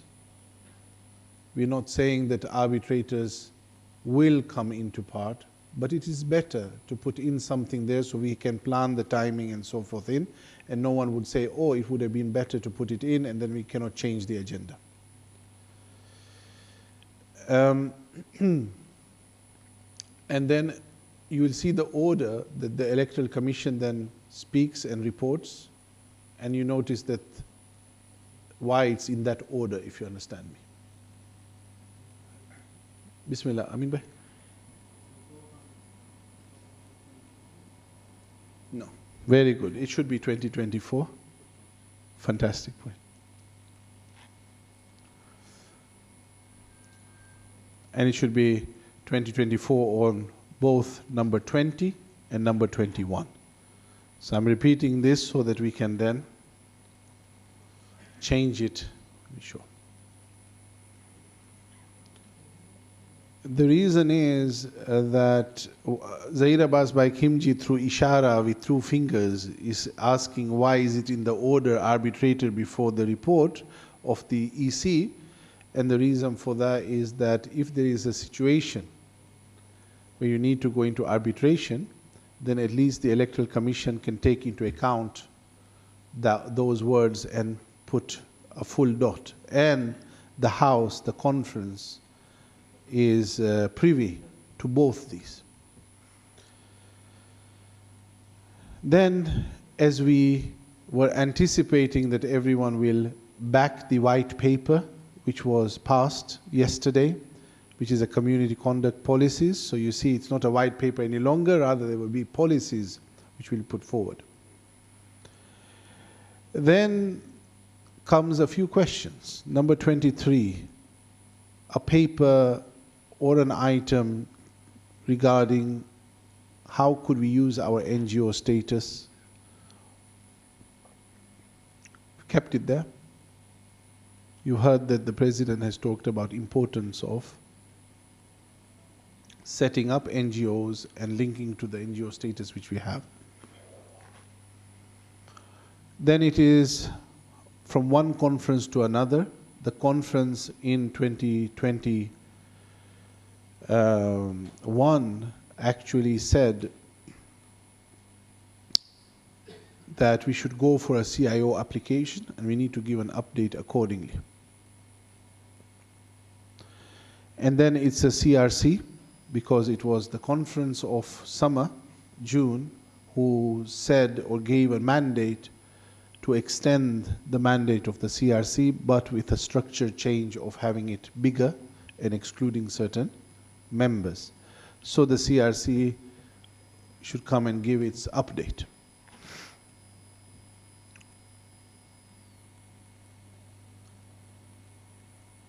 Then, if you look at number 26, if you look at the policy which was passed yesterday, which was adopted and recommended of two different versions, do remember that that was only one of three parts. One part was the contract itself. But then there are two. One is a pre and a post. Pre being, how do you have training? And somebody joked about training. And the other part is, how can we have ADR or arbitration to handle? So you have a holistic approach. So that's why there will be a further update on that. So one big part of it has been covered, but now comes the additional.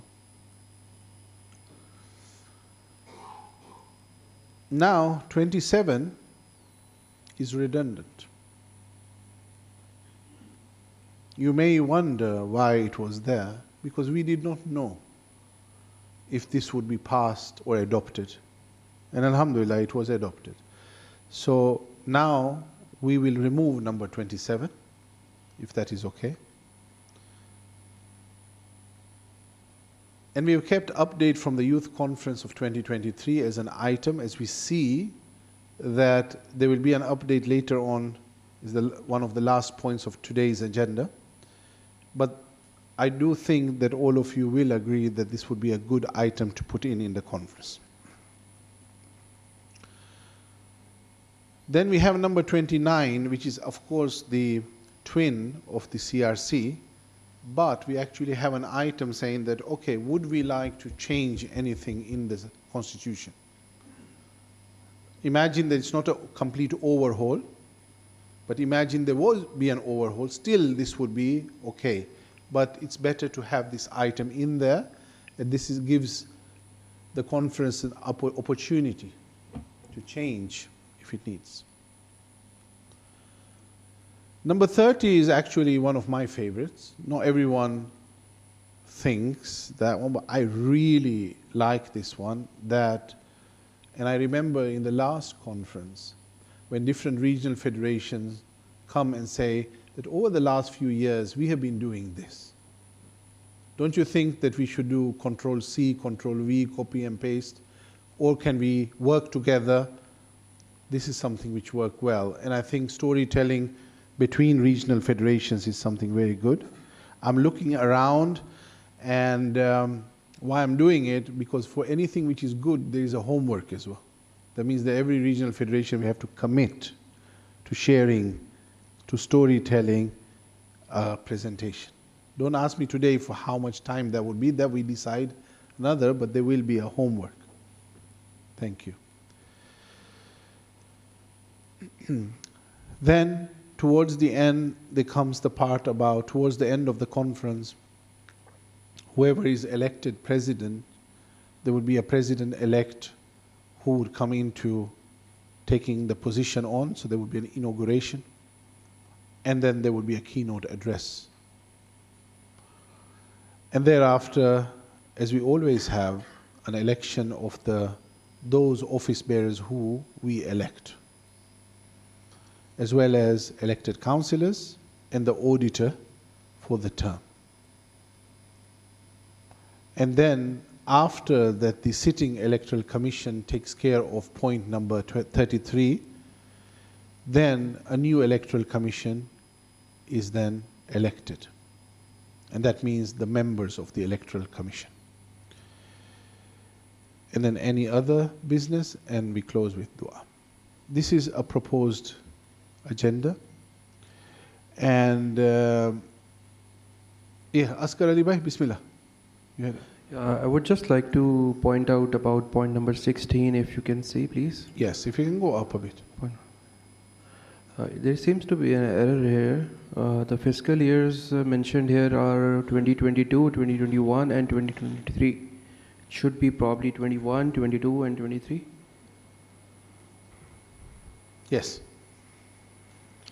I actually think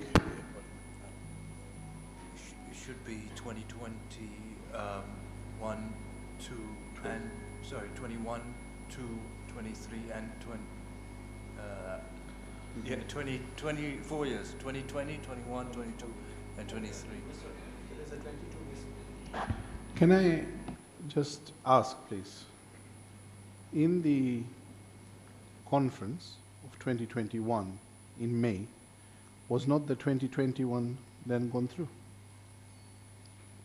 2021, we would have adopted up to 2020, yeah. So it is 21 to 23, fair? We'll need to check, but yeah. So why, Sajjad Bhai, why don't you look a bit? If you can just check just now, we continue. Thank you. Very good point. Habib Bhai, Bismillah. Assalamu alaikum. First of all, I congratulate the team to come up with a very robust agenda item. My view is that we cannot achieve this in 2.5 days, number one. I've attended many of the conferences and EXCOs, and we normally, even in Africa, go on beyond midnight, right? And then we don't show up on time. So I honestly think we need to be realistic. And remember, like we are all like to speak. And remember, we are going from EXCO to conference. That means if each region brings 20 people, give or take, right? We are looking at 100+ people, and then everybody who is coming even for the first time, they like to make an impact and like to speak. So we need to really think what is the best way to approach this. To be honest, we can't function more than 12 hours, right? So we need to be realistic.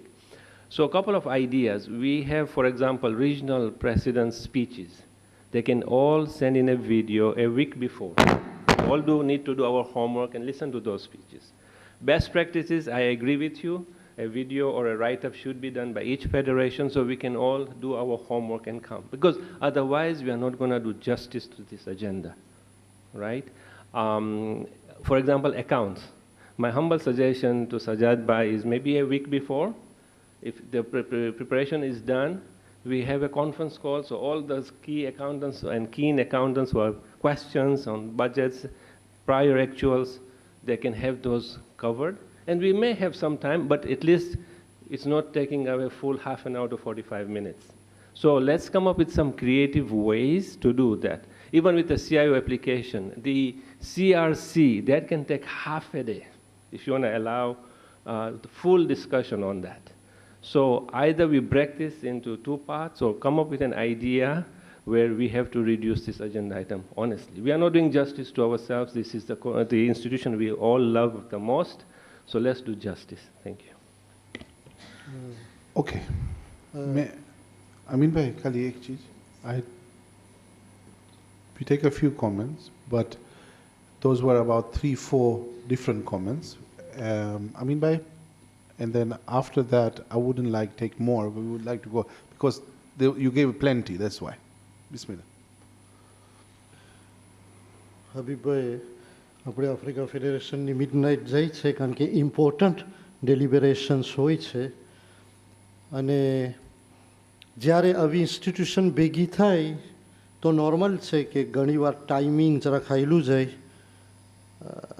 હું તમને અમારી ફ્રેન્ચની વાત કરું, જ્યારે parliament ભેગી થાય extra ordinary સેશનમાં તો 2 દિવસ સુધી આખી રાત ને દિવસ ચાલતી હોય કારણ કે ડેલિબરેશન ઇમ્પોર્ટન્ટ હોય. અને હબીભાઈ, આ માન વર્લ્ડ ફેડરેશનની કોન્ફરન્સમાં રિજનલ લીડર્સને ઇમ્પોર્ટન્સ દેવામાં આવી છે. અગર જો વિડીયોમાં કરશું તો અમે તો વિર્ચ્યુઅલ લેખાશું. તો આ મોકોને ગનીમત સમજી પ્લીઝ આને રિમૂવ ન કરજો. Yeah, I think that's a good point. We can extend the day. We agree on to 27th. Then we can do justice. Because in 2.5 days, we're going to cram things. And you know what we have seen? The tables around will be empty. I can vouch that when accounts are being presented, there are 10 people out of 120 on the table. And are we doing the right thing here? Let's be honest with ourselves. Thank you. Thank you. Thank you. So, yeah. Rasul bhai, Bismillah. My comment is, these accounts, the accounts have already been submitted to the Charities Commission, and then we are retrospectively approving them. Perhaps moving forward, when we have our, again, I'm not sure whether we'll need to change the constitution or there'll be an amendment on that or not, because I can't remember what it says in the constitution. But I think, again, these, rather than having, 4 years sets of accounts to approve, I think it's probably better to approve them at one of the EC meetings, Executive Council meetings, and then submit them and then ratify them or whatever. Because I quite agree that, when you're spending 4 sets of accounts, it'll take up a lot of time. So that, and I think the agenda is quite big. Comments have already been made previously. Thanks. Thank you. Can I just put in Sajad Bhai here so we can tackle the accounts part first? Sajad Bhai, Bismillah. The last conference adopted 2017 to 2019, so 2020 wasn't adopted, so that will need to be adopted. I agree that the accounts item can be made shorter because we've presented every year in the 4 years anyway. So a lot of it will be duplication. So perhaps we do focus on more the question side, and as a formality we can adopt the accounts, but it is a point that needs to be looked at in the future as well, because adopting 2020 accounts in 2024 is almost a moot exercise.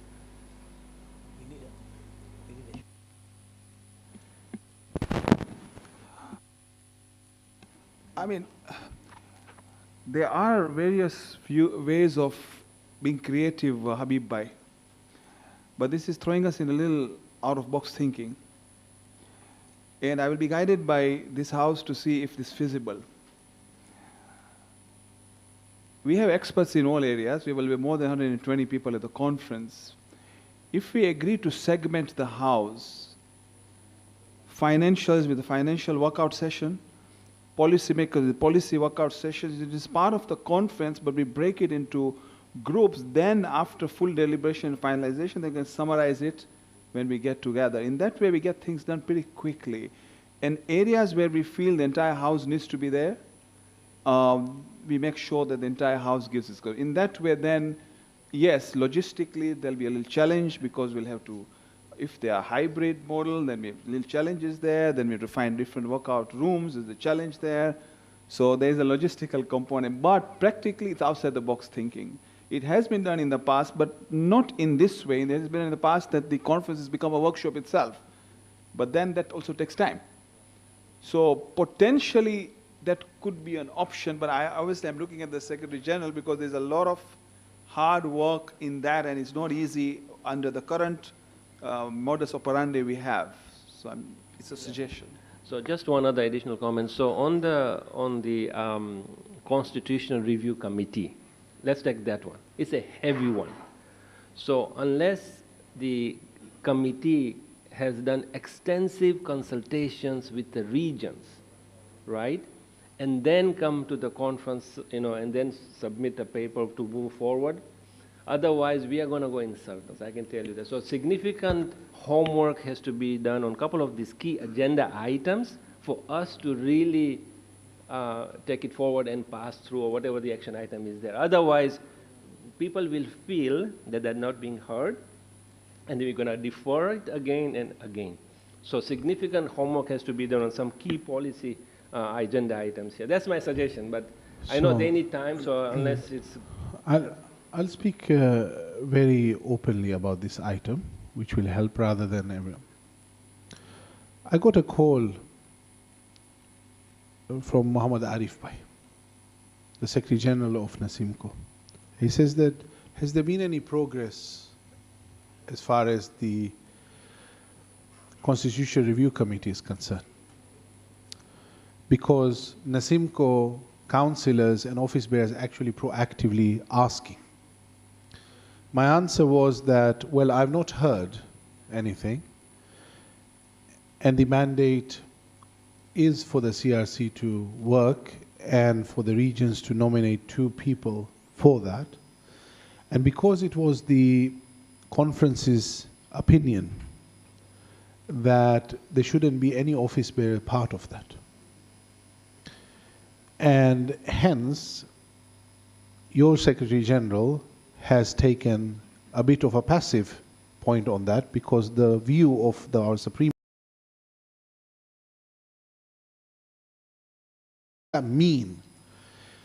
have I received any update from the CRC? We have not received any. We have received one update from a previous member, who is Maqbool Bhai Rahim, for closure. He communicated to the CRC head of what has happened and what he saw that the last conference conclusion was. So he actually drafted up. That's the only work which I have seen.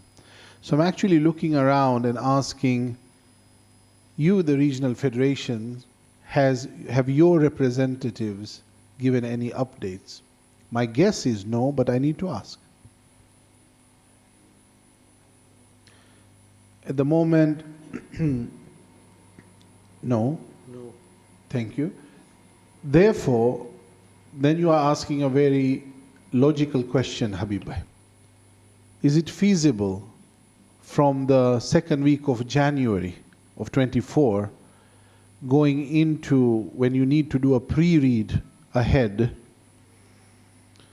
of a conference that within a effective 3 months and you have a Mahe Ramadan in between that you can actually come back? I'm very careful because I'm not supposed to be part of that, but I want to see what the House thinks. If the House... Can I come in? Who would like to speak? Sorry, it's Rasul. I am checking. No one else has asked. You may come in. Is it point of order? No, it's not a point of order. Okay.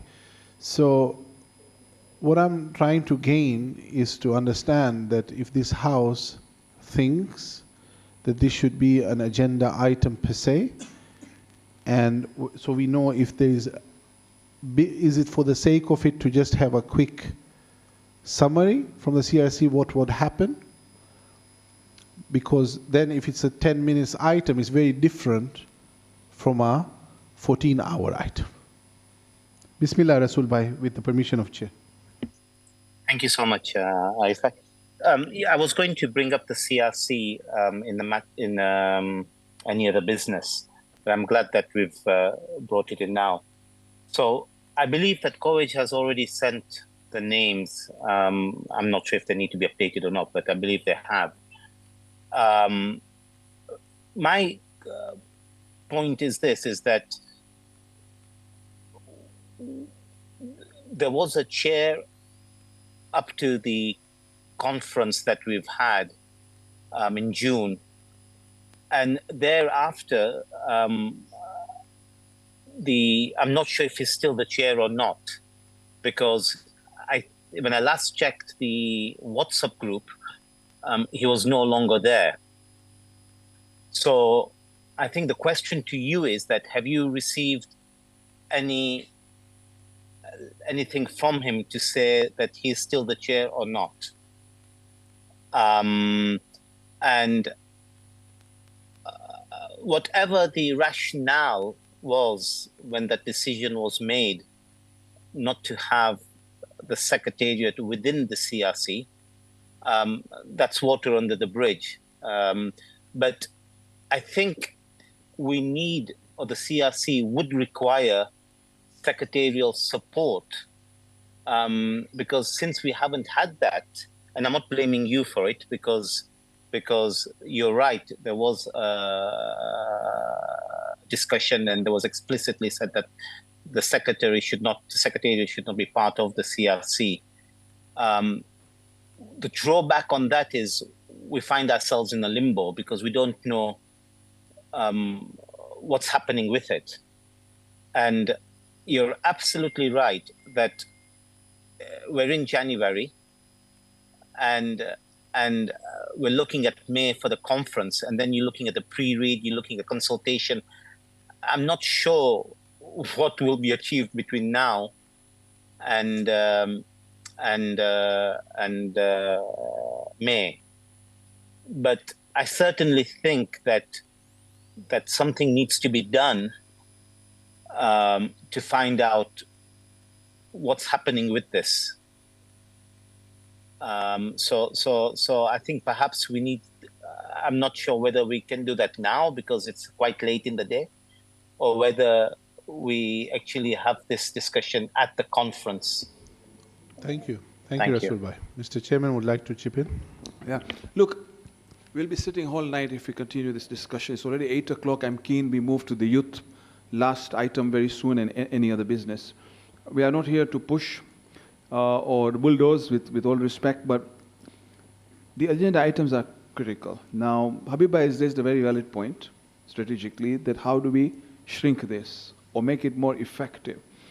CRC point, we can continue discussing. I know it's an issue. It's an issue, and I think it raises an important point, which I don't want to raise it now. We can raise it at the conference, that once regions take the responsibility, you need to deliver it, because you're you have removed the secretariat from it, so we don't know what's happening. And we felt that was not the right thing, but we kept quiet in the best interest of the House that wanted secretariat out. But this is what happens.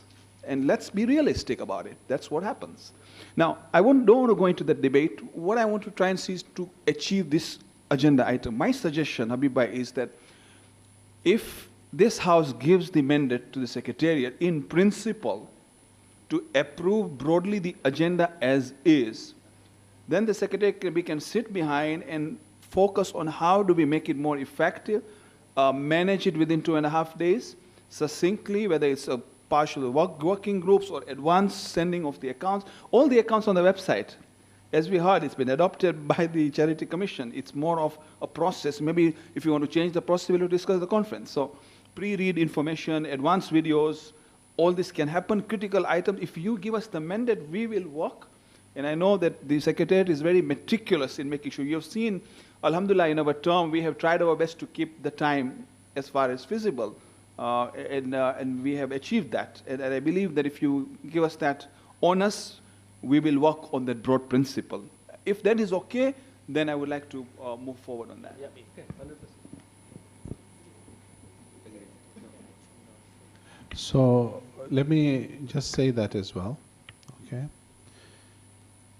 So we've done that. It feels okay. The stair is good. But I need to do one very important point. According to the Constitution, we are allowed to add on items as well.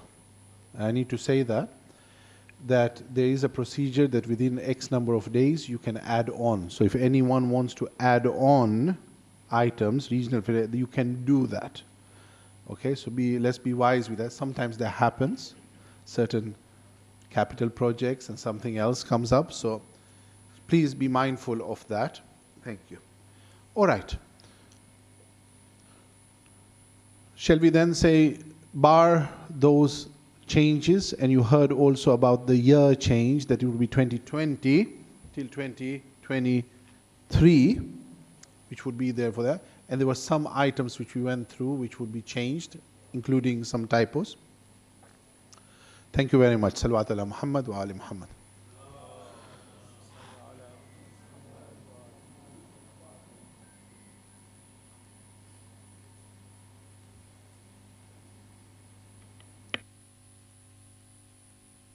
It's fine. A small point here, that when it comes to accounts, there would be an item of compliance, which would be it's part of that remit within parts. So if you allow, as a House, that if you have seen, we just put in the word compliance together with, yeah. Thank you. There is just one item. There is no legal update this time, and we were keen that we have finished with that. The court case is over, but we don't know the judgment now. We are hoping that we will inform the Executive Council through email. We just don't know what the implication of the judgment is. But if there is an implication for the conference, which could be likely, then we will need to give an update. So we could add this as an item as well, if you see appropriate. I think it has potentially. So let's put it again, ihtiyatan. It's there, and then we pray for it not to be there. The other thing which I would like to just say is that I would like to get empowered a bit, because there are some members here who are very particular on this one, but we have a point that we change the order so that we can optimize times, that you allow us that what we showed here does not need to be the order of the agenda. If you can give that discretion to us. Thank you so much. Asant. So I just want to make sure for good governance that I know people are nodding their heads, but we are minuting that there is consensus in the House. Unless we see an objection, what the Secretary General says is that this is the feel of the House, that we have given us the discretion on principle on this agenda, and we can modify things so long as the spirit is maintained. I just want to reiterate that, yeah? Thank you. Yes.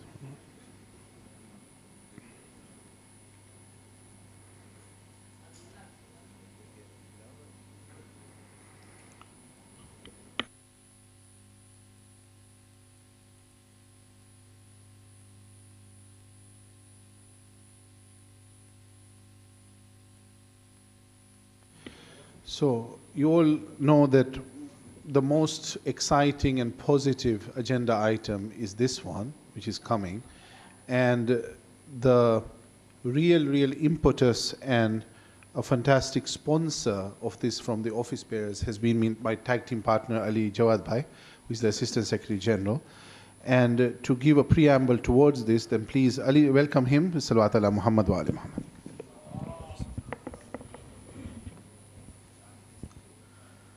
So Sheikh Khalidina opted for the Ithna Ashari route and then got an extension to Chaud Masumin.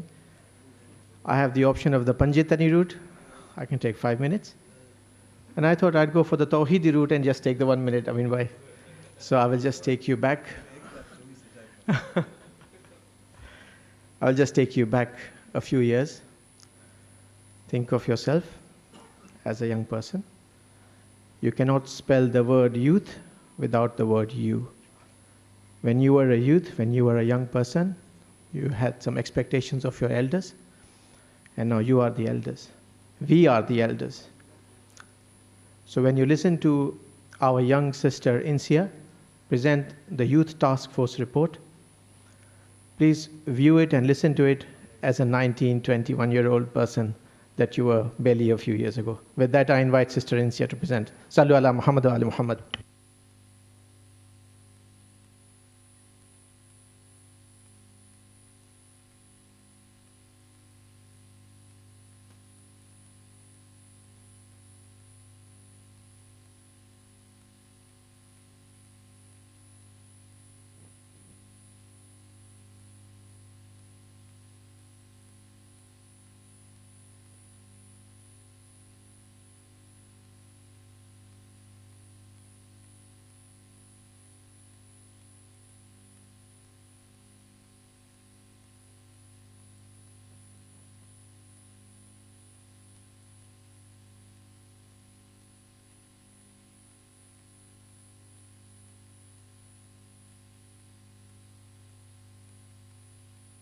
Greetings to all esteemed participants. I'm Insia Jawad Azad, Secretary Task Force and honored representative from Pakistan. I extend a warm welcome to everyone, hoping that you all are in good health. So allow me to provide a brief overview of our distinguished WF Youth Task Force. Established during the inaugural Youth Conference in United Kingdom in June 2023, our team comprises representatives from all 6 regions. During the previous EXCO, we highlighted the 3 E's: expansion, evolution, and engagement. Unfortunately, most of the Youth Task Force members couldn't be here physically, though they have joined virtually, and we have put together a small video for all of you, and we would like to share it with you. Assalamu alaikum. My name is Zahra Habib, and I am the WF Youth Task Force Chair, as well as the AFID rep. The Youth Task Force was a body that was created in the June 2023 Youth Conference, where 6 individuals came together to represent their federations in order to create a positive change for the youth as a whole. I'm thrilled to be part of WF Youth Task Force. Our aim is to identify the needs of the global youth community and guide WF on how they can provide us with support. We believe in fostering a sense of community and collaboration. Our goal is to create a space where young people can connect, share ideas, and work together towards a brighter future. We have created a survey for the youth to assess what their needs are and have compiled a report analyzing their data. In addition to building a strong community, we're passionate about fostering youth connections and creating a safe space for all our youth. We want to equip young minds with the tools they need to excel in various aspects of life. We believe the survey is a stepping stone towards our goal, where we have asked the youth to speak their minds out. As you can see, the Youth Body Initiative is a dynamic and inclusive platform that seeks to inspire, educate, and mobilize the youth. We want to empower and uplift the youth by providing them with opportunities for personal and collective growth. Thank you for joining us on this journey. If you are as excited as we are, please show us support by getting involved and being a part of the positive change. And inshallah, we can all make a difference together. So following collaborative virtual sessions, a global survey was initiated, and we got responses from around 450 youth, yielding noteworthy insights. Responses were received from 37 Jamaats, out of which 57% of youth have an active youth body. Responses were received from 37 Jamaats, and pertaining to resource enhancement, 47% of youth expressed that there should be more Islamic education post-madrasa, while 47% of youth expressed that youth-oriented lectures and speakers would be very engaging for them, and notably, around 50% of youth identified that additional efforts should be made for career and personal development skills. We also asked for some recommendations, which were that an impressive 81% of youth advocated for the establishment of global youth body. I would like to repeat, 81% of youth advocated for the establishment of global youth body. This body would not just serve as a platform for youth activities, but also as means of representation at EXCO, ensuring that youth concerns are duly acknowledged. Additionally, 50% of youth proposed the creation of opportunities for youth to volunteer within the existing framework, fostering trust and active participations. So, acknowledging the commendable initiatives taken by WF, such as Madinatum Il workshop, then youth conference, and recent code bash, we aspire to introduce such additional programs, which includes career counseling, entrepreneurial relationships, physical and virtual meetups, seminars, and workshops. Also, financial support for higher education, facilitating enhanced academic pursuits, and aiding in the establishment of work setups. And most importantly, to actively bridge the gap between religious teachings and contemporary youth interest of the youth through implementation of innovative communication methods. So our requests, a reiteration of the youth conference in June, that in the structure of WF Constitution, there should be space for youth counselor in the WF EXCO. We believe that a collaborative effort combining traditional wisdom with some innovative minds would bring some amazing results. Also, proposing the establishment of a youth body under World Federation. This centralized body aims to connect global youth, build relationships with regional youth teams, and foster opportunities for personal and collective growth. So with this, our future plans. So since the task force now have data and insights, our next focus is on the global youth body. We aim to present a fully functional structure by the next EXCO, inshallah, and ensuring equal representation from each federation. And then this body will actively engage youth both regionally and globally.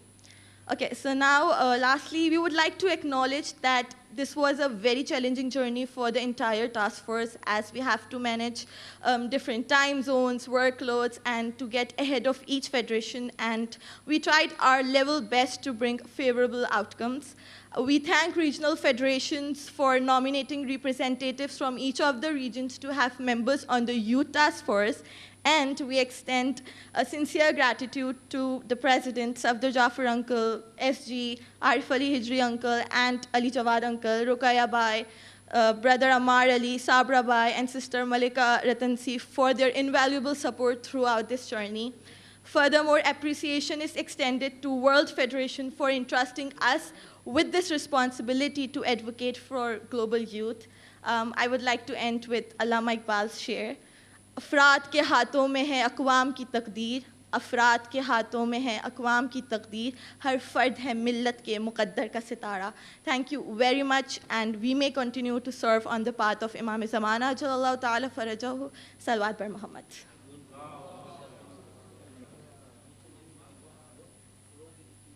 No, I said the entire task force. So, Dr. Saiba, medical doctor as well. Fantastic presentation, and normally we just open up the floor for the point. But I really want that we go for action. And we have some power to do so. 81% of these people, how many participated? How many? 450 youths. 450 youth according. And I have to say that there were more than 200 out of India who did that. It's so positive to see that that actually happens when there are events. Currently, it's called a task force. It's because it was in the formation stage. You heard also that coming to the conference, there will be more ideas on how the structure would look like. Yeah, definitely. So I would like to just put a proposal, and a heavyweight proposal, that because every region has supported, truly supported, every secretariat has supported to come up with a representative, and it seems like this task force is comfortable with each other. If we can change the task force and actually call it a youth body, and it's a global youth body, which means that it works with every regional federation. Every regional federation has got input into it. And of course, that means youth input to it. We will hear about a structure coming in the month of May next year. Then we would like to suggest that this task force becomes a global youth body, and how its modus operandi would look like will be presented in May. But already now, as a tangible point, I would like to ask if that's possible, and if I can see a nodding from Dr. Saiba. Yes, that's what you guys are. Everyone in support of that. If anyone asks about formalities and parts, yes, it is under what you would call community affairs as a vehicle, so that's not a problem at all. All right?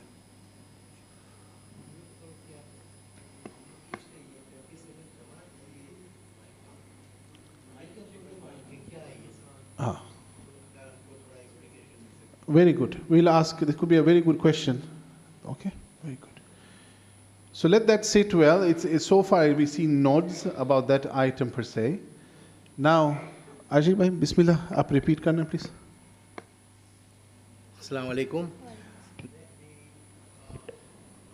अभी हम लोग ये जानना चाहते हैं कि आप कहाँ से चौथी समय जमात आपने जो बोला नहीं है तो मैंने पूछा तो हमको मालूम नहीं, तो अगर हमको इसमें थोड़ा वो क्लियर हो मिले कि कहाँ का कैसे है, क्योंकि यूथ में अगर जो आप बोलो तो आज मेरी बेटी माशाल्लाह सफ्तर भाई ने नॉमिनेट किया है वर्ल्ड फेडरेशन की काउंसिलर शाहाना नासर, तो उसके लिए भी एक वो होगा क्योंकि वो भी इसमें अभी ऑनलाइन रहती है नहीं. Okay. Okay, so basically this youth survey was initiated and it was circulated throughout the world globally, and even on WF pages and then on our own personal networks to all the regions. That includes Pakistan, India, Nasimco, Kuwait, Africa, and even Dubai and Muscat, Australia of course. So after that it was spread all around and we were receiving responses, and after that we made a proper report, and even in that report we have included the names of all further regions and further local jamaats as well from where we got the responses. So I hope I've cleared it. Anything else? So I have a few points to add so that we can get further sentiments. I mean, from what the Secretary General has mentioned, that one is that we already have an informal body of the global youth body where representation has come from each of the regions of your choice. They have come up with this proposal. They are going to come up with a structure at the conference for discussion and potential adoption by this House. But I also want to give a challenge, really. Let's now call a spade a spade. We talk about youths, youths, youths, youths. I, as the president of the World Federation, allowed 8 appointed councillors. I appointed one youth, her daughter, Shahana. I would want a pledge today from each regional leader that when you come to the conference, from the 8 executive councillors, you have the right to nominate, except for probably Kuwait, and it's the only region that has an election process, the Nasimco. I'm not exactly sure whether no. So even Nasimco, the president can nominate. So effectively, every region, the president can nominate any 8 people he wants.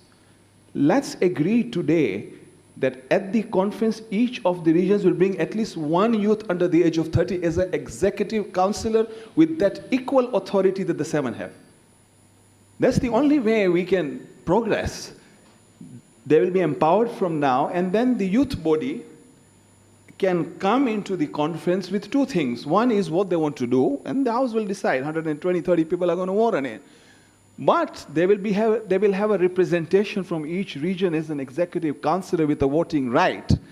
And that will be sending a strong signal to the youth community that we are serious, because confidence has been lost, with all respect. Please correct me if I'm wrong. Particularly the ASGU has played a huge role in this. It has not been easy to get these youths together. I was talking to Zayed Bhai also here at Pirai Jamaat. It has been a tough process. Finally, we have got youths getting together. They did their conference. We gave them the autonomy. We all overwhelmingly received them. The CRC had a suggestion of putting a youth within the Executive Council, but obviously the CRC has postponed, so it's not going to happen before conference. It's going to take a while. Where we had asked for 1 woman, well, they had asked for 1 woman and 1 youth to be of the councillors, but that will take a while. So I really plead to you, as presidents, to commit here, all the regions to commit here, you are all here, that you will bring 1 youth, then we can give confidence to these people that leadership means business.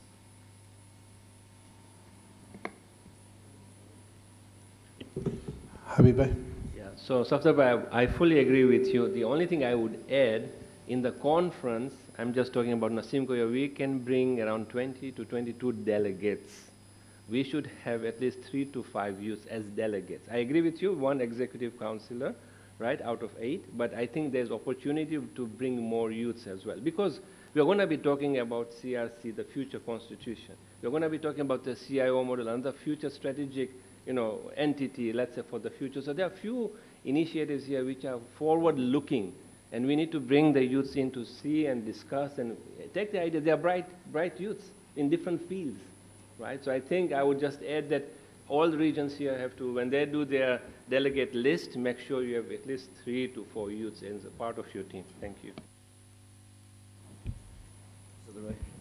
Yeah, one moment. Dr. Molidina was first, if it's okay. Dr. Molidina, please. And then Abul Hassan. Thank you, Prong Sahab. I really commend the team for having brought this agenda to this stage, whereby we have a World Youth Body. I just wanted to ask Lorraine Sia, what is the age group? Is it 18 to 75 or 18 to 35? Because with longevity now, 75 years old also are youths. However, on a serious note, this youth body, where they will have interactions from the youths from every region, will go a long way in our community youths to know each other. And I hope that this World Youth Body can organize seminars or conferences for the youths periodically, maybe once or twice a year, so that our youths can meet at a certain venue, whether physically or virtually, and have group discussions to steer the community to further progress and unity, inshallah. Thank you. Abul Hassan. Thank you, Arif Bhai. Yes, we as Pakistan Federation also strongly concur what you said. The youth have to come forward, and for this the seniors have to make way. So I reiterate the modified WF slogan that we should exit to serve. And we exit to serve. If we exist, it will be a service, but if we exit, it could be a bigger service. So,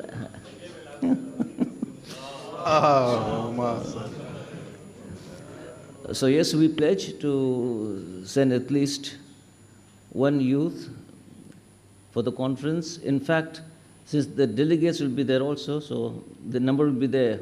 Hopefully with a possible youth conference, so they could be there as delegates as well. And in fact, even for this EXCO, we had suggested to have a parallel youth conference which somehow did not materialize. So yes, let this be of a full stream a full steam, full throttle agenda. Thank you. Can we commit to the following, please? Just one moment. We have learned from the past, and we should learn very carefully, even though we had an amazing youth conference. To run 2 programs in parallel is not very practical. Okay? You want the persons to attend, and one of the feedback from the youth themselves was they cannot attend. You see my point? So somehow you give that possibility that together with the youth body, Ali Jawad Bhai will come up with an idea of what kind of dates could work. Said there is best of 2 worlds, inshallah. We will come up with something. But this is, I know the spirit, I just wanted to say that. Sorry, Zahir Abbas Bhai, bismillah. If Abul Hassan Bhai was giving a majlis, it would be another Haidari moment actually. I'm just going to now link something which Habib Bhai said last time, is that there should be, maybe we can think of term of councillors, where the councillors change as per maybe like election or 1 or 2 terms, then they have to change, they can't come back, which is a very good model to change the people on the table. Ibrahim Bhai? No? Fine? Okay, I'm just looking, Mohsin Bhai, you wanted to speak, please? Yeah, just adding on to what Safdar Bhai said, I think as a community we've missed a trick. I think we have not invested or thought about the youth in a strategic or let's say more structured way. It's very sporadic. It's bits and pieces. I think we have missed a trick. I think this is high time we start getting them on board, because all the strategic papers we're talking about, 2050 and all that, they're useless if we don't involve the youth right now. So I think I would concur with Safdar Bhai, and it's a request to all the federations to honestly work on this. We have spoken to different federations, 2 or 3, and we are trying to kind of get more movement there. But yeah, I think it's something that should be seriously taken on board. Thank you. Thank you. I'm keen to hear from each region. We heard from Pakistan. Mohsin Bhai Dharamsi from India, can you commit to one youth as an executive councillor?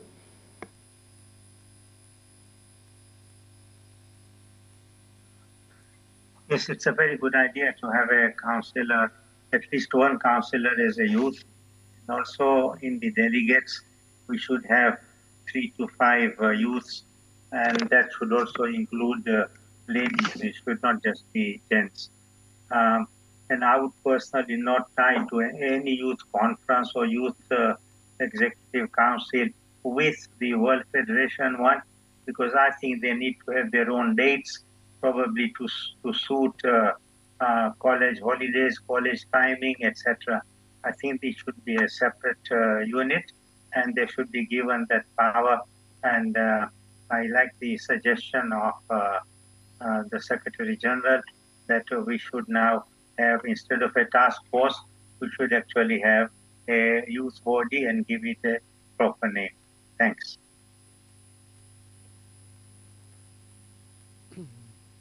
અમુક સાહેબ બરાબર છે, આપણે યુથને એકદમ આગળ લઈ જવાના છે, પણ આપણે એકદમ એક્સાઇટેડ ન થઈ જાય. મને એમ લાગે છે કે તમે પહેલાં તો આપણા ઉપર છોડો, કારણ કે એક્ઝિક્યુટિવ કાઉન્સિલમાં આપણને હમણાં 8 જણાને જ લઈ આવવાની રજા છે, અને આફ્રિકા ફેડરેશન તમને ખબર છે ને કે બહુ જાજી જમાતો છે. હમણાં ખબર નથી પડતી કેને લઈ આવવું, તો આ બરાબર છે, અમારા ઉપર છોડો કે ઇન્શાલ્લાહ અમે કોશિશ કરશું. પણ પહેલાં તમે પુશ કરો. આ ગ્લોબલ જે યુથ બોડી હોય, પહેલાં એ લોકોનું કામ એ છે કે પહેલાં એ લોકોને એ તો પુશ કરો કે એ લોકો જમાતોમાં પહેલાં સ્ટ્રક્ચરમાં જરાક દાખલ થાય, રિજનલ ફેડરેશનમાં એ લોકોમાં આવે, પછી એક્સકોમાં આવે. આ એ લોકો ઉપરથી નીચે જોશે, નીચેથી જરાક ઉપર જોઈ તો બહેતર લેખાશે લોકોના એક્સપિરિયન્સ માટે. કારણ કે આ બધું મૂકીને અહીંયા આવી ગયા છે, ખબર નહીં પડે કે અહીંયા અમને પોતાને અટાણે કેટલી મહેનત પડે છે ડેલિબરેશન લેવું, આટલો એક્સપિરિયન્સ હોવા છતાં. તો મારી આ હમ્બલ સૂચના છે કે આ ગ્લોબલ યુથ બોડીને પહેલાં આપણે દો 1 વર્ષ, કે એ લોકો પહેલાં એ લોકોની લોકલીઓમાં પૂરા ઇન્વોલ્વ થાય, પછી ઇન્શાલ્લાહ આ એક્સકોમાં આવે તો ફ્રૂટફુલ ડેલિબરેશન થાય અમારી અમ્પલ ઓપિનિયન્સ. बताऊं પછી તો આવીશ તો Mohammad Ali bhai, on behalf of COEG, just want one view from each region, please. We have heard from Nasimco, Pakistan, Africa, and India. Firstly, I would like to appreciate the great energy by the sister here and in the tremendous work that started in the previous youth conference. So a vote of thanks to the World Federation, of course, as well as the youth delegates. And I can see in the social media presence, there's a lot of work that's happening as well, including the region pack that we've seen that individual youth representatives have been chosen. A survey has been conducted where rich data has been come out, and of course that's going to be an ongoing process. So far, definitely right in the right direction.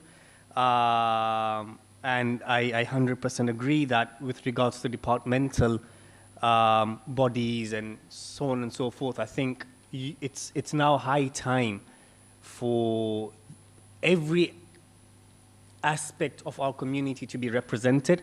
And unfortunately, it's either that the youths are underrepresented or their voices aren't necessarily as encouraged. So I think it's twofold. Not only do we need to encourage the youths to climb up the ranks and volunteer in all aspects of our community, including Jamaats, including regional federations, and including World Federation. But once they do come, I think it's very important to encourage their voices and to encourage the experiences that they then build throughout their critical community experiences. So that's one of the main points I would like to make. From college perspective, alhamdulillah, I'm pleased to say that many of our Jamaats, I'm only going to name a few: Leicester, Haydari, Paris North, Sweden, in the continent. A lot of them, alhamdulillah, have a average age of under 40. Many youth individuals of teenagers and low 20s are part of office bearers within our Jamaat, and it's tremendous to see that not only are they being encouraged to climb up the ranks and to volunteer in all aspects, but their voices are also encouraged and they are supported. So whatever's being said, I completely echo and continue the appreciation of the tremendous work that's going, and if there's anything that we can do as a regional federation, we are fully behind that. Thank you so much, Mohammad Ali. Really appreciate that. Which clearly means a commitment from COEG that you will ensure that we will have at least one youth. Like you previously alluded, the Council of European Jamaats does have an election process. Get you. Hussein Bhai Jiwa just mentioned in our WhatsApp group that from COEG, I was the youth councillor. Right. I was in my on the 30 when I joined the World Federation, so I'm still in my low 30s. So hence, I think from COEG, you have that commitment, and inshallah, in the upcoming elections, like I said, we've got a good pool of youths within the councillors as well as Jamaat, so it's only a process of our due diligence and governance and elections that we would like to encourage more and more youths to come forward. Thank you so much. He's not there. Okay. How many more people? You want to say? So I think we'll allow 2 more people, then we need to try and close. We know that Ibrahim Bhai wanted to speak. Anyone else? No. Said Bhai, definitely. Okay. So 2 people. Ibrahim Bhai Remtullah, followed by Zaid Bhai Wasnani. Bismillah. Ibrahim Bhai? Okay. Thank you. I was trying to rush out because my wife is waiting for me for dinner, but I will take a moment to reflect. I think that one of the things what we're missing out here is that it's not an issue of youths not wanting to participate, right? I think it's an issue of us not giving the opportunity and the support. And I think most of the youths, I was in at the EXCO in June in London, and I can tell you I spoke to a lot of the youths that were there, and most of them are actually active participants of youth committees within their own communities. So it's not a matter of them not having participated. They are actually very active, right? So this is the next step. You know, how do we bring them to more of a global network where they can actually be more effective and participate, and then they can help and try and connect all these communities. I think me and Mohsin Bhai were having discussions earlier, Uncle. You know, we were having discussion about this same thing about the Code Bash event that happened, that globally happened, and we talked about how, you know, this is something that we want to work as NASIMCO in Pakistan to try and create these types of events between the two federations. And hopefully after one or two, we start bringing other federations into it. And I think that this is the same thing. I think that getting the youths, especially it was great that there's one from every federation in the group, but bringing them and having them trying to connect all the other youths is really what we need, because you know, we get these unity games and the youths come together, but it's not as regular. So I think that it's important to actually start this. You know, I'm confident that NASIMCO will bring youth delegates and hopefully ladies also to the conference. But I think that we need to support the youths also, not only by moral support, but also financial support. I think it's important for them. They cannot take on the cost. And to say thank you again to World Federation for supporting the youths in June to attend the youth conference. Thank you very much. Thank you. Zaiba. Thank you. First of all, I want to appreciate World Federation for this youth conference and sponsoring the Code Bash.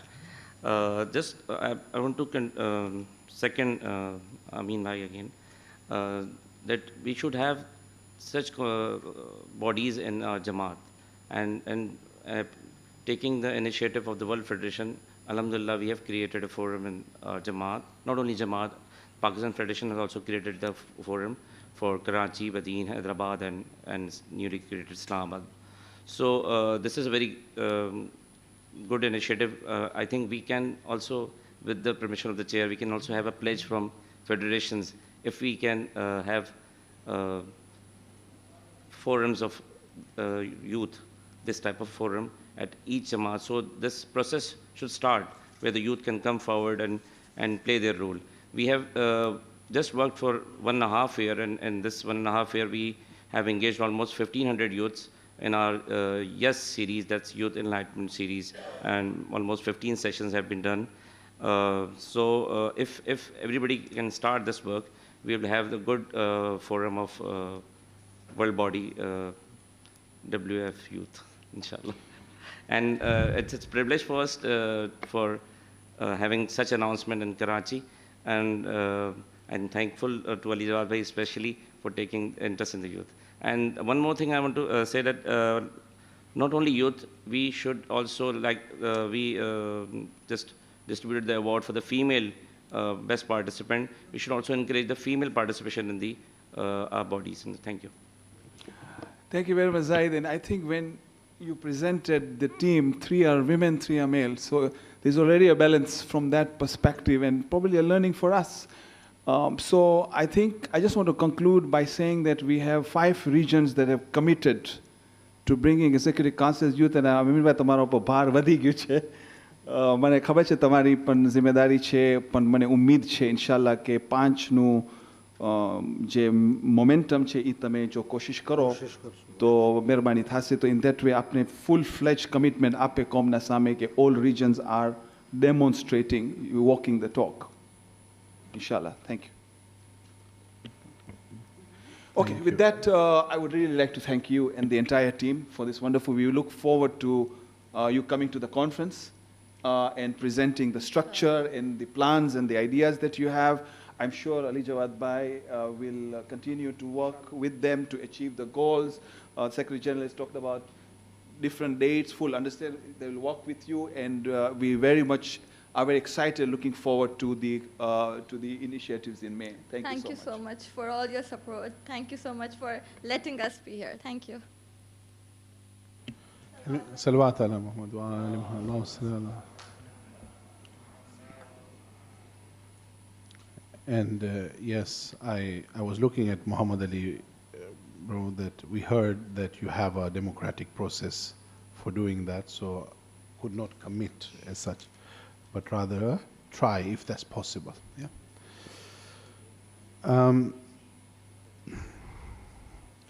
Can I ask, we only have 2 agenda items. One is a resolution, which should be relatively fast, and the other one is any other business, which we have just very few points there, extremely few.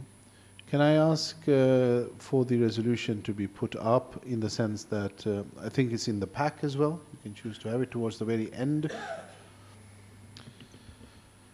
And the reason is, you can see the preamble itself, but the main thing is that there is quite undue pressure, and which actually becomes quite risky as well for us to deliver EXCOs, conferences and so forth when councillors are not announced in good time, because we can't then communicate with the councillors who have to be in attendance, nor can we do the logistics and so on and so forth. So what we are asking for is that for no less than 2 days there should be a confirmation. So, and we would like to pass a resolution so it's formally done, so that everyone actually follows and abides by that. So this is actually a resolution which we are, from the Secretariat, putting forward. So I will read it up and see if anyone wants to second it. So there is an existing informal understanding with regional federations that any changes to their councillors or delegates attending the Executive Council meetings and conferences respectively should be notified to the World Federation Secretariat no less than 24 hours before the start of the meeting. Despite this, the Secretariat has at recent meetings received changes just before the commencement of the meeting or during the meeting. This could be due to changes at regional levels where this understanding may not have been passed down the line to new administrations. With the hybrid meetings, this poses administrative challenges to the Secretariat, for example, in the event of voting. Then the changes are difficult to implement, and in addition, they may not receive the meeting notification documents in time. The resolution. It is hereby resolved that any changes to the councillors and delegates attending an Executive Council meeting or a conference, the regional members shall inform the World Federation Secretariat by email of change or changes no less than 2 days prior to the meeting day. The changes will include name, mobile number, and email address of the person replacing the replaced. Anyone seconding this? I can see Zahir Abbas Bhai, Ibrahim Bhai, Muhammad Ali Bhai, Abul Hassan Bhai, and Amin Bhai, Muhammad Ali Bhai, means everyone. And probably there is unnecessary. But first, we have a propose and multiple seconds. So this resolution is on the table. Now, can I ask who is the SSS from? Mohsin Uncle Murabi Mohsin Bhai, Bismillah.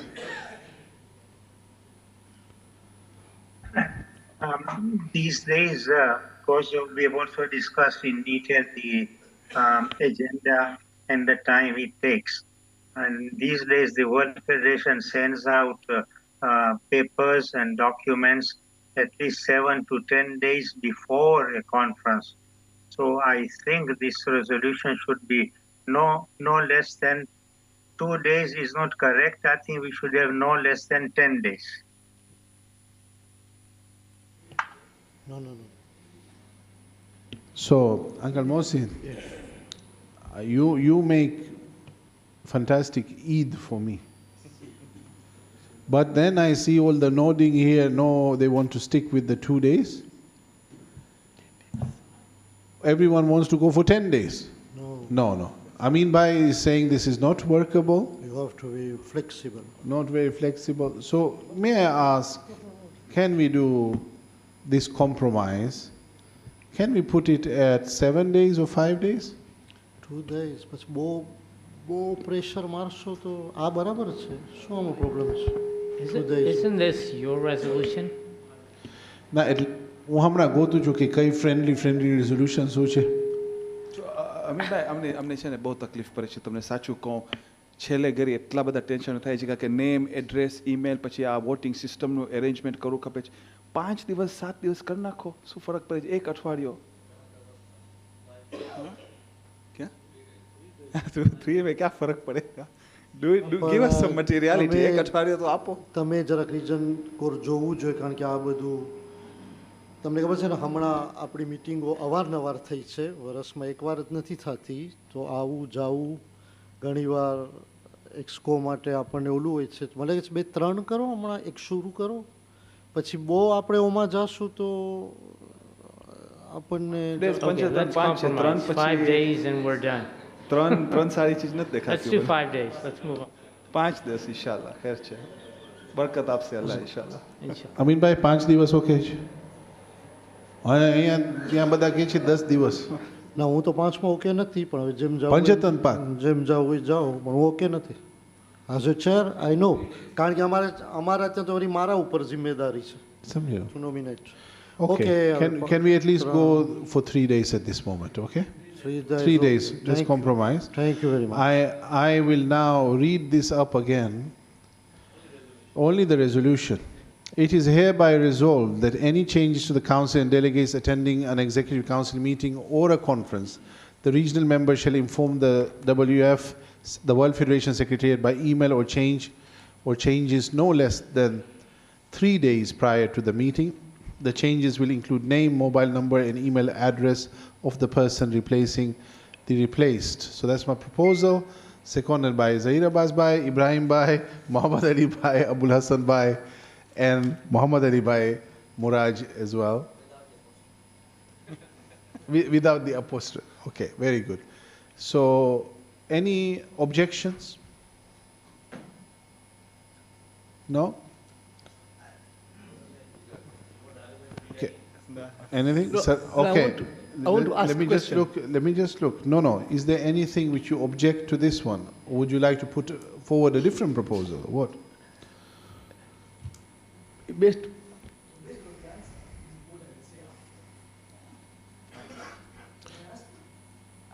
No. Is it regarding this topic? And would you like to make a friendly amendment, or what is it? Just leave it. Ji? Yeah.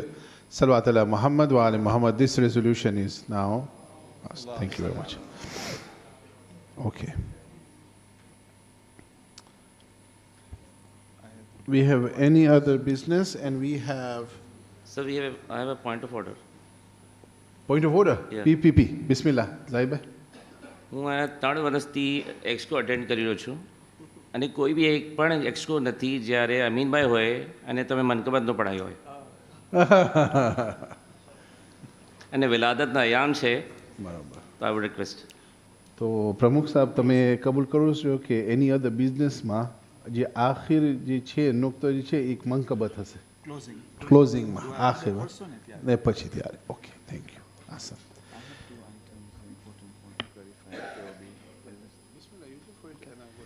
Right. So at AOB, I had mentioned earlier to Habib Bhai, and also Rasul Bhai had raised this, and I have not forgotten this, about the Harefield resolution. We looked at the resolution, and it talks about ratification, but not, effectively, we have the authority to continue discussion, but at ratification now, so in that way we are fine from the mandate perspective as office bearers. I think the issue really here is that Hujat has come back and said they need more time to the end of January.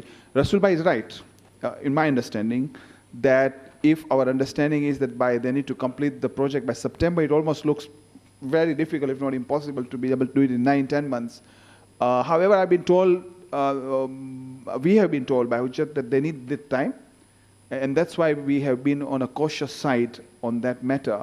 It does look unlikely that it will move in that direction, the way we see things. However, We want to give them the benefit of doubt, and that's why we didn't want to spend much money on due diligence. Yes, we have collected all the information, the cash flows, the data of the rent, but we didn't want to spend too much time when the probability is lower than what we had envisaged when the resolution was passed.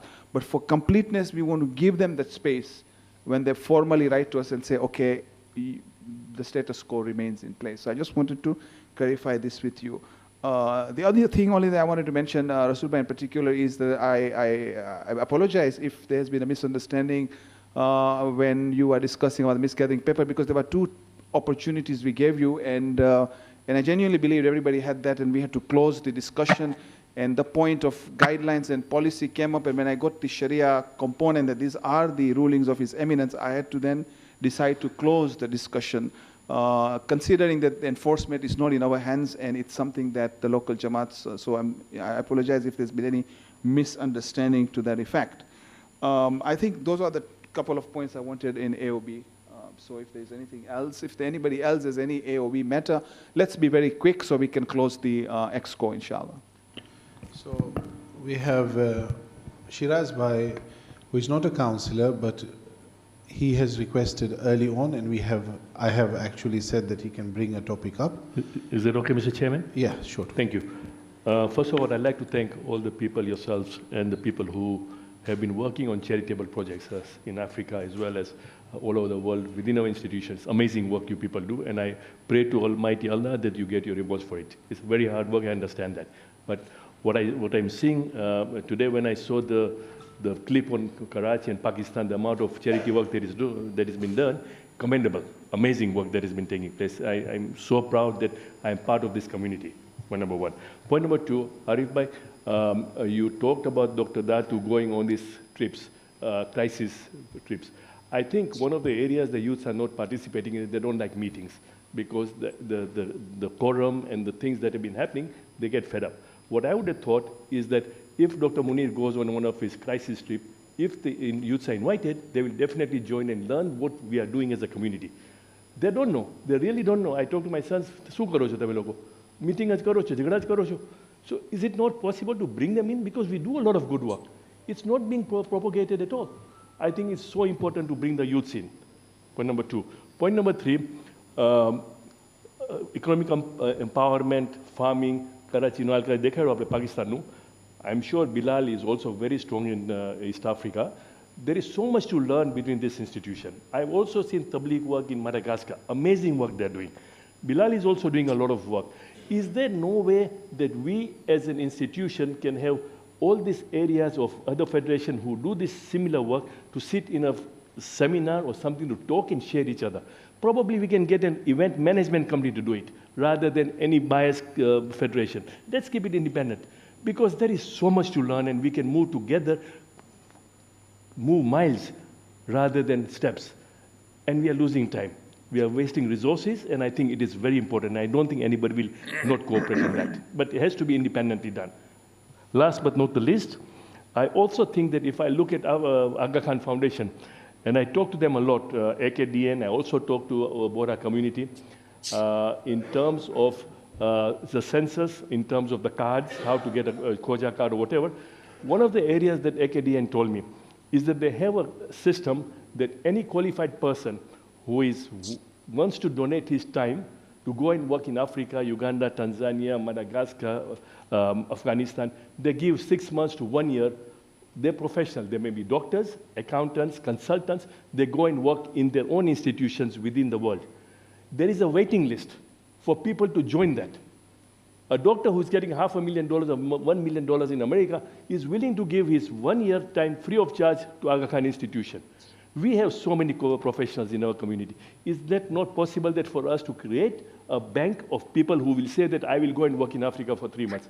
I'll go and come to Pakistan and work in a hospital. I'll go and work up country and do this house building. I'm sure that we have to do something like that. Let people, because Western countries, people who are educated, probably they have not understood that they want to give now. Where do they give? This is a good opportunity for us to use them. I can take them to Nairobi. We can bring them to Kenya, Tanzania, everywhere. And they will work. And that's a good resource, professionals that empower the institutions. Those are my few points. Thank you very much for your time. Yeah, thanks a lot. Thank you.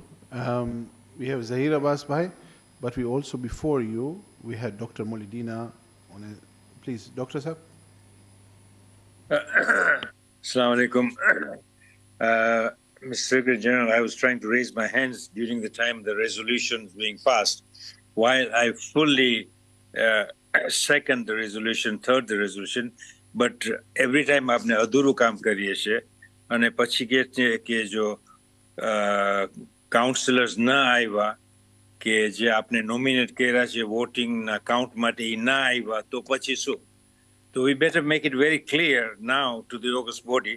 I'm not going back to the resolution to amend it, but this August body should record that the names that were given 5 days before the conference, and for any reason, some of them are not able to come, then the regional federations will not have an opportunity to pick some other ones there at that time because they need it for some strategic purpose, especially for voting purposes. So we make it very clear that the names which are given to the Secretariat 5 days or whatever days we've decided before the conference, those will be the names, and those for any reason who are not being able to attend, there will be no opportunity to substitute them. Thank you.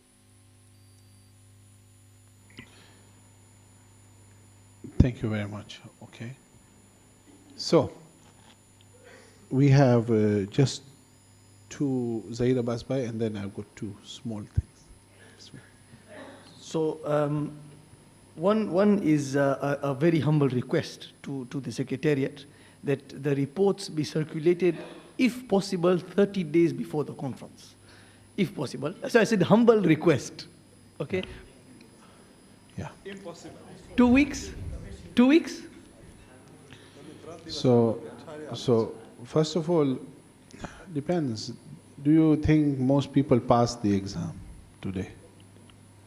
Most people? Everybody got was chocolates. the chocolate bag finished? Everybody got chocolates. Everywhere, because that is because of rahmah. Alhamdulillah. So 2 weeks, is it possible? Because you see what happens is, sorry, the way Abib I said, that we need to move towards efficiency. We have a lot of work to do, a lot of discussions to do, but when, for example, a report or something comes a week before, people are planning to travel, they are doing their work, whatever, and I fully appreciate, and as Shiraz Uncle said, that he appreciates what you do. We understand your volunteers as well, 100%. But these people who are coming as councillors, also volunteers, let's find an equilibrium where they can have a bit of more time to read instead of then like not, being able to go through things properly, and then have more engagement, deeper engagement with you. Asan, so one of the things is that we don't circulate our pre-reads very late. We do them quite early compared to many corporate houses and many organizations. So indeed 30 days is also not practical because of the moving parts, because we want to actually give you a fresh report as well of what's going on. On average, we have been giving it approximately between 8.5 and 9 days before.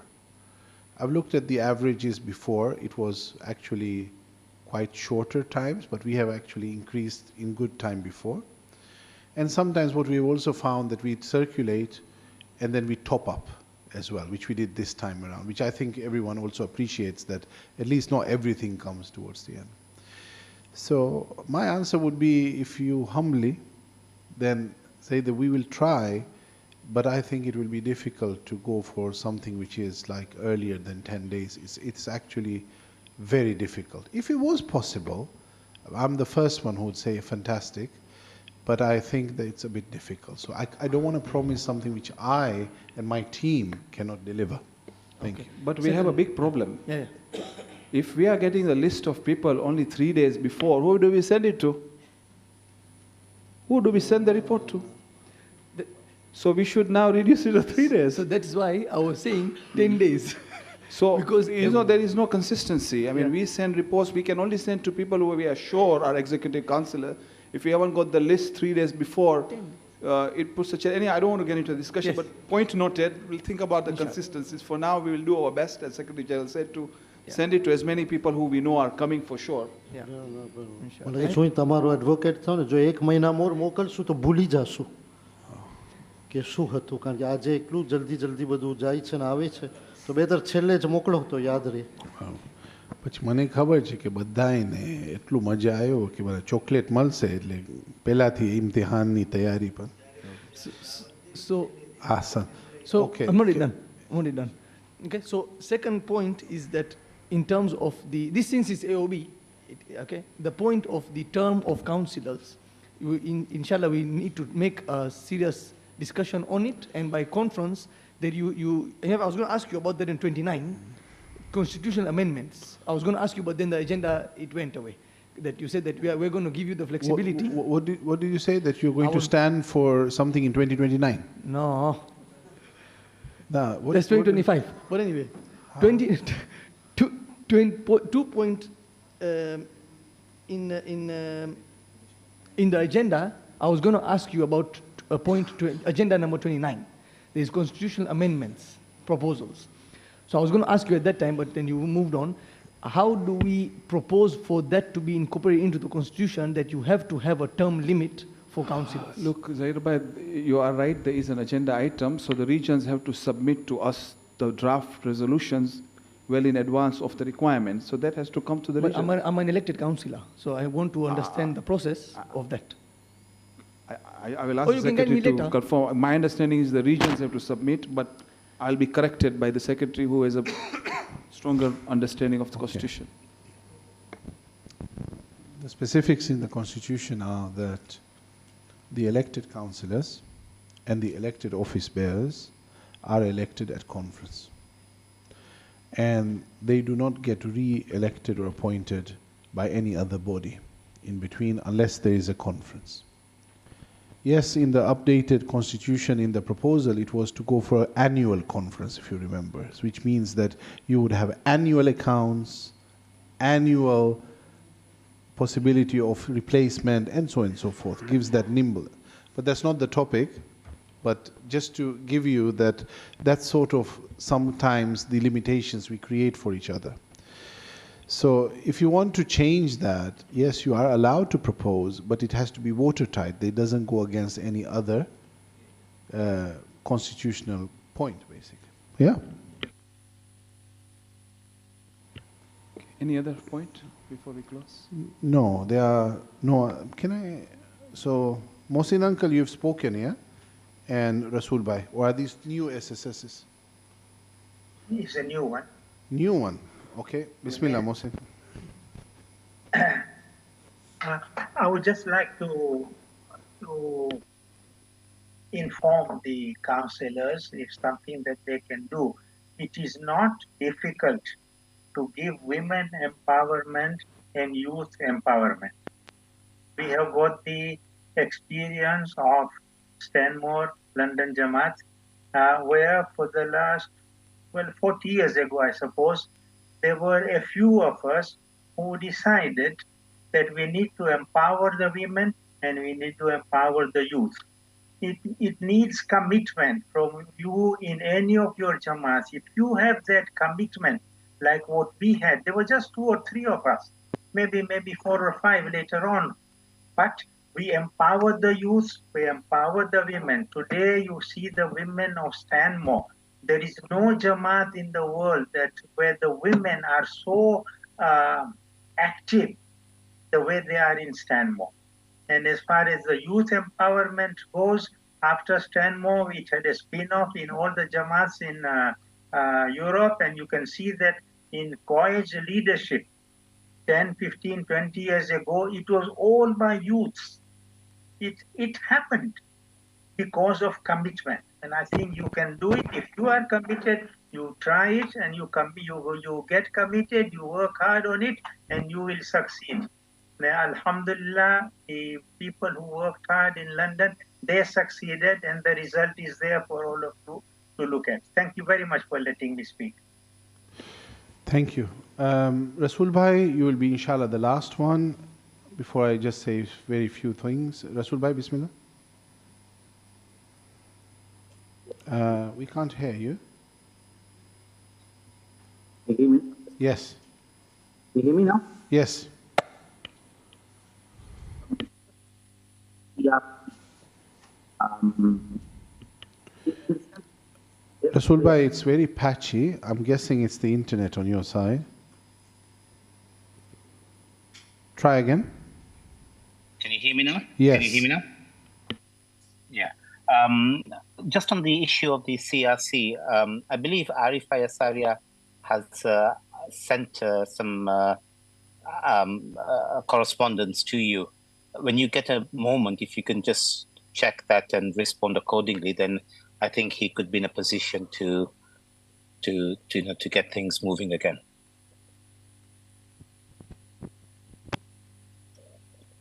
Did you get that? Sorry. Nothing now, but when we see, then of course, let's see what the correspondence is. I'm looking at my email, nothing yet. Anyway, thank you. Okay, no, I think he sent it. I think he sent it a bit earlier. But anyway, I'll leave it to you to check and then respond. Thank you. Thank you. 2 points. One is that we talk about capacity building, and one of the things that we have learned through the times when we go for conferences and so forth. I do remember that during COVID time we had an EXCO during winter time in January, and also Nasimco had their annual conference as well around that time, and they were so impressed by our setup that when it comes to our volunteers, and Shahid Bhai there also was part of organizing Nasimco. In the same way, when we have traveled to different places, we have actually been able to share best practice in regards to how to run conferences and so forth. So what am I getting at? I would like to just put on record that when it comes to Pakistan Federation and Pirai, that the way you have worked with us is like one team, one dream. And we would like to actually donate and give a gift to yourself, which is a two-part gift. You can see that these cameras which are here, which are so-called semi-automatic ones, or fully automatic ones, this will help you in regards to running conferences, and we would like to give you as a token of gift for this. And not only that, we would also like to offer the time of Brother Shahid to give the training with our team together, that you will be able to also run that. So I just wanted to put the record that that's something which, please accept this as a humble gift from ourselves. No. This you will control yourself. We will not be able to watch you, inshallah. Asad. Bismillah. Ayesha थी आप लोग मुझे बोलने नहीं देते हो बहुत time नहीं देते Well, on behalf of Karachi Pirai Jamaat, I would like to extend thanks and gratitude to the World Federation and all the federations who could able to come to Karachi and gave us this honor to host this EXCO over here. And inshallah, we hope in near future again we can host maybe conference sometime, maybe some other EXCO as well. And it's your home. You guys, anytime you can come, even without EXCO. We welcome you all over here. Thank you. Thank you so much. Before I give it to Mr. Chairman, one very important announcement, and that is we will have dinner, and we expect, inshallah, that we all together will be taking a group photo together. This is a very important point, that we don't want anyone to run away, so we're going to have a group photo, and if we are all disciplined, we can even have the group photo before the dinner, which will be, if it's possible. Yeah? Before is better, I can see. All right. Thank you. Muhammad Ali Bhai Merchant want to say something? So, okay. Bismillah. Thank you, Ari Bhai. I, on behalf of Pakistan Federation extend our gratitude that, and I'm thankful that you have agreed and for having a conference EXCO over here. When I was in London last EXCO, I talked to Safdar Bhai and he promised me that it will be done, and it's a great privilege for us to have all of you here, especially the World Federation team, Africa, Kuwait, Nasimco, and Nairobi, and everybody here. We are very glad, and I think so you have all enjoyed the hospitality given by us with Karachi Jamaat. I miss many things which always happens in EXCO, but this time, mashallah, gone everything very smoothly. Once again, very thankful from myself, my team, and Jamaat Karachi, and the volunteers and all those. We are also thankful the team doing behind the scene, the job they have done, excellent job, in which I must name the Zahid Bhai was the controller of that, and Mohsin, Kari, and many others were there. I'm thankful to the media team as well. But they have the propaganda, and everybody knows in Karachi, every single member knows that EXCO is going on here, and attendance is low due to the reason. But everybody knows over there EXPO, and it's marketing already done a lot, which Arif was saying today in the morning.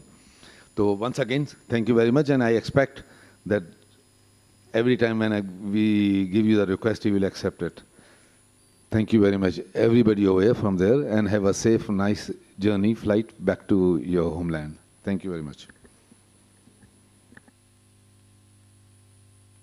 Arif Bhai. Amin Bhai, Bismillah. Africa Federation આભારી છે, અને હું તો world ફેડરેશનના એક્સકોના મોકા ઉપર મારી તકદીર ખુલી કે હું પહેલી વખત કરાંચી આવું છું, અને માશાલ્લાહ કરાંચી આપણી જમાત ફેડરેશન ઓર્ગેનાઇઝેશન જોઈ અને ખરેખર બહુ તમે આમ ઇત્મીનાનવાળા દેખાવ છો, તો તમારી જે ઇત્મીનાન છે એ ઇત્મીનાનની રોશની અમારામાં પણ આવે છે. અને જે મહેમાની તમે કર્યો છો, મુલાકાત થઈ આપણા મોહસિનભાઈથી ઘણાનું અહીંયા આમ ઓળખતો નહોતો, તો હું એમ કહું કે તમે એક શાનદાર આપણી ભાગ છો, અને બસ ઉમેદ છે કે ઇન્શાલ્લાહ ફરી મોકો મળે અને કરાંચી આવતા રહેશું. પણ તમે જો ને કે કરાંચી હતી, અમે આવ્યા આપણા મડાગાસ્કરથી. Madagascar is part of Africa Federation, Nairobi is part of Africa Federation, અને આપણા સિપ્તેનભાઈ મેરચંદ આપણા કંપાલા જમાતના પ્રેસિડન્ટ પણ એ જરાક ચાલ્યા ગયા, તો અમો આભારી છે, અને બસ દુઆ કરતા રહીશું કે ફરીથી અમને કરાંચી નસીબ થાય, અને તમારી ઓર મુલાકાત ભલે બીજી ઠેકાણે પણ નસીબ થાય ઇન્શાલ્લાહ. Thank you, Ahsan, very much. Muhammad Ali Bhai Muraj, then Abul Hassan Bhai Gokul, followed by Kasida and Dua Wahda. તમે બધાએ 8 ફરવરીને આવો, અહીંયા ઇલેક્શન થવાવાળા છે, જો કેવા ઇલેક્શન થાય છે. Muhammad Bhai, Bismillah. Very brief, but an equally very important vote of thanks. On behalf of the Council of European Jamaats, I'd like to extend my thanks to the Pirai Jamaat, but as well as the Pakistan Federation for the impeccable hosting that you've extended. I've enjoyed my stay here, and I've enjoyed meeting many new people, and equally look forward hosting you back in the UK when you do come. But no, thank you so much. It's been an amazing hosting. Thank you so much. Thank you. And Abul Hassan Bhai, Bismillah, thank you. All I wanted to do was repeat my words of yesterday morning's speech, which has come true, that I started by saying that there are no strangers here in this room, only friends that haven't met. And alhamdulillah, we've made some very good friends. That's it. Thank you so much for having accepted the invitation. It's been a privilege all the way.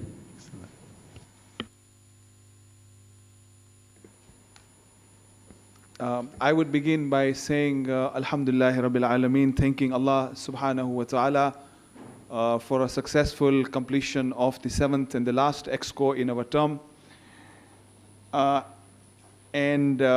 Before I continue my vote of thanks, I would also like to mention to the councillors who have not visited the various facilities of the Jamaat, if you have time in the next couple of days, please do have a look at Fatimiyya Hospital, the school, the network. There is so much phenomenal, great work that's happening. We office bearers have had the privilege of going there several times, but because of logistics and timings, if you haven't had the opportunity, please avail yourself, and I'm sure the organizers will support you with that.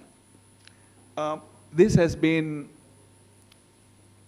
a dream for myself as president individually and for our team to make sure that in our first term we have the EXCO in Karachi. This is the largest Jamaat. And it has so much talent that I was keen that this talent manifests, that this EXCO and other regions can see for themselves